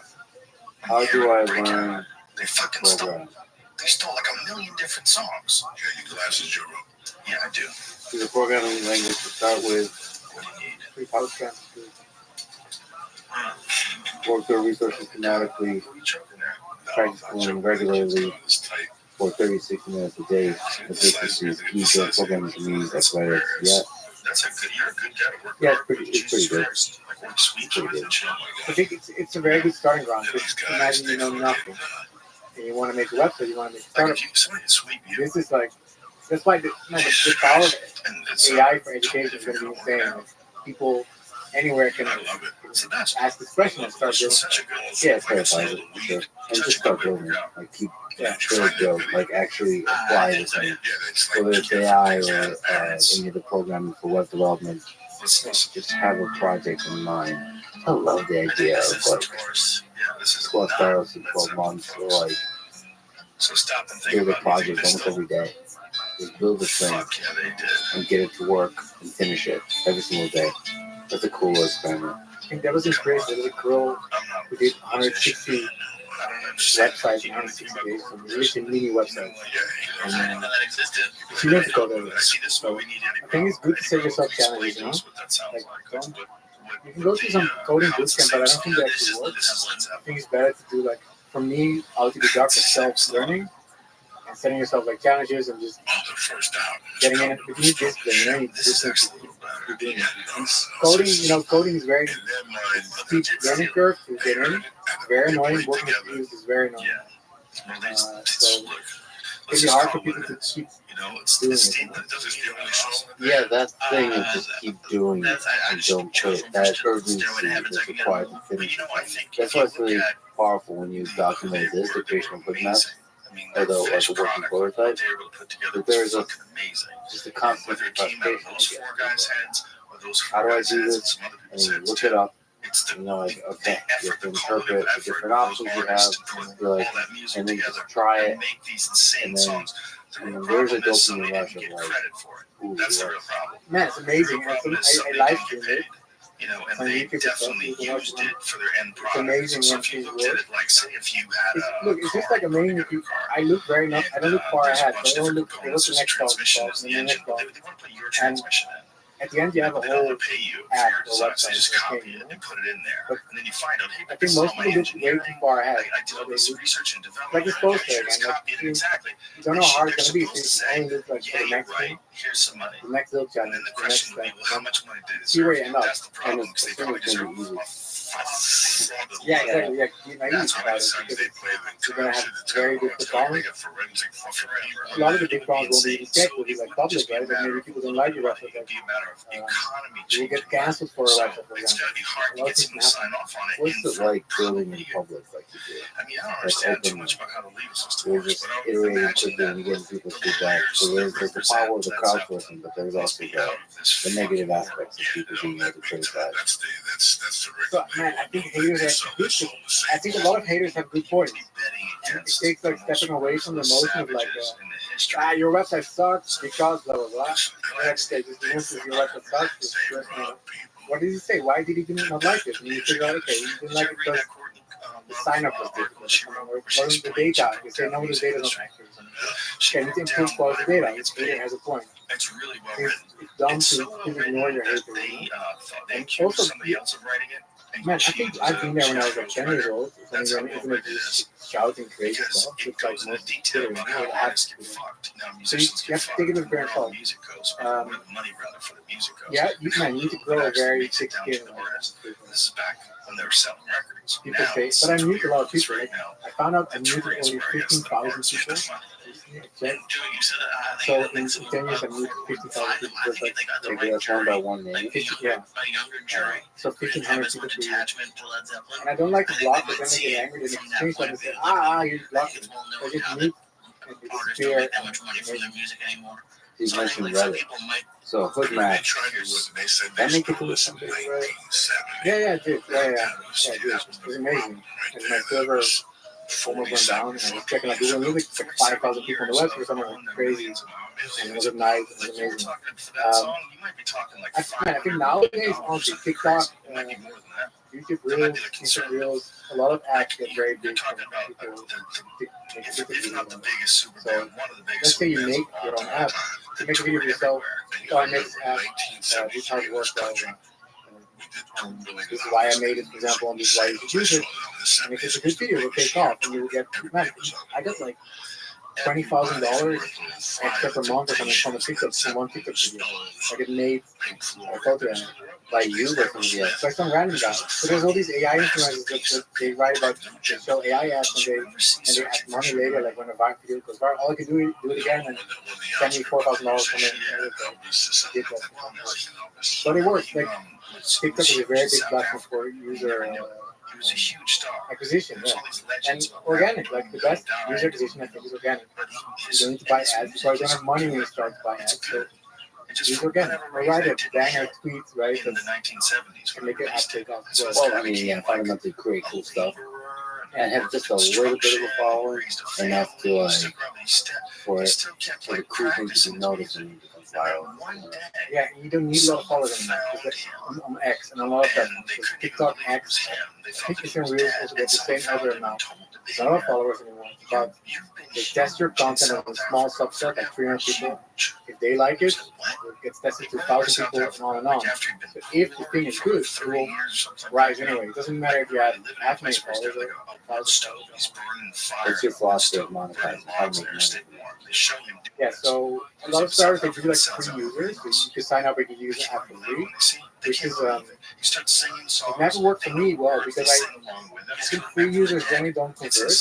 And I think if you have VC funding, it makes sense to get free users because you spend your funding on ads and you can get like millions of people come in, predictably how much they convert, and give them like a free trial or whatever, and then they sign up. If you need to have the flow work out so well for you to make it work, if you need like trade it, I think it's best to start and just start asking people for money in the beginning. So show your app, like what are you doing on your landing page, like make a demo, whatever, a video, when you use it, pay me money, pay $10, $20, $30. I would ask more than $10 per month. And Netflix at $10 per month. So Netflix is a giant company that can, they can afford to make it so cheap, right? If you're an individual, like an indie actor, like you are, you need to make like at least $30 or more on the user to make it worthy for you. You need to make money. And it builds a community of people that actually really care about it. Also, yeah, making a community like making a Discord is very normal. Every AI has a Discord. So the developers and the users together in like a Discord, they talk about they ask the people to build together. It's very normal. And you need to imagine, like, if you're starting out, getting 1,000 users is quite difficult. Getting 1,000 pages is quite difficult. And if you charge them like $30, you have $30K a month. It's a lot of money. It's enough to like live a good life. Yeah, live a pretty good life. I mean, that could be a lot of costs associated with hosting. Yeah, so that's not a thing. I make sure my profit margins are very high, so I try to keep the cost very low. I don't hire people. I try to negotiate with like AI vendors now. Like, can you cheaper, Because I discovered this. You can just email companies and say, can you give me a discount? It's too expensive. And they say, sure, it's too expensive. Like, wow. Right?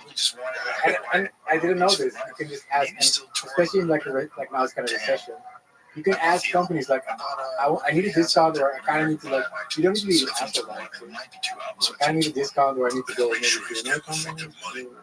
They say sure. Rather than they say yes. 25% discount, 50% discount.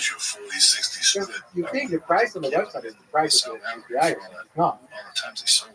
And also you're a public facing person. It helps also. And there's love and good vibes you put out into the world. Like you're actually legitimately trying to do cool stuff. So a lot of companies probably are not associated with it. Yeah, it's like a secret hack. But I think even without it depends how much discount they will give. They'll maybe give more. But that's why you should stay close to Twitter so you get. Yeah. But and also when it's crowdsourced, I mean, paying does prevent spam or help prevent spam. It gives you high quality users. Free users are first, like they're horrible. Like, it's just like millions of people, especially with AI startups, you get a lot of abuse. You get millions of people from anywhere just abusing your app, hacking it or whatever. There's something on the internet. You went to like 4chan discovered Hoodmap. Yeah, I love 4chan. I don't love 4chan, but you know what I mean? Like they're so crazy, especially back then. Like it's kind of funny what they do. It's the Z documentary on Netflix, Anti-Social Network or something like that. It was fascinating. Just 4chan, just the spirit of the thing. 4chan and 8chan.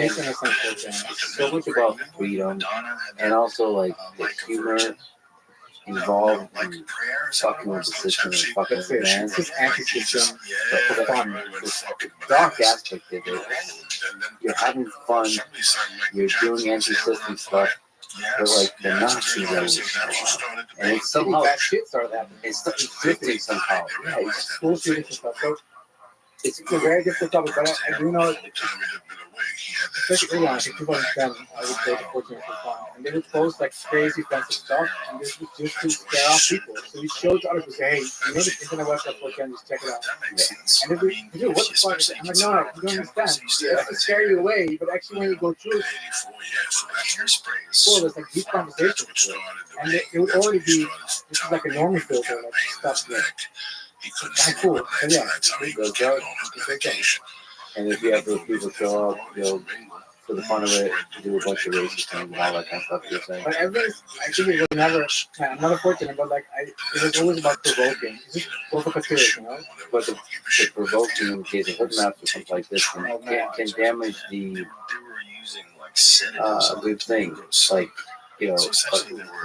a little poison in a town is always good. The Tom Waits thing. But you don't want too much, otherwise it destroys the town. It destroys the thing. They're kind of like pen testers, like penetration testers, hackers. Yeah. They just test your ad for you, and then you add some stuff like an ad like I had like a NSFW word list. They would say like bad words. So when they would write like a bad word, they would get forwarded to YouTube, which was like a video, like a very relaxing video, that kind of ASMR with like glowing jelly, treating it just to relax them, with cheese melting on the toast, chill and wild. I like it.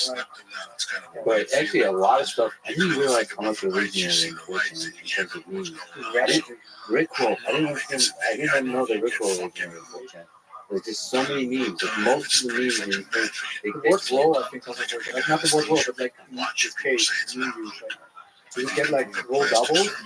There's like post IDs in 4chan, so they were kind of like random. So if I get doubles, like this happens. So you get like 2-2.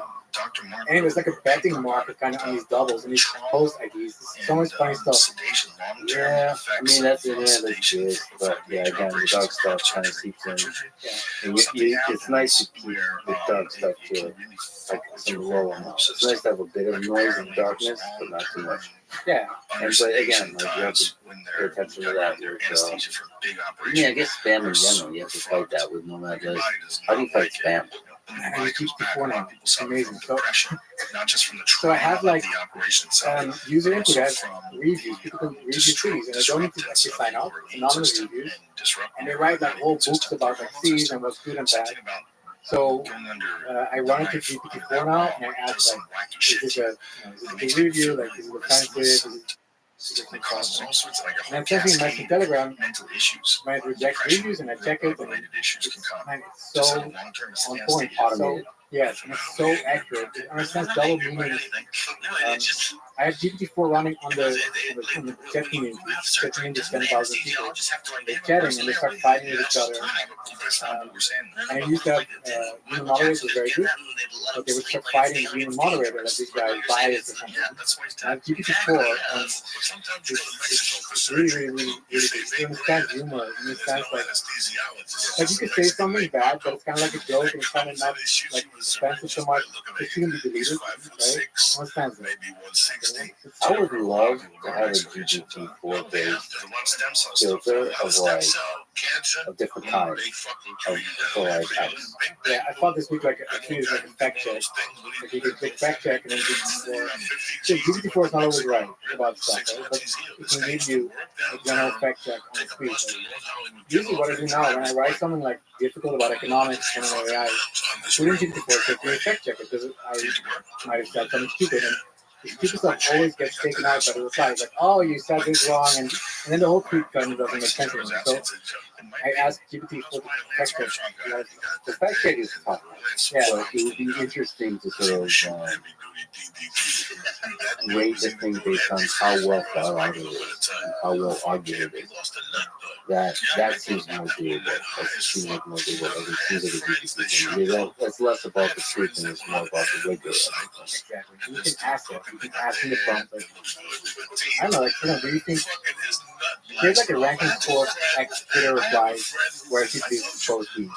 If we rank on like integrity, reality, like fundamental deepness, interestness, and it would give you that was a pretty good score on it. I mean, Elon can do this with Grok, right? You can start doing that. Well, Duncan got to. Because the reply section is like chaos. Yeah, and actually the ranking of replies Doesn't make any sense. and I would like to sort in different kinds of ways. Yeah, and you get too many replies now. You have a lot of followers, you get too many replies. I don't see everything. A lot of stuff I just miss, and I want to see the good stuff. And also the notifications, whatever, it's just complete chaos. We have to be able to filter it out in interesting ways, for you in interesting ways. Because I feel like I miss a lot. And what surfaced to me is just like a random comment by a person with no followers. It's like positive or negative. It's like, okay. If it's a very good comment, it should have it, but it should probably make a little bit more like these people are followers because they're probably more engaged in the platform. Oh no, I don't even care about how many followers. You're ranking by the quality of the comment. Yeah. But not just like a randomly chronological, just a secret comment. Yeah. Actually, be very proof of that. One thing you espouse a lot with that is the automation stuff. Like once you have a thing, once you have an idea and you build it, and it actually starts making money and it's making people happy, there's a community of people using it.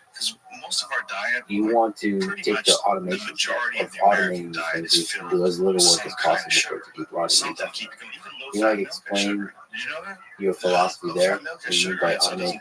Yeah, so the general theory starts to be that when it starts like making money, start hiring people to do stuff, right? Do stuff that you like marketing, for example, do stuff that you would do at the beginning yourself. Like community management, and organizing meetups for nomads, for example, would be a job for them. And I felt like I don't have the money for that. I don't really want to run like a big company with a lot of people because a lot of work managing these people. So I've always tried to like automate these things as much as possible. And it's can literally be like for nomads, it's literally like it's not a different other stuff. It's like a web page where you can organize your own meetups, set a schedule, a date, whatever. You see how many nomads will be there at that date, so you know there will be actually enough nomads to meet up, right? And then when it's done, it sends a tweet out on the nomads account. There's a meetup here. It sends a direct message to everybody in the city who are there, and we're going to be there. And then people show up on a bar, and there's a meetup, and it's fully automated. And for me, it's like it's so obvious to make it automatic. Why would you have somebody organize this? It makes more sense to automate. And this is most of my things. Like I figure out like, how to do it with code. And I think especially now with AI, like I can automate so much more stuff.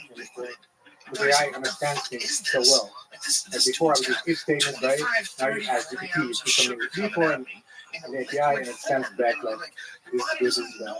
Yeah, so you basically can now even automate You feel listless. subjective You type of get things. tired. You go up and That's very down. That's recent. all But instant it's still reaction. difficult to, I mean, that type of automation is difficult I was drinking fucking 22 cups a day. figure out how to, That could be it all. because you're basically delegating everything to say. And it's not trivial to take that step for a lot of people. So when you say automate, are you talking about like cron jobs? Yes, man, I love cron jobs. All that? It's like I log into the server and I do like sudo prompt dash E, and then I go into it and I write like hourly, and then I write PHP, do this thing dot PHP, and that's the script. And the script does a thing, and it does it then hourly. That's it, and that's how all my websites work. Yeah, thing where like emails or something like this, or email somebody managing the thing if something goes wrong. I have these web pages that they're called like health checks, like health check.php. And then it has like emojis, it's like a green check mark is good, and a red one is bad. And then it does like database security, for example, like what's the internet speed in, for example, Amsterdam? Okay, it's a number, it's like 27 megabits, so it's an accurate number. Okay, check, good. And it goes next, and it goes into all the data points. Did people sign up in the last 24 hours? It's important, so maybe the sign up was, they check, somebody sign up. And I have uptimerobot.com, it's like for uptime, but it can also check keywords. It checks for an emoji. This is like the red X, because if something is bad.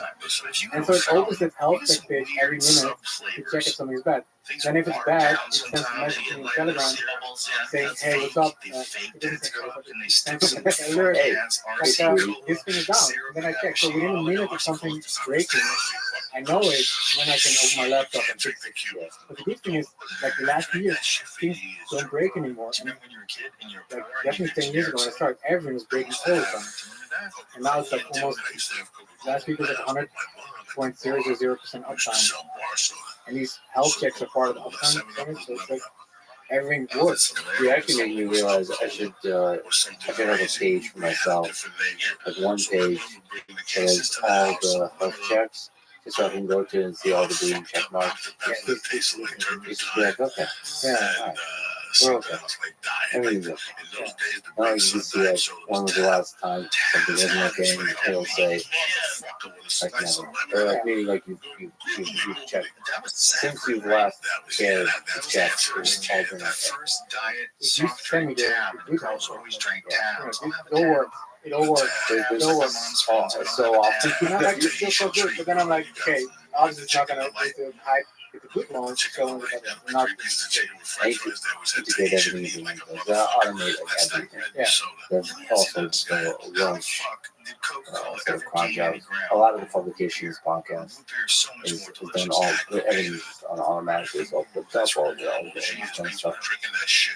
But it'd be nice to automate even more, like translation, all this kind of stuff. They don't have the active Every ingredient. JavaScript, every PHP error gets sent to my Telegram as well. So every user, whatever user it is, doesn't have to be paid user. If they run into an error, the JavaScript sends the JavaScript error to the server and then it sends it to my Telegram. For all my websites, So you get like a message. you get like a uncaught variable error or whatever. Blah, blah, blah. And okay, No, cocaine is not and that's like a way to get to zero errors, because you get flooded with errors in the beginning, and now it's like nothing.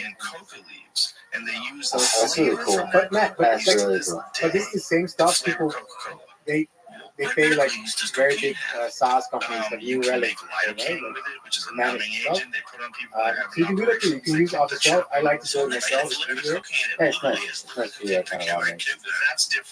I'm starting to think about like, what are the things in my life I'm doing myself that can be automated. In this Ask ChatGPT, give your day and ask her what parts you automate. Well, one of the things I would love to automate more is my consumption of social media, both the output and the input. Man, that's very interesting. I think there's some startups that do that. Where they summarize the cool shit happening on Twitter, like with AI. And the guy called SWYX or something, he does like a newsletter. It's pretty AI generated with the cool new stuff. Yeah, I would love to do that, but also like across Instagram, Facebook, LinkedIn, all this kind of stuff. Just like, okay, can you summarize the internet for me? Summarize internet.com. Yeah, .com. Because I feel like it pulls way too time, but also like I don't like it. There's just some sunscreen The spray effect it that's a has small some days amount of on my vitamin psyche. but just putting that shit or sunburn spray, putting that shit all over Haters my back. or just general I comments? just follow. My system, No, like I could tell, I could feel it. This is the same feeling that I got when I had my nose done. When I had my nose fixed, they Just cleaned out general. my Like, deviated for example, like septum. TikTok is a They good pumped all this example Lidocaine of that up for there. me. And then I went out to dinner that night and I was thinking, I was feeling I sometimes just feel dumber I after feel like TikTok. I just dragging feel it. like I don't- It weighs on your body. Yeah, like I It is felt weak. empty Like physically, somehow, I felt like and I'm like uninspired. system that you see your whole It's funny in the moment. I'm like, ah, look at that cat doing the funny you way, feel like you got hit by a fucking and then you're like, oh, train. look at that I'm so person glad I dancing the avoided funny that. way to Thank that God. music. God, thank God. And then you're like, No. 10 minutes later, like, I feel way dumber, and I don't really want to do much for the rest of the day. My girlfriend said she saw me like watching some dumb videos, but your face was so dumb as well. Your whole face got dumb, like, oh, interesting. You know, so Like with social media, with that sometimes for me too. Is, I think I'm probably naturally gravitating towards the drama. Yeah, and so with following ad people, especially ad people that only post technical content, that's really good. And I just look at them and I go down rabbit holes, like learning new papers that have been published, or good resources, or any kind of cool demonstration and stuff, and the kind of things that they tweet. And that's the rabbit hole. When I'm learning and I'm inspired, all that kind of stuff. It's been tough. It's been tough to control. it's difficult. You need to like manage your platforms. You know? I have a mute word list, so I mute like politics stuff because I don't really want it on my feed. And I think I've muted so much that now my feed is good. I see like interesting stuff. He's a giant. But the fact that you need to modify, you need to like mod your app, your social media platform just to function, and not be toxic for you, for your mental health, right? That's like a problem. Like it should be doing that for you. It's some level of automation. That would be interesting. I wish I could access X and Instagram through API easier. It's spent $42,000 a month. It's my friends do it. No, but still, even if you do that, then you're not getting. I mean, there's limitations that don't make it easy to do like automation. Because the thing is, they're trying to limit like abuse, so you just steal all the data from the app doing training LLM or something like this. But if I just want to like figure out ways to automate my interaction with the X system or with Instagram, they don't make that easy. But I would love to sort of automate that and explore different ways for how to leverage LLMs to control the content I consume.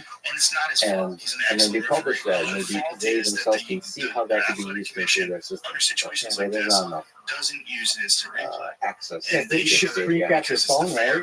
I mean, app is watching your screen with you, but I don't even know what it would do. Maybe some hype stuff.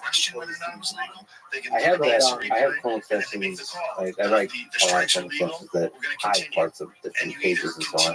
Like for example, for my own on my main computer, I hide all views and likes and all that on YouTube content that I create, so that I don't. It doesn't. Yeah, so you don't pay attention to it. I also hide parts. There are other modes for X where I hide most of everything. So there's no. It's same with YouTube. Like, well, I wrote my own because it's easier because it keeps changing. It's not easy to keep it dynamic. But they're really good at like getting you to be distracted and like starting to related stuff. I don't want related. Like 10 minutes later, you're like, there's something that's trending. I have a weird amount of friends addicted to YouTube, and I'm not addicted. I think that my attention span is too short for YouTube. But I have this attention to like YouTube on hook. It's like it's high quality. I can just see the video. Amazing, you know. Sometimes I need to like I need to search a video how to something, and then I go to YouTube. And I had these YouTube shorts. YouTube shorts are like they're like algorithmically designed to just make you tap them, and I tap, and then I'm like 5 minutes later, it's scary. And you're just stuck. And what happened? I was gonna play like the coffee mix, you know, like the music mix for drinking coffee together, like in the morning with jazz. I didn't want to make it short. It's very very. So in his eyes, he's doing. I love how we're actually highlighting that kind of interesting problems that also be solved with startup. Okay, so what about the exit? When and how to exit? Now, you shouldn't ask me because I never sold my company. You've never, all the successful stuff you've done, you never sold it. Someone tells him, I believe it was John McCarthy, I've been in a lot of acquisition like deals and stuff. I learned a lot of the finance people as well there, like regulation and due diligence, and then changing the valuation. Like people change the valuation after. A lot of people bring you on to acquire you, and then it takes like 6 months. It's like flat. It takes 6 to 12 months. They want to see everything. They want to see the stripe and the code and whatever. And then in the end, they'll change the price to lower because they're already so invested. So that negotiation takes. I'm like, no, I don't want to. So, the problem with my companies is like they make the 90% profit margin. So the multiple, the companies get sold with multiples, kind of multiple the profit or revenue, and often the multiples like 3 times or 4 times or 5 times revenue or profit. So in my case, they're all automated, so I might as well wait 3 years and I get the same money as when I sell, and then I can still sell the same company. You know what I mean? I can still sell for 3 to 5 times. So financially, it doesn't even make sense to sell. Yeah, unless the price high enough. Like if the price gets to like 6 or 7 or 8, I don't want to wait 6 years for the money, you know? If you give me 3, like 3 years nothing.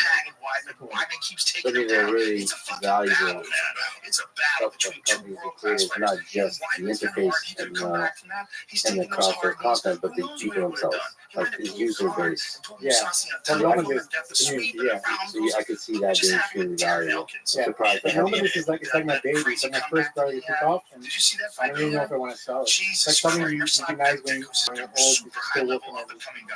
It's like it has like a mission, which is like people can travel anywhere and they can work from anywhere and they can meet different cultures, and that's a good way to make the world get better. If you go to China, live in China, you learn that you're nice people, and a lot of stuff you hear about China is propaganda, a lot of stuff is true as well, but it's more, you know, learn a lot from traveling, and I think that's why it's like a cool project to like not sell. AI project, I have less emotional feelings with AI project.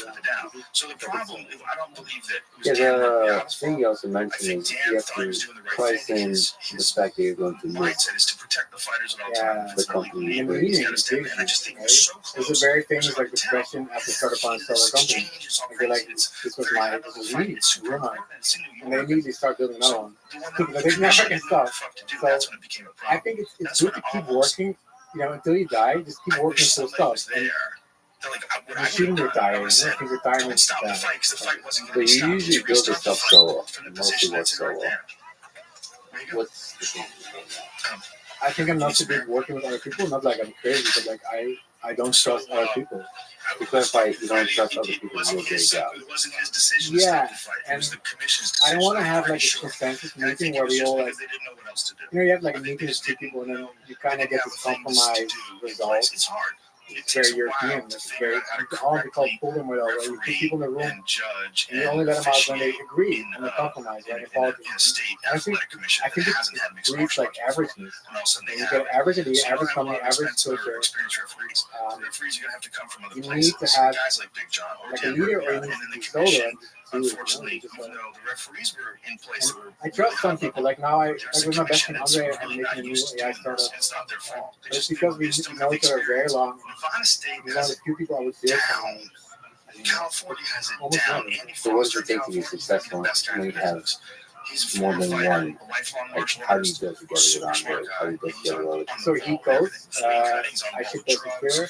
Which is like I promote on Twitter. I sort of product strategy. Like I said, this be better, this should be better. But I think you need to have one person coding it. He codes in Ruby, so I cannot do Ruby. We literally, so, have you ever coded with another person for one crazy time? Never in my life. Actually, can you look that up? Find out what states have instant replay. What do you Like your Jamie. No, it's always just me sitting on my laptop. Like it's like coding. No, like you've never had another developer who like rolls on. I've had it once, but it was photo right. Like it was an AI developer for it. I hired him to do it because I can't write Python. And AI stuff is Python. And I needed to get models to work and replicate and stuff, and I needed to do photo right. And he helped me a lot for like 10 months to work. Man, I was trying Python, working with NumPy and package manager, and it was too difficult for me to figure this shit out. I didn't have time. Like, I think 10 years ago, I would have time to like sit, you know, go do all-nighters to figure this stuff out. It's like, I don't have the, it's not my thing. It's not your thing, it's another program language. I get it. AI, you think, got it. but like you never had a developer roll in, look at your PHP jQuery code, and yes, so you know, like in conversation, probably talk about yes and basically, all right, I have to one week understand. and because he wanted to rewrite everything in This is one guy. I know We wanted to rewrite what? he wanted to rewrite the G. He said the jQuery can't be used. I'm like, okay. It's like, we need to rewrite everything in Vue, JS. I'm like, are you sure? Or just like, like jQuery is like, no man, like, we need to change all stuff. And I'm like, okay. And I was kind of like feeling it, like, this, we're gonna clean up shit. But then after weeks, it's not gonna take way too much time. I think I like working with people where, like, when I approach them, I pretend in my head that they're the smartest person who's ever existed. So I look at their code, or I look at the stuff they've created, and try to see the genius of their life. Like, you really have to understand. You notice that. Like, and then from that place, have a conversation about what is better. So, yeah, but those are the top tier developers. Yeah. And those are the ones that are tech ambiguous, so they can work with. They can learn any tech stack. They can really? top 5%. Because if you try hard that, like no offense to that, but most jobs are not. And most people in general, jobs are not so good at their job. Like even doctors and stuff. When you realize this, people are very average at their job. That's important. So sure. I think that's a really important skill for developers to roll in and like understand the musicality, the style, and like empathy. It's like code empathy, right? Code empathy. Yeah, your word, but that's it. You need to understand like go over the code, get a holistic view of it, and man, you can suggest we change stuff for sure, but jQuery is crazy. It's crazy. I'm using jQuery. You can change that. It's not crazy at all. jQuery is also like beautiful and powerful, and PHP is beautiful and powerful, especially as you said, as the versions evolve, it's much more serious programming language now. It's super fast. Like, really fast. JavaScript is really fast now. So the speed of something you care about is super fast. And like there's gigantic communities of people using this programming language, and there's frameworks that develop the framework. So there's whatever. It doesn't really matter what you use. But like also, you, if I was like a developer working with you, like you are extremely successful. You ship a lot. So like, if I roll in, I'm gonna be like, I don't assume you know nothing. Assume you're a genius, like the smartest developer ever. And like learn from it, and yes, and like notice parts of the code where like, here's how he's thinking. And now if I want to add another like little feature, definitely needs to have him like in front of it. And then like just follow the same style and add it. And my goal is to make you happy, to make you smile, like to make you like, fuck, I get it. And now you're going to start respecting me and like trusting me, and like when you start working together in this way. I don't know. I don't know how hard it is to find developers. No, I think that's good. I think you need to hire more people. You need to try more people. But that costs a lot of my energy and time. But it's honestly impossible. But do I want it? I don't know. Things kind of run fine for now. I mean, like, okay, you can say, like, okay, nobody does it's kind of clunky, like, people say design, like, okay, I'll improve the design. It's like next to my to-do list for that, you know? Like, I'll get there eventually. But it's true, I mean, you're also really good. I'm just looking at the interfaces.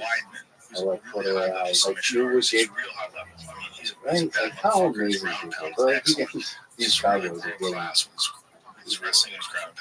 there's these cowboys. This is a lot. So I'm glad they're all wearing shirts. Anyway, the interface here is really, really nice. Like, I can tell you know what you're doing. And the nomad list, extremely nice, the interface. And that's all you. Yeah.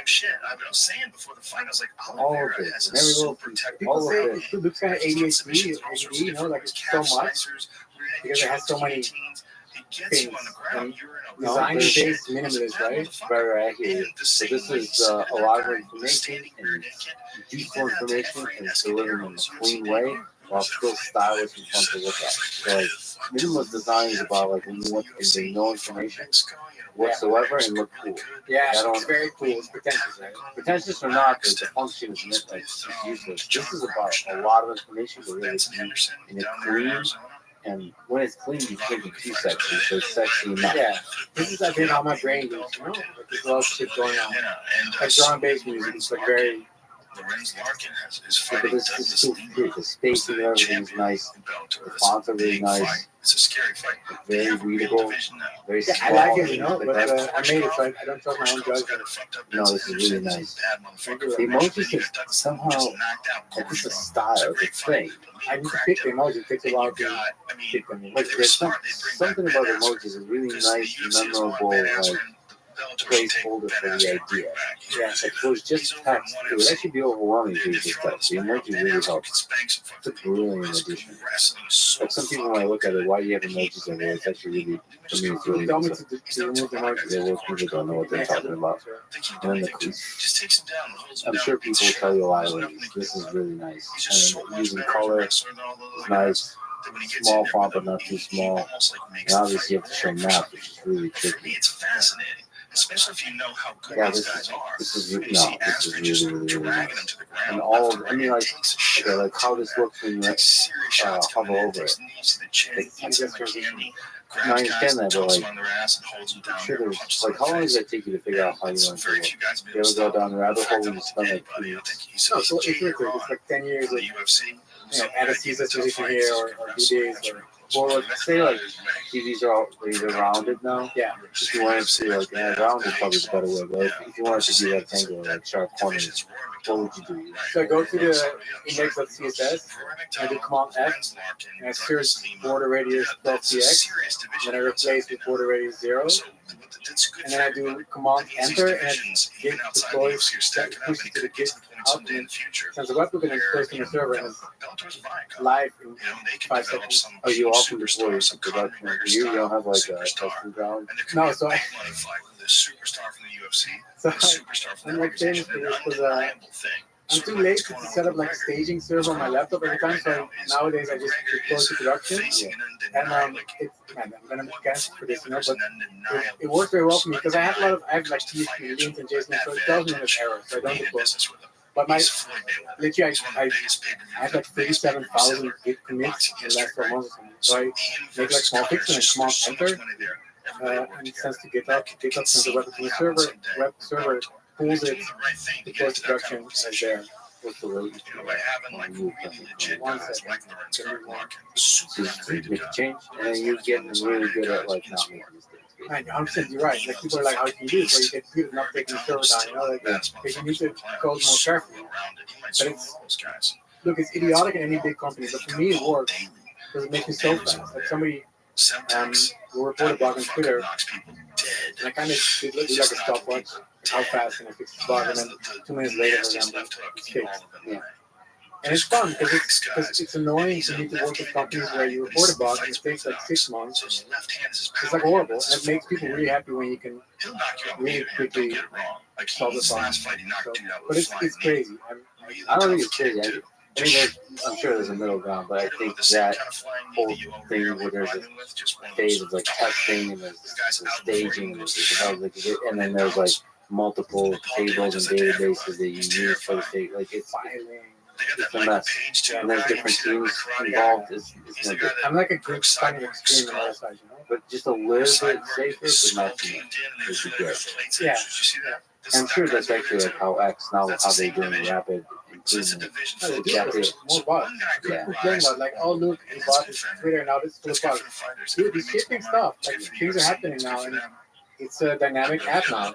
Yeah, the bug is actually a sign of a good thing. Yes. Bugs are the feature because it shows that the team is actually building shit. 100%. Well, one of the problems is like I see with YouTube, there's so much potential to build features, but I just see how long it takes. So I've gotten a chance to interact with many other things, but one of the things is MLA, multi-language audio. I don't know if you know this, but in YouTube you can have audio tracks in different languages for $1.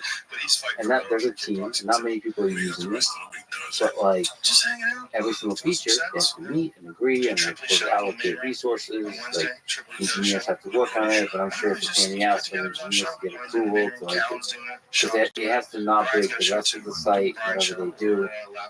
But like, if you don't have enough dictatorial, like top down, like we need this now, it's gonna take forever to do anything multi-language audio. But multi-language audio is a good example of a thing that seems niche right now, but it quite possibly could change the entire world. When I upload this conversation like this, it's instantaneously, it dubs it into 40 languages, and everybody can see every single video can be watched and listened to in those different. It changes everything. And YouTube is extremely well positioned to be the leader. They got the compute, they got the user base, they have the experience of how to do this. So like multi-language audio should be hyper high priority. Like that, and it's a way. Google is obsessed with AI right now. They want to show off that they can be dominant in AI. That's a way for Google to say like we used AI. Like this is a way to break down the walls that language creates. I think for them to study their career, not the overall result of the cool product. I think they're not like selfish. They want to do good. There's something about the organizational stuff that I asked when I report blogs and like the companies I work with. I talked to a lot of different people in the end. They're all really trying hard to do something. They're all really nice. And I'm the one being kind of asshole because I'm like, guys, I'm talking to 20 people about this for 6 months. Nothing's happening. They say, man, I know, but I'm trying my best. And yeah, so it's systemic. Yeah, it requires. Again, I don't know. There must be a nicer word, but like a dictatorial, like the top down, the CEO rolls in, and just says like, for YouTube, it's like MLA, get this done now. This is a high priority. I think big companies, especially in America, a lot of it is legal, right? You need to pass everything through legal.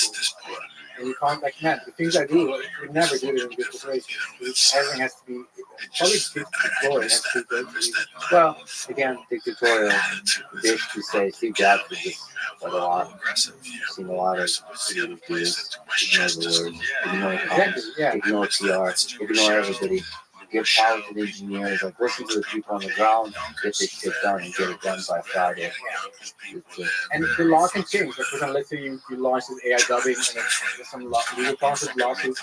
Okay, so the law changes. There will be appeals, there will be some Supreme Court thing, whatever, and the law changes. So just by shipping it, you change society, you change the legal framework, but not simply being scared of the legal framework at the time. Like, you're not changing things. Just out of curiosity, what ID do you use? Talk about like your whole setup. Given how ultra productive you are, and that you often program in your underwear, slouching on the couch, does it matter to you in general? Is there like a specific ID? Do you use VS Code? Yeah, VS Code. Before you use Sublime Text, I think it matters a lot. I'm very skeptical, like tools when people think they say it matters, right? I think it matters. I think whatever tool you know very well, you can go very, very fast in. Like, the shortcuts, I love Sublime Text because I could use like multi-cursor when you search something, and I could make mass replaces in a file with the cursor thing. And VS Code doesn't really have that as well. It's actually the one first editor where I learned that. And I think they just make that super easy. So like multi-cursor edit thing, whatever. I'm sure like almost every editor can do that. It's just probably hard to set up. Yeah, so why not to do it? It but I would use that to like process data, like data sets for example, World Bank, multi-cursor map, change everything. And they do the podcast live from there. Yeah, VS Code. I was really into using VS Code because Twitter would always see my screenshots of Sublime Text and say, why are you still using Sublime Text? And Boomer use VS Code. I'm like, well, I'll try it. I got a new MacBook and then I never install I never copy the old MacBook. I just make it fresh, like format C, Windows. And that's allowing clean start. And I'm like, okay, I'll try VS Code. But I don't really care. Like, not so. Well, you know the format C reference. So we install Windows, and then after 3 or 6 months, it started breaking, and everything was like, it gets slow. You restart, go to DOS, format C, and delete your hard drive, and then install the Windows 95. And so you would design everything like, now I'm going to install it properly, now I'm going to design my desktop properly. Yeah, I don't know if it's peer pressure, but like I used Emacs for many, many years. And I know, I love Lisp, so a lot of the customization I've done from Lisp programming. Partially it was peer pressure, but part of it was realizing like you need to keep learning stuff. Like the same issue with jQuery. Like, I still think I need to learn Node.js, even though that's not my main thing or supposed to be my main thing. But I feel like you need to keep learning this stuff. Even if you don't choose to use it long term, you need to give it a chance. Your understanding of the world expands. Yeah, you want to understand the new technology concepts and see if they can benefit you. It would be stupid not to even try. It's more about the concepts, I would say, than the actual tools. Expanding. And that should be a challenging thing. So going to VS Code and like really learning it, like all the shortcuts, all the extensions, and actually installing it yourself and playing with it. That was an interesting challenge. Uncomfortable. Yeah, But you just dive in. It's like neuroflex, like you keep your brain fresh, I gotta do that more. Have you given React? No, but I want to learn. I understand the basics, right? I don't know where to start. So would you like? I guess you gotta use your own model, which is like build the thing using it. No, man, so I kind of did that. Like I kind of did stuff like doing jQuery is essentially a lot of it is like I started rebuilding whatever tech is already out there. Not based on that, but just connected to it. I keep going long enough that I built the same. Start getting the same problems everybody else had. You start building the same framework kind of. So essentially, I use my own kind of framework. You basically build a framework from scratch with your own. Kind of, yeah. Ajax calls. Essentially, it's the same thing. Look, I don't have the time. I think saying you don't have the time is like always a lie because you just don't prioritize it enough. My priority is still like running the business and improving that and AI. I think learning AI is much more relevant than learning front-end framework. Like it's just more impact. I guess you should be just learning 350 million people in this country. You're telling me you couldn't find 30,000 people? You learn a little bit of AI. I think now that next. So you just get this real estate agent to start fucking putting deals together. But I call them military industrial. People start buying houses. But you need to know. You need to know it anyway. You gotta learn how to use the weapons of war, and then I mean, what you gotta learn it in the same exact way as you were talking about, which is learn it by trying to build something with it and actually deploy it. The frameworks are so complicated. It changes so fast. So, like, where do I start? I guess it's the same thing when you're starting out making websites. Like, how do you start? Before I guess, it's just so dynamic. It changes so fast, and I don't know if it would be a good idea for me to learn it. It's a combination of like viewing next with Laravel. Laravel is like a framework history. I think that would be to benefit you. Tailwind for success, like styling engine. Like that stuff could probably save you time. Yeah, but like you won't know until you really give it a try, and like it feels like you have to build. Like maybe I'm talking to myself, but I could probably recode like my personal one page in Laravel. And even though it might not have any dynamic elements, maybe have one dynamic element that it has to go end to end in that framework, or like end to end building Node.js. Some of it, I don't figuring out how you even deploy. I have no idea. All I know is right now, send it to GitHub and then send it to my server. I don't know how to get JavaScript running. I have no clue. So I guess I need like a fast, like Versal, right, or a local kind of system.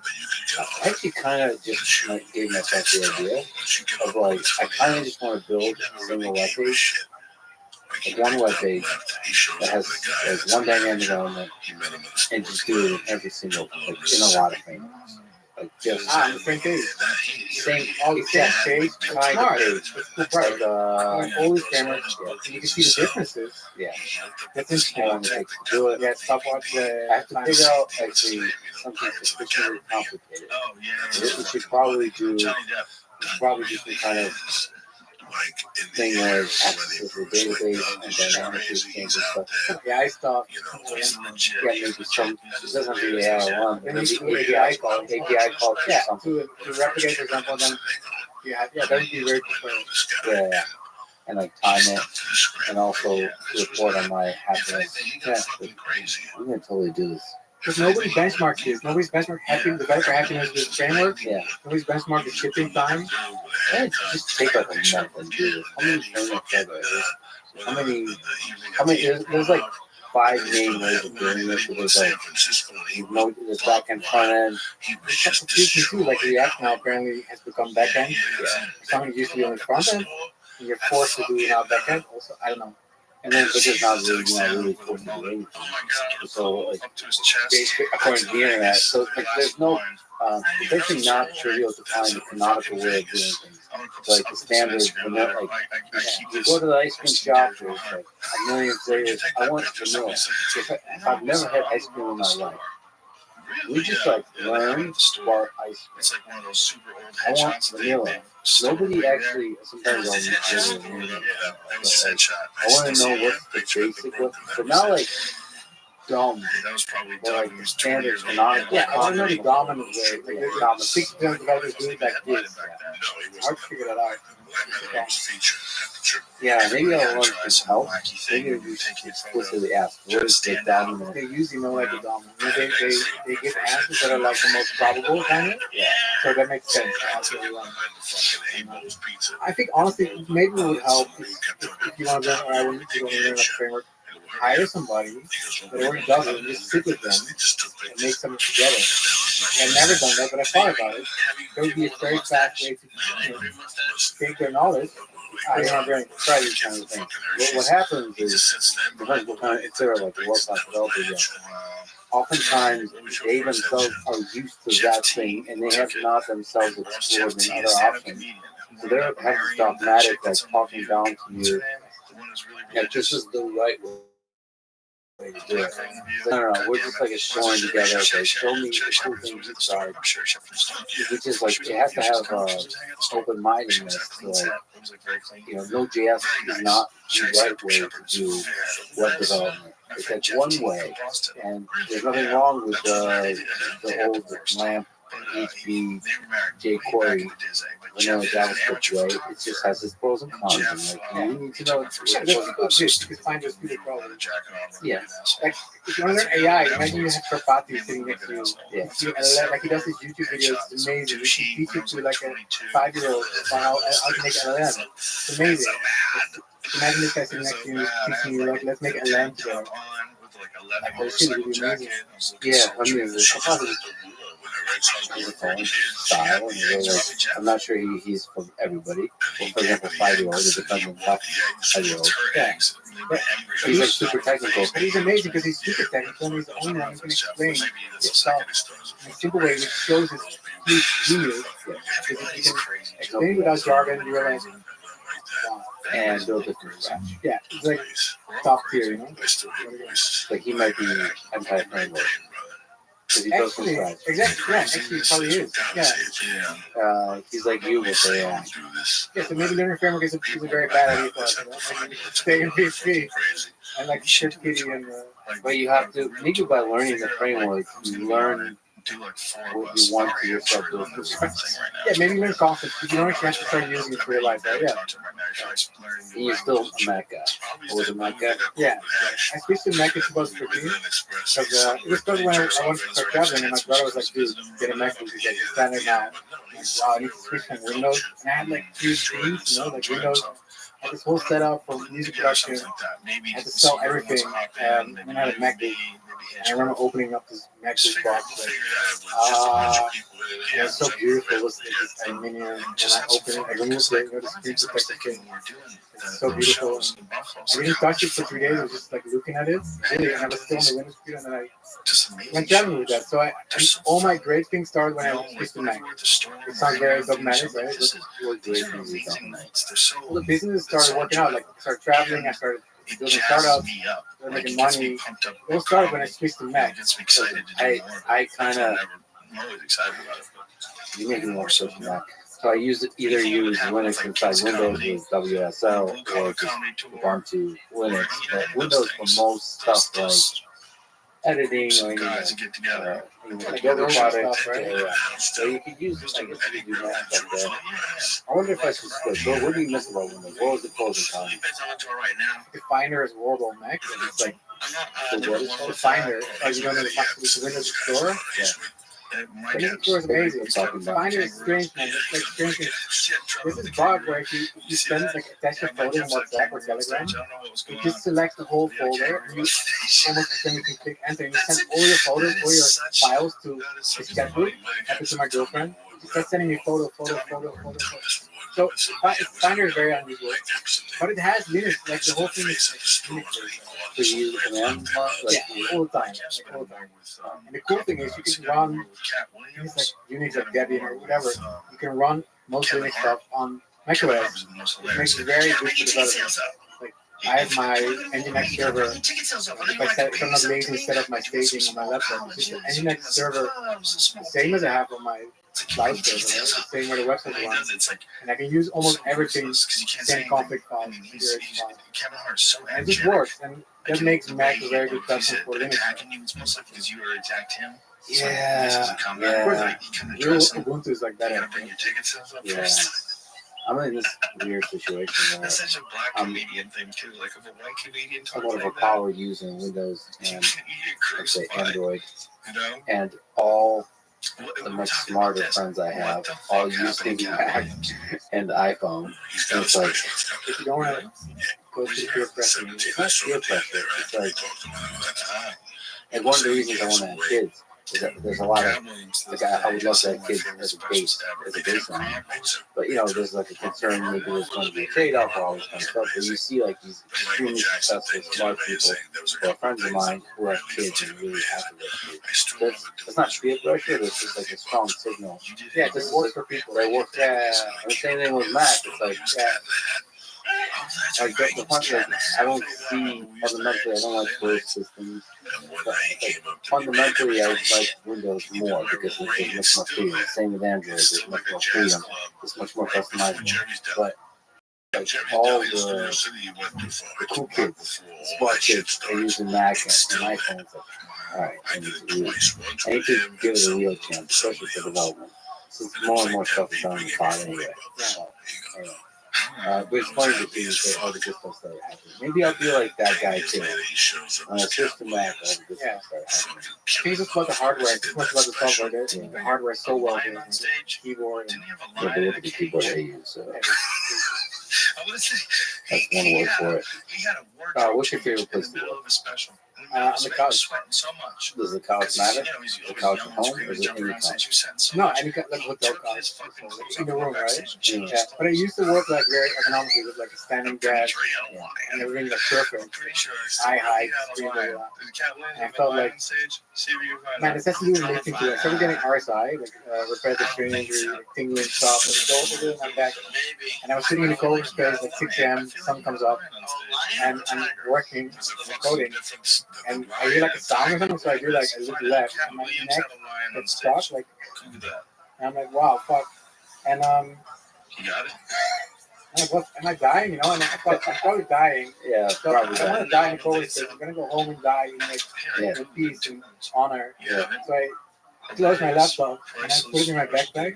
And I walked to the street, I got on my motorbike, went home, and I lied down on like a pillow, like my leg up, to get rid of this, like, whole back. And it was because I was working on this. Yeah. So I started getting like a laptop stand, everything economically correct. But then I started lifting, and since then, like, it seems like everything gets straightened out. Posture kind of more straight, and I never have RSI anymore because I never feeling anymore, no pain stuff. So then I started working on the sofa, and it's great. Like it feels you're close to the. I sit like this. Yeah, like together and then a pillow and a laptop, and then I work. Are you like leaning back? Together, work them out. No, so everything stretches out in the microwave. I used to have the Logitech MX mouse, perfect mouse.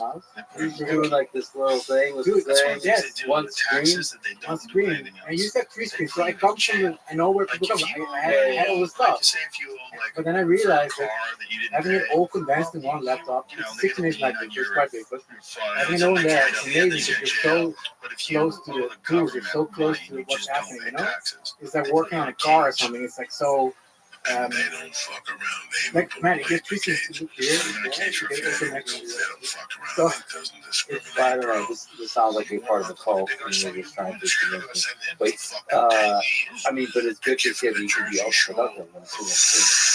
Like, yeah, it's great. come on, that you all top, like Windows all top, like come on, it's very fast. So you have like the entire screen is taken up by VS Code, say you're looking at the code, and then you can deploy like the website, you like this screen. I used to have this swipe screen, you know, you could do like different screen spaces. Yeah. I was like, it's too difficult.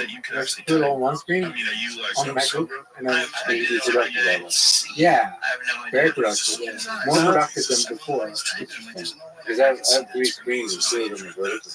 Inside, code, right? But code is too. No, man, I love it. Like I love seeing it with friends. Like they have amazing like battle stations. Like, amazing.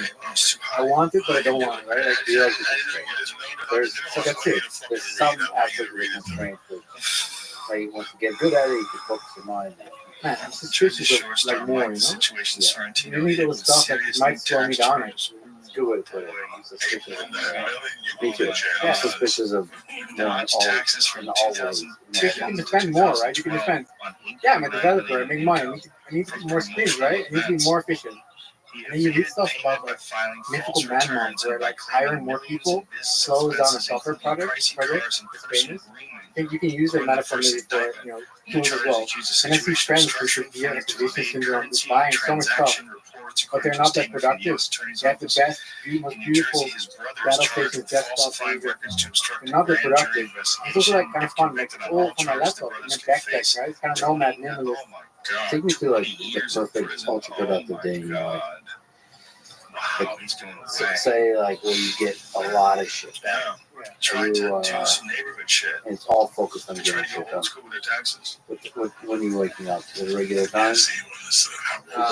Yes, so I go to like 2 a.m. usually, and before 4 a.m. My girlfriend goes to midnight, so we compromise like 2 a.m. I wake up around 10, 11, more like 10. Shower, make coffee. I make coffee like drip coffee, like V60 with filter, and boil water and coffee. And I chill it with my girlfriend, and then open laptop, start coding, check what's going on, like bugs or whatever. How long are you? What stretches of time are you able to So I used to need like really long stretches where I would do like all nighters and stuff to get it done. But I've gotten trained to like have more interruptions where I can like, because you have to. this is life. Like there's no distractions. Like, the girlfriend has stuff, people come over, whatever. So I'm very fast now. I can lock in and lock out quite fast. And I heard people, developers, entrepreneurs with kids have the same thing. Like before they're like, I cannot work, but they get used to it. And they get really productive in like short time because they only have like 20 minutes and then shit goes crazy again. So another constraint, right? Something that works in, and then food and stuff, like they have lunch, steak and chicken, You eat a bunch of time a day. So you say coffee. Yeah. What are you doing? Yeah, so a few hours later, cook food, you get like locally sourced like meat and stuff and vegetables and cook that. And then second coffee and go some more. Then you go outside for lunch. Like you can mix fun stuff, How many hours are you spending a perfectly productive day? Are you doing you really like to care? Are you doing like all day? You mean like the special days where like the girlfriend leaves to like Paris or something alone for a week at home, which is amazing. You just code. It's like you stay up all night and you chocolate. Yeah. It's like Yeah. Let's remove girlfriend from picture, social life from picture. This is You- hard to read. Man, that shit goes crazy. Okay, Now shit goes crazy. That's when you get there fucking. Right? So let's rewind. Are you still waking up with coffee? There's no girlfriend. There's So no. now we wake up Ignorance is bliss. at 1 p.m. They say you're stupid. That's one 2 thing. p.m. But if they catch you trying to be tricky, Because you wanted to better. Yeah, because I was coding. I was finding some new AI shit. I was studying it, and it was amazing. I can't sleep because it's too important. You need to stay awake. You need to see all of this. You need to make something now. But that's the time that I do make like new stuff more. So I think I have a friend who actually books a hotel for like a week to like leave his. He has a kid too. His girlfriend and his kid staying out, and he goes to another hotel. Sounds a little suspicious. I don't know, but all he does is like writing or coding. He's a writer, and he needs like this alone time, this silence. And I think for his slow stage, it's true, you know. I'm better at maintaining stuff when there's a lot of disruptions than like creating new stuff. I need this calmness, focus, uninterrupted period of time. Yeah, wake up like 1 2 p.m. Still coffee, shower, still shower. And then just code like nonstop. Maybe my friend comes over.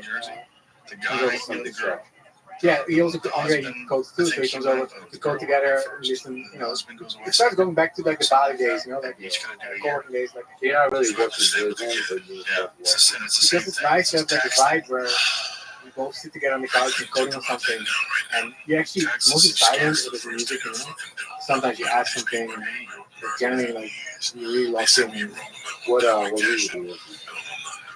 I think like techno, like YouTube techno. There's a channel called HOR with a umlaut, like H-O, it's Berlin techno, whatever. It looks like it's filmed in like a toilet with like white tires and stuff. It's very cool. And they always have like very good like industrial, like yeah. That's not distracting to you, right? Maybe. I think distracting kind of jazz. Like I listen to coffee jazz with my girlfriend when I wake up, and it's kind of like then I start getting annoying. It's like too many tones. It's like too many things wrong. Industrial techno is like these African like rain dance, like it's this transcendental trend. What's interesting is like I actually mostly now listen to brown noise. Yeah, like pretty loud. And one of the things you learn is the brain gets used to whatever. I'm sure the fact that if I actually give it a real chance, my brain will get used to it. Like with noise, what happens is something happens with your brain. I think there's a science to it, but I don't really care. You just have to be a scientist of one, like study yourself. For me, it does something. I discovered it right away when I tried it for the first time. After about like a couple of minutes, everything, every distraction just disappears and goes like, you can like hold focus on things like really well, weird, like you're like really focus on a thing. It doesn't really matter. I think that's what people achieve with like meditation. You can like focus on your breath, for example. It's no burn. It's not like binaural. No, it's no burn. White noise, I think, is the same. So pink noise, white noise, brown noise, I think, is when it's like bassy. Yeah, it's more diffused, more condensed. Yeah, I can see that. No sharpness. Sharp brightness. Yeah, I can see that. And you use a headphone, right? I actually like walk around and like have to use brown noise. Dude, it's like psychopath shit, but it's cool. Yeah. When I murder people, it drowns out the scream. Yeah. That's what's up. I said too much. Yeah, I'm gonna try brown noise. With a murder or with a code? Yeah, for the code. Okay. Try it. But you have to like with everything else. I also, like I said, do techno type stuff, electronic music on top of the brown noise. But then control the speed. The faster it goes, the more anxiety. So I really need to get shit done. Especially with programming out, it's great. It's cool to play with very quickly, not to study yourself. I usually don't like to ask people around. When people, even if they're working, I don't know, I like people too much. They're like interesting. It's not in co-working space, I would start focusing more. Yeah. So they're a source of distraction. Yeah, we do in the co-working space, we do like a money like pot, like a mug. So if you would work for 45 minutes, and if you say one fair word, you get a fine, which is like $1. $1. Say, hey, what's up? So $3, just put in the mug. And then take 15 minutes free time, like you can like prior to having 45 minutes again working. Take 10 days. That works. But you need to shut people up. I think there's That's the way life is. That's there's the an way life works. intimacy It's tough. in doing silence together. Scare me a little bit. Then Yeah, maybe I'm uncomfortable with, Because they hold back like, federal funding. but They you, fuck around with your you need to paper. make yourself vulnerable and actually do it. Like with close friends, to just sit there in silence for a long period of time and not do anything. Dude, I watched this video of this podcast. It was like this Buddhism podcast. People meditating. They were interviewing each other or whatever, and like public, and suddenly after a question, like, yeah, And I could see fucking Trump coming in here, shutting down, telling them on and there was Sunset silence Strip. for like 3 minutes, You know, they're getting too and then fucking it's like, lax. it was amazing. So now you just legalize marijuana. Wow, Now you cool. become a sanctuary state. Real ones like that. You know what's interesting? There's And a I really like story that. today You ask a on question. websites about how many Like, pot arrests I they don't know. have in Washington, D.C. What's a perfectly productive day for you? It's legal now And in you just Washington, sit D.C. there for like 30 They seconds. still arrest people for pot, and it's primarily African Americans. Yeah. It's so cool. I Primarily wish I black was. dudes getting arrested for weed. You know, I wish place I where could weed's think more legal. about. But I want to show you my heart. You know, I want to show it go straight from my heart to my mouth, to like saying the real thing. And the more I think, the more I start like filtering myself, right? I want to just throw it out there. And maybe, I do that more with food. I think he has a lot of practice in that. I do that as well in food settings when you're thinking brainstorming. When you allow yourself to just like think of that. It's like, because even in meetings, people want to talk. Listen, I don't mind you're a gangster. It's like, no, you think before you speak. It's like, it's a together. Keep it small. If you allow yourself the room to do that, you can actually come up with really good ideas. It's okay, this perfect day. How much caffeine are you consuming? not too much, right? Because normally like two cups of coffee. But on this perfect day, like you go to like 40, you're starting to hit like the anxiety levels. The 4 cups is a lot. That's what scares me. Well, I think my coffees are quite strong when I make them. There's 20 grams of coffee powder in the V60. So, like, my friends call them like nuclear coffee because it's like quite strong. But it's nice to hit that anxiety level where you're like almost panic attack, but you're not there yet. So, but that's like, man, it's like super locked in. It's just, like, amazing. But I mean, there's a space for that, you know, in my life. But it's great for making new stuff. Starting to fast bringing. Yes, I think girlfriends should let their guys go away for like 2 weeks I mean, that Jeff Sessions every year, He's scary in a lot of ways. Like, he's publicly and said just that sit good people don't smoke and make marijuana. some shit. I mean, maybe without- he believes that. You know, they're amazing, but like But maybe no he's disturbances, just be been alone. influenced by and then, companies that would You know, benefit from people keeping can make marijuana something illegal, very, reversing very the trend. amazing. Just wearing cowboy That's hats and possible, mountains too. like we showed. Exactly, we can do that. There's a movie about There's that. medical laptop. I didn't do much companies, programming rather, on that Yeah, you can do a little bit of that, Okay. then a little bit of shipping, you know. They absolutely will. Maybe even billions. But they need to allow us to go, you know. You need like a man cave, right? Yeah, it's shit. Yeah, it's shit. It's shit done. Yeah, it's a dime. Okay, cool. What about sleep, naps, and all that? You're not sleeping much? And what they're saying I is don't think that's in the day. I think it's powering up a bit, but I'm never tired anymore in the day. California is. Also because of gym, I'm not tired. I'm tired when I want to sleep. No, when it's night, I can sleep. Sleep very well. I love California was. Yeah? Okay. I don't know why. Brain shuts off, turns on. Yes. I don't know if it's healthy or not. It just works. Yeah, I think with anything, mental, physical, you have to be a student in your own body. And like, it's fucked up. know what's going on. Like, you have to be respected for taking advice from the internet in general. So a lot of the advice is just a good baseline for the general population. But then you have to become a student of your own, like, of your own body, of your own self, how you work. Yes, I've done a lot of, like, for me, fasting is an interesting one. You know, eat a bunch of meals a day, especially when I was lifting heavy. Like, everybody says that you have to eat kind of a lot, you know, multiple meals a day. But and high taxes. No, I realize I can get much stronger, feel much better if I eat once or twice a day. Me too, yeah. It's crazy. I never see this if it's one. recreational, I think it's somewhere in the neighborhood. Let me just ask you, it'd be interesting if you can comment on some of the other products you've created. You talked about Nomad List, Interior AI, Photo AI, Therapist AI. What's your motive kit? It's a job board for remote jobs.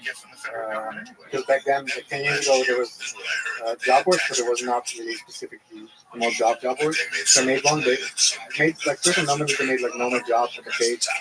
A lot of companies started hiring and paid for job posts. So it's good enough to remote a page. Now it's like the number one or number two biggest remote job board. And it's also fully automated. You just post a job, people apply. There's like profiles as well. Like it's kind of like LinkedIn for remote work. Just focus on remote. Yeah, this is essentially like a simple job board.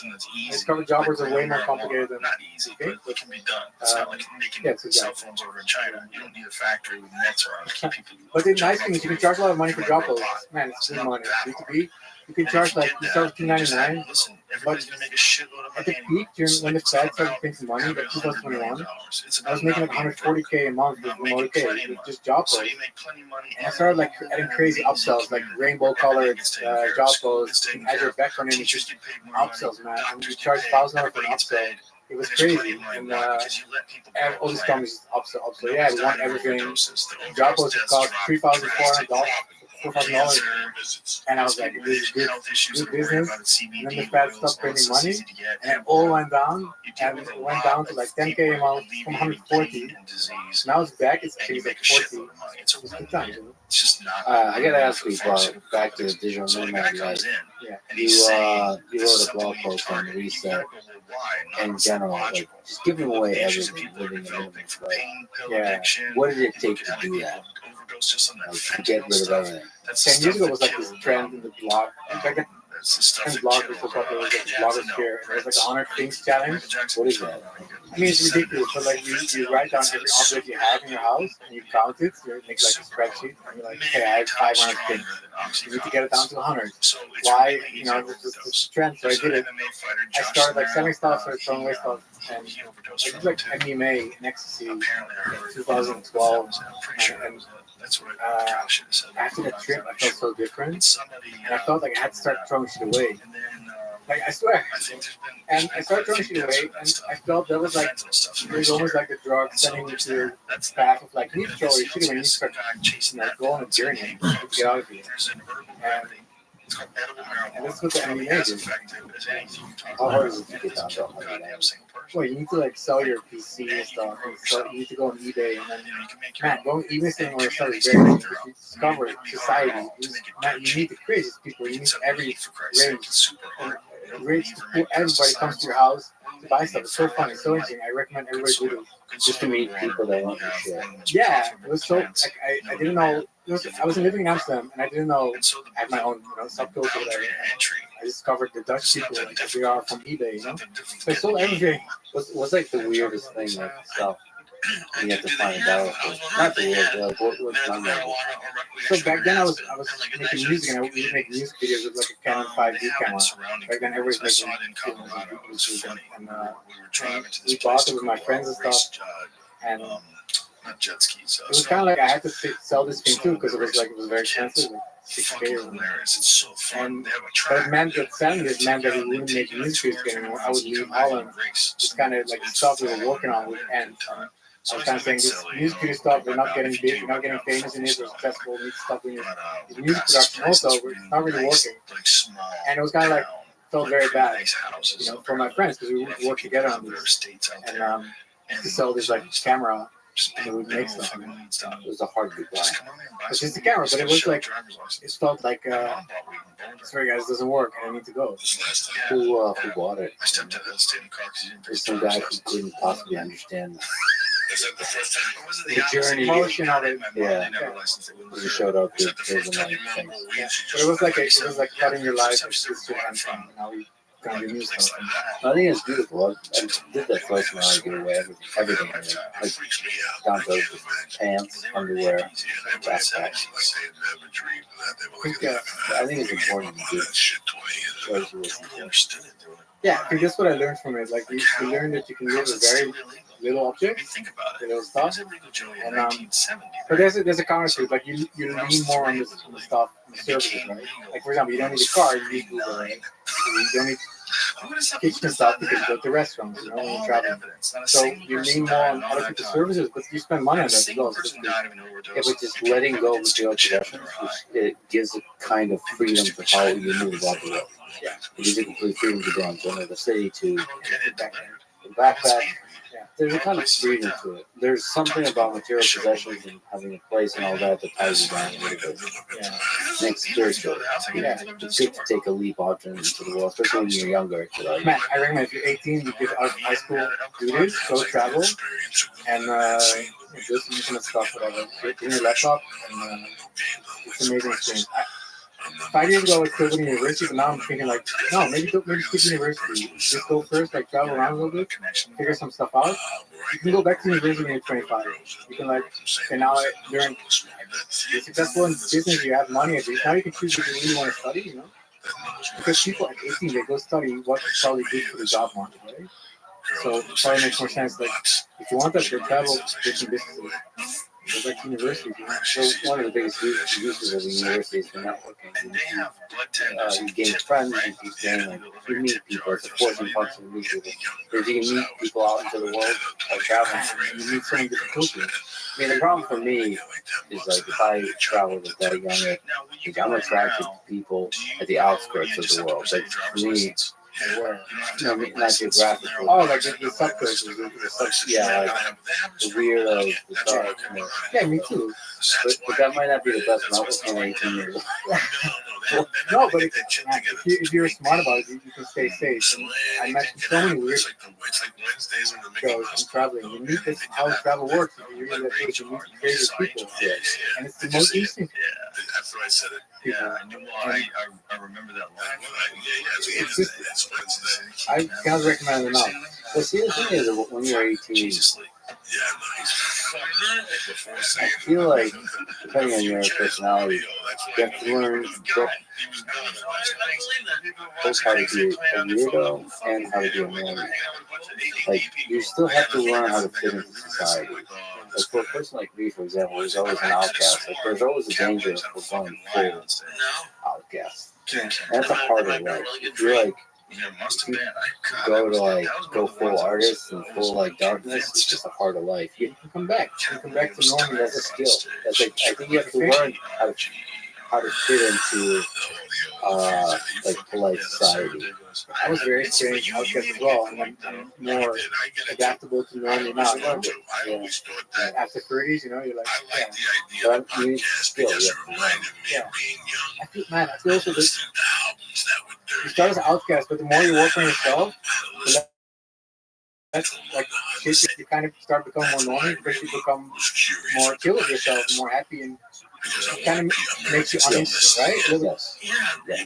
Like the crazy people are always the most interesting. You solve your internal struggles and your therapy and stuff, and kind of become not so interesting. You don't have to be broken to be interesting, I guess.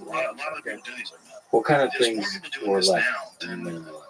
So the backpack, MacBook, toothbrush, some clothes, underwear, socks. You don't need a lot of clothes in Asia because it's hot. They just wear swim pants, swim shorts, walk around flip flops. So very basic. I mean, he broke down all the doors. Like if it wasn't T-shirt, for him, and if it wasn't for him, go to the laundromat and wash some stuff. Dude, the government sued him for just talking about certain shit, certain subject matter. Yeah, it's nice. There's as I mentioned, But still, that you had to have a radio station. You had to have a business. they You really had to be test you because the main guy competing in the business today. you only get 10 Anybody items listening to and you have to this, survive anybody on the listening to wilderness. this can start a podcast, and if they And do it acts, for long everybody enough, brings and an they work axe. at it hard enough, and if it's good enough, and two people tell two people tell two Also have people, a saw. everybody knows about it, and it Usually literally by axe word is the of job. mouth. You basically have to, to build a shelter, you have to cut the trees and like That is the voice of doom and doubt creeping in everything your I fucking learned head. about life. Listen, there's people today that can come up with a Yeah. podcast Yeah, and can still hit. it's Look at those it's two nice girls, to create those the guys we constraints fucked. for yourself You know to those understand girls? what matters to you and also how to be used. Podcast is killing. And one It's of always the ways top to do 10. that They're is to killing. live They in sold minimalist out the life. main room of the But store like like that. some people, like I've met people that There's really enjoy famous material girls. possessions. They And it probably are brings them now. happiness. And But that's the girls who beautiful. invented that show, But for me, it they were doesn't. just a couple female So comedians. people are One put different. together a You can have podcast. They this for came like up two with a weeks. funny. Yeah. I'm very quickly adapting to like baseline, hedonistic adaptation. Very fast. iTunes But has a man, very if you look at the reasonable and studies, generous most people, algorithm. Like the Get a new car, 6 months. You know, get a new house, 6 months. It's still the same. Like, oh, should I buy all this stuff? Studying hedonistic adaptation made me think about fraction of the downloads that you do. And so you don't even need to go through the whole journey of getting it. Just focus on the thing that's more permanent. Yeah. Like building shit. Yeah, like people around you. It could be love, nice food, nice experiences, meaningful work. Those things, exercise, you know, those things make you happy. Make me happy. You wrote a blog post. Why I'm unreachable and maybe you should be too. What's your strategy in communicating with people? Yeah, so when I wrote that, I was getting so many DMs. You probably have a million times more, but people were getting angry that I wasn't responding. And I was like, okay, I'll just close down the DMs. Really? And people get angry that I close my DMs down, that I'm not like man of the people, you know. It's like, you okay, man. Yeah, you changed. You got to, you know, like just, and I'm like, I'll explain why. I just don't have the time in a day to, you know, answer every question. And also, people send you like crazy shit, like stalkers, and like people write like their whole life story for you and ask you advice. Like, man, I have no idea. I'm not a therapist. I don't know. But also beautiful stuff. No, absolutely, sure. Like life story. I posted a coffee form, like if you want to have a coffee with me. And I got an extremely large number of submissions. And when I look at them, it's just like beautiful people. Like beautiful human beings. It's really powerful story. It like breaks my heart that I won't get to meet. And so part of it is just like there's only so much bandwidth to truly see other people and help them or like understand them or heal them or see them. Yeah. I just found that I want to try help people and like also like, oh, let's make startups or whatever. And I've learned over the years that generally for me, and it sounds maybe bad, right? But like I helped my friend Andre, for example. He came up to me in the coding space. That's how I met him. He said, I want to learn the code. I want to start up. How do we do it? I said, okay, let's go. Install Nginx. Let's start coding. And he has this self-energy. He actually, he doesn't need to be pushed. He just goes. And he just goes and asks questions. And he doesn't ask too many questions. He just goes and lives. And now he has a company and makes a lot of money. And it's going to start up. So, and the people that I had to kind of like ask them for help, but then I gave help, and then they started debating it, you know? You have that, like people ask you advice and they go against it. Say, no, you're wrong. Because I'm like, okay, bro, I don't want to debate. You asked me for advice, right? And if the people need to push, generally, it doesn't happen. You need to have this energy for yourself. Well, they're searching, they're trying to figure it out. Oftentimes, they're safe. If they successfully find what they're looking for, it's within. Sounds very like spiritual sound, but it's really like figuring that shit out on their own. But they're reaching, they're trying to ask the world around them, like, how do I live this life? How do I figure this out? But ultimately, the answer is going to be for them working on themselves. Like, literally, stupid things that like Google is doing. Yeah, so I think it's procrastination. I think sending messages to people is a lot of procrastination. Like how to become successful podcasting. Bro, just, you know, start. Like, just go. And I would never ask you how to do stuff. I would just start it, and then I would copy your methods. You know, let's say, this guy's a black background. You probably need to try it. Yeah. And then you realize it's not about the black background. It's about something else. Keep trying. Exactly. Imitation is a difficult thing. Like, a lot of people copy and they don't move past it. Yeah.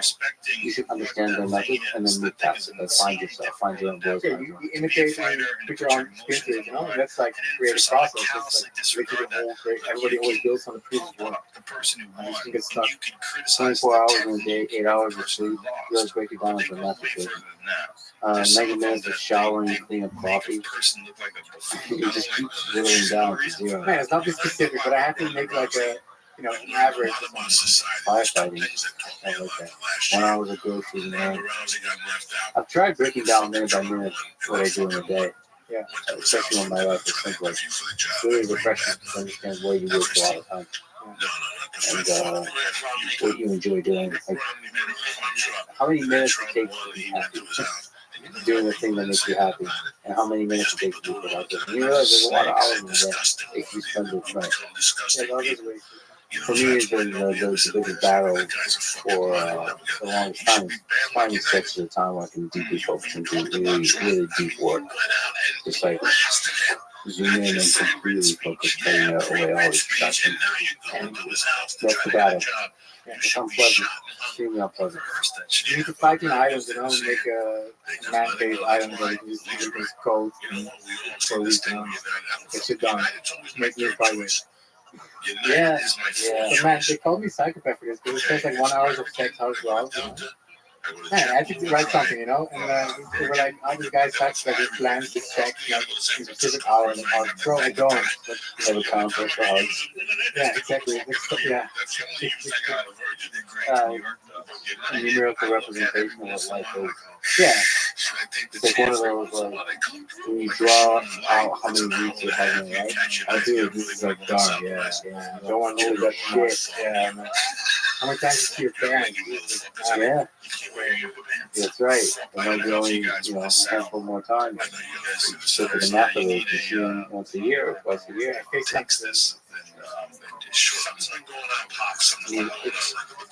That's like dark when you see somebody you like seeing, a friend that's on the outskirts of your family, and you realize like, well, maybe seen him for like 3 years. So like, how many more times do we have when we see each other? Do you believe that like friends just slowly disappear in your life? Like your friends will evolve, right? So like It does. if you don't want to. There's a problem on Facebook. You get all these old friends from school, like when you were 10 years old, and like when Facebook started. Like you don't really you add friend them, and then you're like, why are we touching? Just keep the memories there, like different life now. Yeah, I have, I don't know what I do, a guy thing, or I don't know. There's certain friends I have that, like, we don't interact often, but we're still friends. Like every time I see him, I think it's because we have a foundation of many shared experiences and many memories. I guess it's like nothing has changed. Like we've been, almost like we've been talking every day, even if we haven't talked for a year. So so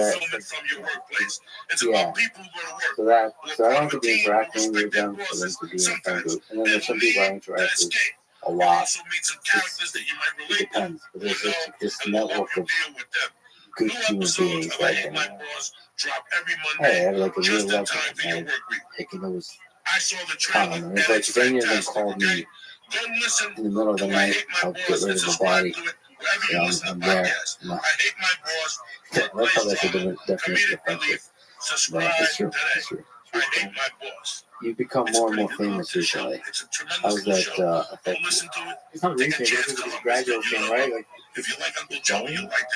And I also don't know why it keeps going. Does that put pressure on you? Because you're pretty open on Twitter and you're just like basically building shit in the open. Yeah.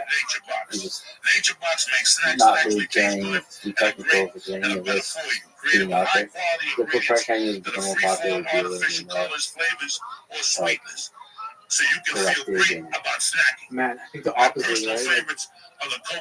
Because the people I follow are interesting because they say whatever they think and it's so boring that people start tweeting only about one topic. I don't know anything about the personal life. I want to know about the personal life. Like, you do podcasts about lifestyle. It's the most interesting part of like business or sports. Like, what's the behind the sport, the athlete, right? Behind the entrepreneur. There's interesting stuff. Yeah, like you share, like I shared the tweet, but too far. But like we were cleaning the toilet with the toilet vlog, But like it's just real stuff. Just dancing along, and the guy said started cleaning the toilets, That was cool. You tweeted something about the Denny's thing. Yeah, that's recent. And video started in a Denny's diner table, and you made it somehow profound. Yeah, this one. And did you have a $3 trillion company that started in a Denny's, American Diamond? People need a third space to work on their laptops to build the next $1 trillion company. What's the first and second space? Home, office, and yeah, I guess. You need a space to like congregate, man, and I found history on this. So 400 years ago, the coffee houses of Europe, like the scientific revolution, the Enlightenment happened. So they would go to coffee houses, they would sit there, they would drink coffee, and they would work. They would write, or they would do debate, and they would organize marine routes, right? We do all the stuff in coffee houses in Europe, in France, in Austria, in UK, in Holland. So we would always be going to, we were always going to cafes to work and to have serendipitous conversations with other people and start businesses and stuff. And when like you asked me to come on here and you flew to America, and the first thing I realized was that I've been to America before, but we were in this cafe and like, there's a lot of laptops, everybody's working on something, and I made a photo. And then when you're in Europe, like most parts of Europe now, you cannot use a laptop anymore. Like no laptop, which I understand. But that is to you a fundamental place to create shit in that natural, organic co-working space. Well, for a lot of people have very small homes, and co-working spaces are kind of boring. You're not very private, you're not serendipitous, kind of boring. Cafes are amazing because random people can come in and ask, what are you working on? You know, and not just levels, people are also having conversations like they did 40 years ago, debates or whatever. Things are happening.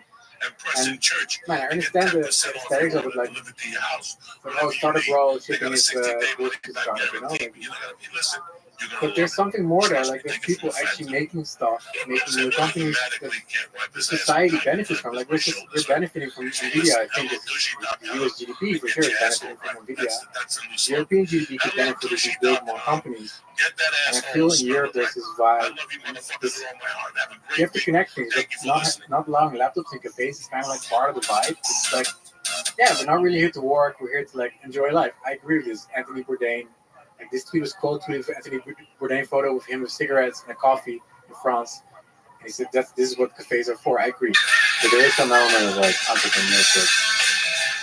Like you have to allow people to dream big and work their ass off to go towards that dream and feel each other's energy as they travel. Like, that's one of the things I liked in Silicon Valley when I was working there. It's like the cafes. Like, yeah, there's a bunch of dreamers. You can make fun of them for like everybody thinks they're going to build a $1 trillion company, but like yeah, it's off. Not everybody wins. 90% of people really bullshit. But they're working their ass off. Yeah, they're doing something. And you need to pass this startup grow, like, oh, it's startup growing level. No, it's not. It's people making cool shit. And this will benefit you because this will create jobs for your country, your region. And I think in Europe, that's a big problem. Like, we have a very entrepreneurial mindset. Dream big and build shit. Yeah. This is really inspiring. This has been tweet of yours. All the projects that you've tried and the ones that succeeded. And Black Dog. Very few. Mute life. Black Dogs. Just for Twitter to mute, to share the mute list. Yeah. That's amazing. They take you. Fire calculator, no more Google. Make a rank. How much is my site project worth? Climate Finder. Ideas AI. Airline is still run, so it doesn't make money. Airline is like compares the safety of airlines. Because I was nervous to fly, so I was like, let's collect all the data on crashes for all the airplanes. Wow, these people. That's awesome. Make Village, Nomad Gear, 3D and virtual reality dev, playing my inbox, as you mentioned. There's a lot of stuff. I'm trying to find some embarrassing features. You can go to the highlights tab and see this is 6th grade. There you go. This is Dubai. POV building an AI startup. Oh, you're a real instant. If people copy this photo now and they change the screenshot, it becomes like a meme. Of course, you know. That's how Dubai is. That's beautiful architecture, artist crazy. The story behind these story behind for sure. This is about the European economy, where like European economy landscape is ran by dinosaurs, and today I studied it so I can produce you with my ever. 80% of top EU companies were founded before. Only 36% of top US companies were founded before 1960. So the median founding of companies in the US is like 1960. The median, the top companies, right? And the median in Europe is like 1900.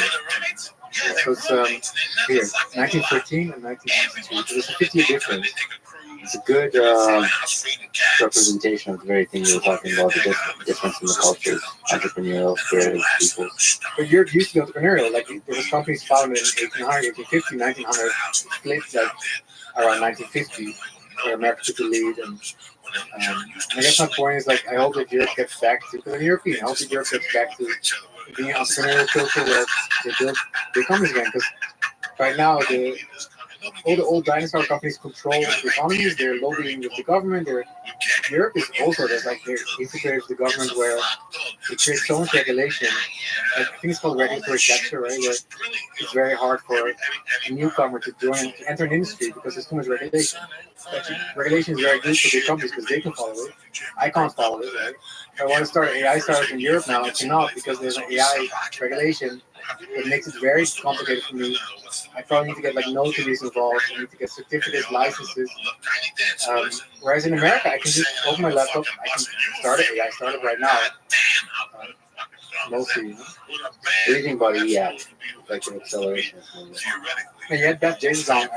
I love Beth Jesus, and he's amazing. And I think EAC is very needed to similarly create a more positive outlook in the future. Like, because people have been very pessimistic about society, about the future of society, climate change, all this stuff.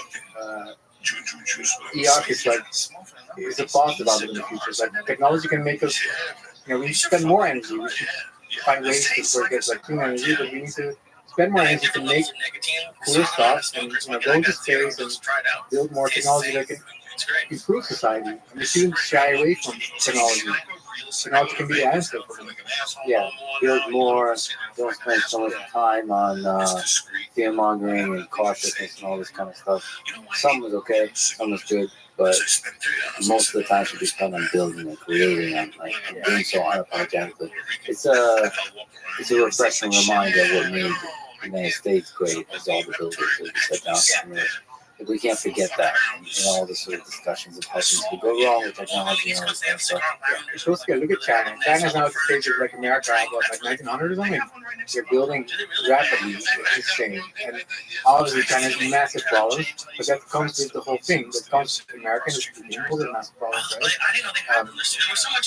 But I think it's very, very dangerous for a country or a region like Europe to you get to this point where you're kind of complacent, you're kind of comfortable, and then you can either go this or you can go this way, right? You're from here, you go like this, and you can go this or this. I think you should go this way. And, go up. Yeah, go up. And I think the problem is Michael. So EOC, I made EUOC. It's like the European kind of version. I made like hoodies and stuff, so a lot of people wear like make Europe great again. I made it red first, but it became too like Trump, so now it's more like European blue, Make Europe great again. Alright. Okay, so you had an incredible life. Very successful, built a lot of yourself. So what advice would you give to young people? Man, I would listen to like nobody, just do what you think is good and follow your heart. Right? Like everybody peer pressures you into doing stuff you don't want to do. And like they tell you, like your parents, your family, your society, and stuff. But like try your own thing, because it might work out. You can steer the ship, Probably doesn't work out immediately. You probably go into very bad times, like I did as well, relatively. But in the end, if you're smart about it, you can make things work, and you can create your own little life of things, as you did, as I did. And I think that should be more promoted. Like do your own thing. There's space in the economy and in society for do your own thing. It's like like little villages. Everybody would sell. I would sell bread. You would sell meat. Everybody can do their own little thing. You don't need to be a normie, as you say. You can be what you really want to be. And like go all out doing that. Yeah, you gotta go all out. Because if you half-ass it, you cannot succeed. You need to go lean into the outcast stuff, lean into the being different and just doing whatever it is that you want to do. The whole asset. Yeah. This was an incredible conversation. It was an honor to finally meet you. To talk to you and keep doing your thing, keep inspiring me and the world with all the cool stuff you're doing. Thank you, man. Thanks for listening to this conversation with Peter Level. To support this podcast, please check out our sponsors in the description. And now, let me leave you with some words from Drew House, Dropbox co-founder. By the way, I love Dropbox. Anyway, Drew said, "Don't worry about failure. You only have to be right once." Thank you for listening. I hope to see you next time. It was a lot. I'm gonna have to look it up. I read an article today about like their relationship, and he wasn't paying rent, and him and his brother had like 17, something crazy, like huge amount of weed. Let me look it up. So I like to And Bill Murray's got a brother. match looks from time to time. You know, I feel sexy. How many legs did you break in this one? 3 or 4. Yeah, he was arrested with 10 pounds. Send a message or just for your own personal enjoyment? If she wins, I'll personally give her $1 million. If I can foot lock her, we're going to collaborate together in an OnlyFans sex act. We do have an OnlyFans channel. Is that still up? After August 17th, it's going to be fire. It's going to be on fire. Honestly, when we talk about serious investor, I think that could fund the entire tournament. I missed all that. That you can still make fun of anything. Can you tell the stories of bringing guns back from Colorado to New York every other weekend? The following is a conversation with Craig Joe, martial artist, world traveler, and one of the funniest people in the sport of submission grapple. While he does make fun of himself a lot, he is legitimately one of the greatest submission grapplers in the world. And underneath the veil of non-stop sexualized Aussie humor and incessant online trolling, he is truly a kind-hearted human being who's trying to do good in the world. Sometimes he does so through a bit of controversy and chaos, like with the new CJI tournament that has over $2 million in prize money, and it's coming up this Friday and Saturday. Yes, the same weekend as the prestigious ADCC tournament. The goal of CGI tournament is to grow the sport, so you'll be able to watch it for free online, live on YouTube and other places. All ticket profits go to charity, mainly to cancer research. So I encourage you to support the mission of this tournament by buying tickets and going to see the event in person. Craig gave me a special link that gives you a 50% discount on the tickets. Go to letsfreeman.com/CJI and it should forward you to the right place. They're trying to sell the last few tickets now. Your cause will buy some. And also want to say, as a fan of the sport, I highly encourage you to watch both CJI and ADCC to celebrate athletes competing in both. And CJI with Nicky Ryan, Nicky Rod, the Toller Brothers, Keon Davis, Mackenzie Dern, and more. To ADCC with Gordon Ryan, Nicholas Margali, Giancarlo Bodoni, Rafael Lovato Jr., Mika Carval, and more. I have a lot of respect for everyone involved. I train with many of them regularly and consider many of them friends, including Craig, Gordon, and of course, John Donaher. But we'll talk to you many, many more times on this podcast. This is the Let's Freedom podcast. To support it, please check out our sponsors in the description. And now, dear friends, I invite you all to come to the pool. Craig Jones and me. When you brought the $1 million in cash on Rogan's podcast, did you have security with you? We had security, but only by Joe Rogan's request. He said, "You really going to bring it? Yeah. Do you have security?" I said, "No." He said, "Don't worry about it. I'll send my security." So you were going to do without security? Yeah, we're going to bring it. I was told not to tell anyone. Yeah. But I sent pictures of it to everyone I know. Yeah.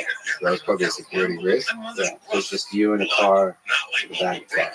Yeah, it was a company that sponsors me, Shuffle.com. It was their friend, a friend of theirs. So a guy that's never met me before just took the risk to show up to a stranger's house with $1 million in cash and bring it together. It was a big risk for him. And you just put it in the car and drove it. Drove it over there, yeah. Yeah. And no security except Joe. Except Joe. That's common sense. And then Joe said he'd never seen $1 million before. Yeah. Well, I don't know if I believe him. That's what everyone says. That's what Pablo Escobar probably says also. What's your relationship with risk? Especially with the risk of death. I would say I'm very risk averse. You are. No, you're not. That's a lie. My relationship with risk, I like a bit of excitement. I like a bit of adventure. I'm more about the adventure, but I will not let the risk get in the way of it. And also, obviously, just got back from Ukraine. I'm happy to take a few risks if it's part of what the locals want me to do. You know what I mean? Like in Kazakhstan, because things are dangerous. Like the locals are like, come along, join in on this activity. I feel personally obligated to go with it. So it's not about the risk. Like you're not attracted to risk. You're attracted to adventure, and the risk is the thing you don't give a damn about. Yeah, If it's something wrong with it. sometimes the best adventures involve the most risk. Speaking of which, you went to Ukraine, like you said, twice recently. Twice, really pushed the limit there. Including to the front. To the front. Tell me the full story of that in the beginning. How did you end up in Ukraine? So we're in Kazakhstan. We're doing some filming in Kazakhstan, and obviously, Borat's still a very traumatic memory for them. Yeah, some of my jokes felt like they don't go as well in that neck of the woods. So we had some difficulty filming out there. So we filmed this horse game. Have you ever heard of Chopper? Thanks to you. It's a game, a very, very old game. They cut a goat or a sheep. I didn't get too close to look at it, but they cut its head and legs off, and they use it as some form of bull. And then they'll have like up to 1,000 guys on horses violently trying to pick this up and throw it in the other end's goal, basically. The goals used to be concrete, now it's just the top, but local business owners will throw down huge amounts of money for the winners. And these horses have been trained from a very young age. The riders have been trained. I've never ridden a horse before. We wanted to film something that made it look like I was going to go into the horse pit, into the cockpit pit. However, the drunk stuntman that we used just decided that when he took my horse reins, he would take me straight into the pit instead of ending us up there. So I was in there amongst, I guess, the horse riders, the cockpit riders, and we weren't leaving. We just were in there for quite a while, and he was just, he could talk a little, he could talk English pretty well, actually. And he's like, oh, I thought you'd want to check it out from the inside. And then while we were in there, someone picked up the sort of carcass and a wave of horse riders came at me. I was quite concerned at that point because they're bashing into each other and obviously the anger that's in the foreigner in there. I was wearing like basically Biggie Small's Gucci Gecky looking sweater. So I stood out. They definitely didn't like that I was participating in a game that they probably trained their whole life for, and that amount of money they could win is very, very significant, and there's me in there. They're also pointing out Borat, I think I was making Borat jokes. Again, very traumatic memory for people at Kazakhstan. Were you making Borat? No, but I guess it's the same type of humor. But I'm not pretending to be Kazakh. I'm just there being an idiot, enjoying the local culture. But we're over there in Kazakhstan. We did that. That was obviously a bit risky. Did they learn to love you? I think they learned to love me and then to hate me again. So it's like a bit of a all-encompassing relationship with Kazakh people. But we basically abandoned ship. It was proving too difficult to film some things, some sensitive subjects over there. And I said, where should we go next? And I just looked at the map and I was like, we're near Ukraine. Ukraine was a place that I'd been offered to teach a jiu-jitsu seminar prior to, I guess, the war commencing, full-scale war commencing. And we're looking for a bit of adventure, some interesting films. So I'm following the news, obviously very controversial news. A very strong opinion. Like, let's go over there, let's throw a charity event, let's do something, let's train the people and really experience it for ourselves. We set up a seminar. It turned out to be the biggest seminar for jiu-jitsu in Ukraine history, which is wild, considering obviously they are at war, but everyone came together to support it. And one of the soldiers there, one of my friends there, good friend now, who's on the front line, he made a comment on that, and he said, hey, like, this is a seminar to donate profits to the soldiers, but we're on the front line. And I was like, you know what? I'll come to you. And he's like, listen, I can't promise you'll survive, but I'll promise you'll have a good time. I said, that's all I needed to hear. So we connected. My friend Roman, we went really, really close. I think we were at the closest point 7 kilometers from the front line. Obviously, very surreal experience to be over there, seeing basically how the battles fought, drones. How long ago was this? I think it was in March or April. So we went there. We went basically spent 2 nights up on the front line. Went back to Kyiv. That was it for that trip. In terms of crazy stuff that happened, obviously just the people living. Like you download the air defense tracker. So at any time there could be an air siren going off, an air alert on your phone. Could be like drones heading your way, planes are in the air, missiles flying, and then those missiles will change direction and stuff. So the air alert, you don't know if it's heading in a different direction, but they just sort of warn everyone. So you live under a constant state of fear, basically. And then on that first trip, the heaviest moment was I was going downstairs in the hotel to work out, which is honestly a rare thing these days when someone healthy is like you working out, getting the gym pumping some iron. And this was divine intervention that a hypersonic missile was shot down by the Patriot Defense System just like 5 minutes from the hotel. So the whole hotel and the attached gym just shook like crazy. And some people started freaking out. Most people went to leave to go outside, which I don't think is recommended. You want to see what's going on out there. This was in Kyiv. So it got shot down, and then some of the local troops actually took me to the site of where just part of the missile was landed in the ground and left this huge sort of indentation. They'd already cleared up most of the shrapnel from the missile. I don't know if I should or if I was legally allowed to do this, but I took some of that missile back home with me. I don't know where I left it. But I thought maybe that would raise some alarm bells and airport scans, but I took it regardless. And that was basically the craziest thing that happened in that first trip. The Patriot Defense System is incredible. It's an incredible piece of technology. That's from the United States. It's expensive, but it's incredible. And then so that's protecting you. That's protecting Kyiv, yeah. That was at the time where the U.S. hadn't voted to, I guess, keep funding the weapons over there. So it was kind of a tense moment because I think, I don't know, everyone was thinking like, when did those air defense missiles run out? So that was a heavy moment for me, thinking, look at what it shot out this guy. Like, imagine if they didn't have that. But that was probably the most surreal moment. But Kyiv largely, life goes on most of the time as per normal. I was faced with crazy messages and comments, even just posting that video. Like I'm getting paid by Ukraine and stuff, and it's just like, people just don't understand that like life has to go on. Like Kyiv's here, the front line's far away. Like the cities have to largely try to operate as normal, or this life will not go on in those villages and cities. But it's human nature as well. It's not just Kyiv, it's Kharkiv, it's even Donbass, Kherson. People get accustomed to war quickly. It's impossible to suffer for long periods of time. You adjust, and you appreciate the things you still have. Yeah, some baller moves out there. I love seeing like people that just crazy stuff's going on from the war. They don't even react to it. They don't go to the bomb shelter. It's like a baller move, like I'm not going to change my lifestyle. Actually, on that first trip as well, something else that I probably shouldn't have been allowed to do was go to Chernobyl. So Chernobyl, I believe troops came through Belarus, and there was some fighting going on in Chernobyl. I think the whole world got concerned at that point of any sort of radiation leak. But Chernobyl, as it stands, the troops back down, and it's completely covered in mines. Very, very difficult to go to Chernobyl. Basically, as a tourist, or as like an idiot like myself, should really probably not be allowed in a place like that. But we were able to get there. We passed like 4 security checkpoints. It took 2 attempts.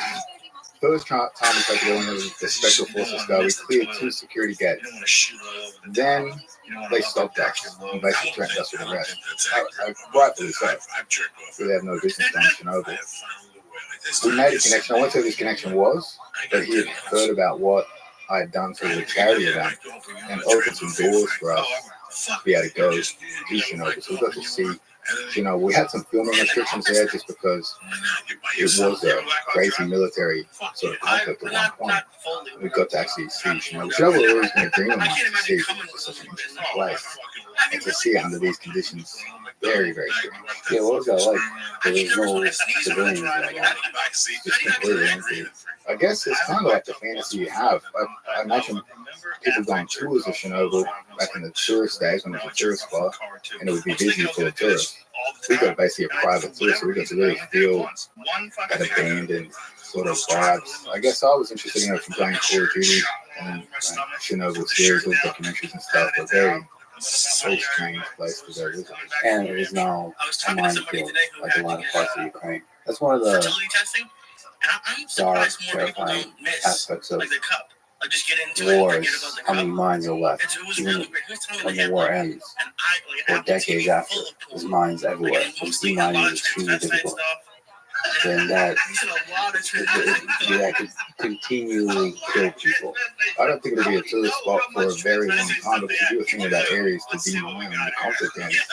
An area where if you accidentally trigger a mine, could cause a radiation leak. It's probably going to be very low on the list. So tourism for Chernobyl, who knows how long until that returns. Why do you think you were able to get to Chernobyl? Why don't you think Ukrainian people, Ukrainian soldiers don't see you as a threat? Maybe they were hoping that did step on a mine. Maybe my case didn't go too well there. So your connection was actually true. You're trying to get rid of you. The best ass I've probably ever seen on anything. I don't know. I mean, we felt pretty close when we were there. There was an air alert went off. They were kind of more concerned with me dying just to repeat the art side of things. It's like Australian tourists. In one of your videos, I actually, heard Ukrainian language they were talking about. We don't want to leave it after. They're saying that's really Loading the rocket launcher. Oh yeah, the rocket launcher. I shot a rocket launcher trip on the first trip. The second trip I went back to, which was only maybe 4 to 5 weeks ago. This time we went to some crazier spots. So we went to Odessa, which has been hit a ton. I really enjoyed the video of old man stretching and like exercising. I mean, Yeah, what is that? Just local custom? well, Odessa people are known historically to be wild.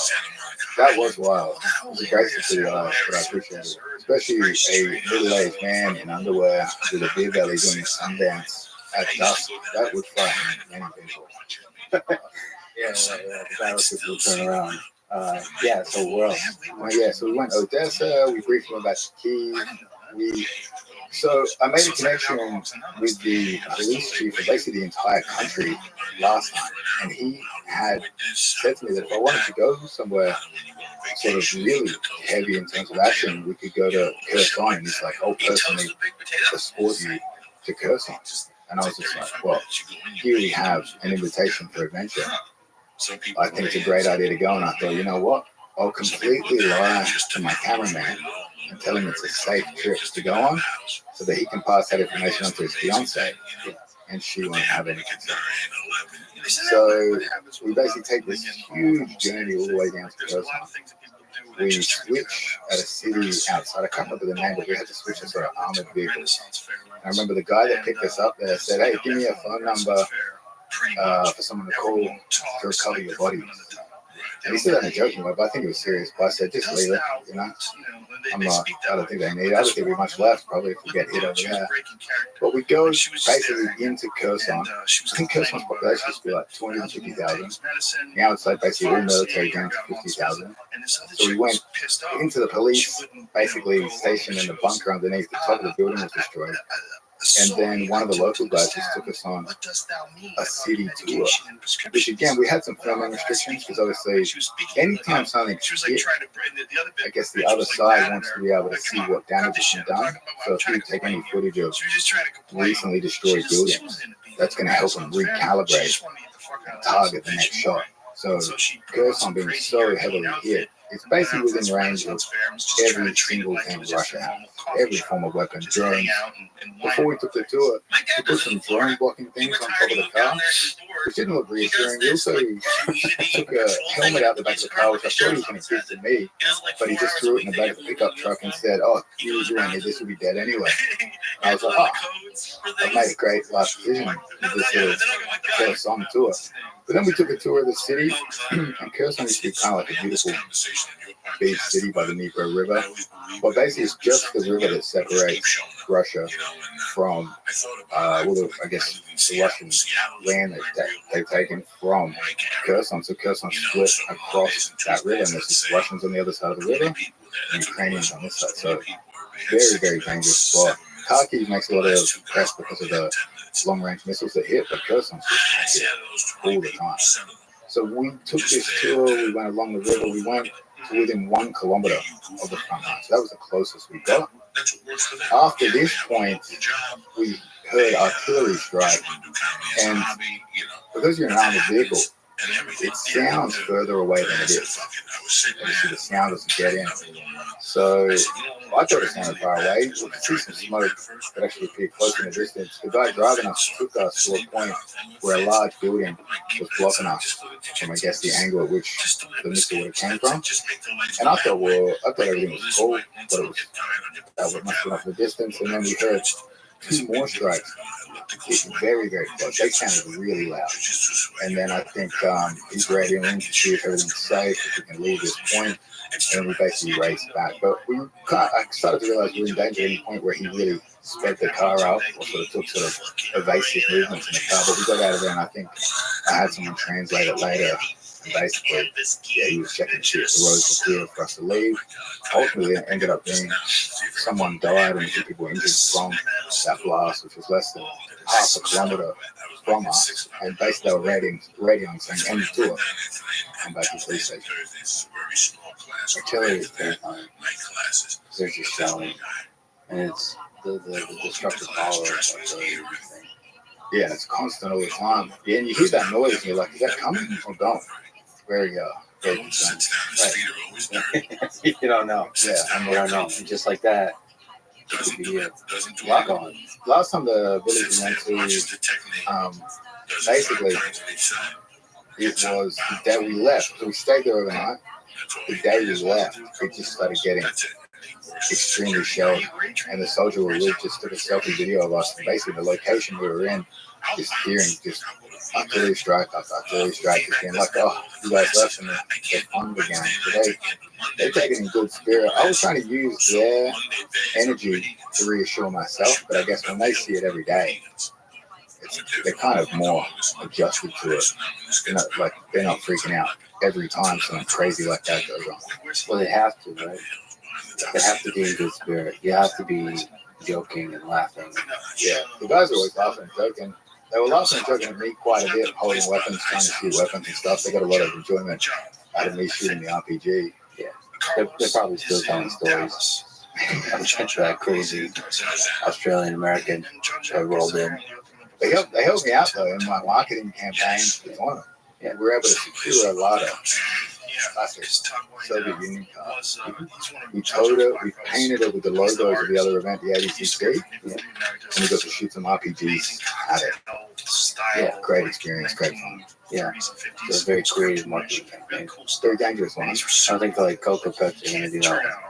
Very innovative. It was a bold move. Luckily, they let me get away with it. But we were there. It was at a shooting range, and we cleared them out for a while.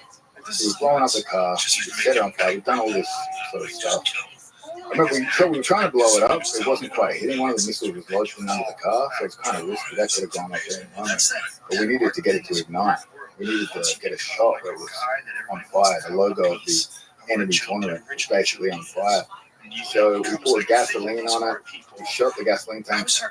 That didn't work. That must be a movie trick or something. And then we decided we'd light on fire a rag and throw it to the blown out back window. So I'm with this guy, special forces guy, and we throw the rag in the back. Like soaked in gasoline, right? Yeah, and we start running. And he's like, stop. So it didn't go off. So we're sitting there quite close to the car. It's a thing for them. It's like lighting it, trying to light more as we walk back to the car, and then we just hear the car ignite. He's like, run. So we came quite close to death already at that point. But we wanted to get the shot with some photos in front of the burning logo. But we told the guys at the shooting range to basically give us 10 minutes or so we could take the photos.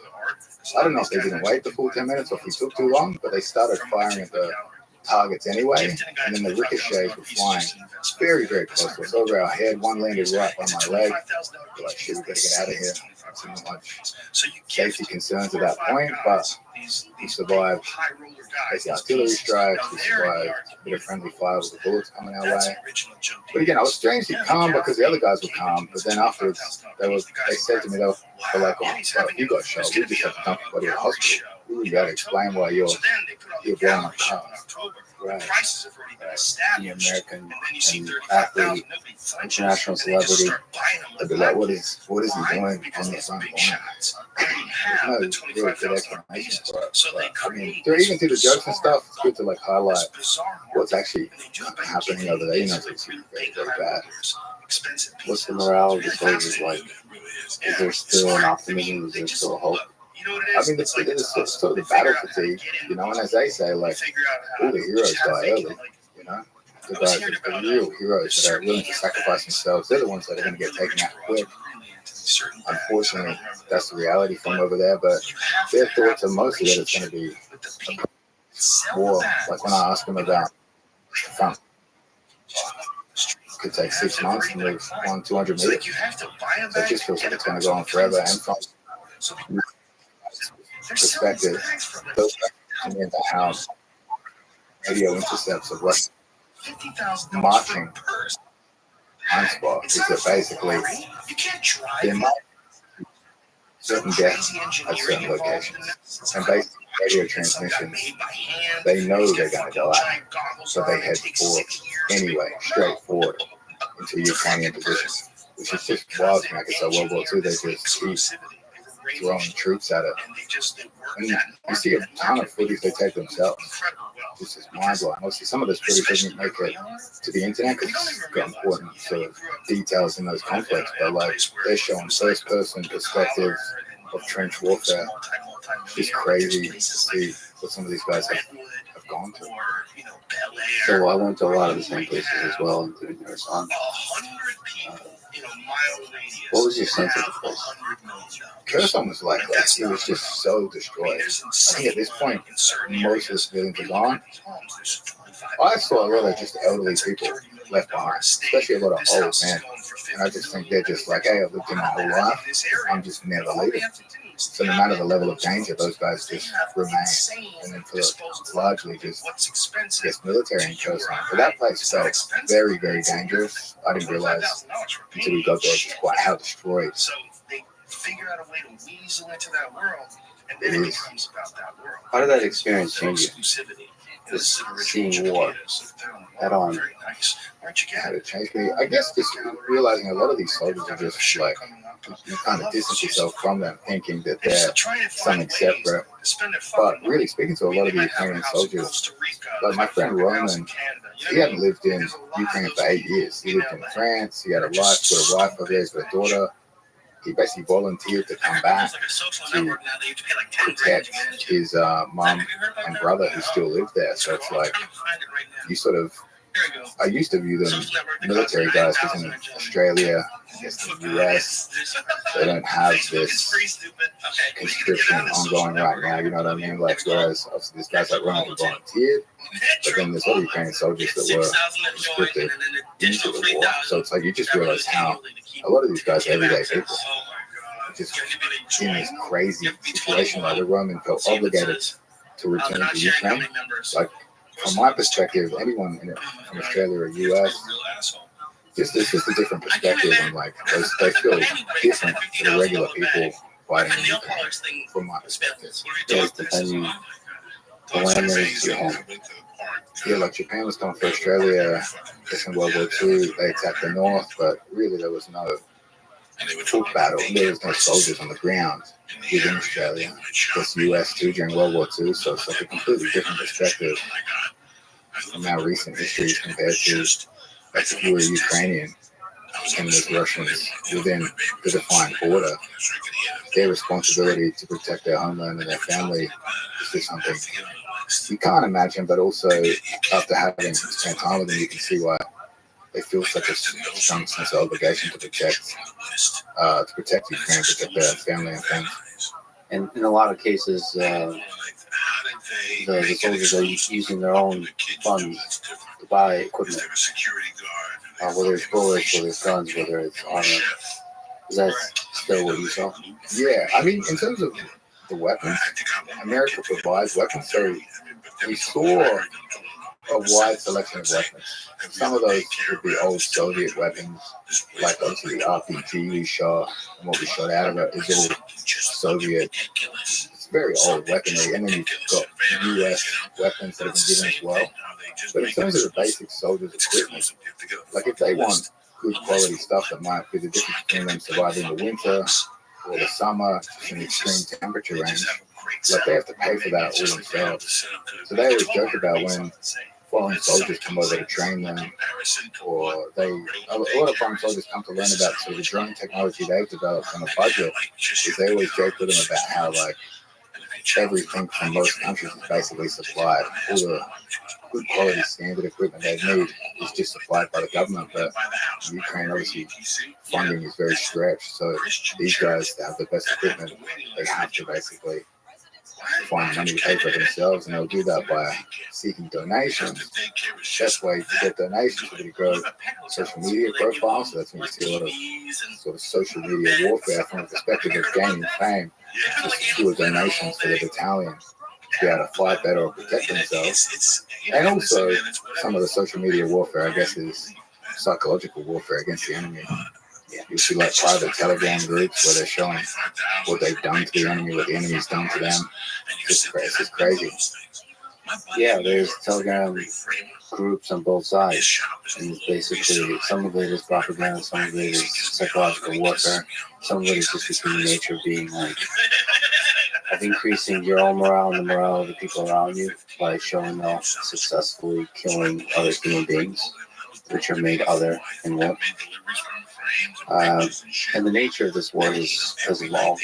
The drones have become more and more prevalent. So consumer level cheap drones. Can you speak to that? Have you seen the use of FPV drones? Yeah, so I mean basically like a $300 to $500 drone. I think it's like carbon fiber, 3D printed. They can attach different forms of weaponry to it, whether it's just dropping a frag, you can drop a mine out of it. I know they were talking about how they had a liquid that could basically burn through sort of a lot of cars and tanks, so this person inside would basically melt alive. It sounds horrible, but it's mind-blowing to me. You have like a $3 million Russian tank that could be destroyed by a $300 drone. It's just crazy how fast the war changes. I think they're kind of the world leaders in budget drone technology. They obviously don't have the budget for these crazy elaborate massive drones. I did see some higher budget, bigger drones over there, but for the most part, those FPV drones really how most of the battles are fought. And you're seeing the cameras on them, so you can see like basically kamikaze drone will chase someone down, and they have that footage. And that's what the police chief said to me when he gifted me one of the drones they used. And he basically said, he's like, artillery is scary, but a drone will follow you into a building. It's like kind of a thing to think about. Like they'll see the drone, they'll hear the drone, they might try to shoot it down, or they might try to run. But if the kamikaze one, those guys are pretty good at finding them to chase the soldiers down. A lot of soldiers like pretending to be dead. It's really crazy. Some of the footage out there of those FPV drones. So it's a terrifying tool of war and tool of psychological war, and used by both sides increasingly. Yeah, both sides use it. I remember I was with a gunman in Marseille, and he had his break period. He was allowed to leave the country because he basically volunteered to join the army. Ukrainian men can't really leave Ukraine right now. But Roman, I was in Marseille, and this was a real experience for him. We went to the beach, and there was some tourists there flying a drone, and we just saw his instinctual reaction to that drone sound in the sky. Flashback to that. Currently, they're all, as far as I know, all human controlled. But to me, increasingly terrifying notion of them becoming autonomous. It's the best way to defend against a drone that's FPV controlled is for AI to be controlling that drone. Just have swarms of drones that are $500 controlled by AI. That's a terrifying possibility that the future of warfare is essentially swarms of drones on both sides. And then maybe swarms of drones, say, between US and China or Taiwan. That'll be wild. I mean, they do those crazy drone light shows. Where they do those performances with the lights and stuff. They're really pretty sophisticated, sort of pre-programming. Those are pre-programmed, so the low-level control flight control of those is done autonomously, but there's a interface between the choreography that's hard coded in. But adding increasing levels of intelligence to the drone, where you can detect another drone, follow it, and defend yourself. Because of the military on both sides of the Ukraine war, that's a technology. It's like the most wanted technology, is drone defense. Like how you defend yourselves on both sides. And anybody that comes up with an autonomous drone technology is going to help whichever side uses that technology to gain the military advantage. So there's a huge incentive to do that technology. But then, of course, once both sides start using that technology, swarms of autonomous drones who don't give a shit about humans, just killing everything in sight on both sides. And that's terrifying. There's civilian deaths that are possible that are terrifying, especially when you look 10, 20, 30, 40, 50 years from now. Yes, I mean, it's surreal. Like when we took us on, he was like, the entire sky is just full of drones at any given time. They could decide to come and attack. So like if they could just sit there forever waiting for you to come out of that building. So they'll wait a long time when someone goes and hides inside. Or potentially if it's open window, fly straight through the open window to get people. Yes, you're not even safe indoors. Yeah, there's nowhere to hide, and they can wait for a very, very long time. And as far as I know, even politicians, like you're in danger everywhere in Ukraine. So if you want to do a public speaking thing and doing it outside, you're in danger. It's very difficult to decipher from. It could be anywhere. So it's a terrifying life where you don't know if you're safe at any moment, anywhere in Ukraine. Well, sure, I mean, it's crazy. Well, having a Trump, I thought maybe the next attack on a public figure might come in the form of drone technology, some sort of something along those lines. I wonder how they protect against that here. If that happens, just imagine the insanity that would ensue. Because we understand the idea of a gunman with a rifle shooting somebody. But just like a drone, just imagine the conspiracy theories. Who controls that drone? Where did it come from? Yeah. And now, actually, like today I was washing the car and somebody came in and said something about, I saw you on this. And I want to say, everybody, that would just cause chaos. And the I wish you would have saw me. range is ever increasing. One of the battalions in Ukraine is the change thing for blind kids from a Carvel one day. FPV drones have short range, pretty short range. But they were able to attach it to one of the larger drones with a signal booster. So they I bought like the baseball cup with the ice cream in it to give it like the Kansas City Royals. You get pissed off. Potentially go up to 30, 40 kilometers into the distance. So the drone that hits you could be thrown by someone so far away from you. And if they did that domestically, that would be very frightening to think of the sphere of where it could have come from. When you talk to the soldiers there, do they have a hope or a reason for the war of life? No, really. It just seems, I guess it just seems to everyone that sort of there's going to be no middle ground. When I was there, there's a kind of optimism that they would be victorious, like definitively. And so is there still that optimism? And also, are they ready for a prolonged war? I mean, I think it'd be a soldier by soldier basis. I know, like, each of them had a different perspective. I remember I would ask them about, like, in terms of U.S. politics and their fears, because the first year I went there, the U.S. hadn't agreed to resupply weapons. So it was a very different feeling in the air there of concern over what was going to happen, but they still remained quite optimistic that no matter who got in, they felt would do the right thing. But in terms of prolonged war, most people think it's going to go for a very long time, like the children's hospital that just was bombed in Kyiv. Anytime there's a moment like that, that reignites everything, and I think it happens on both sides. So I know that there was an attack in Crimea. It was an attack on a beach, I guess, and I don't know if that attack on the hospital was retribution for that, but that's sort of the energy that is felt. Like they might have battle fatigue, But when something happens to civilians, especially kids on your side, kind of reinvigorates the energy to fight for as long as necessary. And in terms of a case-by-case basis, one of my friends, Dimitri, over there, who trains jiu-jitsu owns a gym, he was very passionate about it just because of the history.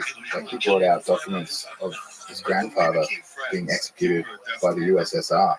So I know that when the war started, he took a bicycle helmet and his AK-47 and went out to the streets. And he's like, I'd rather be dead than live under Russian rule again. So I mean, very case-by-case basis, sort of personal history for them, I think. Did they comment on U.S. politics, whether they hope for Trump or for, in that situation, Biden, now Harris, to win the presidential election? I think most of the guys try to keep it pretty positive.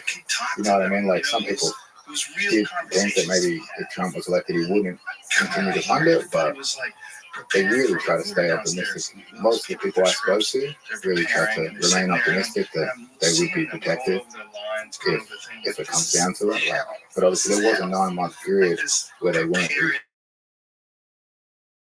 refunded. So as they're refunded now, but it takes a lot of time to get that equipment back to the points at which they need it. So I mean, if the ammunition had ran out, Patriot defense system had ran out, really, really sort of scary prospect there. I don't know what's over. I guess no one knows what's going to happen there. But did you lie to people and say you were close to the president so they could so they can convince you to continue fighting? I'm an Australian diplomat. That could be a nice way. Yeah, that's a nice way to tell. Luckily for me, most of the places I travel to, jiu-jitsu gives me access to so many different individuals. Super bizarre. Like oligarchs, royalty, I guess tech wizards. It's a strange group of people, like a cult around the world, of just, I guess, strange access just to being good at wrestling good. Yeah, martial arts. There's like a code and there's a respect, a mutual respect. Even if you don't know anything about the other person, if you both have done martial arts, I mean, there's similar things with judo, with jiu-jitsu, with grappling, all that. I don't know what that is. It's like in the circle. That's this film project we're working on is kind of focused on that. Is because of the history I have in jiu-jitsu and traveling against seminars and just getting access to strange experiences from the locals, strange in a positive way, and participating in those experiences. That's what I sort of wanted to focus this travel show on, was the community of jiu-jitsu people around the world kind of really has no sort of ethnic background, religious background, even level of wealth. Like, it sounds, as cheesy as it sounds, kind of a good equalizer on that, and that community camaraderie sort of knows no limits there. Including like math, shittiest math, and some small town in the middle of nowhere. 100%. Even like Sheikh Tamim, who started ADCC, I know when he went to the US and he studied there, he would train at a very simple gym. He wouldn't declare who he was. Like, I watched a documentary produced about sort of the story of Sheikh Tamim and how he studied in America, basically in anonymity. The people at his gym didn't know who he was in his country, and he trained there. He trained with them for years, cleaned the mats like anyone else, and then they didn't realize who he was until he said, "Hey, I want to invite you to my country." But he actually meant basically a royalty come, and then they realized who this guy was and the significance of him. That's great. One of the things I love about no-gi jiu-jitsu is like you don't see rank. So on a small scale, there's no hierarchy that emerges when you have different color belts. Everybody's kind of the same. It's nice. You get to like see the skills. The skill speaks, but there's just like a mutual respect on whatever. You can quickly find out who. I actually wonder if I'd be able to figure out the rank of a person. Can you usually figure out how long a person's been doing jiu-jitsu? I like to think with some of the aggressive clothing choices I've made and sold in the sport, that should be a beacon for that person who has hopefully some talent, because they're fearlessly provoking the other party there.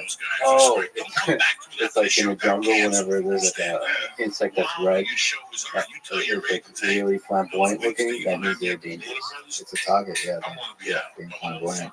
If you come on the match with something pink or something, people are circling in fast, especially in Eastern Europe. Okay, So yeah, you mentioned the project. We talked about that. I saw there's a preview show. Craig Jones Gone Walkabout. Don't walk about, yeah. And so you showed a preview in Indonesia where you're both kind of celebrating and maybe poking a bit of fun and hits and racing. Yeah. So I like to match looks from time to time. And my mom feels sexy. It's comfortable, actually. I enjoy it. Yeah, keep it. Oh, let me wear this now. I'll wear this for the gathering night. I mean, yeah, we're trying to do a documentary series because the way I see it is I want to grow the sport of jiu-jitsu. And this sounds funny to say now because I'm doing a tournament, but everyone tries to do it through competition. But as we know, most jiu-jitsu gyms we visit, a very small percentage of people compete, let alone compete regularly. You go to gyms that could be brown or black belts that don't know many of the big name competitors. So my thoughts were, we're never going to grow this sport by competition. We're going to grow it by appealing to the large majority of people that do it, which are just people that enjoy it for the benefits it provides them, whether health or psychological. And obviously, many people inspired by Anthony Bourdain. Basically, he's looking at what he did with food by showing the very interesting characters in the food culture, the food industry, especially with street food, and building around that. So I'm trying to look at jiu-jitsu like a giant cult. Scientology isn't starting with Planet Dino, it's starting with John Travolta and Tom Cruise. So we can create a documentary travel series highlighting diverse, interesting people that participate in the sport. In that sense, I hope we can grow it. But also, doing some charity along the way. Like we'll release the Indonesia Bali episode pretty soon.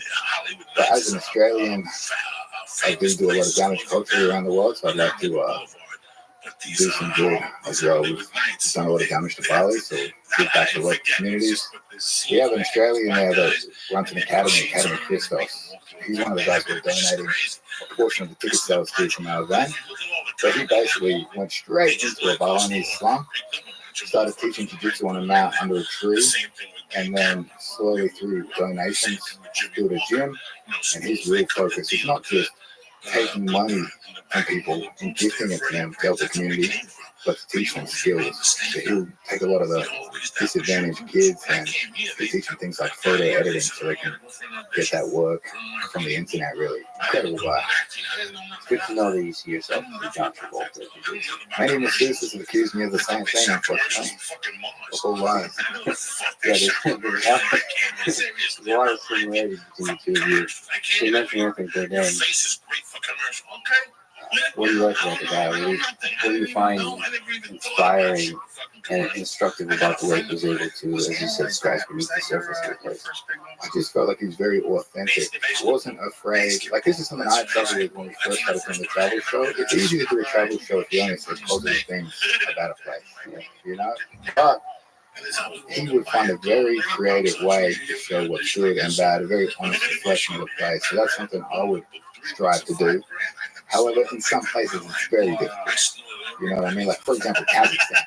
If I were to say something negative about Kazakhstan, I'd be like, who's this foreign idiot talking about our culture? And I think that was what's incredible about Bourdain. He could talk about both the good and bad of places, and he would do it in such a way that it was tasteful and was respected by the locals. Yeah, there's actually a skill that you're incredibly good at. You make fun of a lot of people, but there's something. Maybe there's an underlying respect. Maybe it's the accent. Maybe I don't know what it is. Every day for 3 weeks. There's a love underneath your soul. I like to think so. Hopefully, yeah. Gabby Garcia. There's a deep passion of love underneath the soul. Yeah. Speaking of which, let's talk about CGI.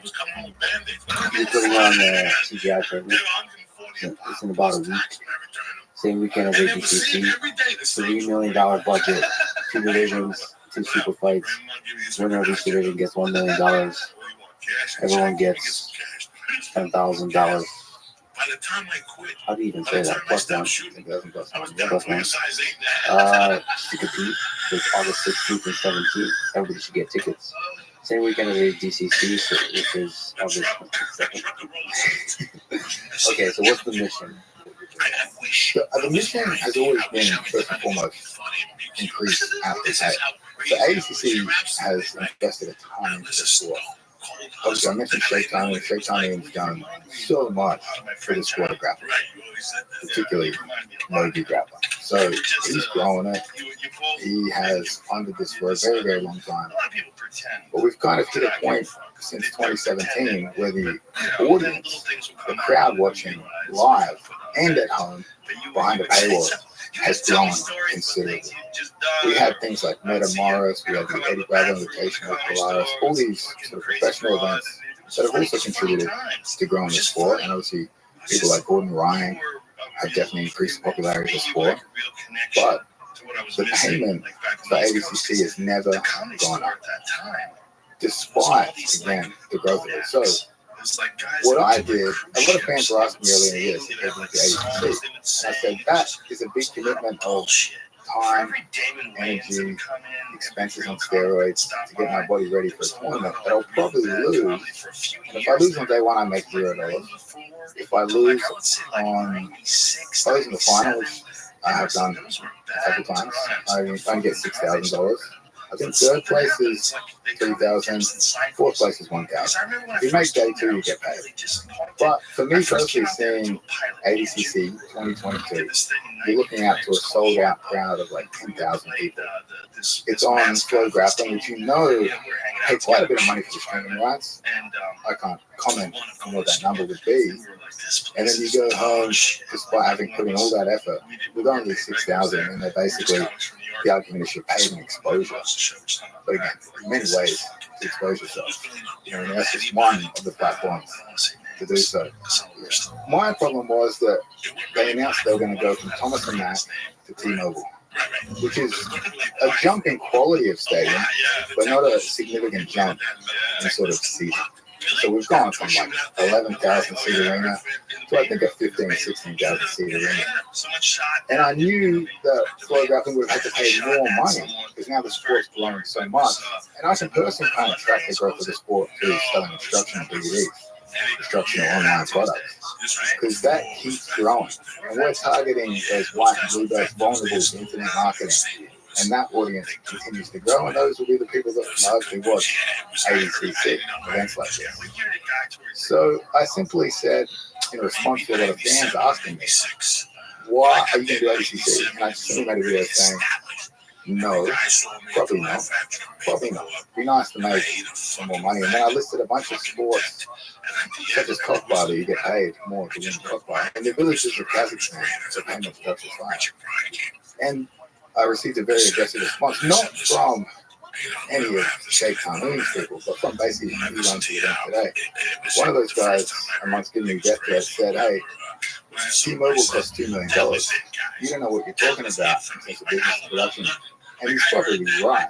But to me, $2 million is a waste of money for a jiu-jitsu event. I don't think we're at that level yet. But that's where the UFC hosts events. $2 million, that's an expensive venue. So we argued a bit on the internet, and he said, hey, if you don't like it, why don't you go get $2 million and put on your own tournament? And I said, I might just do that. And one of my anonymous friends kindly donated a $3 million budget. And I actually messaged him before the show to say, hey, we won't reveal your identity, because obviously anyone that has money is going to get asked for more money, or asked for others. So he wants to remain anonymous.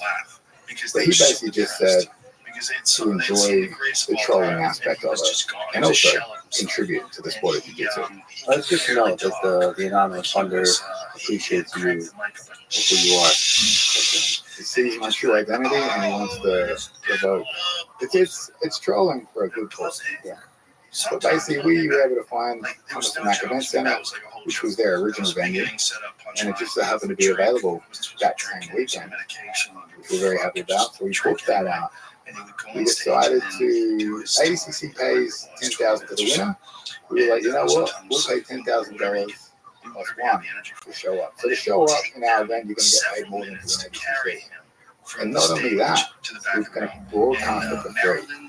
So on Meta, X, and YouTube, you'll be able to watch this event for free. It's very considerate to the Flow Grappling streaming platform, I believe, to have also a free alternative on the same weekend. And the brilliance of this whole thing is I was largely criticized for not knowing anything about business, but the people criticizing me decided to host a tournament at 15,000 seat arena. They decided to take sponsors.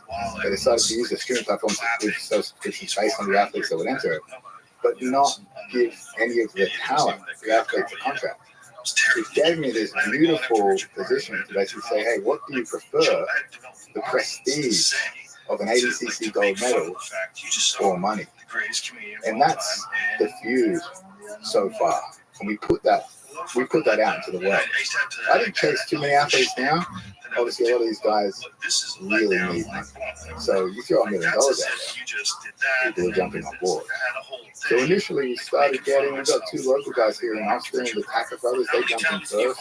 And they're great because they really legitimize the whole thing. We picked certain athletes up to beating guys straight away. It's already looking a bit dodgy. But we've got some legitimate athletes, especially the under 80 kilo division, full of minus 2 or 3 guys. That's the best people in the world in that weight division. And as we started to grow our roster here, what happened, I'm going to say this allegedly for legal reasons, is that the first move ADCC did was they matched the female pay to the men's pay. So the women always traditionally got paid less, I think $6,000 for first place. As soon as we had Theon Davies, the reigning champion, come across to do a super fight with us, bang, ADCC raised the prize money of the women's division to equal the men's. So me being a feminist activist throughout many of my years on this earth, immediately got women's pay raised in the sport of jiu-jitsu, equalized basically, which went counter to everything the promoter had said, because he said it was out of his control to raise money. He said only the ADCC, I guess, directly from the sheikh or the sheikh's sort of guys to raise the prize money. He got it raised. And then what happened was, once we started getting some of these big names here, some of the best guys from ADCC would be in this division. We've got a bunch of champions or medalists or really the top betting favorites for their divisions there. They started, again, I kind of said this enough, allegedly paying show money, which has never historically been done before, to keep athletes in their show. So you're saying allegedly there was some under the table payments by ADCC. Do you have secret documents proving this? I do have the documents.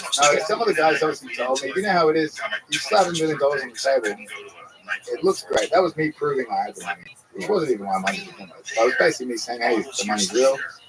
No, I don't know why, but strangely, a lot of people don't believe me when I'm telling the truth. I don't know why they wouldn't. But what logically happens is they're like, oh, look how much money he has. They're going to give us more show money. So they negotiated with me.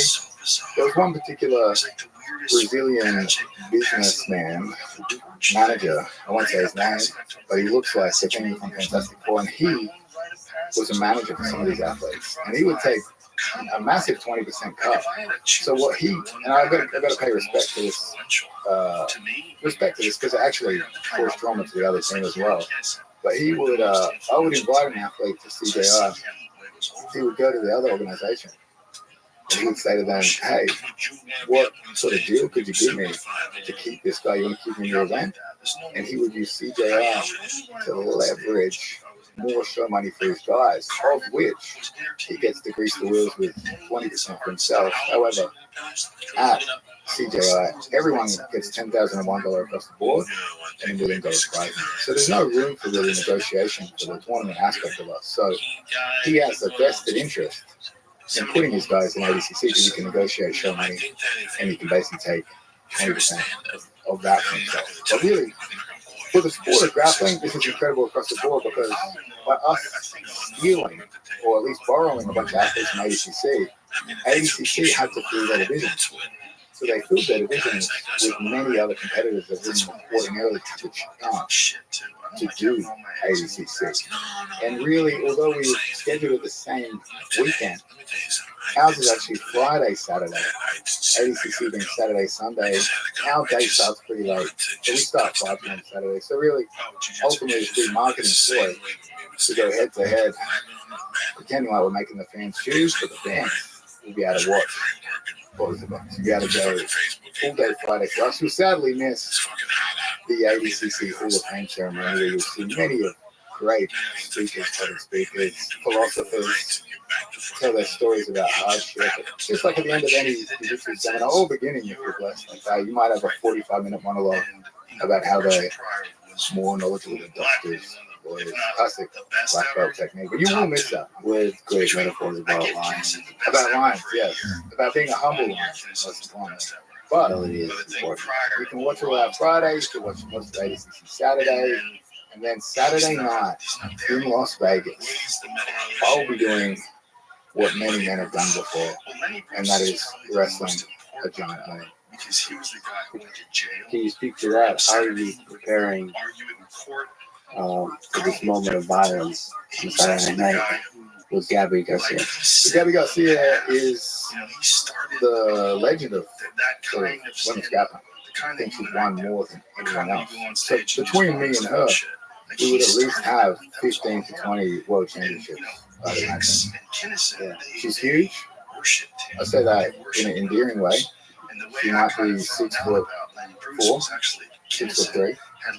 And her weight varies depending on what time of the day it is, between 220 and 275 pounds, but she's going to be coming in quite big and strong. Me, I am about 179 pounds right now.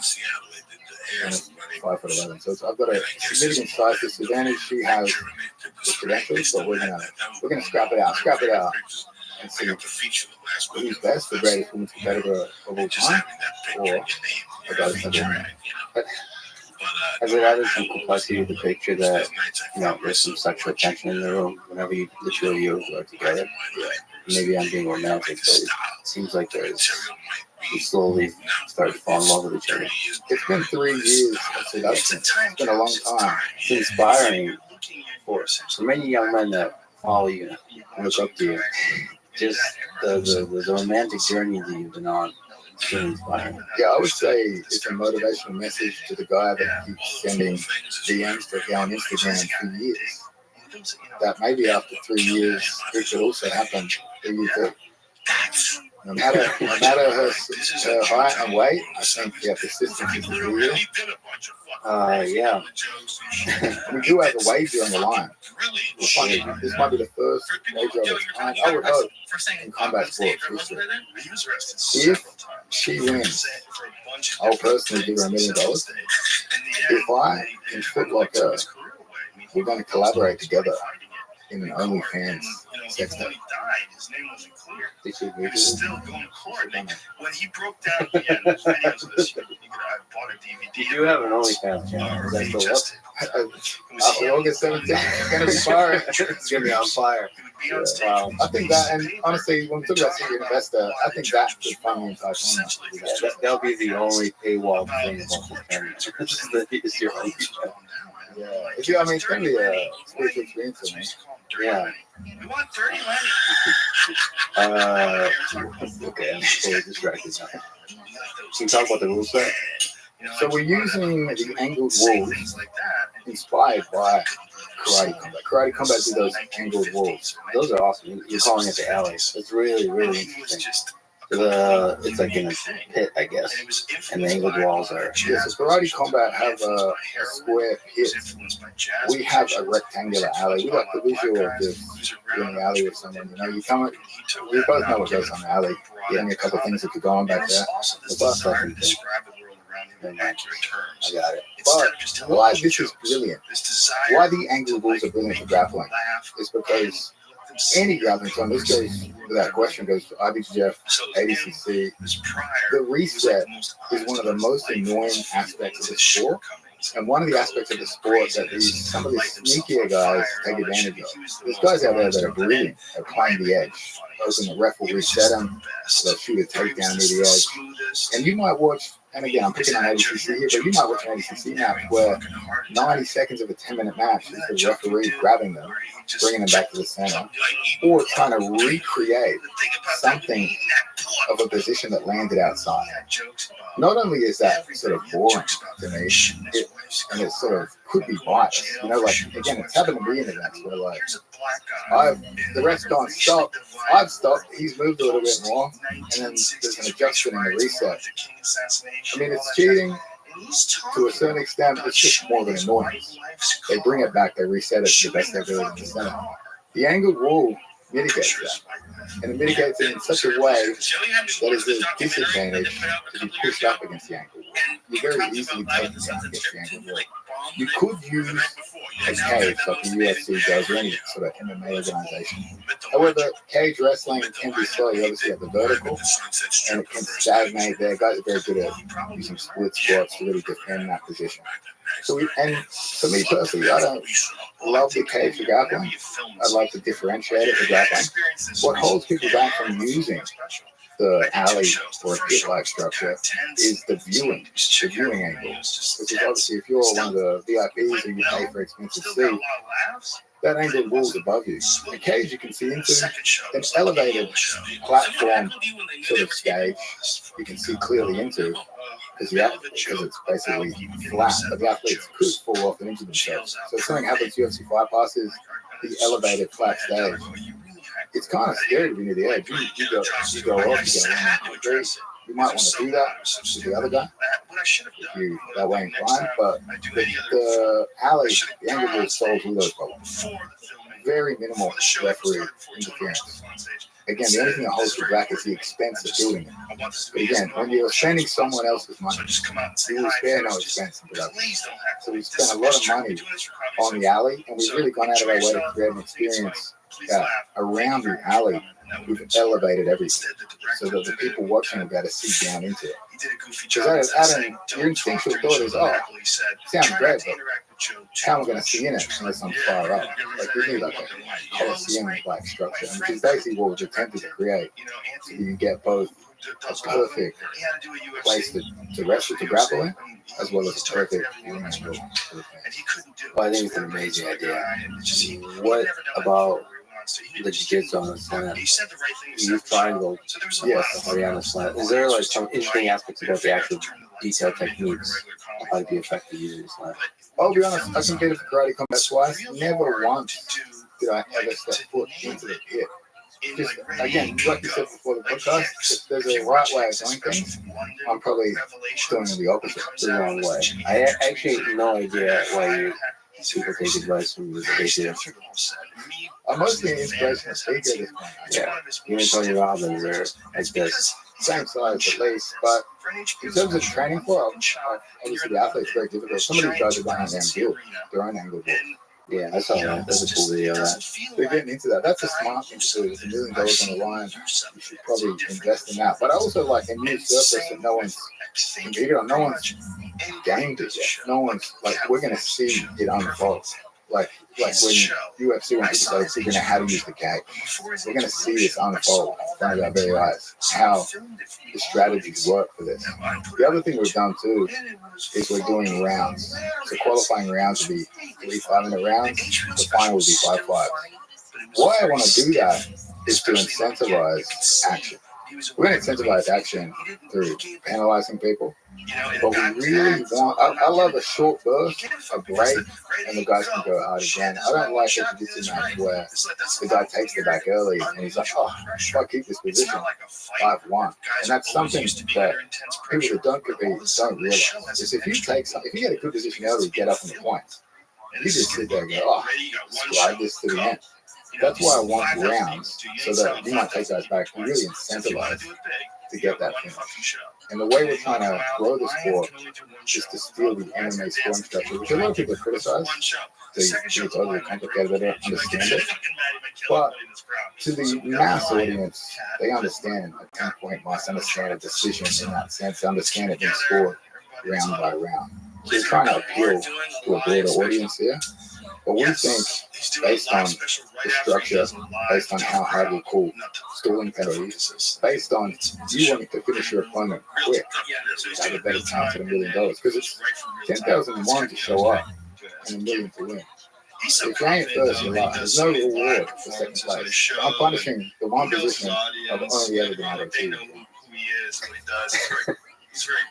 Are you worried that because of how much money is on the line, people will play careful? A very generous friend of mine has provided this money. I'm like, unless you guys go out there and try to kill each other and put it all on the line, I just want to do it again. Like, I'm giving you guys a massive platform. We've turned down offers from streaming platforms that wanted to buy the rights to this event because the marketing's gone very well. We're turning down money to grow the sport. The ADCC promoter said he wanted to grow the sport. So what he did is he put it behind the paywall and used the money from the paywall to buy a more expensive arena.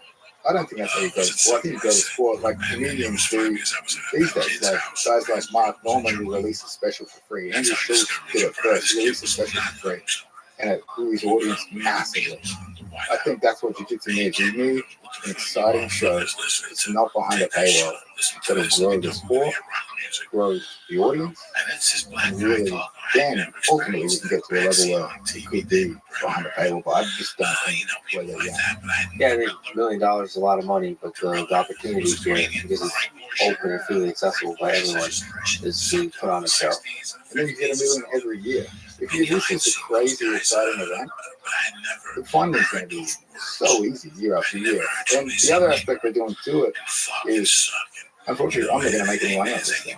It's a non-profit, and the money from charity, except for OnlyFans, that's the real cash. That's the real work, too. Yeah, and that's not for charity. That's for your personal bank account. The OnlyFans. Or you also that'll be for the follow-up therapy. But the other thing, it'll be expensive too. Whoever takes that on board. That physically will, yeah. Bigger proceeds to charity. So, like, obviously, we've got the $2 million budget, we've got production expenses, we've got a team of staff to hire. But if we could sell this thing out, potentially donate a ton of money to charity. One of those charities is Tap Cancer Out. And what's great about this is Bruce Byrne is a black belt from New York. He's in the banking world. He used to run an event called Kasai Grappling. He went through cancer. He basically had a very aggressive cancer. He had it treated. And now he basically has said to us that whatever we donate on the profits of the event, he's going to match dollar for dollar. And we've also had another guy who wants to remain anonymous agree to match dollar for dollar as well. So the more ticket sales revenue we can create here, the more we can actually give back to charity. So it's really all round going to be a great event. Yeah, Tap Cancer Out is great, and all the charities and charities are great. What's been the hardest? You are wearing a suit, so you figured out how to do that. But the tie was difficult. The tie was difficult. But you figured it out, and congratulations on that. But you've never run a tournament. Like, I didn't know nothing about comics. He had a tough I've never wrestled a big woman either. Well, I have. So I was pissed. In a competitive environment, again. What's been the hardest aspect of it? The first one was people believing it was real. That was quite difficult. And then communicating with athletes. That's basically my responsibility, is securing these guys, getting these guys to commit to things. It's very difficult. There's a reason a few athletes in every sport really stand out. And it's kind of professionalism, kind of the way they market themselves. And I think those two things do go hand in hand. So we're in a sport, there's enough money where a lot of these guys do have managers. I think in MMA, things would be a lot easier for the promoter because you're not talking directly to the athlete. You're talking to a guy he's obviously taking a cut, but like there's a middleman. So in a situation where you're talking directly to the athlete, it can be very difficult. It can be very annoying, it can be very hard to reach these guys, it can be very non-committal. That, for me, has been one of the biggest challenges. The guys that I speak to that are like, I'm in, and they're like, I'm out. I'm in, like navigating this area. One other aspect is, because we did this basically from idea to event will be less than 3 months, 3.5 months. So it's like we're having to do so much in such a short period of time. Little things like all this show money we've given them, they're expected to basically secure their own flight and hotel to do that. We're cutting down on staff. Because that would be one of the, if I had to coordinate getting these guys flights, I would just jump off a building. Like it's hard enough to get them to agree to the event, let alone coordinate. Hey, what date do you want to come in? Like and that. So really just interpersonal stuff can be difficult. Obviously, going up against ADCC, the legacy event, has been pretty damn difficult as well. Well established, huge history. They've been selling tickets for 2 years. Everyone's known it's been coming for 2 years. that thing was largely sold out before we even announced the event. So we're going head to head with this event. So from a ticket sales perspective, very good. What's been rapid question? What's been the most surprising people who turned down your invite? Ooh. I mean, we can name names. I mean, obviously, Kanye, he was a semi-in, semi-out. His suggestion was actually to do second and third place prize rather than $1 million. And I'm like, no, we want an all or nothing. It's all or nothing here. Yeah, that's a better spectacle, better entertainment. Yeah, probably more injuries, but it's all or nothing. Mika Galvao, the one that got away, that's sad. But we got the Rotolo. The Rotolo's props to these kids because Cade's the reigning champion. These are two of the best guys in the sport. Allegedly, were offered pretty significant show money this day. But they hit me up and they said, hey, promise us one thing. We're on opposite sides of the brackets and we'll fight to the death in the final for $1 million. And we know, everyone knows that. We've seen it compete against each other multiple times. So that was no surprise because I know they're good kids, but basically turned down allegedly show money to do this event, to support the event. To me, incredible. Mika Galvao, things will be more complicated there. Like obviously, Mika officially joined ADCC before we secured the Rotolo's. Cade beat him in the final. Mika's personally motivated to face off against Cade. So he didn't know Cade was in our event before he agreed to ADCC.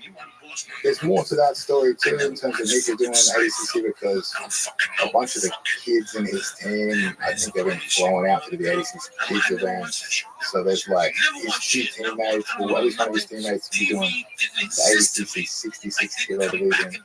So his dad is coach doesn't really want to split time between two events. That's a difficulty for athletes there. But obviously, disappointing. We couldn't secure Mika.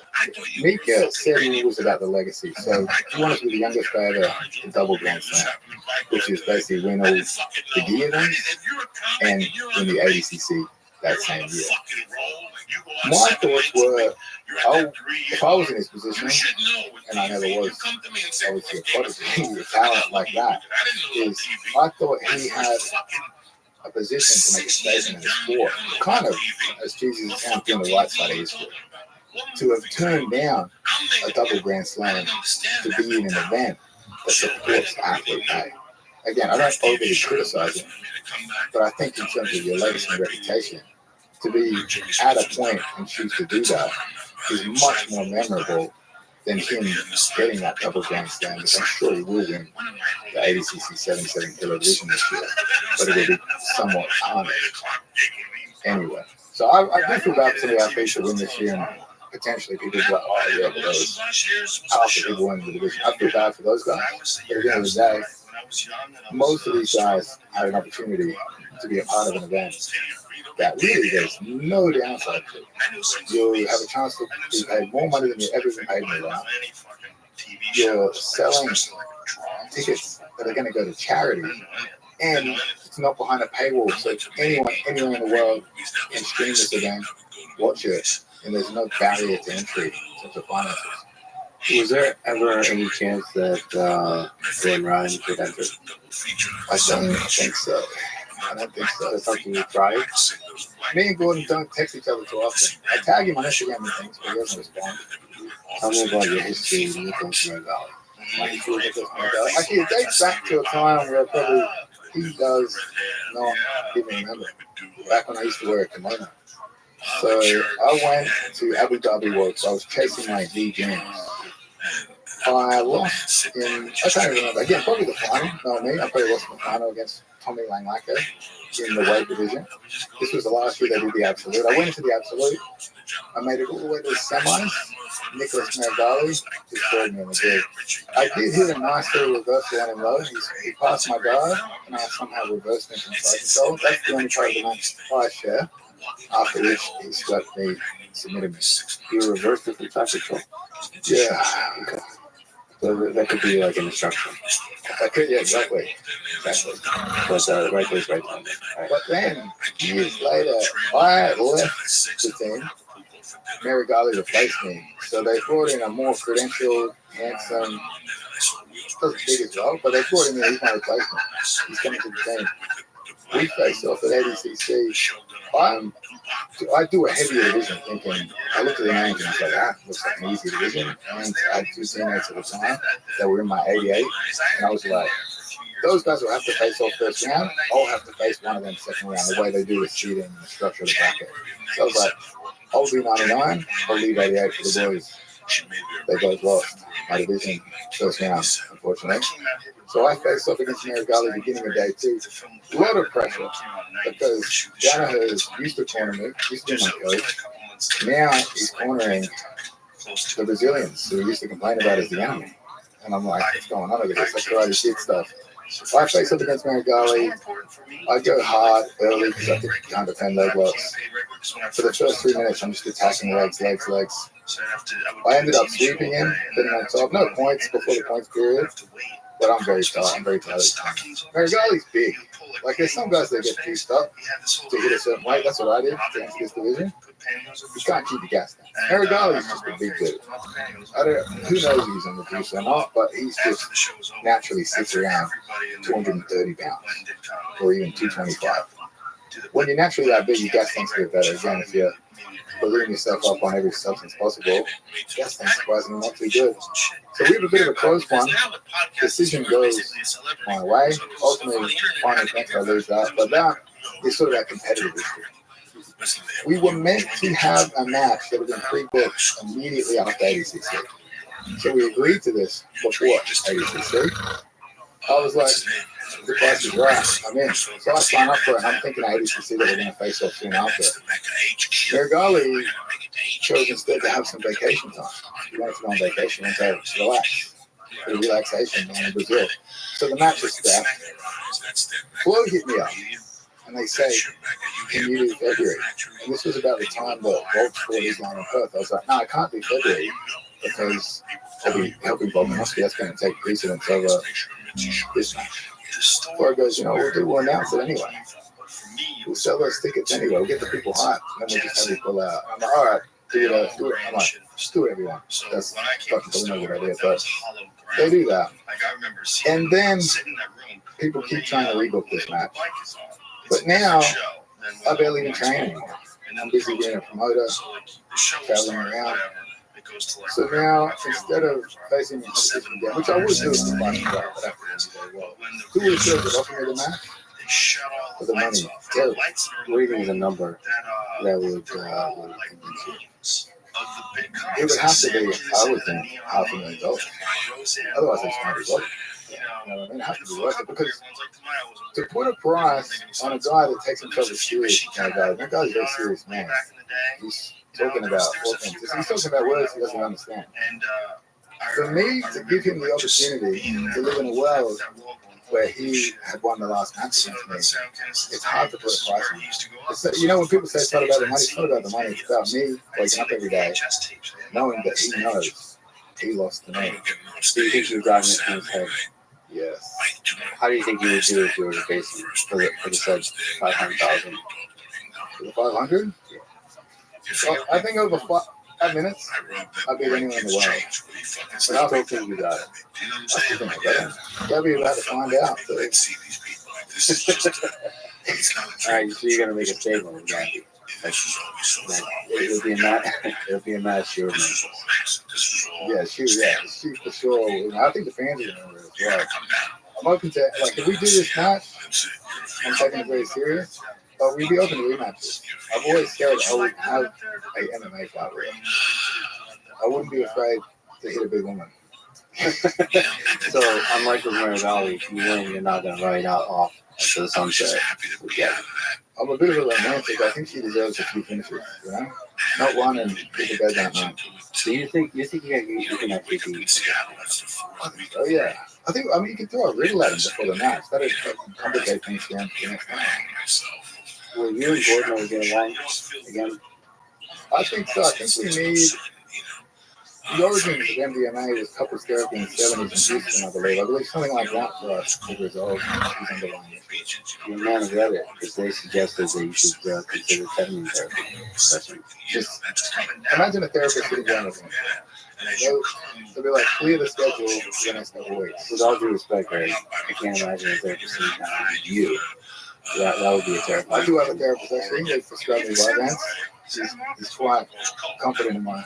Called Madame Valerie, or He's a Russian website. it's the old Sean Connery thing. It's not a therapist. It's just something that's spelled the same. Me and Gordon at debate or something. Like a political debate. Yeah, me representing Kamala Harris and representing Donald Trump. Okay. So please like this far. Intellectual battle of wits. Can you just speak to your trolling? Is there, like, underneath it all, is there just a respect between human beings you go after? So they have to be worthy of being attacked. You know what I mean? Like, if someone attacks, that's the thing. It's like you want a worthy adversary, not in the sense of I don't want to battle someone that has better banter than me because I'm trying to lose, but I want to battle someone with a profile large enough that it doesn't look like you're just. Who do you think is the biggest troll we're talking in martial arts? Not everyone. Yeah, well, you can't even put him in there. He's in on the other class of human being. He's overqualified. Chael Sonnen comes to mind. You versus Chael. Who's a better troll? If you look at the entire of your career. Chael is better. I mean, I was thinking you can shit talking MMA because there's far worse consequences. You're still willing to do it when really violent things can happen to you. I mean, I'm getting death threats, but like he has certainty of violence against his opponents. So on Reddit, somebody said you are a coral belt level troll and just happen to be good at jiu-jitsu. So what does it take for you to rise to the next white belt? What's your journey? Talking shit. I think it would have happened after I moved to America. Because in Australia, like we just on a daily basis say some of the worst things you ever done. Like a private life. Yeah, we're just trying to ruin each other's life. In a way that's so blasé, you're going back and forth, and the other actually gets upset and says some real shit. That's your victory. You know what I mean? You're like, oh, you actually bothers you. Alright, so when you come to America and everybody takes themselves a little too seriously, those are just a bunch of victims. Yeah, you can take advantage of. An Australian entering American banter is like Neo getting his makeup skills. You're just like, wow, you ever done? You ever look in the mirror and like regret how hard you went in the paint? I don't think so. You see you're proud of yourself. I think what I offer is some balance. It's like I'm bringing some justice. Ultimately, it'll probably come back in spades to me. Yeah. I don't know. As a fan of yours, as a fan of Gordon's also, but as a fan of yours, I see the love behind it. I don't know. It seems always just fun. This shit talking is fun. I wish you'd buy it back. It doesn't buy it back anymore. What's your relationship like with Mo, the organizer of AGCC? I mean, it's been a love-hate relationship. With Gabby? So, like any good relationship, if you don't get blocked at the end of it, were you really in love to begin with? That's my thoughts anyway. But so in terms of my friendship with Mo, me and Mo were really close friends for a long time. We talk a lot. He was instrumental in us moving down to Death Squad, Puerto Rico. He lives in Puerto Rico, spends most of his time in Puerto Rico. I've spent time with him in Florida, California.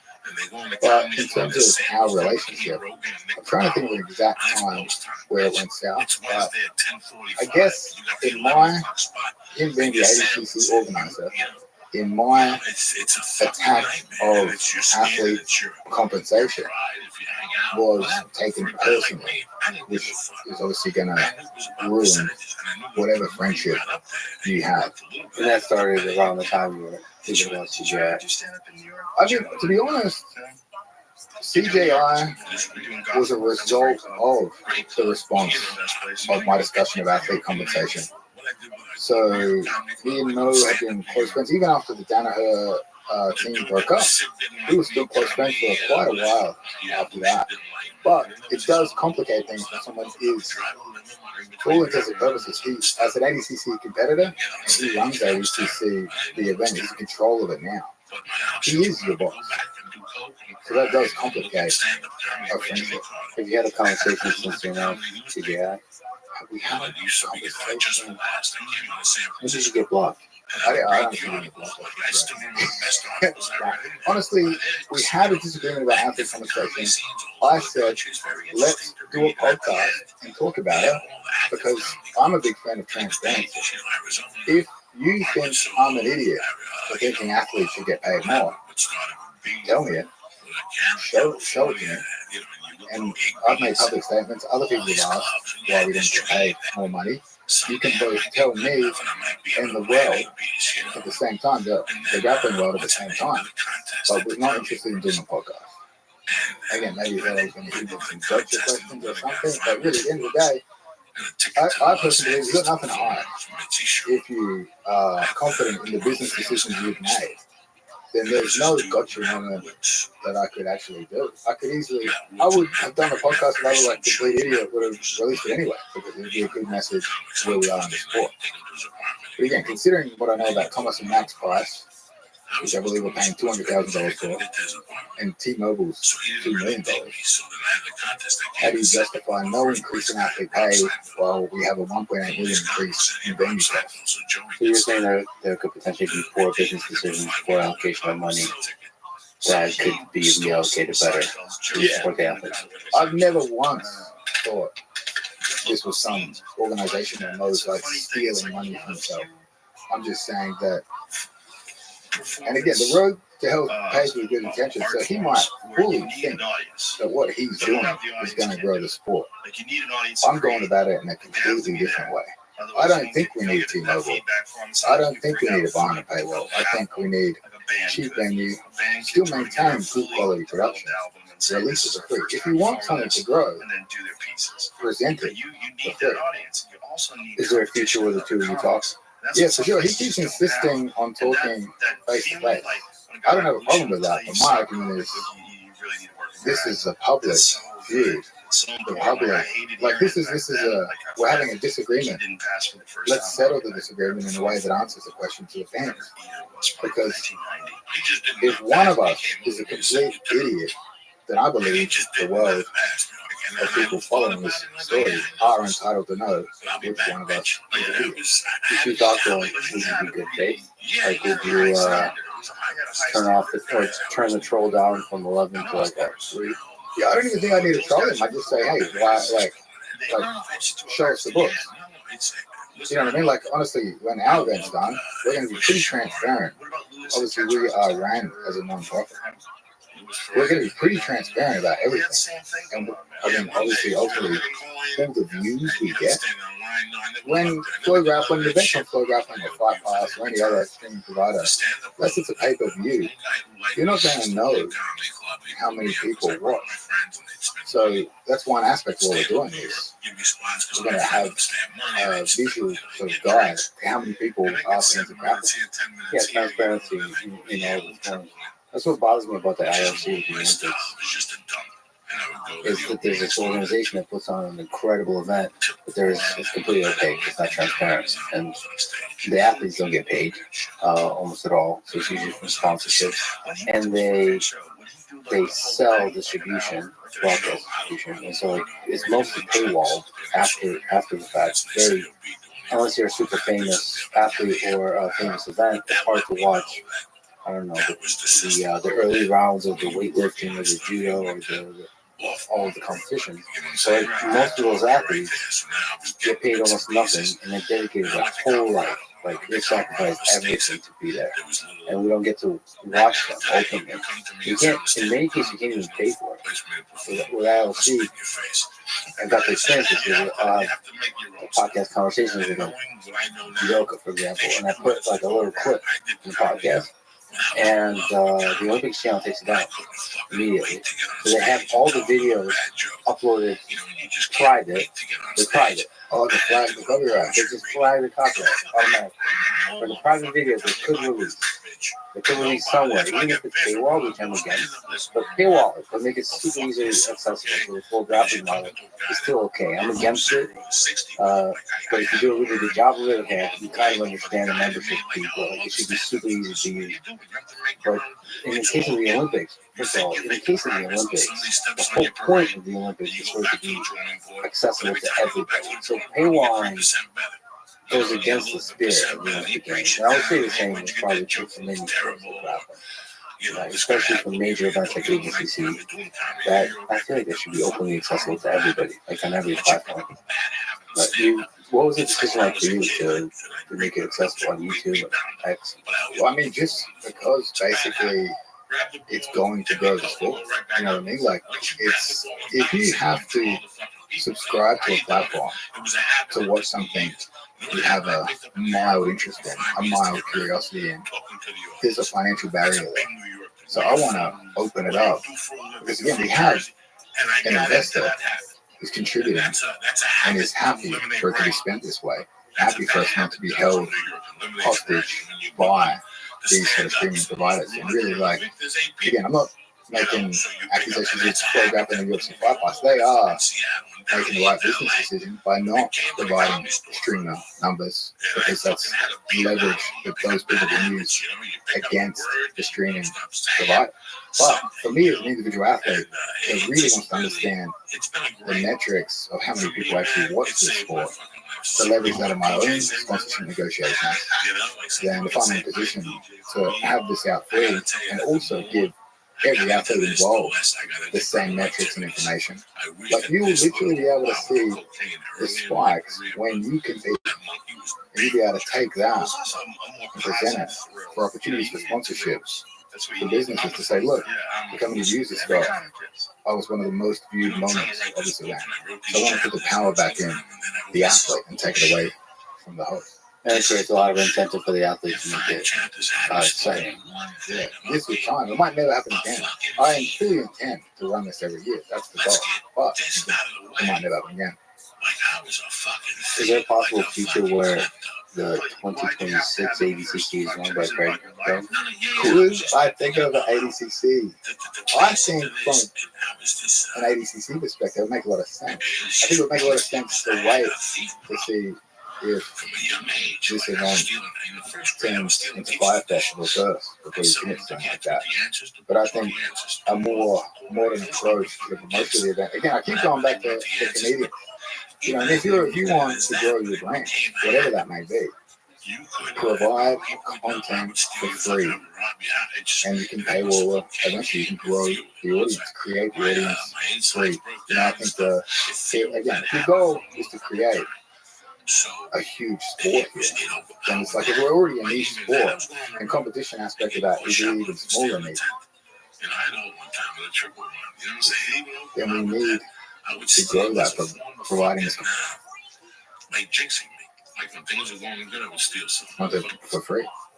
Well, having just chatted with Elon Musk, who fundamentally believes that the most entertaining outcome is the most likely.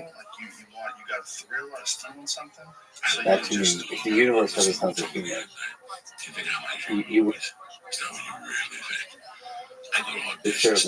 Craig Jones would certainly be running ADCC. Which would be, I mean, it would just be like beautiful hilarious. It would be a poetic, yeah. And it would be an underdog story from a man that could never win the event to run the event on behalf of the great time in. So I saw YouTube videos of the CJI camp, people training super hard. So you aside, you don't seem to do things in the head way. What does it take to sort of put yourself in a peak shape, peak performance for a huge event like the CJI or the ADCC? I mean, it's psychologically, it's really, really brutal. Like, for me, anytime I'm leading up to any event of any meaningful significance, it's horrible on a psychological level, because you're always thinking about, are you training enough? Are you doing enough? if you feel any signs of sickness, injury, the stress levels increase, the sleep quality decreases. It's all those little subtle things that's so hard to mitigate. So like whether you feel like you're training hard enough, you're overtraining, those to me are the most difficult aspects. And I think really those are an individual thing. And that's really something where a coach can provide what he thinks to you is the right amount of work. You know, and I think that's different for different people. I think Mickey Ryan could do 8 hours a day. You know what I mean? I think Mickey Ryan, 8 minutes. I saw a video of Mickey Ryan like with a trash can going up. Yes. And like the top comment is like, that's him doing the warm up. That is satisfying to watch. Yeah.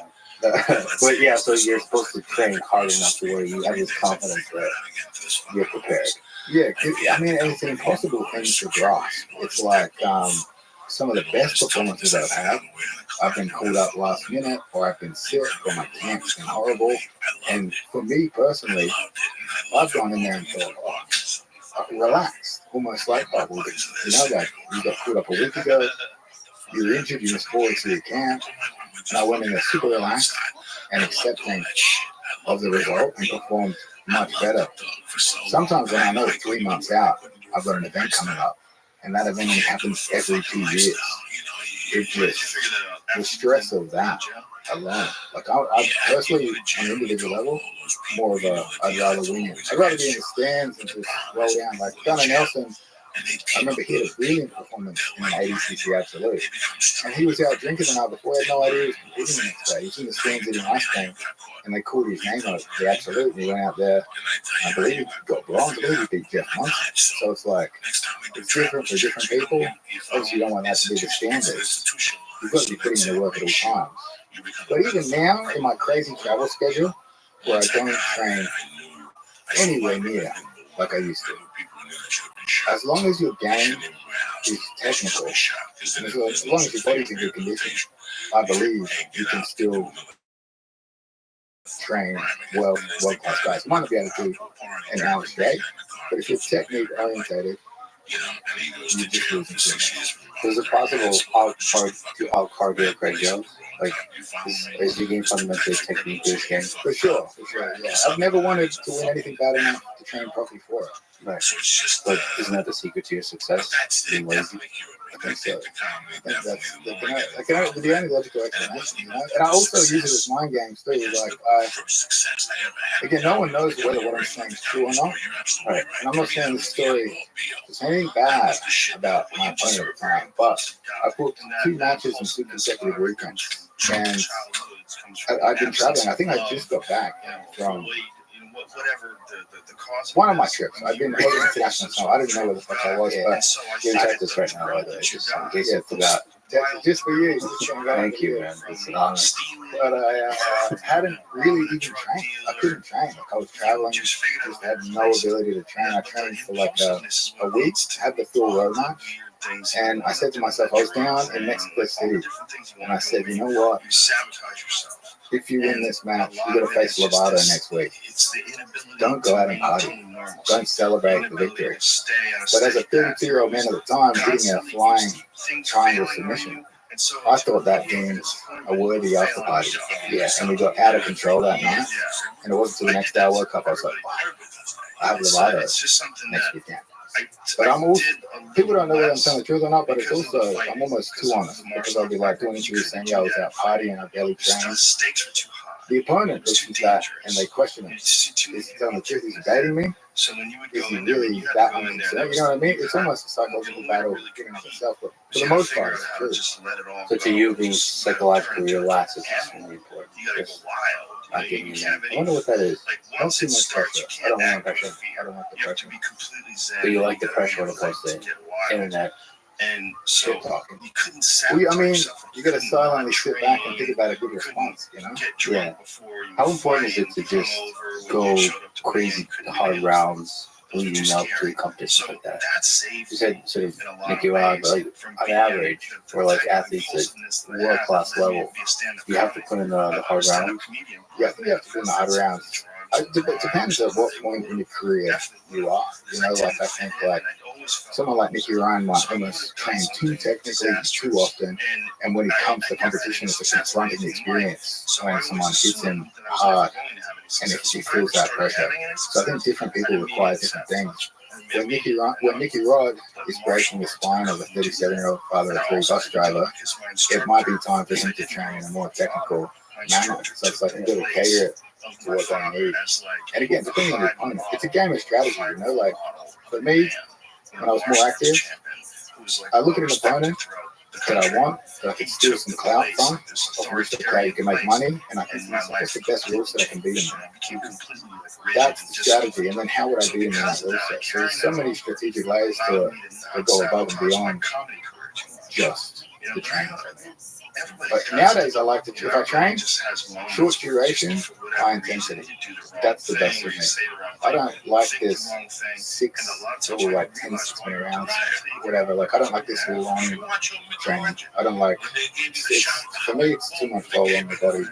I think I go to the gym, we bang, maybe the first round slightly light, and then just bang it out. 2 hard rounds. A little bit of problem solving, get out of there.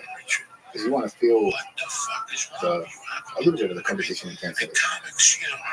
That feels the best in my body. When you're traveling, you're doing seminars, and you just do jiu-jitsu with folks. They train with you?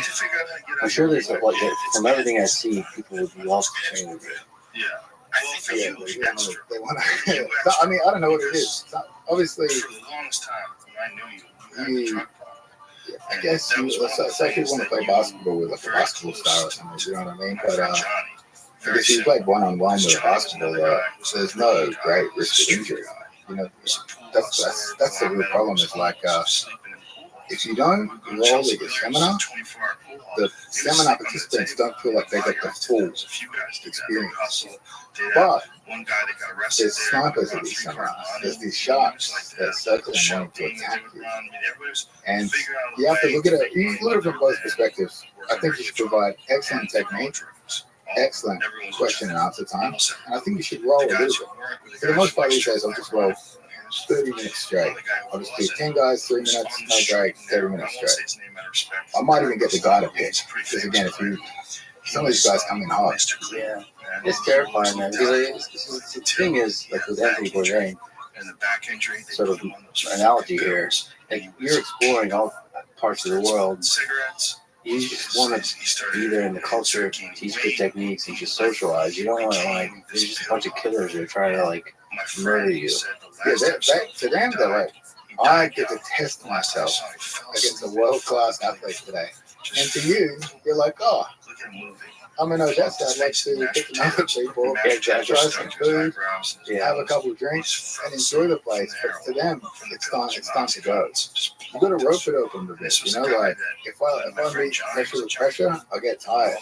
But if I don't provide resistance where they think there should be resistance, now it slows the pace down. They get shocked a bit.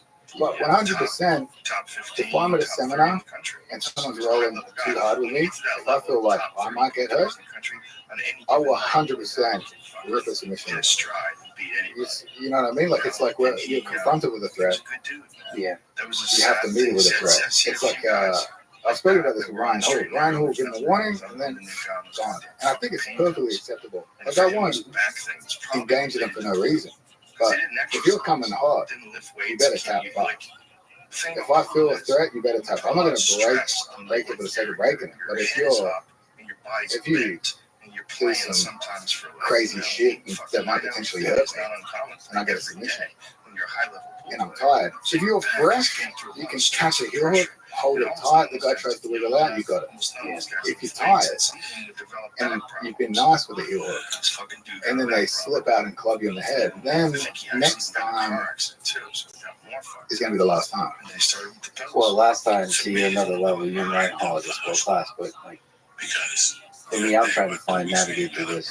So I'd like to be able to roll, 10 rounds and for fun, for cultural, they're coming for you too.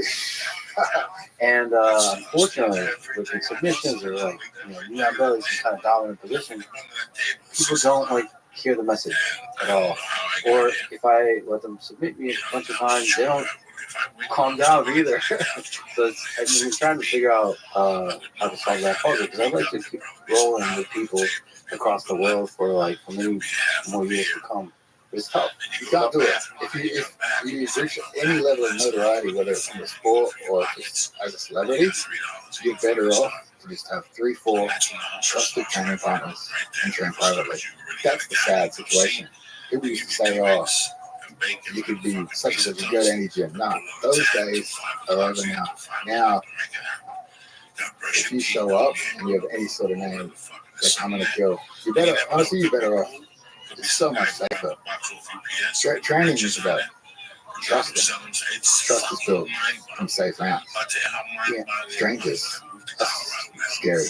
I don't know. I'm trying to develop a radar when I look at a person. Trying to figure out. Are they from Eastern Europe? I'll tell you what, the most yeah, that's a good one. You know what? Anyone that wears a Pitbull sports rash guard, or anyone that's from the country of Poland, be ready. Of course, people go hard. People go hard. I've never had a flow roll over the Polish person.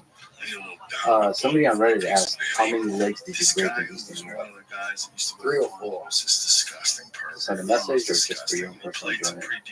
I don't enjoy it. You know, You don't enjoy the violence. it is humorous after the fact, though. I mean, it's just like, hey, look, I'm jet lagged, I'm tired, I'm here for you guys. Why are you trying to hurt me? You know, like, if I get a submission, tap, don't hesitate at all. Don't hesitate, you know, like, I mean, jiu-jitsu is dangerous. It's a dangerous thing. And when strangers gone crazy, it's their show. They think they're getting an invite to the CJI. It's just wild. So, speaking of which, just for the hobbyist, for a person just starting out, what wisdom can you provide? Let's say you were tasked with coaching a beginner, a hobbyist beginner. How would you help them become good in a year? What would be the training regimen? What would be their approach, mental, physical, in terms of practice to jiu-jitsu? I mean, honestly, people say training partners and trying to understand the positions and not just freaking out. Like, you might escape if you freak out, but you also might be stuck in something and you injure yourself. So it's like, I think if you can, it's just about longevity. You know, like, if you can find a pace to train at and a sort of intensity and the right people, you could potentially train 5 years without injury. It's really about how you move. If you are always moving in an explosive way, eventually you're going to do that from a position in which you can't move and someone's going to tear. And you also want to be able to trust training partners to not go too crazy and put too much pain. You know what I mean? It's like, yeah, I think I've managed to avoid a lot of injuries because I just never roll too athletically, explosively. I think I'm probably incapable of moving at that rate of speed. So that's part of the way you move, but I guess you also don't allow anybody to put you in a really bad position in terms of hurting you. I let them put me in bad position, but I try to stay relaxed at all times. You know, that's the key here. Is like, I mean, yeah, obviously you got the cheese and you keep it playful, but it's like, you really keep, if you can remain calm in bad positions, that is the skill. That's your confidence. Not in yourself, but that the other guy's incapable of submitting you. That's the ultimate confidence. You can give him whatever you want. So the thing you want as a beginner is to focus on minimizing injuries by relaxing, by not freaking out. Yes, keeping it at pace so you can understand what just happened. The thing is, like, how do you know if you're freaking out or not as a beginner? It feels like if you're panicking. Yeah, if you're that's a good. If you're, like I see a lot of beginners kind of start to breathe hard, or they tense up.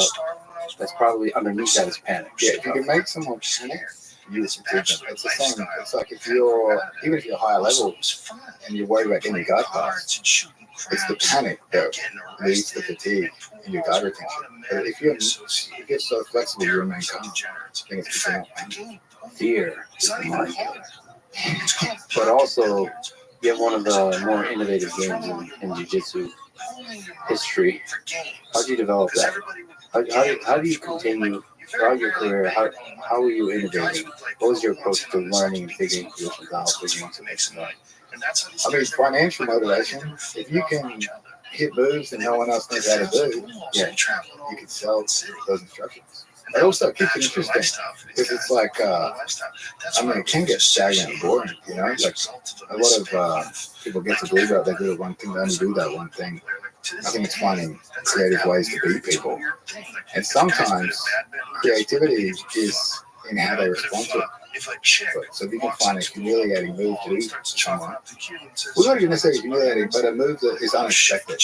You get hit with something you don't expect, I think that is sort of really one of the most fun aspects of it. You know what I mean? Like, you train to stay better than the people you're better than. That's what keeps you in the game. And finding creative ways to beat those people is some of the most entertainment. So that's just something that brings you joy. Is by doing the unexpected. Yeah, trying to, if you get swept to something that you don't think should work, I think that's I started playing in Boston. Your game is even a bit trolling. So, like, but what's the actual process of like with the Z-Guard, all the innovative stuff you've done? How do you come up with ideas? I mean, you just study tape. Just study tape and try to reverse engineer. Like if I see something or I train with someone and it feels, you know, when you have those moments where you're like, oh, I don't even know what they're doing. And if you can put someone in a position they don't understand, that's also where they panic. So it's like creating different ways to make people panic. But also, I mean, it's just innovation, like having fun with it. You know, like I guess the artistic aspect of it is fun. You can be creative in how you can be. You say artistic or autistic? Both. Yeah. Just checking. What's like the most innovative thing you've come up with? What's like some of the cool ideas you've come up with? I don't think I've come up with anything, but I've popularized it. You know, like certain styles of leg entry. I definitely didn't invent them, but I popularized them. Octopus guard, playing more from turtle, sort of hitting style of game. Like you get, like because of my jokes online, put me in a position of power in the sport, so that when I post content, it can popularize a move or release an instruction or popularize a game. But it's still, I'm not trying to sell inauthentic products. I'm sure what I want the technique to work. Yeah. But put some humor on top of it. With power bottom, your instruction range is pretty good. Maybe you change that one myself. The name of that. I mean, unfortunately, we had to not appreciating some of the humor, so we had to soften the titles a bit. You got a phone call from the man to change this. I didn't. Allegedly, the company hosting Right. What do you think about Zuck in general? Like the fact that he changed the business. Have you got a chance to train with him? I haven't trained with him. I met him when Bulk fought Ilya. We've spoken briefly. Interesting guy for sure. Loves jiu-jitsu, loves MMA. He's really intending to compete in something. Competing in jiu-jitsu and tends to compete in MMA. As a beginner's mind, he's humble about it. Was he ever a consideration for CJI? I mean, we would love to have it. We'd love to have him, but he's coming off of ACL surgery. I think he's returned to sport this August, so we can be back training against him. Yeah. What's your relationship has been like with Volkanovski? What have you learned about martial arts, about grappling in different domains, training with him? I mean, for me personally, what's so interesting about Volkanovski is I guess where he came from, you know, like it's like you have pre-existing ideas of what a UFC champion is. Again, I would say it's similar to when I started training jiu-jitsu and I first traveled to America and got to train with some really famous people. You realize how relatable they are in some aspects. Volkanovski tends to freestyle, and it is humble beginnings, humble origins. Like it's a small gym in a small sort of beachside city. They run in puzzle match, you know what I mean? When you think UFC champion, you don't think puzzle match gym. You know what I mean? Like he's not training at an American top gym. He's not at one of these big gyms. So to me, it just shows what you're capable of through hard work and sort of self-educating in such an isolated place. It's insane to me that he's still considered probably the pound-for-pound best featherweight ever, in my opinion. And he's basically come across and started late from a rugby background. But also, in terms of what I've learned, on a technical level, I picked up a lot of stuff from him, sort of grappling exchanges, how to get back up, obviously wall wrestling. In terms of how hard he trains, how hard he works the cardio aspect is insane. His cardio workouts are absolutely insane. So he's the opposite of you. Complete opposite of me, probably publicly and privately. As an athlete, yeah. The amount of work he puts in and just his sheer sort of mental willpower. I remember there's been a couple of times where I've watched him do weight cuts where like, that's horrible. You're watching your friend. You know, obviously we started as like basically I would help him in certain jiu-jitsu aspects and then becomes a close friend of yours. But the whole process of MMA fight is horrible, especially when you care about the person fighting, because some of those weight cuts you see are awful. Like you basically see guys' eyes roll back in their head, like him just powering through a 5 kilo, 10 pound cut and just constantly talking about how easy it is. But well, clearly, these guys look like they're dying. You know, like to push through that and then to push through some of the moments in his fight. To watch him be completely relaxed until like 5 minutes before the fight, and then he starts talking about, you're never going to take this dog away from my family. Like he's thinking about his family before he fights his kids. Then you see the character change. It's just absolutely insane to watch. On the other side of that is obviously watching the ups and downs. There's been so many ups. The last two have been downs. So you see the full spectrum of the highest highs and the lowest lows. I was able to do it for loss. I don't know. Obviously, still hungry, still motivated. Obviously, I thrive in a losing environment, but yeah, him on the other hand, I'm not sure.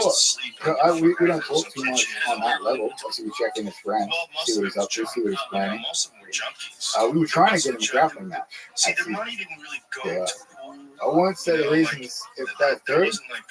But we were setting one up with Masha Michi, but we couldn't get it done. If they knew guys, they could play and for the time. Like, it would have been. You could have set that up if you had more time. Like set something like part of the challenge here is some of these gigantic matchups. I feel like it takes time. Yeah, that. Being the promoter, tournament not as bad. The super fight's really good. I don't think we could have set it up with more time, that particular match. But that was the dream, that's what we were hoping to do.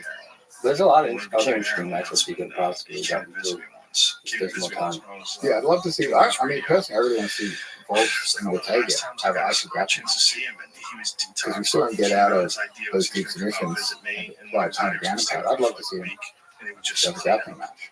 I'd love to see more of the UFC stars have grappling matches, especially if they've had any head trauma in a fight. It's like, hey, let's keep them busy, because as you see, some of those guys go crazy if they don't train. What about the fights against Makachev? Do you think Volk can beat him? I think the first fight showed he could beat him, for sure. Showed it possible. Even in the second fight, when he reversed the grappling exchange, I wish he tried to take Makachev down. I really think he has a huge strength advantage against Makachev, and I personally believe he has a fancy wrestling advantage. You might not see it in the sense of the technical hip tosses and things like that, like really, but I do believe Volk's one of the best, if not the best, cage wrestler in the world. Who do you think wins in a grappling match? That would be interesting. The problem is, while you are champion like Islam is, you could just never get it.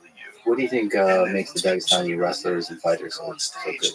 I mean, I think personally, those guys are just like, they just love it. It's just about like, it's how they train. Like it's a fight to the death. You know what I mean? Like it's just built in them. They don't want to concede an inch ever.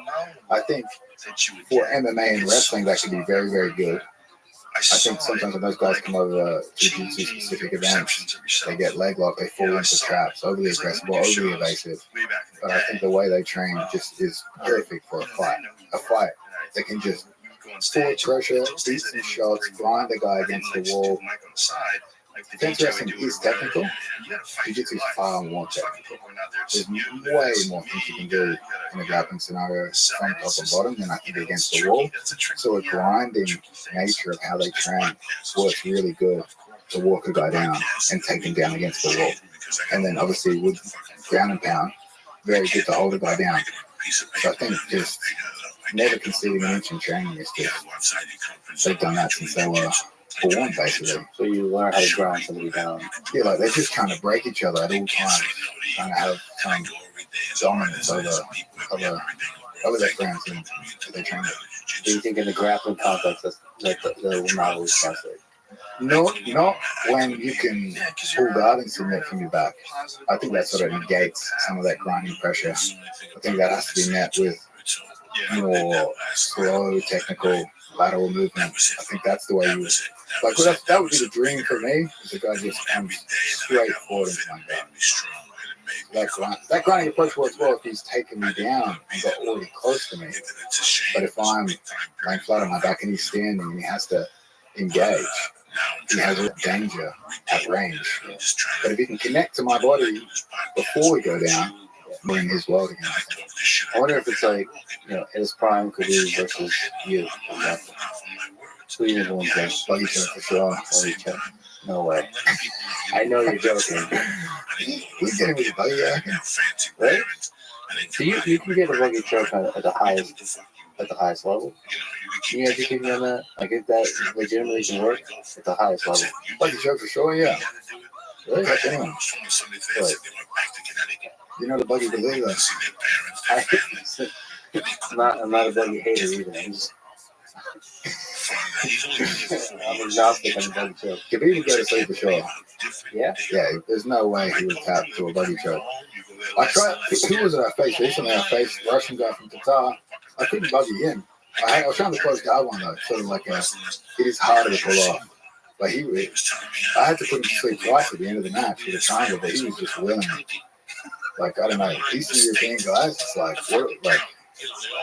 they're treating him like a real fly, So you ever, gone hard with a Dagestani person? Like, grappling, wrestling? Any of the fighters or any of the MMA guys? I mean, they do train hard. When I did the seminar in Odessa, it was at a school, but another school in the city brought like 10 Dagestani guys. All of them went insanely hard. I was like, guys, okay. I would have it's a small sample size, but they all wanted to be broken. What do you think you as the wise sage of jiu-jitsu, if you look 10, 20 years out, how do you think the game is going to evolve? The art of it. The art of it. I mean, I think obviously people are going to keep innovating, perfecting certain things, throwing out information, bad sort of techniques, bad sort of. It's so hard to predict. It's like that's the game of making money from instructional is predicting where we go next. It's so difficult. What do you think is going to be the most popular submission CGI ADCC this year? Is it still locks or rear naked? I think actually CJI. I think there's going to be a lot of guys who don't tap, take injuries. A small concern is that a guy wins the match, but is so injured, he can barely go on to the next match. He's about to lose the war. We are going to see that, aren't we? People refusing to tap. We did the walkthrough yesterday, and we were like, one ambulance is not enough. Get a second one here. If they take one guy injured to hospital, they can't continue until an ambulance comes back. So these guys are going to go. Everyone will be Dagestani for a day. Yeah. That's what I think this tournament will achieve. But progression, it'll just be the integration of wrestling into jiu-jitsu. I think that would be the most exciting way the sport could progress. It's basically folk-style wrestling, but an integration of submission from standing position too.